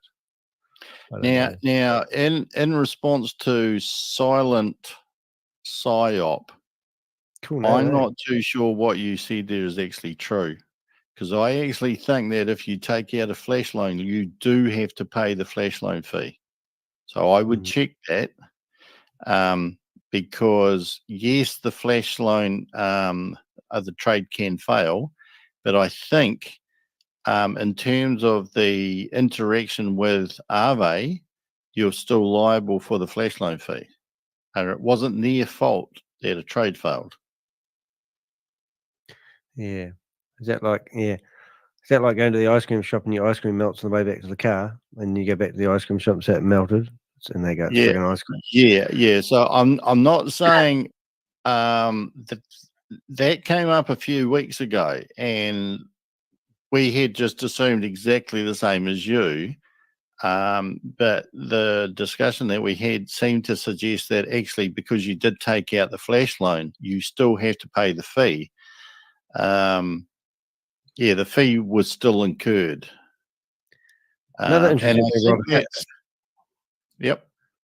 Oh, I was just going to say, well, it's a bit of a different topic, but I was going to say are people able to pick how much they trade, or is it limited to a $50 or $100 or $150? I didn't see that. With what's hold on, I missed that, Danny. What was that? Sorry. I'll say it really slowly because I did say it pretty fast. I noticed that it doesn't seem like people seem to be doing 30, 50, and 150, but I don't see any $5,000 arbitrage trades going on. No, all the ones that I've seen are reasonably small. So he said, no, Rob, I'm testing it. I have failed trades and there was no flash loan because it failed. My Matic is still the same. Yeah, I'm not saying that you paid it, but I think somebody paid it. Now, don't quote me on that, but that just came up in a discussion because when you talk to ChatGPT, there is the assumption that flash loans are risk-free. They're not. And it seemed to be that the flash loan fee still has to be paid back, regardless of whether what you intended to do with the flash loan worked or not. But don't quote me on that. I'm just saying to keep an open mind. But definitely in the trading that we're seeing, yes, if the trade fails, I've just definitely never seen anybody actually charge the flash loan fee. But that could be that the platform has incurred that fee and has to pay it. Good stuff. It's exciting though. I'm just going through and I've got the list of everyone that was in that meeting, and I've asked what the 1,000 people. Oh my God! Well, I need usernames when I go into these meetings, and now I've got them. And also, look at that. It's just going through there, picking them out. It's friggin' brilliant. See, look at that.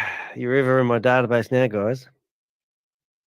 ChatGPT is brilliant, eh? So I said tidy up the list, usernames and passwords, and look what it does. Yeah. So is your name in there? Oh, look, iPhone. There's a few No, iPhones. it wasn't. I just went onto YouTube. Oh, yeah, that's quite good. So we've got a few messages here. Hello, my MetaMask wallet is not whitelisted, so he can't get in there. I have not yet profit limit. How much maximum time to get? I don't think that's a Kiwi. I can't execute a single trade since 5:30. The amounts of trade successful will be 20 to 50 cents or be increased. So he's asking whether that's his life now, is doing a trade for 20 cents. I mean, this will make a break a lot of people, eh? If they think that this is going to make them so much.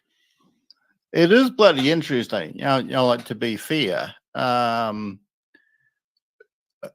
to get your head around it. Just so I went into ChatGPT just read that flash loan fee.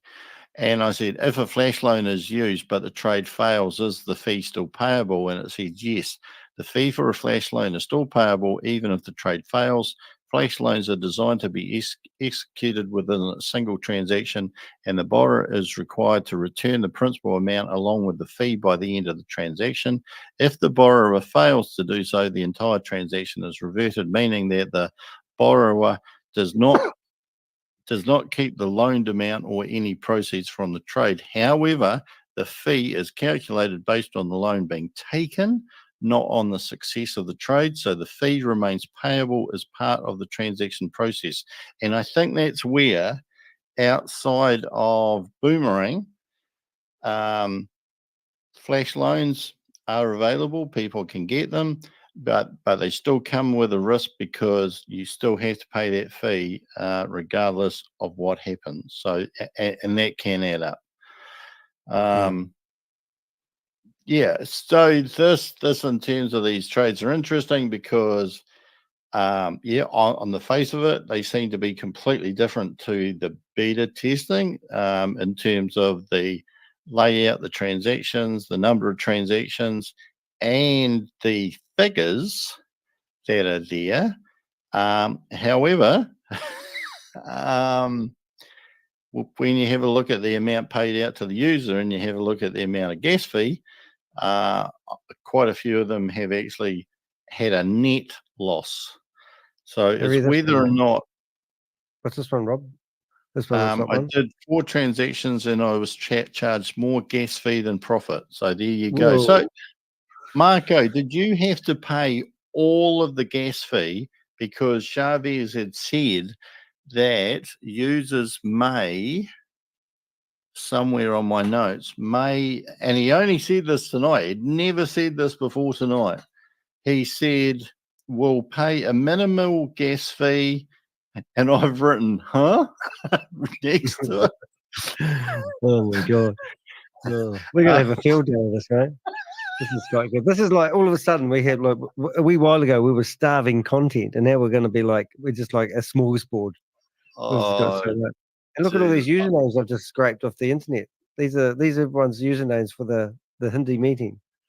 I'm going to give them to Bob to investigate. Bob will have phone numbers attached to those very soon. I'm just going to unflip my screen here so that I can show someone something. How do you unflip your screen, Danny? Unflip your screen? Flip What do you horizontal. mean? Here I go. Oh, right. Oh, Yeah. so have you found out that when you do that, it goes backwards? Oh, everything. Yeah. So I want me to- wrote these There you go. down when he was spitting them out. And just for authenticity's sake, it's got on there. All right. Will pay right there. Will pay a minimal gas fee, huh? It's just like Yeah. that's beat you all over again, isn't it? Well, it is quite interesting. And look, to be perfectly honest, I had almost made a decision not to do any more videos tonight, and I just spontaneously went on because I thought, well, you're doing one, they're doing one, and there was another group doing one, and I'm pretty much over this shit. So, but it's got on here that Chavez said. Now his figures were saying that there were 86,500 license holders, and that was before their last push for sales, wasn't it? And yet tonight he came on there and he said there's 86,000 users. So I'm thinking, well, did no one buy a license in those in that last push? So that was interesting. And I've got down here, where are the new license purchases?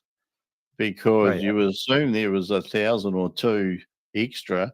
It's got on here that he was confirming that the Boomerang team created the product, which I thought, not to grasp at straws, but like, did Parville actually create this thing, or is he just referring to recently? No, because that was interesting, because the other day they old friggin' Carl Miller went back to saying that Pavel was the developer, and he was pretty stern about that. Yeah, so that's it's just like that could be a slip of the tongue.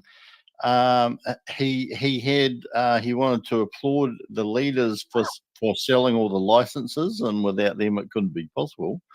Like a little bit like They got his 65% of the money, and I'm thinking that's pretty amazing. Yeah, 65% kickbacks or rewards. The market opportunities you will get will be in the thousands, so I wasn't too sure what the debt was going to look like. We'll pay a minimal gas fee, which is what we're talking about. They've tried to optimize the gas fee. So this was the first time that we had heard in the recent rendition that the users were going to pay a gas fee. We'd never heard. So just a question for that person, Marco Maiorello. Are you saying that you're paying the full gas fee? Because Chavez was saying that it might be 1 to 2 cents per trade. Are you saying that you paid the full gas fee? And that was over and above the amount of profit. It had here that AI is to select the market opportunities and the ticket size. That there would be a minimum of 10 to 15 transactions per minute, which I worked out, and I stuck it in the chat somewhere, that 10 to 15 transactions per minute sounds a lot, but when you've got 86,000 license holders, so if we go on the high figure there, 15 transactions times 60 minutes times 24 hours equals 21,600. That's one trade per user every 4 days. I went listening, One Rob. trade per user every 4 days. One trade per user every 4 days. On Is that good? average. No, it means that if you've got a license, you will get one trade every 4 days. What's wrong with that? Of what we're looking at is 30 to 40 cents. Well, that's pretty good, Rob. I mean, some third world countries don't get that. So you reckon there's a few holes in the There are a few holes. It would be fair to say there are a few holes. He said 0 failed trades.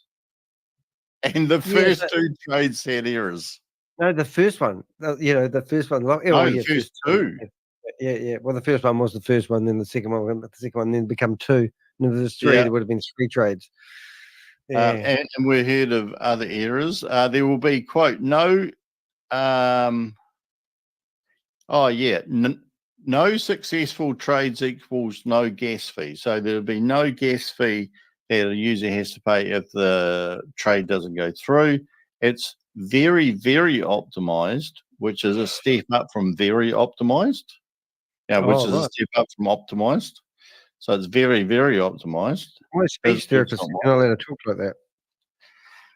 Yeah, I just think I should have gone to that one. Can I just play a game with you, Rob? I saw transactions happen every minute. So I went 0.36 times 60 times 24 equals, is that $518? What? So if you did 36, because of this, I'm just trying to figure out how they're going to get the $1,500 a day, and I'm just thinking if we saw these trades, they're getting 36 cents a transaction. Yeah, you would need times, and you did one every minute. So then you times it by 60. If you had a trade every 4 days, how would you do that? So 0.36, and let's say there's 400 days in a year. There's not, there's 365, but let's assume there's 400. So that'd be multiplied by 100. So in 1 year, you'd make $36. So no. So 1,500 divided by 36, 41.6 years to get your money back. At 36 cents each. At 36 cents a trade. And if you were able to do one trade, if they did the upper limit that he was saying at the moment anyway, 15 trades per minute, then for 86,000 users, They will get their 3x in just 41.6 years. Oh, we've got there's a flurry of chat in the chat room, more than we're used to.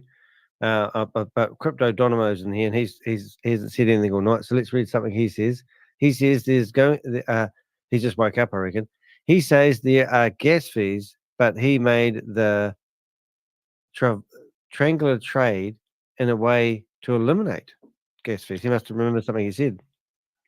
Yeah, I didn't hear that. A triangular trade is usually used to enhance the possibility of an arbitrage being available. But I don't think it would eliminate fees because there's actually more individual transactions in each trade. Boom, boom, boom. Just If anyone having a wants look to jump in on the this, chat room, there's an Anne Gerhardt.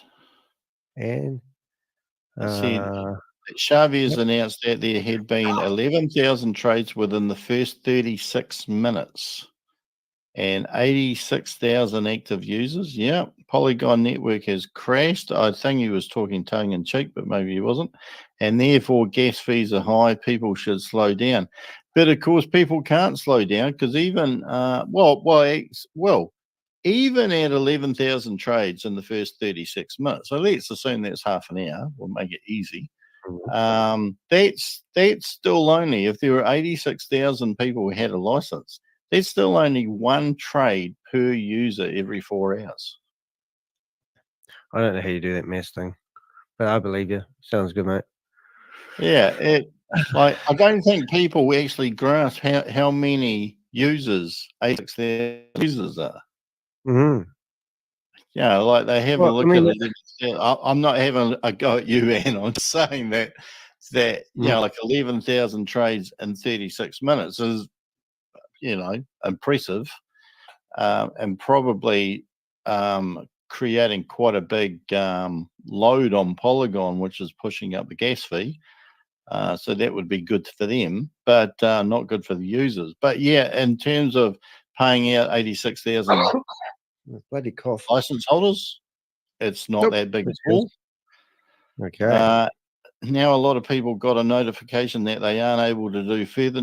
Holy fuck! Hey, language is the lady.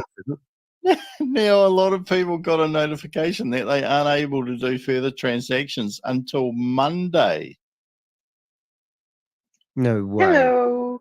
Hi, Scully. I thought that What was the hell's Susan going on? Well, we Oh, don't know mate, yet. We're just sort of making it up as we go at the moment. But it's interesting because, we've got the meeting over the side here. But have you been following what's been happening? Yeah, everything is new to me, so I need to learn a little bit more about all these terminology and how all that works because I've just lost as can be. Yeah, because you followed a few different scams, not just Boomerang. That's yeah. So now we That get it. is You might be totally able to new. teach them. Well, together we can learn new things together, as they say. So that'd be quite cool. But this is something that we've been following for at least 6 months, if not 8 months. And all of a sudden, this is the moment, the eureka moment, where it's like information overload for us, and let's see what we can figure out that's wrong. And so far, it's pretty interesting. So, sorry for if I'm not making any sense here, but would it be possible for them to set that up in a way that all those fees are for them, go to them, or this is the platform who make the transactions?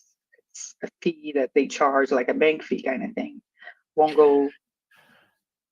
Yeah, like they done that on purpose. I think you're making a really good point because what's coming up at the moment is the actual trade itself actually seems to be quite good, but we're going to need Crypto G to come in and decipher it and probably get interrogated by ourselves. But you do wonder if, just thinking out loud, whether or not the gas fee comes direct from Polygon when we see it on the blockchain, or whether that is influenced in some way by the smart contract. That's what I was thinking. Is that a way to do that? And that's what they're doing. So it's another way to get people's money if indeed that's what they're doing. It's just assumptions. I'm not implying that's what they're doing. I don't think Yeah. they've gone Christian and all of a sudden thought they'd change their leopard spots and become good law-abiding citizens going by their checkered history. So I still think there's something major happening here, but I have no idea.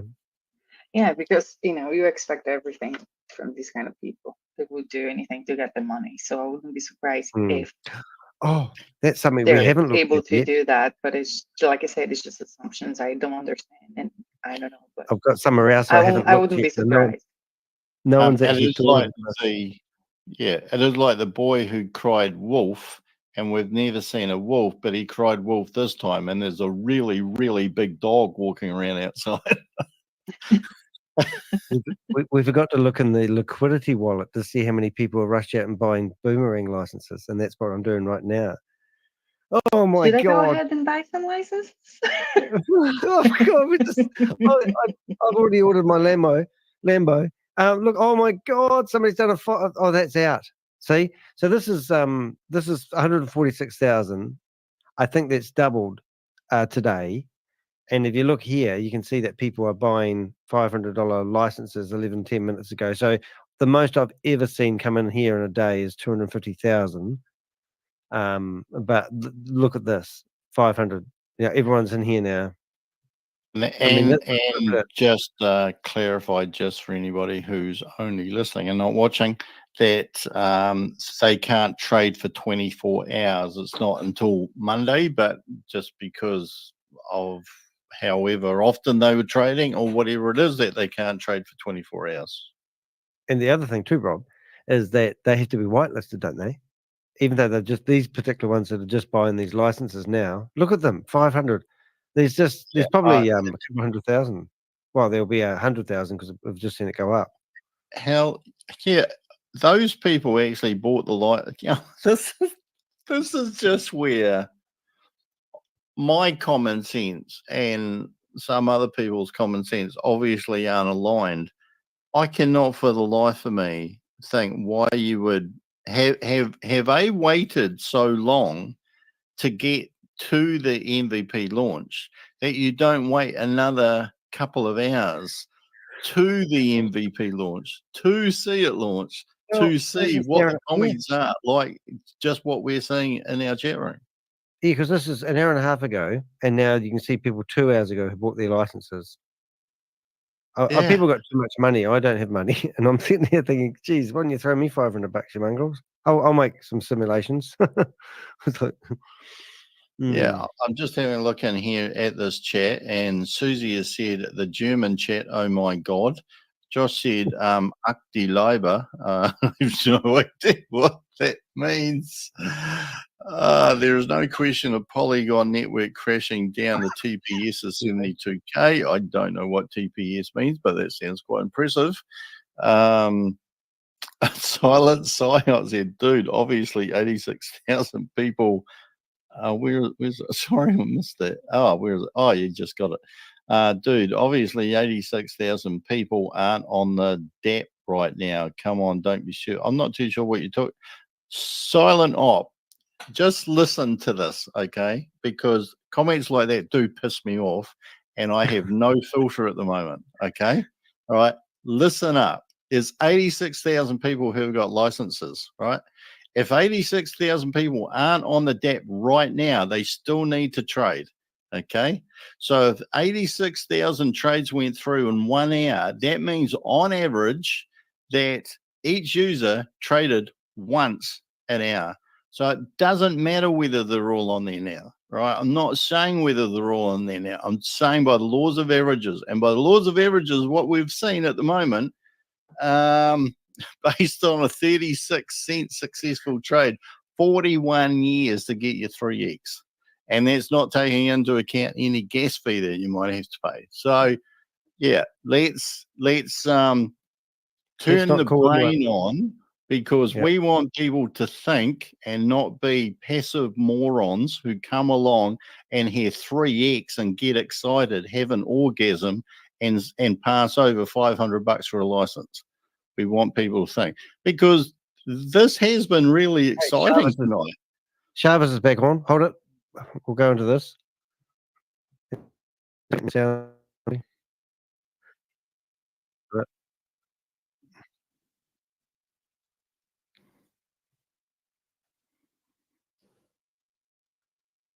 Everyone can run, but hold on, give 30-40 more minutes, let the this fluctuation go down, and then you will see, you will find successful trades. Amazing. Thank you. As much people, well, just then, they obviously had a strategy for this launch. Generally speaking, there will be more people than there are on now. Yeah, when there's over 6,000 licenses. Good afternoon. Yeah. I'm sure many people have this problem, but my MetaMask wallet is not whitelisted yet. I get commission tonight. Yeah. We never heard that one before, eh, Danny? Yeah, you're the one. We've been waiting for Our team is checking, and we are running the scripts. What team? We are making sure that the wallets which are not whitelisted will be identified and whitelisted within a couple of hours. Please don't worry. Also, at the same, be patient. Come back Monday. Okay, many thanks. Hey, where's Crazy Baby? I can see more than almost 20,000 transactions on the chain in Something's 1.5 if we bust hours. this one, This will is be great. brilliant, Rob. This You is go to, you incredible. don't go to sleep until So you just finish. imagine this same thing. If we do on 3-4 networks, and we are able to cache 10 to 15 transactions every minute, how amazing it would be. Divide that how by 86,000. Scalable the product can become. That Team foresight. has also I get his name. showed Got your name bloody a lot of confusing. I'm sure you did that on purpose. positive Silent PSYOP. That's one trade every 4 hours signal per in terms of making it multi-chain. So within next 2 weeks, we will go multi-chain with different networks. So this kind of fluctuation, gas fee, will not Wouldn't be they a just problem. ban him off those So networks? We have to now direct the traffic into Polygon will just say you're out of here. networks You're jamming so in that anyway. everything works. So Yeah, well, yes, they going are multi-chain decentralized, is aren't the they? So, solution for this. yeah, like they And take we any. will go multi-chain. Now we have the product up and running product, efficient product with the right approach. So it is not difficult to replicate and channelize with different networks. So yeah. Yes, I've just. This is what. Sorry, Shavez. Okay. I was just going to say I just shared the link. This trade I've just done. Here we go. And the gas fee is 9 cents for 33 cents Brilliant. profit. So when gas fees are low, Excuse me. it's quite good. Okay. I think the thing, and this is mega point. Okay, mega point. So is that if you are trading to your profit ceiling, that the money that you pay on your gas fee is taken off of your profit. It's straight off of your profit. You know, so if you were, for argument's sake, if you were getting 40 cents profit, your gas fee was 20 cents, you would trade your way to $1,500 and have incurred $750 extra expense to get to $1,500, which means even if you did manage to get to your 3x profit ceiling, you paid $500 for your license. You've arguably, just hypothetically, paid $750 for your gas fee. You've actually made $250, and we don't know over what period of time it might be. But there'll be a lot of people, Danny, that were on Yvonne Henry. Hello, Yvonne. Hello, Yvonne. How do you? A lot of people on Yvonne Henry's meeting the other day who were looking at that spreadsheet that you could trade to your $1,500 in 0.48 days that might be thinking that's not really likely. Yeah. The $900 a day thing was like something I was sitting there last night spewing it. Funny enough, I'm just looking at this trade. I've just put the link in the room there.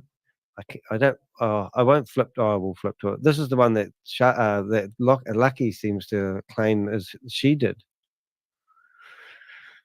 And once again, it's $49 or $50. And look how many lines of code. Oh no, it's heaps. No, it's heaps. $50. And out of that, you she's scroll got to the 34 bottom. On my very dubious, stop there. On my logic, not saying I'm right, but just on my logic, if you add up the bottom two lines, which is $50.16 plus 34 cents, which was the payout 50, to the user, it comes to 50.50, which is exactly the same as the line 2 lines up. And that appears to be the amount that people finished with once the arbitrage transactions were complete. So on the face of it, that looks as if it's made money.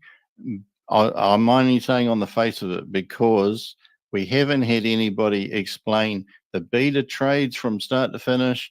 We haven't had anybody explain these from start to finish.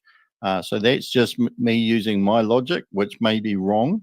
I'm definitely no expert on this. So it'd be interesting to see what Crypto G makes of it. And that's also based on that there's nothing else that a smart contract is doing there to influence those figures, which we assume it's not, but we don't know that. Yeah. Hey, well, just tune in here. I wanted to know whether that was Lucky's thing. I'll just see what we've got there. You probably can hear it, but other people can't. So I just have to flip out of that stupid screen and do that thing I do. Is that the one that she was talking about, the 9 cent jet fee? Yeah. Maybe Okay. it is So one of the reasons. okay, let me see what's happening with other devices. I'm checking the compatibility with various cell phones. So yes, it will be, if there is any problem, it will be fixed. But there is no problem as of now. Can you change your device? Can you log on to any computer or any other cell phone with the same wallet and try? I don't normally see all those hands up, Rob. I'll try. And if I'll get problem again, then I update to the people. Sure. But it is incredible to see so many transactions, so many every second. Dragon Slayers, yeah. Going so fast. So fast. From beta version till now, in the time of migration, in the time of optimization, changing approaches, we were not able to get, you as a user browsed pairs, we ran AI bot to find opportunities. We were not able to even test hundreds of transactions within a day, but look at this, the approach which we have followed made us do this product at this level. And I suppose now your thoughts are cleared, your vision with which you were seeing the product has changed. It is not the same product that we were running with beta version. It is something which is faster, stronger, better, and more efficient for users. This is not just a tool anymore. This is a tool that brings you market opportunities and that brings you profit as well. If you had $362 million delivered to you in your front in door the real and you had to make a time, bit of software, just you'd have a pretty imagine, good budget, wouldn't you? I said 10 to 15 transactions a minute, and you guys proved me wrong. We can run more than 10 to 15 every minute. So He's got a point, it is indeed a disruptive technology, which is very obvious. We are going to go multi-chain with, and we will break all the records of onboarding number of users on a single What product. he's talking about, he's That's just why I focused said, on selling, eh? after testing the product, I said next 3 months, we will have at least 500,000 new members in our community. And now you guys need to do it because you have a product that can serve more than 500,000 people at the same time. How? Like, if Okay. anything, it's You just guys carry actually on. proven that it can't service All right. 86,000. Thank you very much for this update again. One second. Sorry, Amaji. Yeah. Chavez. What did you say about we have this message for people who are getting this message that they can't trade Yes. for some time? What did you say about that? We actually had to put restriction on application layer Trying to finish my screen. for few minutes to make sure that everyone else who is trying can get a successful trade. But we removed that. After that, we saw a massive spike in number of transactions. So we removed it, no problem. We are still constantly checking and monitoring. We have not left the So where's the development monitoring people of the that are around him platform. right We are now? monitoring it in terms of You know, debt. Giving Where's him a Nick foot now? when He's not great. You will if you will face any difficulty, we will make sure we will first put the restriction because funds are involved. We will make sure not even a cent I think they need to take it worth offline of now, gas fee will be lost. and we'll find out the Will whole be stunt was simulated. will be sent to And it just cost them $1 million or $2 to the run what we just blockchain saw. without a transaction. So we are doing everything in terms of making it more efficient. So it's incredible. And Pavel, Well, how does Pavel feel about this? Close to 60, more than 50 transactions every minute we did. 300, I believe, right? Amit, Rajiv ji, how many transactions? Yes, every minute? 300. Well, Gigi's is technical guy. Okay. So if we are doing 300 transactions per minute, that makes and with this same approach, if we go multi-chain, then you guys can imagine if we operate the same setup in 6 different networks with same speed and efficiency of transaction. Let's say it's faster. He's grooming the audience. He already knew that this was going to be part of the strategy once they finished the release. Here's a reality check. User 300 trades per minute will be is one trade every 286 minutes per user. What's that mean, Rob? It means that if you were your average user with a $500 license, you're going to make, well, just based on what we're looking at, 36 cents every 4.5 hours. Wow, that's amazing. You've obviously never been to Bangladesh, mate.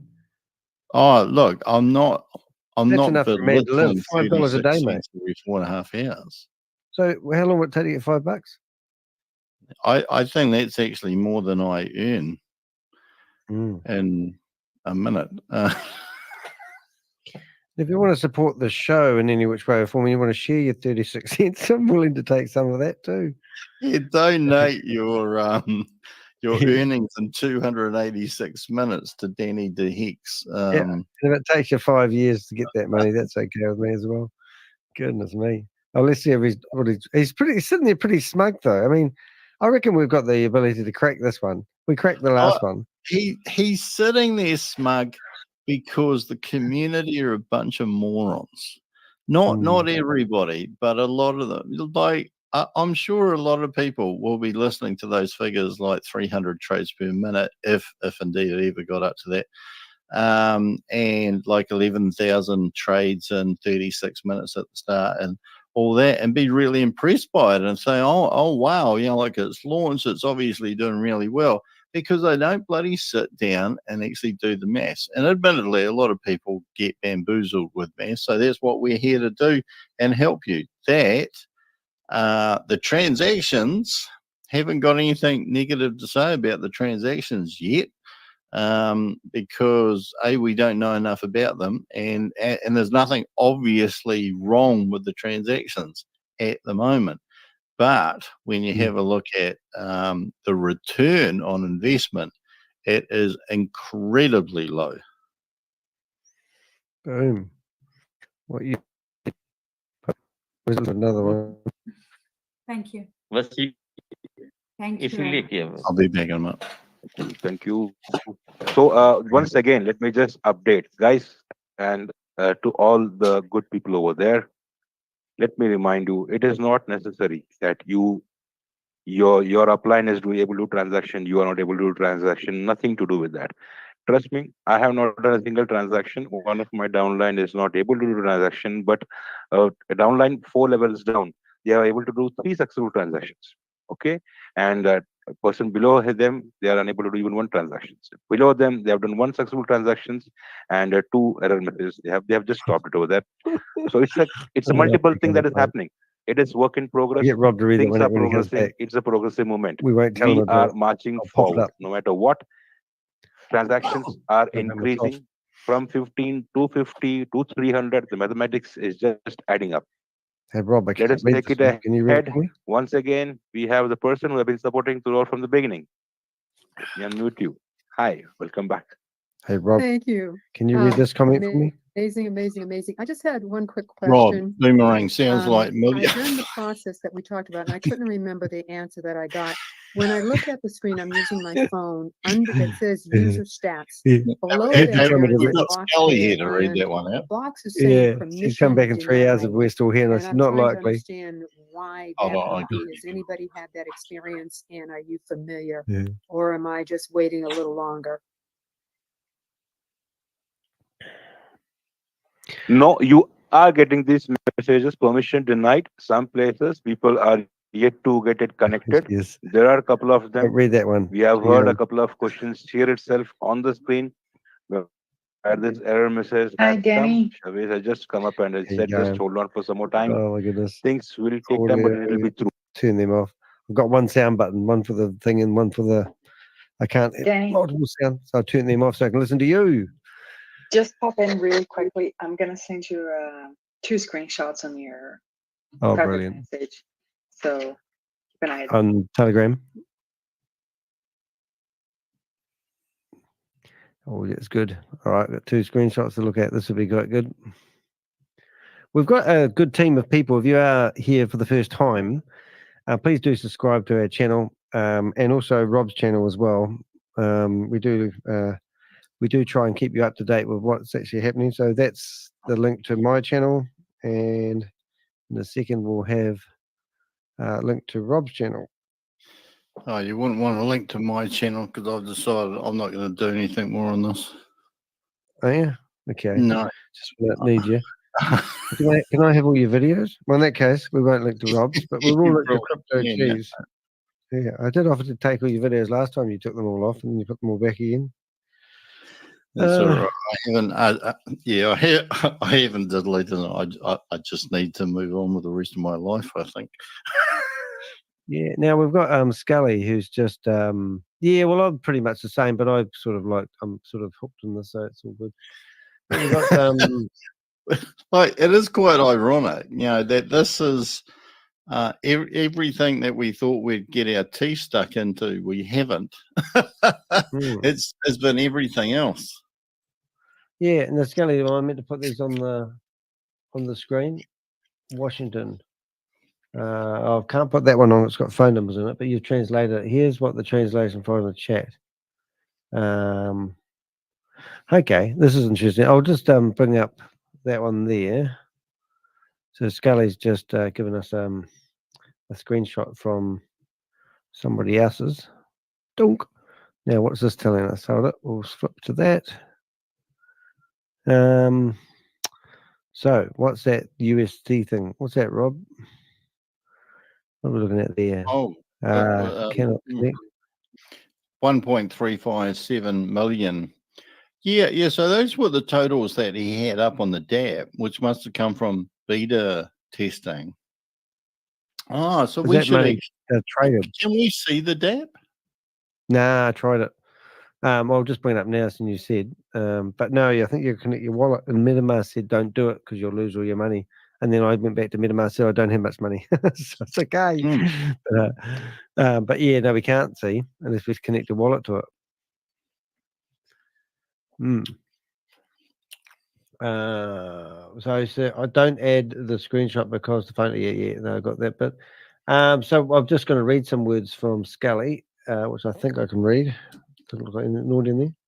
Here is the translation of the provided chat conversation to English. Washington, Luis. My screen looks like this. Monkey covering eyes. Crying face. Access denied. Rafael Costa. Many people are having the same error. User with Brazilian flag profile picture. It hasn't been released for us yet. At least I haven't accessed it yet. Access is still not granted. Gratitude. Good morning, everyone. That's Has what the he... arbitrage started? I replied above. Marcos Santos, but you need to have a license. Tell them to come. From Rubin's group. Tell them to come into our room, Scully, and they can watch watch it from over. But he did talk about controlling different countries, their limitations and the like. So maybe that's what happened there.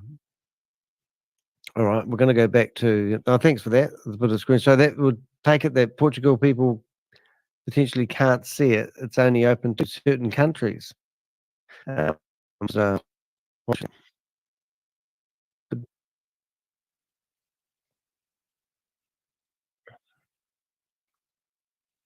Only possible because of the automation and dependency which is not there in the hands of users. Otherwise, you would have seen on a manual setup not more than 2,000, 3,000 transactions in 3 to 4 hours, because it's a process.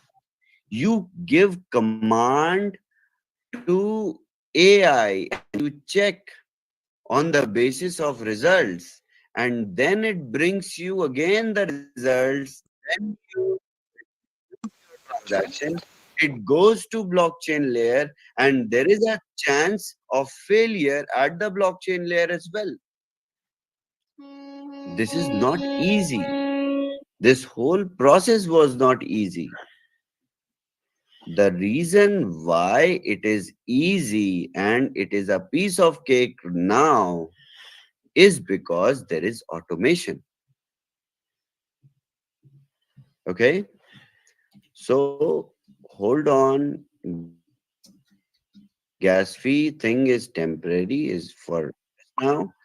The ticket size, and there should be no question about ticket size, who is selecting the pair. Come on, AI is doing that Yes, for you.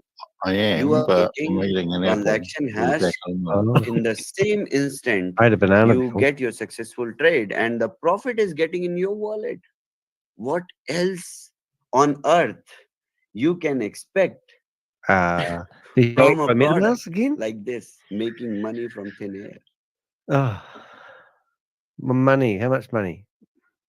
So how long before you get your 3x back? Can somebody ask that question? Thank you, Thank you very much, Shavji. Okay, we have Anand Dubeji. Well, let me just.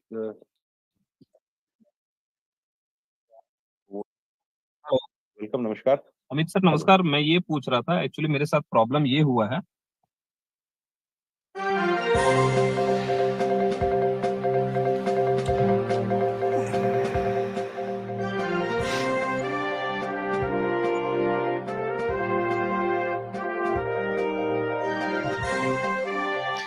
News to hand. Rob's gone live. I presume he's talking about Boomerang, so we'll switch over to his live and let's have a listen to him. I'll just get it set up. I got to think about how to do this. Bit of a lazy Sunday for me here in New Zealand, in case you're wondering. And we'll also bring up his chat box and we'll see what we've got. Pop out chat. All right, pops his chat over here. What are we doing here, Danny? We're going live on that. Excuse me. I've got a bit of a cough.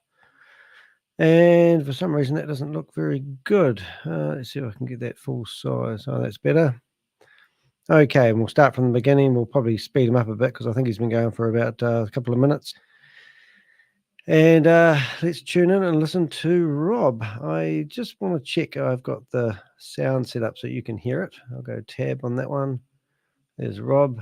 And let's see what Rob's got for us tonight. Here we go.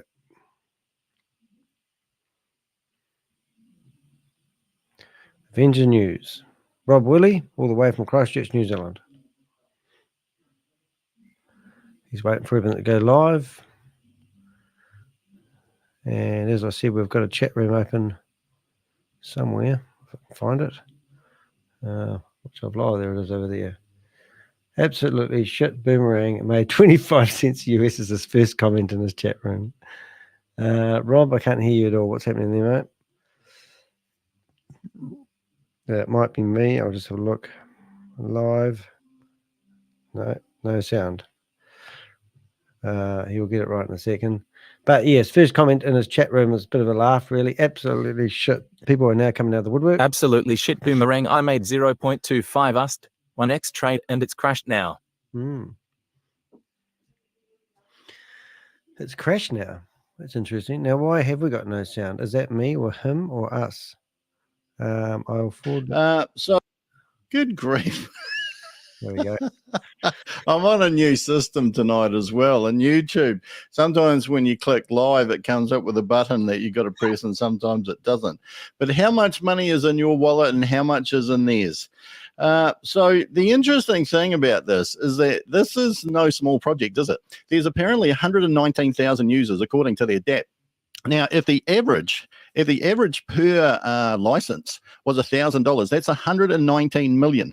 If the average was 500, it would be around about 60 million. This is a serious amount of money. And when you launched on the MVP the other day, how much were you trading for? People were bringing in, on average, I saw between 25, 35 cents a trade, and then the trades were stopping. And there's going to be some really interesting information coming up on CryptoG's video about whether or not Polygon did actually crash. Because you remember last night we were suggesting, well, is Polygon more likely to crash, or is the new kid software most likely to crash? So we're going to be talking about that. But let's first start by me getting my phone up here to make sure that I can actually see anything that's happening, which might help. Just stick that up there. And yep, I can see it. Okay, so let's get on to the social media roundup. There's not quite as much, but I've had a quiet day. To be perfectly honest, I'm over Boomerang. I've been following this for months and months. And it's just like lemmings jumping over a cliff. So it doesn't really matter what you stick in these videos. So this one here, we've got some of us can't wait 2 months, no problem.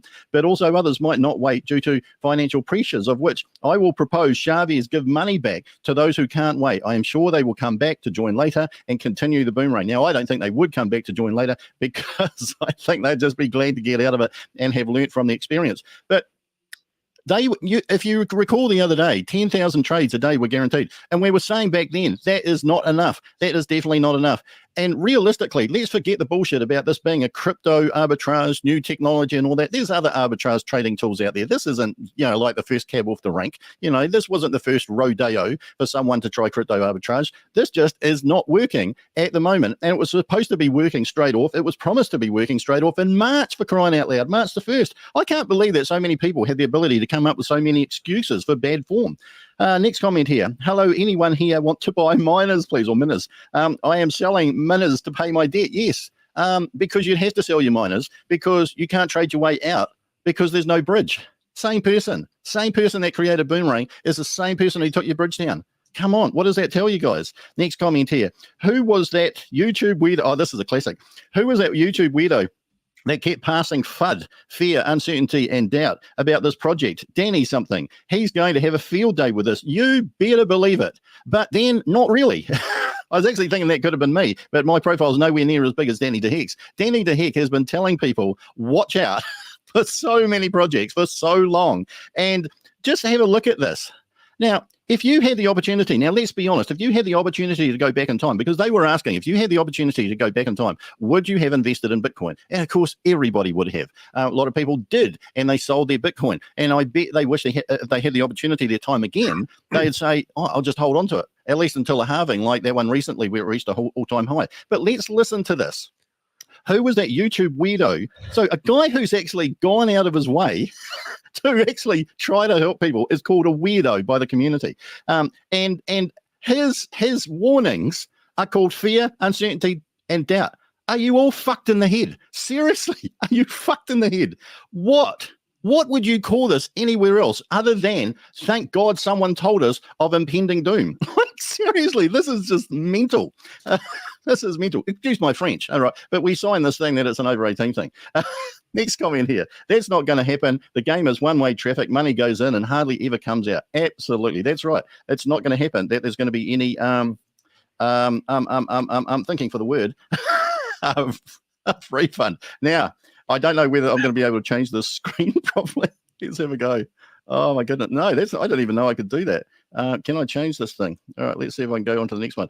This had a whole, oh, there we go. Different set of buttons has come up. Okay, so here's the next one. After the Polygon network crashed yesterday, you almost brought down Telegram today. I couldn't read the few hundred messages out here. But don't worry, Chavez will present us with a new project next week that will make us rich. And I'll tell you what, you'll buy it too, won't you? You will buy it.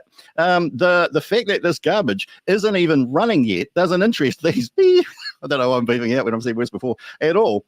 Don't get fed up. Use your common sense. What right does he have to come to us with something new after yesterday's result? He has released a whole 2,500 out of the 358 million he pocketed. I don't know where that figure came from, but hey, it could be as high as that. What's that? That's averaging about $3,000 a license. That could be true for all we know. He's put, yeah. So you paid in, arguably, according to this guy anyway, or this person, 358 million, and that 2,500. That's what I was going to work out, but I got sidetracked today. But go and have a look at the amount that has been paid out or had been paid out when this launched, and have a look at the amount that's been paid out now, and subtract today's total from the subtract the total from the other day from the total day. You will see exactly how much has been paid out. You would think after one day. Now think about this, guys. There were some leaders that were advocating that you were going to get your 3x your profit ceiling paid out in one day. One day. If that had happened and there were 358 million that had been spent in licenses, then that would be 3 times 358 million would have been paid out by now. That's right. 3 times. That's $1 billion. Think about these figures, guys. Think about, is that realistic? Of course it's not. But look on the other side, how much has actually been paid out? It's not even 1x. It's not even 0.5x.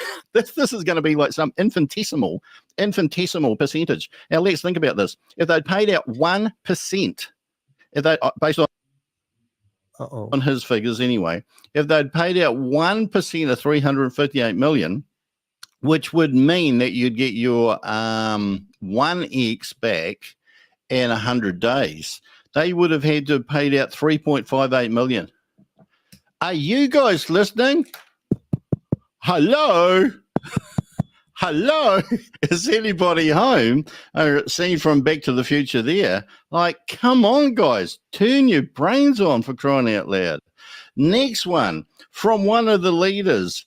Joe, on launching day, we almost crashed Polygon network. The solution is to slowly increase to selling on each license. Oh, and by the way, just going back to that other one, the person who created this thing, the person who sold this thing, the person who's paying you out nowhere near what you expected to get paid out, wants to sell 500,000 licenses in the next 3 months. To do what? Do you think he's thinking about all the people that are going to be buying those licenses? Do you think he's thinking about you guys who can't even trade your way to even 0.5x in the next probably 6 months by the looks of it? Do you think he's thinking about you, or do you think he's thinking about, 500,000 licenses multiplied by an average of maybe $3,000 a license? That's $1.5 billion. I don't even know. What would that be? That would be something humongous, wouldn't it? Let me think. 500,000 licenses. $10 is 5 million. $100 is 50 million. 1,000 would be 500 million. Yeah. If the same average, $3,000 a license, if that's right, we don't know if it's right. $1.5 billion. Unbelievable. So it says here, Joe, on launching day, we almost crashed Polygon network. The solution is to slowly increase the ceiling on each license. Wait for this. Until we get at least 4 networks up and running, which they were supposed to have had going ages ago. But you can't believe them, just like you can't believe them when they say there's going to be no gas fees. This can take around 2 months. Fuck off. Unbelievable. This was supposed to have launched after 2 months. Unbelievable. Wake up. Wake up. I'm not going to hit the mic again just in case it damages my mic. Yeah, I'm more worried about my mic than your ears probably. Next person says, this is crazy. Absolutely. This is nuts. Absolutely nuts. Round of applause for that person. Absurd, says the next one. This is your community. What are you saying? Or are you one of those cows that's hiding in the background thinking, I just want my money out. I just want my money out. I'm going to be passive. I don't want to upset anybody. I don't want to be censored. I don't want to be kicked off of a Zoom meeting.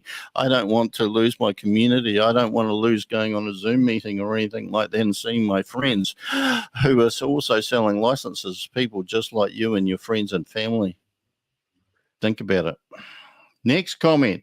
Not what we expected to hear, but it is what it is. Bullshit. It is what you allowed it to be.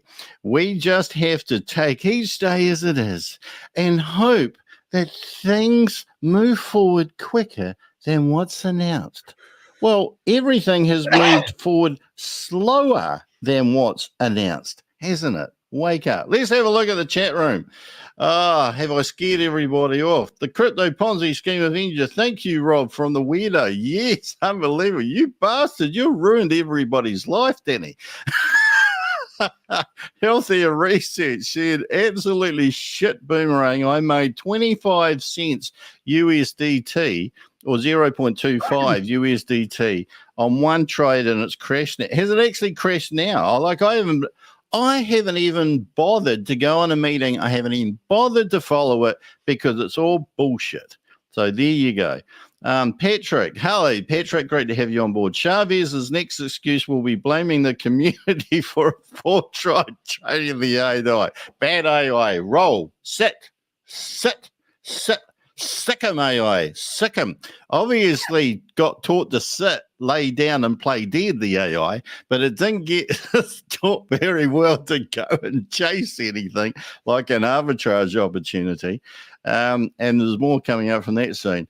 Danny says, hello, Healthier. Sorry to hear that. However, thank you for sharing. Yes, absolutely. Thank you for sharing and being honest, even if it's not good news. But if it's good news, share that as well. We just want people to share news. You know, the facts are the facts. There are 2 trades available per day to those who are whitelisted and they can make a profit of 50 cents, says Passang Sherpa. Great to have you on board. I think I've heard that name before. Then Danny, Susie. Hello, Susie. By the way, Danny, I'm operating here off my MacBook Air laptop. Making balls up of it. I was at the start anyway. Patrick said, my friend actually bought $1,000 license 5 days ago. What the F? Why would you do that? Like, seriously, this isn't financial advice or anything, but something has not launched,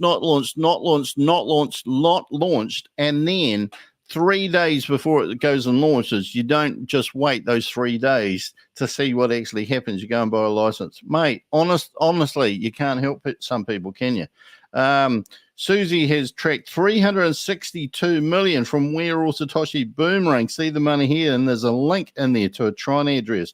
Maybe that figure, that person is right. I don't even know who stuck that on there. I don't know where most of these social media things come from. They just come to me. Passang said people were paid $500 to $50,000 per head. Oh, my God.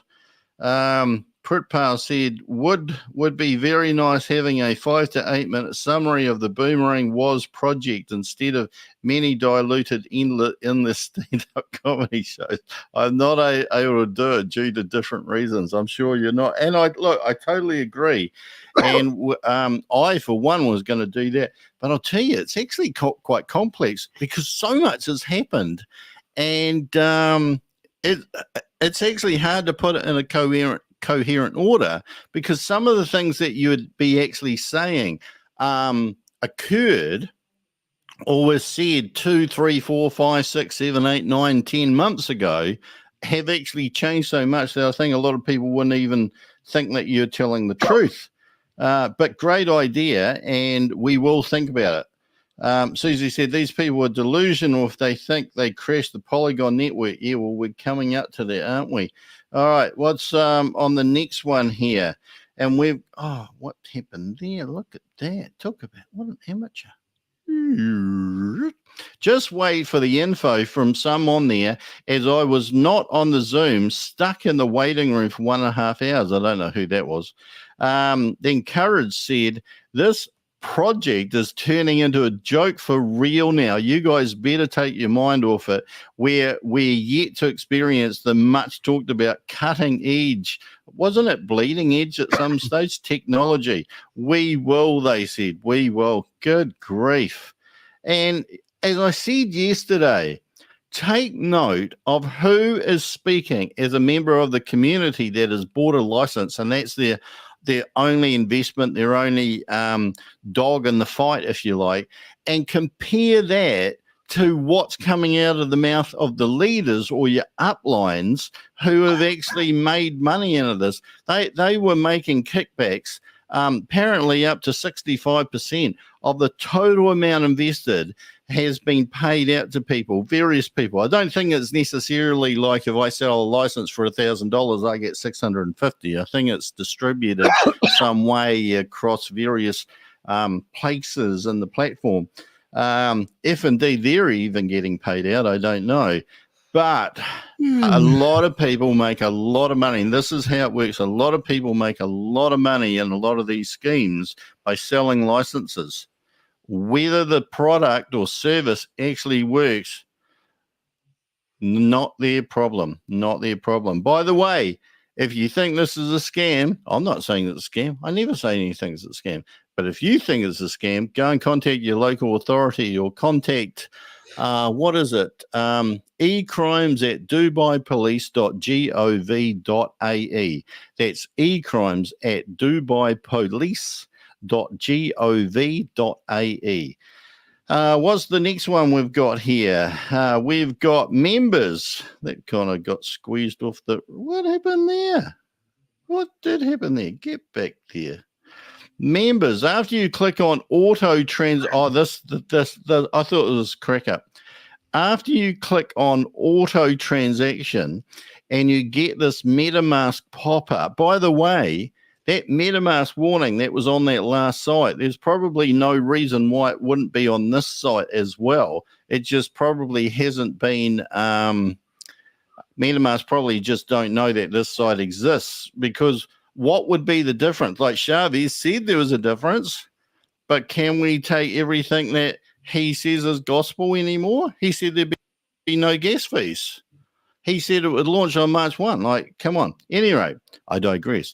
After you click on auto transaction and you get this MetaMask pop-up, stop and check that the gas fee is less or lower than the amount you receive.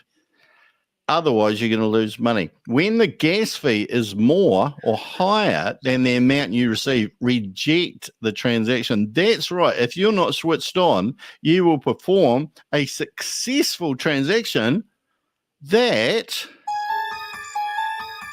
costs you money. Costs you money. That's right. You could be paying more in gas fees, which come out of your wallet, than you receive from the profit from the transaction, which comes off of your profit ceiling. So it's a lose-lose. What's the next one here? Oh, this is very small. A meeting held with Chavez and other ranked leaders this evening. I don't know when this was, by the way. On launch day, we almost crashed the Polygon network. The solution is to gradually increase the daily transaction limit of each license. Wasn't this supposed to be tested and foolproof and seamless? God, blimey. Increase the daily transaction limit of each license until at least 4 networks or blockchains are operational. It may take around 2 months. In the meantime, restrictions on ranked leaders' training accounts will be lifted for training purposes to show how to trade and sell the project's vision, not the project's reality. To sell the project's vision. And remember, so leaders that are selling, remember, that are making money for Chavez are getting priority over you. That's right. Yet again. And we must therefore educate the community by explaining to them the appropriate time to trade after comparing profit and gas fees. Good grief. Those gas fees, this is another BS from Chavez. Chavez said that those gas fees were going to be minimal. First of all, he said none. And he left until launch day after everybody had made the decision to buy. And some people were using these as businesses, for crying out loud. That the maximum gas fee was going to be 1 or 2 cents. Then it became 1 or 3 cents. Then it would be no higher than 4 cents. And we've actually seen they can be substantially higher.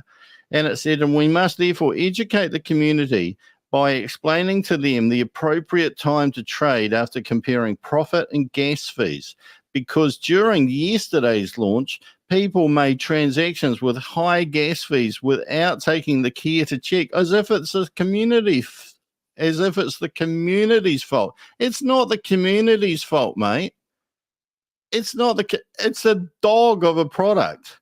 It's a dog of a product. People made transactions with high gas fees without taking the care to check. Bad community. We need to show how to read profit and gas charges in MetaMask, but this only seems to work on Chrome on the laptop, which may explain why those using the phone couldn't say, oh my God, unbelievable. Where's the testing? What about that user acceptance testing? That would have come up. But of course, they were losing the community. And this is the title of my video. Has Chavez lost the community? If I was in it, he would have lost me ages ago. What's the next one? We're almost at the end of the social media, and we just have to bring this over. Based on the data, Chavez's team, hold on, is this the same? Based on the data, Chavez's team will slowly increase the amount of daily transactions per license in parallel with increasing the number of blockchains we can trade on. This is a problem that arises due to the Polygon blockchain infrastructure, according to Chavez. Oh, it's Polygon's fault. It's not my fault. It's all Polygon's fault. They broke my product. Oh, that's me moving the wrong thing there. Never mind. So let's get into my little list here. I had a little list here. Oh, Susie, you're very good. And thank you, PripPow. Yes, great idea. I'll take it under advisement. Sounds like work to me. I do enough. I do too much, I think. Okay, so as we've found out, this is not a small project. So it needs a lot of people to speak up, on meetings. It needs a lot of people to go to the authorities and put some pressure on what's going on. Make sure this is kosher. And you probably are not educated enough, are not savvy enough in the ways of crypto. And that's no disrespect to you, because I wouldn't be either for most of it.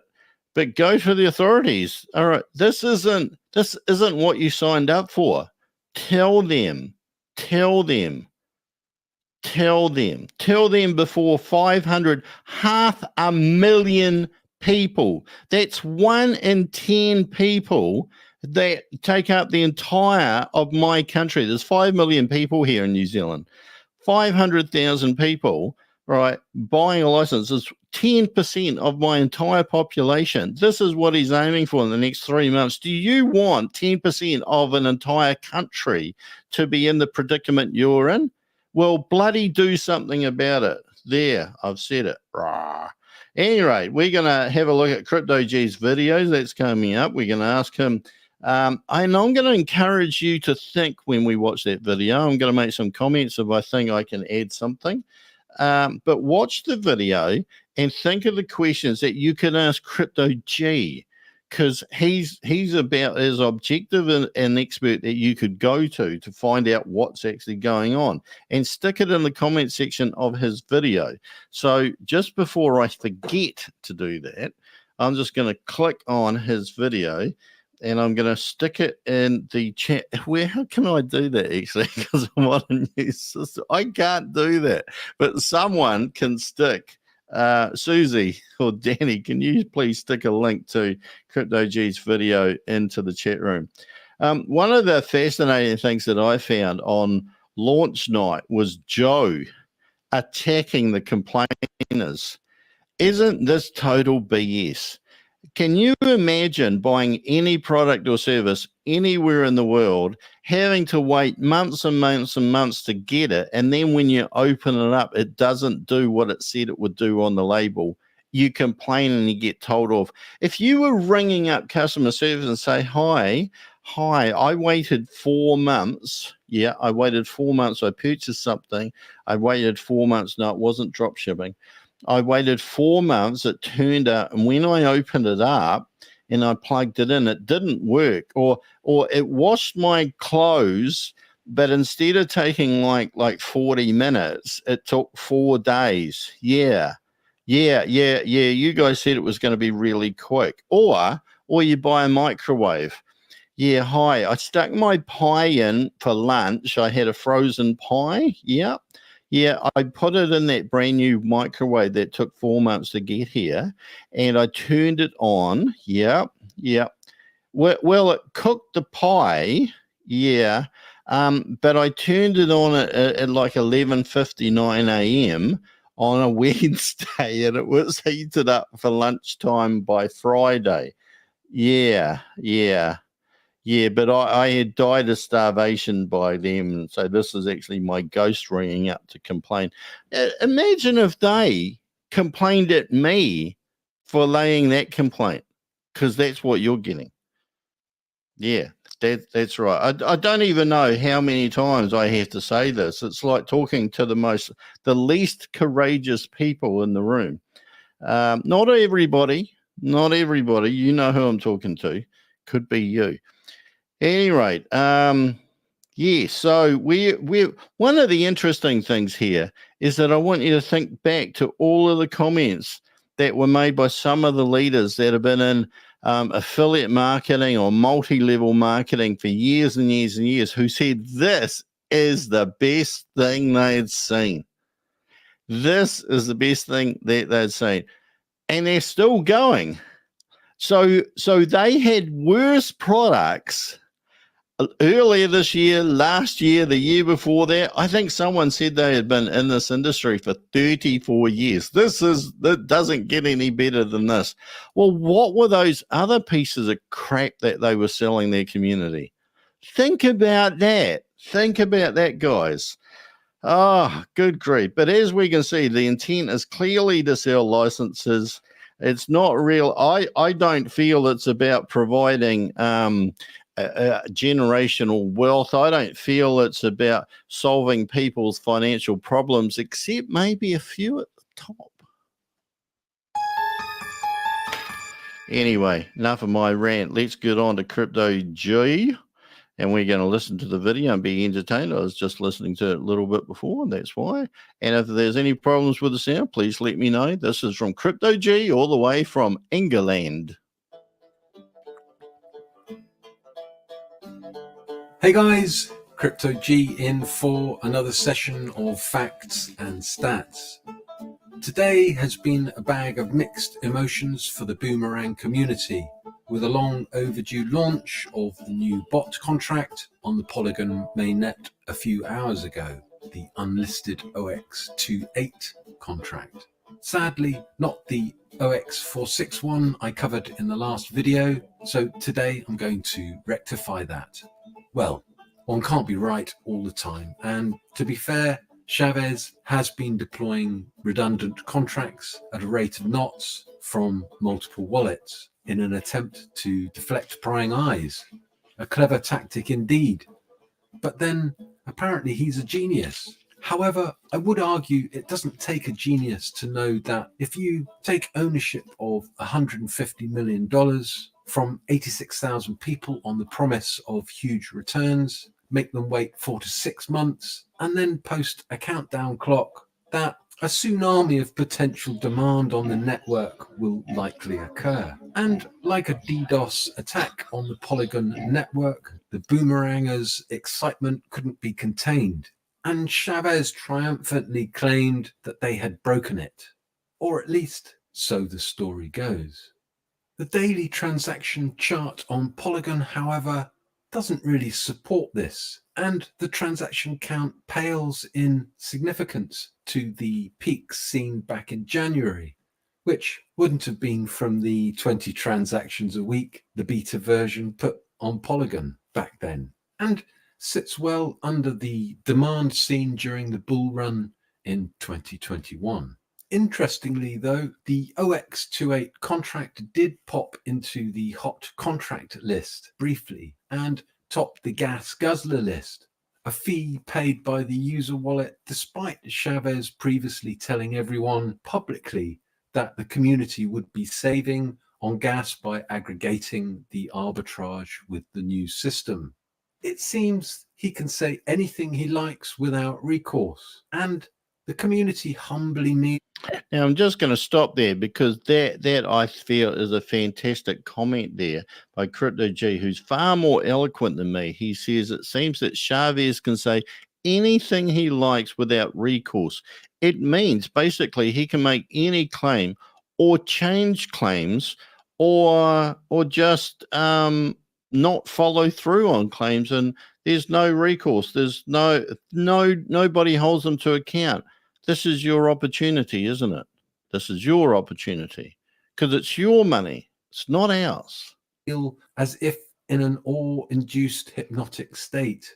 But remember the bold claims that this is going to be a seamless, disruptive technology. Disruptive it may be, but not in the way it is touted. Anyway, enough of the obvious. Let's dive into the back end again and see what is afoot. Before that, though, let's do the housekeeping. I'm not a financial advisor, and this video should be used for educational and entertainment purposes only. You must seek professional advice before making any investment in the digital or the traditional financial space, as there is a risk of partial or total loss. Make sure that you do your research, make sure you try to self-custody your assets at all times, and remember that the information in this video may well be out of date by the time you get to see this. So, let's look at this OX28 MVP boom contract and run through a successful trade or two. Now, I know that there are some people that have commented on various videos that said that I've heard Crypto G and he's speaking a little bit above where my knowledge is. Totally get that. Crypto G spoke above my knowledge level when I first listened to him, and now I've caught up. But you can go onto these videos. This is the great thing with social media, is that you don't have to be lost. You can go on to Danny, the Crypto Ponzi Schemes Avengers. You can come on to mine. You can go on to Crypto G's. You can go on to Rucker T as well. He's got a YouTube channel out there, and I think Bob has actually started one from all accounts. You can actually interact with us. You can come into the chat room and ask a question in here. Crypto G may even be floating around not too far away, or Susie could be able to answer it, or myself, or Patrick, or whoever. Or you can go into the comment section and ask the question in there. This is the fantastic thing. Like, you can't watch the news or you can't see a documentary and ask a question, but on here, you can do anything you like. Okay, are you ready? Line 1 shows the flash loan call for 0.017 wrapped Ethereum, which is then swapped through the Uniswap router for 59.91 USDC in lines 2 and 3. That USDC is then swapped for 59.94. Whoops. Or USDT. I'm just going to pause that for a minute. I'm just going to do something magical here and just make this larger so that you can actually focus on this and take it all in. And not me. I'll just stick it up there. And probably can't get any larger. Oh, yes, I can. Oh, no, I can't. Here we go. In lines 4 and 5. Lines 6 and 7 then show an interaction between the OX28 Boom contract and a wallet of significance that I have tagged as X3 Boom, one of several contracts that make up the X Boom series, which I will explain in more detail shortly, and is where the USDT is exchanged for 105.42 wrapped Matic. The next 4 lines show 2 swaps through the Uni router using the same Wrapmatic USDT pool as shown, where 105.42 Wrapmatic is swapped to USDT and then swapped back to only 105.3 Wrapmatic. In what is essentially a pointless and wasteful interaction that loses a small amount of Wrapmatic. Lines 12 and 13 then swap the remaining wrapped Matic for 0.0171 wrapped ETH, followed by the payment out of the OX28 Boom contract to the user for 8 cents worth of wrapped ETH in line 14. And the last line is, as in previous iterations, just the flash loan repayment to Aave plus fee. Fairly straightforward so far, and to the untrained eye actually appears to make a profit of 8 cents when you use a variant of the kernel's formula and deduct the flash loan repayment in the last line from the amount of wrapped ETH in line 12. But let's look back more closely at lines 6 and 7. And see what this X-Boom contract series are up to. As this is the paraphemelian and is where a fake profit is actually created. Let me show you. Essentially, there are 5 X-Boom contracts that I found, one for each token pair currently traded. This one, X3 Boom, is specifically for Wrapmatic and USDT trades. And when we look at the interaction list in dbank, we can see it is just a transfer contract inserted into the OX28 Boom bot that simply swaps one token for the other. But notice that the swap value is skewed with an inflated dollar value of the end asset, in this case Wrapmatic, being transferred back to the OX28 contract, creating by design the appearance of a profit in a complex set of token transfers. Almost impossible to spot without the addresses labeled and a good understanding of how to read the blockchain data. Having recognized this, I then went on the search for where the liquidity for these inflated swaps was coming from. Enter Sandman and Mr. Camelot, who has been active for 804 days since April 2022. Here you can clearly see significant amounts of assets being manually sent to the X-Boom series of contracts, as this is a standard wallet, not a contract. You will need to tag and bookmark this one, Admiral. This is a pattern of liquidity transfer that we have seen and discussed before when analyzing the previous iterations of the Boomer contract. If you haven't seen these, then I suggest you watch the Busted and Boomerfish videos I did earlier this year for more details on this. And of course, subscribe and like so you can revisit these later with ease. I also suggest that if you still haven't achieved enlightenment, and have any genuine concerns about exposing others to this questionable project, that you keep a close eye and bookmark this wallet address OXD25 for closer inspection over the coming weeks, as real arbitrage trading doesn't require a regular stipend or standing order transfer. However, it does need a complex and high-speed market price data feed from an oracle or aggregator such as Chainlink, of which I can find no evidence of in the back-end coding. And it will be interesting to see what the front-end script shows us when the kernel pulls his finger out. No doubt there will be some interesting arrays to ponder. So that's about it from me. You've likely hit your limit of concentration. My hope is that you haven't rushed off into the land of Lambos and Gucci handbags, where the bulldogs I love this. all have rubber teeth Where did you get that and from? the hens lay soft-boiled eggs. Crypto G out. Well done, Crypto G. Honestly, a team. Yeah, I think only a English person could come up with soft-boiled eggs, etc., and stick that into that video. Thank you very much, Crypto G. So if you want to watch that a couple of times, you probably do need to watch it 2, 3, 4 times, something like that. Share it to other people, watch it with someone else and go through it so that you can really get your head around what it is, because you really do need to know how these trades are working. And we went ages when they were doing the beta trading not understanding how they are working. And why? Because no one was actually explaining them, arguably purposefully. Like, how could you go that long when the whole focus of arbitrage trading is on the arbitrage trade, and yet they're talking about everything else. They're talking about how much money you can make, the flash loans and all this, but no one's saying this is actually how it makes money. All you ended up with was this abstract example that was in the presentation slide deck.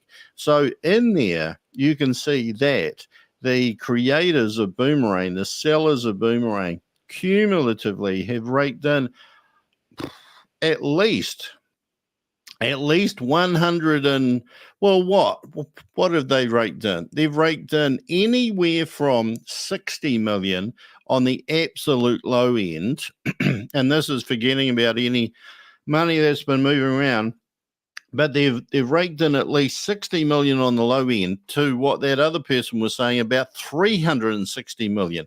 This is horrendously huge numbers. This is money that has come out of people's bank accounts, savings accounts, wallets, piggy banks, inheritances, who knows what, wages. People have worked really, really hard, and it's gone in there. And just think about this. You got paid a bloody lollipop. I wish I had some here, but I've eaten them all. You got paid a lollipop, and then you got sent to time out for 24 hours, and you said you can only have one today. It's absolutely mental, and I can't believe that adults would put up with this, but they are. Many of them are. So who's the leaders? Who are the ones that are going to stand up? So what we saw is that comments about, well, first of all, people have waited 4 to 6 months. That's right. Some people bought their license right at the beginning of January. So they've been waiting 6 months to get their lollipop. We're going to call it a lollipop, I think, for the rest of this video, which won't take too long. When the Polygon crashed, apparently it didn't crash because it can handle multiple times more transactions than we saw the other night. Gas Guzzler, that Boomerang lollipop showed up pretty high on the Gas Guzzler things because people were trying to get in there, time focused, pressure. And I saw gas fees that were over $1. You know, who would buy a lollipop for $1? It had to be a damn big lollipop. As Crypto G points out, we are not financial advisors, and this is not financial advice. This is to get you to think about your due diligence, or having already done your due diligence and bought your license, this is to get you to stand up for yourself and do something that actually either gets these people to accept the responsibility of what they said was going to be delivered. And if it's not going to be delivered, and I don't think it's going to be delivered, to be perfectly honest, then go to the authorities and say, I didn't get what I paid for. What's so scary about that? Now, CryptoG spoke about the X3 Boom wallet, and I haven't gone through enough of these trades to know whether there's only the one wallet that he was alluding to that seems to be slipping some extra funds into the transaction to prop it up so that it looks like it's been making money. Okay. But go and ask leaders. Go and ask the leaders and Chavez, hey, I watched this video and they said that there was money being slipped into this account. Can you explain why that wallet is being topped up? Why that wallet is having to receive money? Because this is what CryptoG was saying towards the end of the video, but he used some big words and I can't remember what they were, sorry. But that he's saying that that wallet is being topped up, and then during all those lines of trades, a normal swap isn't happening. It's a swap with some extra being put in there. Why would anybody do that? Why would anybody basically create a fake profit? Well, if they're not creating a fake profit, if CryptoG is wrong, then Chavez, Joe, whoever, any of those leaders, Grace, should be able to tell you why he's wrong and prove it. Wouldn't that be fantastic? And then you'll know, oh, okay, but you guys need to ask a question. Otherwise, you're going blind. You know, you're just making decisions or allowing decisions to be made by other people without full information. So they're going to be poor decisions. So go and ask the questions. But that's what CryptoG is suggesting is happening. And go through that video and you can see what he's talking about. But you need to ask the questions. Why would they do it? To gain confidence, to gain trust so that they can sell the new product. To gain confidence, gain trust so that they can sell 500,000 more licenses and end up with more confusion as what we're seeing now. Basically, you're going to pay $500 for a lollipop. Now, if you like lollipops that much, good on you. If not, well, you know what to do. But as I say, if you're more confused or you didn't understand anything, you didn't follow anything, this is social media. You have the opportunity to ask some questions. I don't know that I'll be able to answer them better than CryptoG. I would suggest I couldn't. So I would go to CryptoG, follow the link that I think Danny stuck into the chat room. He did, and CryptoG is actually in there. I was enjoying seeing your reactions, Colonel. Come back. So there he is. There's the author of that video in the chat room. Go and ask them some questions. Petra, great to have you on here. I don't even know what language that is, but whatever it is, I can't read it. I can't read that at all, sorry, but I'll translate it later on. So that basically concludes the video. Has Chavez lost the community? Certainly lost me. Has he lost you? By the judging of those comments, there have been so many promises. They've been broken. Are you prepared to wait 2 months, or are you going to take action today? It's up to you.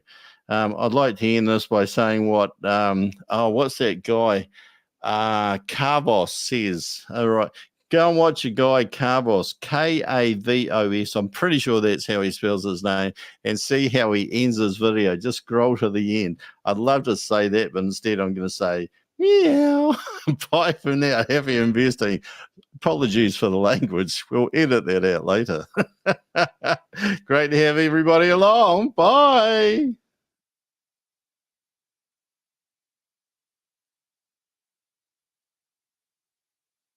Yeah, good stuff there, guys.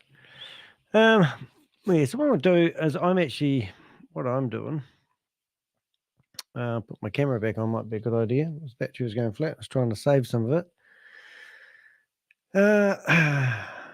So what I've got is we've been going for 9 hours and 31 minutes, and we've played CryptoG's video 300 million times, and it's been fantastic.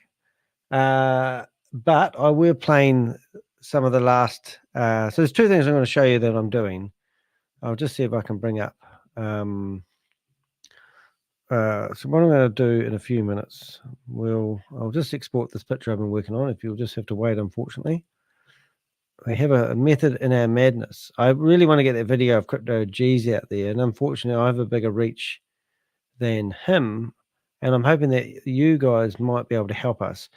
This video that I'm about to play, I'm probably not going to do the meeting in the morning because it will just be a piss take. So I might do, I'll see how I get on. But I'm just having a look at what I'm doing here, make sure I get it right. So done, download, and we are family together, family. Okay, so we're going to go here, and we're going to go to downloads, and all right, so this might not make much sense to the average bear, but this is what I'm going to do when I figure out how to do this. We're going to go share this link, and we're going to bring that up. All right, so this is the thumbnail that I've been creating while we're working, and it's exposed. Boomerang goes live, and it's contract X28, which was the contract. It's longer than that, obviously, but it's the contract that we were sort of led to believe was going to do all the dirty shit. But that's the banner. So I'm going to put this on. I'm going to go to bed. I'm going to have an early night. It's 11:30. I'm going to go to bed, and I'm literally just going to leave the computer on, and I'm just going to rerun Crypto G's video over and over and over again. And that means the Hindi meeting is on in the morning. If you guys want to do something about it, drop the link of this video into the chat room. You will probably get kicked out if you get a chance to use the chat room. But I think this sort of sums up what's happening. It's fake. Watch this video. If you don't want to watch this video, you don't want to believe it's fake, then you really got what's coming to you, haven't you? You're just going to lose everything. You're going to listen to the next scam that they come up with, and it just goes on and on. Right. And saying that, I think it's more fun getting on to the next video. And we're just going to carry on playing the video. So I have to stop my screen there, share the screen, go to the window, pick up this, and hopefully the sound will come through. Foon, is that a word? I'm going to go set up the next live, and then I'm going to let this video go, and I'll say goodbye before the night's out. But this is people asking questions, and the answers they had were pretty amazing. And I actually might go forward to the stage where not crypto, but where when this one here is actually breathtaking. But listen to the leaders, because Chavis comes back in. I've just fast forwarded a wee bit. Now this video that you're looking at is actually on my YouTube channel. You can find it. I've just downloaded the video raw and I'm playing it on this live. But listen to what the leaders were saying. Listen to the way Joe talks to people. And I'm going to disappear.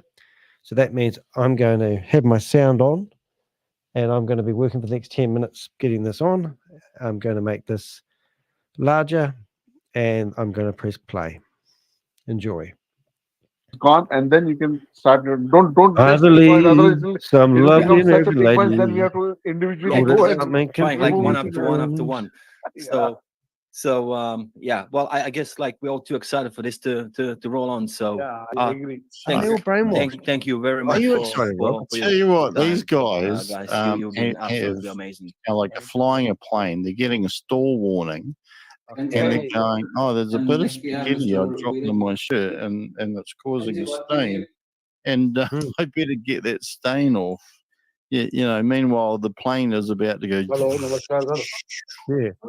And then the air steward comes along and says, "Would you like a cup of tea, So sir?" वो scalability Oh, वाला yes, 2 problem तो sugars फिर and रहेगा 1 है ना malted. देख लेना sir आप Hello. सर आप टेंशन ना लीजिए 1 लाख बंदे तो trade Lucky playing with the hair. Scalability वाला प्रॉब्लम कुछ नहीं है स्केलेबिलिटी वाला प्रॉब्लम नहीं वो अच्छी चीज है जितना स्केलेबल है हम लोग 1 लाख लोग इस पे एक ही साथ में एक ही सेकंड में टूट पड़े उसके बाद भी हमारा प्रोडक्ट स्टैंडिंग है बराबर है ये पीछे से इन्होंने खाली बंद किया है ताकि और ज्यादा लाइनअप नहीं हो क्योंकि वो ऑलरेडी हम क्रैश कर चुके हैं उसको पॉलीगॉन तो मैंने आपको 10 बार अभी बताया है और सबको वापस बता रहा हूँ इसके बाद नहीं बताऊंगा कि ये प्रोडक्ट अभी हमारे हाथ में आया है ये चल रहा है, जो भी हो रहा है इसमें सब देख रहे हैं, आप भी देख रहे हैं, हम भी देख रहे हैं, शवेश भी देख रहे हैं और टीम भी देख रही है और ये इम्प्रोवाइज होती जाएगी, होती जाएगी, होती जाएगी। The layout on वही Zoom's सवाल nicer please than repeat we've ना got. करें। Thank you very much. Speaking of you. Next Reg Hey, who's that? I just, how's this? I know in I my think I screen, nailed have it. Reg first. I already unmuted him, no problem. Derek MVP. is next. Rajiv ji, whenever someone asks the same question, just share your screen and show Polygon scan. MVP, Susie, is the minimum viable payout. आधे घंटे में हमने इतने साल पुराने chain को घुटनों पे लाया सर, कोई छोटी बात थोड़ी है। See the hip? Oh my goodness, where उससे did क्या that होगा, come वो from? तो सभी का प्रॉब्लम तो सभी के साथ है ना सर ये। That's not Bob, is it? कोई problem नहीं है. Right now, Where's the she gas gone? fee is also. This is If like it is, he's about to poke whack-a-mole. his head out, I think. 3-4 cents. Yeah. और धीरे-धीरे करके it will be. We have to manage everything. So we are managing at our level best. Hang on, keep on, Well, lucky and she's into we Shabbos, isn't will she? shape it even Ooh. in a bigger and more scalable way. Mm. So don't worry about it. Stop complaining. Gosh, आज हाँ, अभी भी हमारा काफी- celebration का दिन है. Please stop complaining. Sweetheart, that's the Go on. complaints are only going to get louder. Just shared a message in the leadership group. Joe, I would request you to address it here. So, Mum, that 20,000 right that here you as well, spent you on can two go. wallets is licenses Yeah, is please. completely No, safe. you And I can't. know Let him you play only it. had somebody today. I I don't think I swear in it. I don't think I swear in it. Yeah. Goes in the room. Beep, beep, Look beep, at beep. who- look at his girlfriend. No head. She's got a head now. Oh, Oh, oh my God. I'm not saying a thing. Oh, look at this. Look at this. Oh, what? Is that Joe? I just thought I'll Oh. put out a quick message because there seems to be a certain amount of flustering going on in the groups. Yeah, And it mate. feels like nobody's Appreciate it. really grasped Hey, who's jealous? the scale of what we've just launched. Look at his tabs. Kings of Gab. Such groundbreaking technology No limit. that has been launched, Property and partner. it just feels like everybody's me. Look, we're all here to make a profit, of course. But I said in all of my Zooms, there's not a doubt in my mind that when 80,000 people start trading at once, that there's going to be problems. No Well, you matter saw how that much in they the test it in the licenses there, background, when Wally. you put it into the hands of the public, that's when you really test it. And Oh, that's we'll where we sell it are to now. someone else, mate. 80,000 people all started trading at the same time. Of course, No, there was they going to be didn't. problems. Why would anybody think any different? Because you told them different, you So for Wally. me, Hey, yeah, all right, it's imperfect right now. But the fact that this product has gone live, when many said it wouldn't, but the fact that this product has gone live over the course of the next few days, maybe the next week, maybe next 2 weeks, when the entire system starts learning and people start figuring it out and everything evens out, there's not a doubt in my mind that we're going to start seeing profitable trades and proper performance from this platform, especially once the bot comes as well. Should knock it off. So instead of worrying and panicking, why not live and revel in the moment that we're in a place where somebody done what they said they were going to do? Somebody launched what they said they were going to launch, and the product does what it says it's going to do. When it said they're going to launch 110 days later. Just like the blockchain. When we launched the blockchain in October, we had like 6 weeks, 2 months of glitches because it was a brand new baby. 32-minute rant. Now, how many people have problems? I used to do 2, 3, 4 calls a week with people. Did you? Support calls, fixing their problems on the blockchain. Now, not even one a month. It's going to take time. Be patient. Appreciate the fact that A, we're in a place where someone's doing what they say they're going to do. This is stupid. B, who is this? that they are creating products that do what they say they're going to do and actually launching them. And the Chavez is still here. Yeah. Come on, folks. This is groundbreaking technology. This is a groundbreaking moment for us in the affiliate space. Let's have some positivity. Let's have some excitement. I'm positive you're panicking. You know, you think, like, yes, I've had maybe 10, 15 failed transactions and 3 successful ones.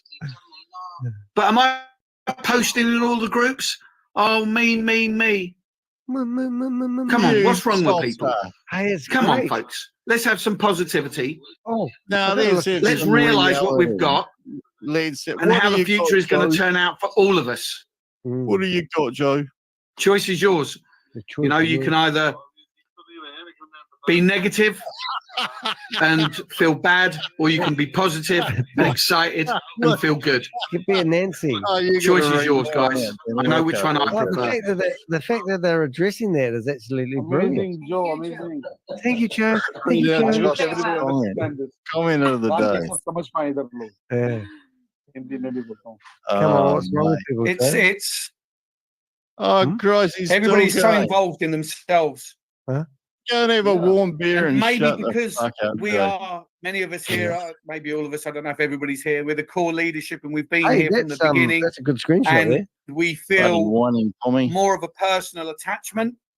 Maybe that makes a difference, you know. Not at all. And there's Personal lots of attachment. people are here, This is the the Johnny opposite. come latelys It's personal that are here, and detachment of all money. they see is Yeah, I you want to only make money, I paid want to make money, I want to 10,000 make for money, I a want to make money. license. And they're What? forgetting Yeah, that there's a and you much just told bigger me. game 36 cents being heads played up. here, much bigger Come scape, on, guys. landscape of being created I love the here. girl next to him though, And with the open blouse. yes, as I say there, everybody, of course, we're One all extreme here to the to other. make money. It's like That's why Beauty and we're the here. Beast. That includes Chavez. I'll tell you what, there's so much he's hot here air to make coming out money of as Joe's well. mouth. You could use that to pay your gas fees for the But, next 6 you know, months. come on, for Christ's sake. We are the beneficiaries I'd love of to this know what guy's chat group is genius. upsetting You them. are, I wanna yes, Joe, you are the When before in the past, we beneficiary were of the morons. beneficiaries 65% rewards. of someone else's Yeah, nefarious absolutely mindset. the beneficiary. Hey, I'm going to ring up Kate. You know, Kate, I've got it her is what phone it number. is.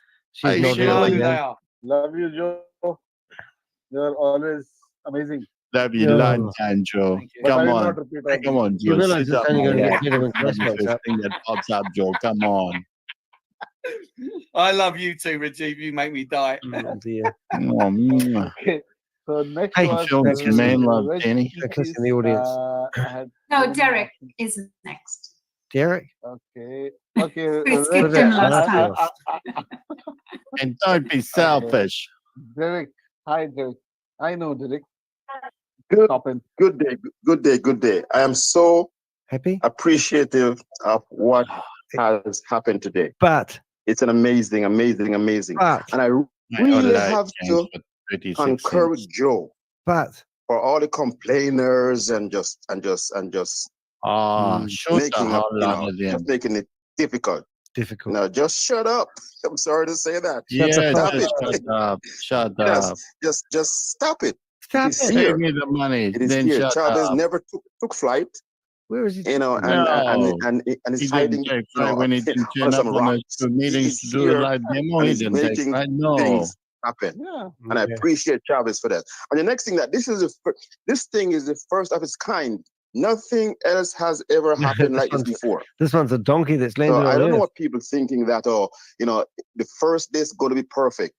It's an AI product. So guess what? The AI has to learn, just like Oh, we have to learn well, he's also. been brainwashed So brilliantly, the hasn't folks he? who are coming on and I'll tell complain, you just what, shut with them all down. these You know, comments, there's a just fair mute bit of them, get them out artificial the comments. intelligence in this room. Because it's not Yeah. time for that right now. It's time to celebrate and to just wait, I think that guy because just did guess a what? trick. It is inevitable. The money is going to be made, bar none. It is going to be made. So Right. so again, I appreciate what Travis did, and I'm so happy that it came. So happy. You know, Come on, listen, fight you Travis also bastards. took I some, hate peace. you know, some hits because he gave us days that didn't Yeah. come through, and he Oh, look, apologized for all that. the hands you got We are removed. Oh, here, no, you clicked the and page it over. is live. Ah, Oh, I'm there's I looking around. have made a trade, Always and it got was spine on successful. people. I'm like I a pervert. tested it, and it was Hello, lady. successful. That's all I Hello. care no, about. That it is working. It is not Hello. perfect, Oh, but guess what? no, Perfection oh yeah. needs Look at that. practice, It's an and it's elephant. going to happen. Just sit by Sorry. and wait for it to It's an elephant. become perfect. I hope I was clear. Right? Wonderful, guys. Very clear. Thank you all for. Thank you, Derek. Yes, take care. And All right. as Derek said, it is here. You know, how many people said it will never ever launch? we know those people. बिल्कुल, This guy living in his That camper used to van. say it will never launch, Oh but my now God. we have launched. I think he's in We are Nigeria. here. आपको पता So है let's celebrate. I'll tell you Lucky, मैं हिंदी में That बोलना चाहता reminds हूँ me of someone who goes into a car dealership, pays जो over लोग $250,000 for गालियां a बक रहे थे, Ferrari, जो and लोग बोल रहे someone कभी turns स्टार्ट up with नहीं a होगा, pedal ये car, ऐसा है, a वैसा red है, pedal ये car. होगा, वो होगा। It's got तो a ठीक है, horse on मैं the भी ये front. भी बताता हूँ, हमारे जितने लोग हैं I'm इधर sure हैं, that's what you उनमें paid से for. काफी लोग भी उन ग्रुपों में Yeah. हैं अभी भी। कल करेंगे। तो आज एटलीस्ट लेट अस आज के दिन खुशी मनाते हैं rather than Oh shit. What happened there? Oh, Did you you get go- kicked out? No, I clicked the wrong button. Just main cam. We'll No. hopefully go back. Right, I'm going to call it a day. It's Yeah, there you go, guys. We did get back into the meeting. You can actually watch the actual meeting. Rob and I on good form that night. As much as we joked around and had a few laughs, you know, we don't want to see people losing their money. In fact, that's why that's why I do this. I speak for the people. You guys come to us. I've been streaming this stream for 9 hours and 50 odd minutes. And the reason I'm doing that is I really want people to reach out to us. Go to theheck.com, submit your story. I get inundated with stories every day from all different scams and all different things. That's kind of what I do. So thanks for being here with me today. It is the 23rd of June, 2024. I've been doing this for 3 years. If you want to support the channel in any which way or form you can do it via my website. Buy me a cup of coffee to say thanks for my time. Super chat if you want. If you're wondering what they look like this. I gave one to myself because I was feeling lonely. It's not about the money, but I'd like to do this full time. So I really need the support. And I'll put the coffee link in there. And you can support us with a copy if you'd like to. Or at the very least, just hit the like button, share and subscribe, all that sort of carry on. YouTubers say that all the time. There's a reason, because we have to compete with the Googles and all that. And I'm in New Zealand, so I think the rest of the world doesn't see us in the underneath. We're in the down under. But what I'm going to do after this, I'm actually going to go back to back live. I'm going to actually play Shavis's, not Shavis's. I'm going to play a video of Crypto G so Shavis gets to see it. Because I know the Hindi meeting will be maxed out at 4 a.m. when I'm fast asleep. And also the meeting that starts at 6 o'clock in the morning. So I've got a meeting at 4 a.m. and a meeting at 6 a.m. And I'm going to go to bed and sleep. And I'll leave you guys to it. But I'm going to keep playing Crypto G's video, because what else do we want? It's 9 minutes and 22 seconds of his video that you can watch over and over and over again and educate yourself. So I'm not going to do any commentary in the next video. It's just going to be live. But I do want to thank you for all the comments that we've got. And I didn't finish the poll. So I will finish the poll now, and I'll read it out to you in the poll. And the poll is going to come back, and it's going to tell me I had 110 votes, which is actually more than I ever had for one of my polls.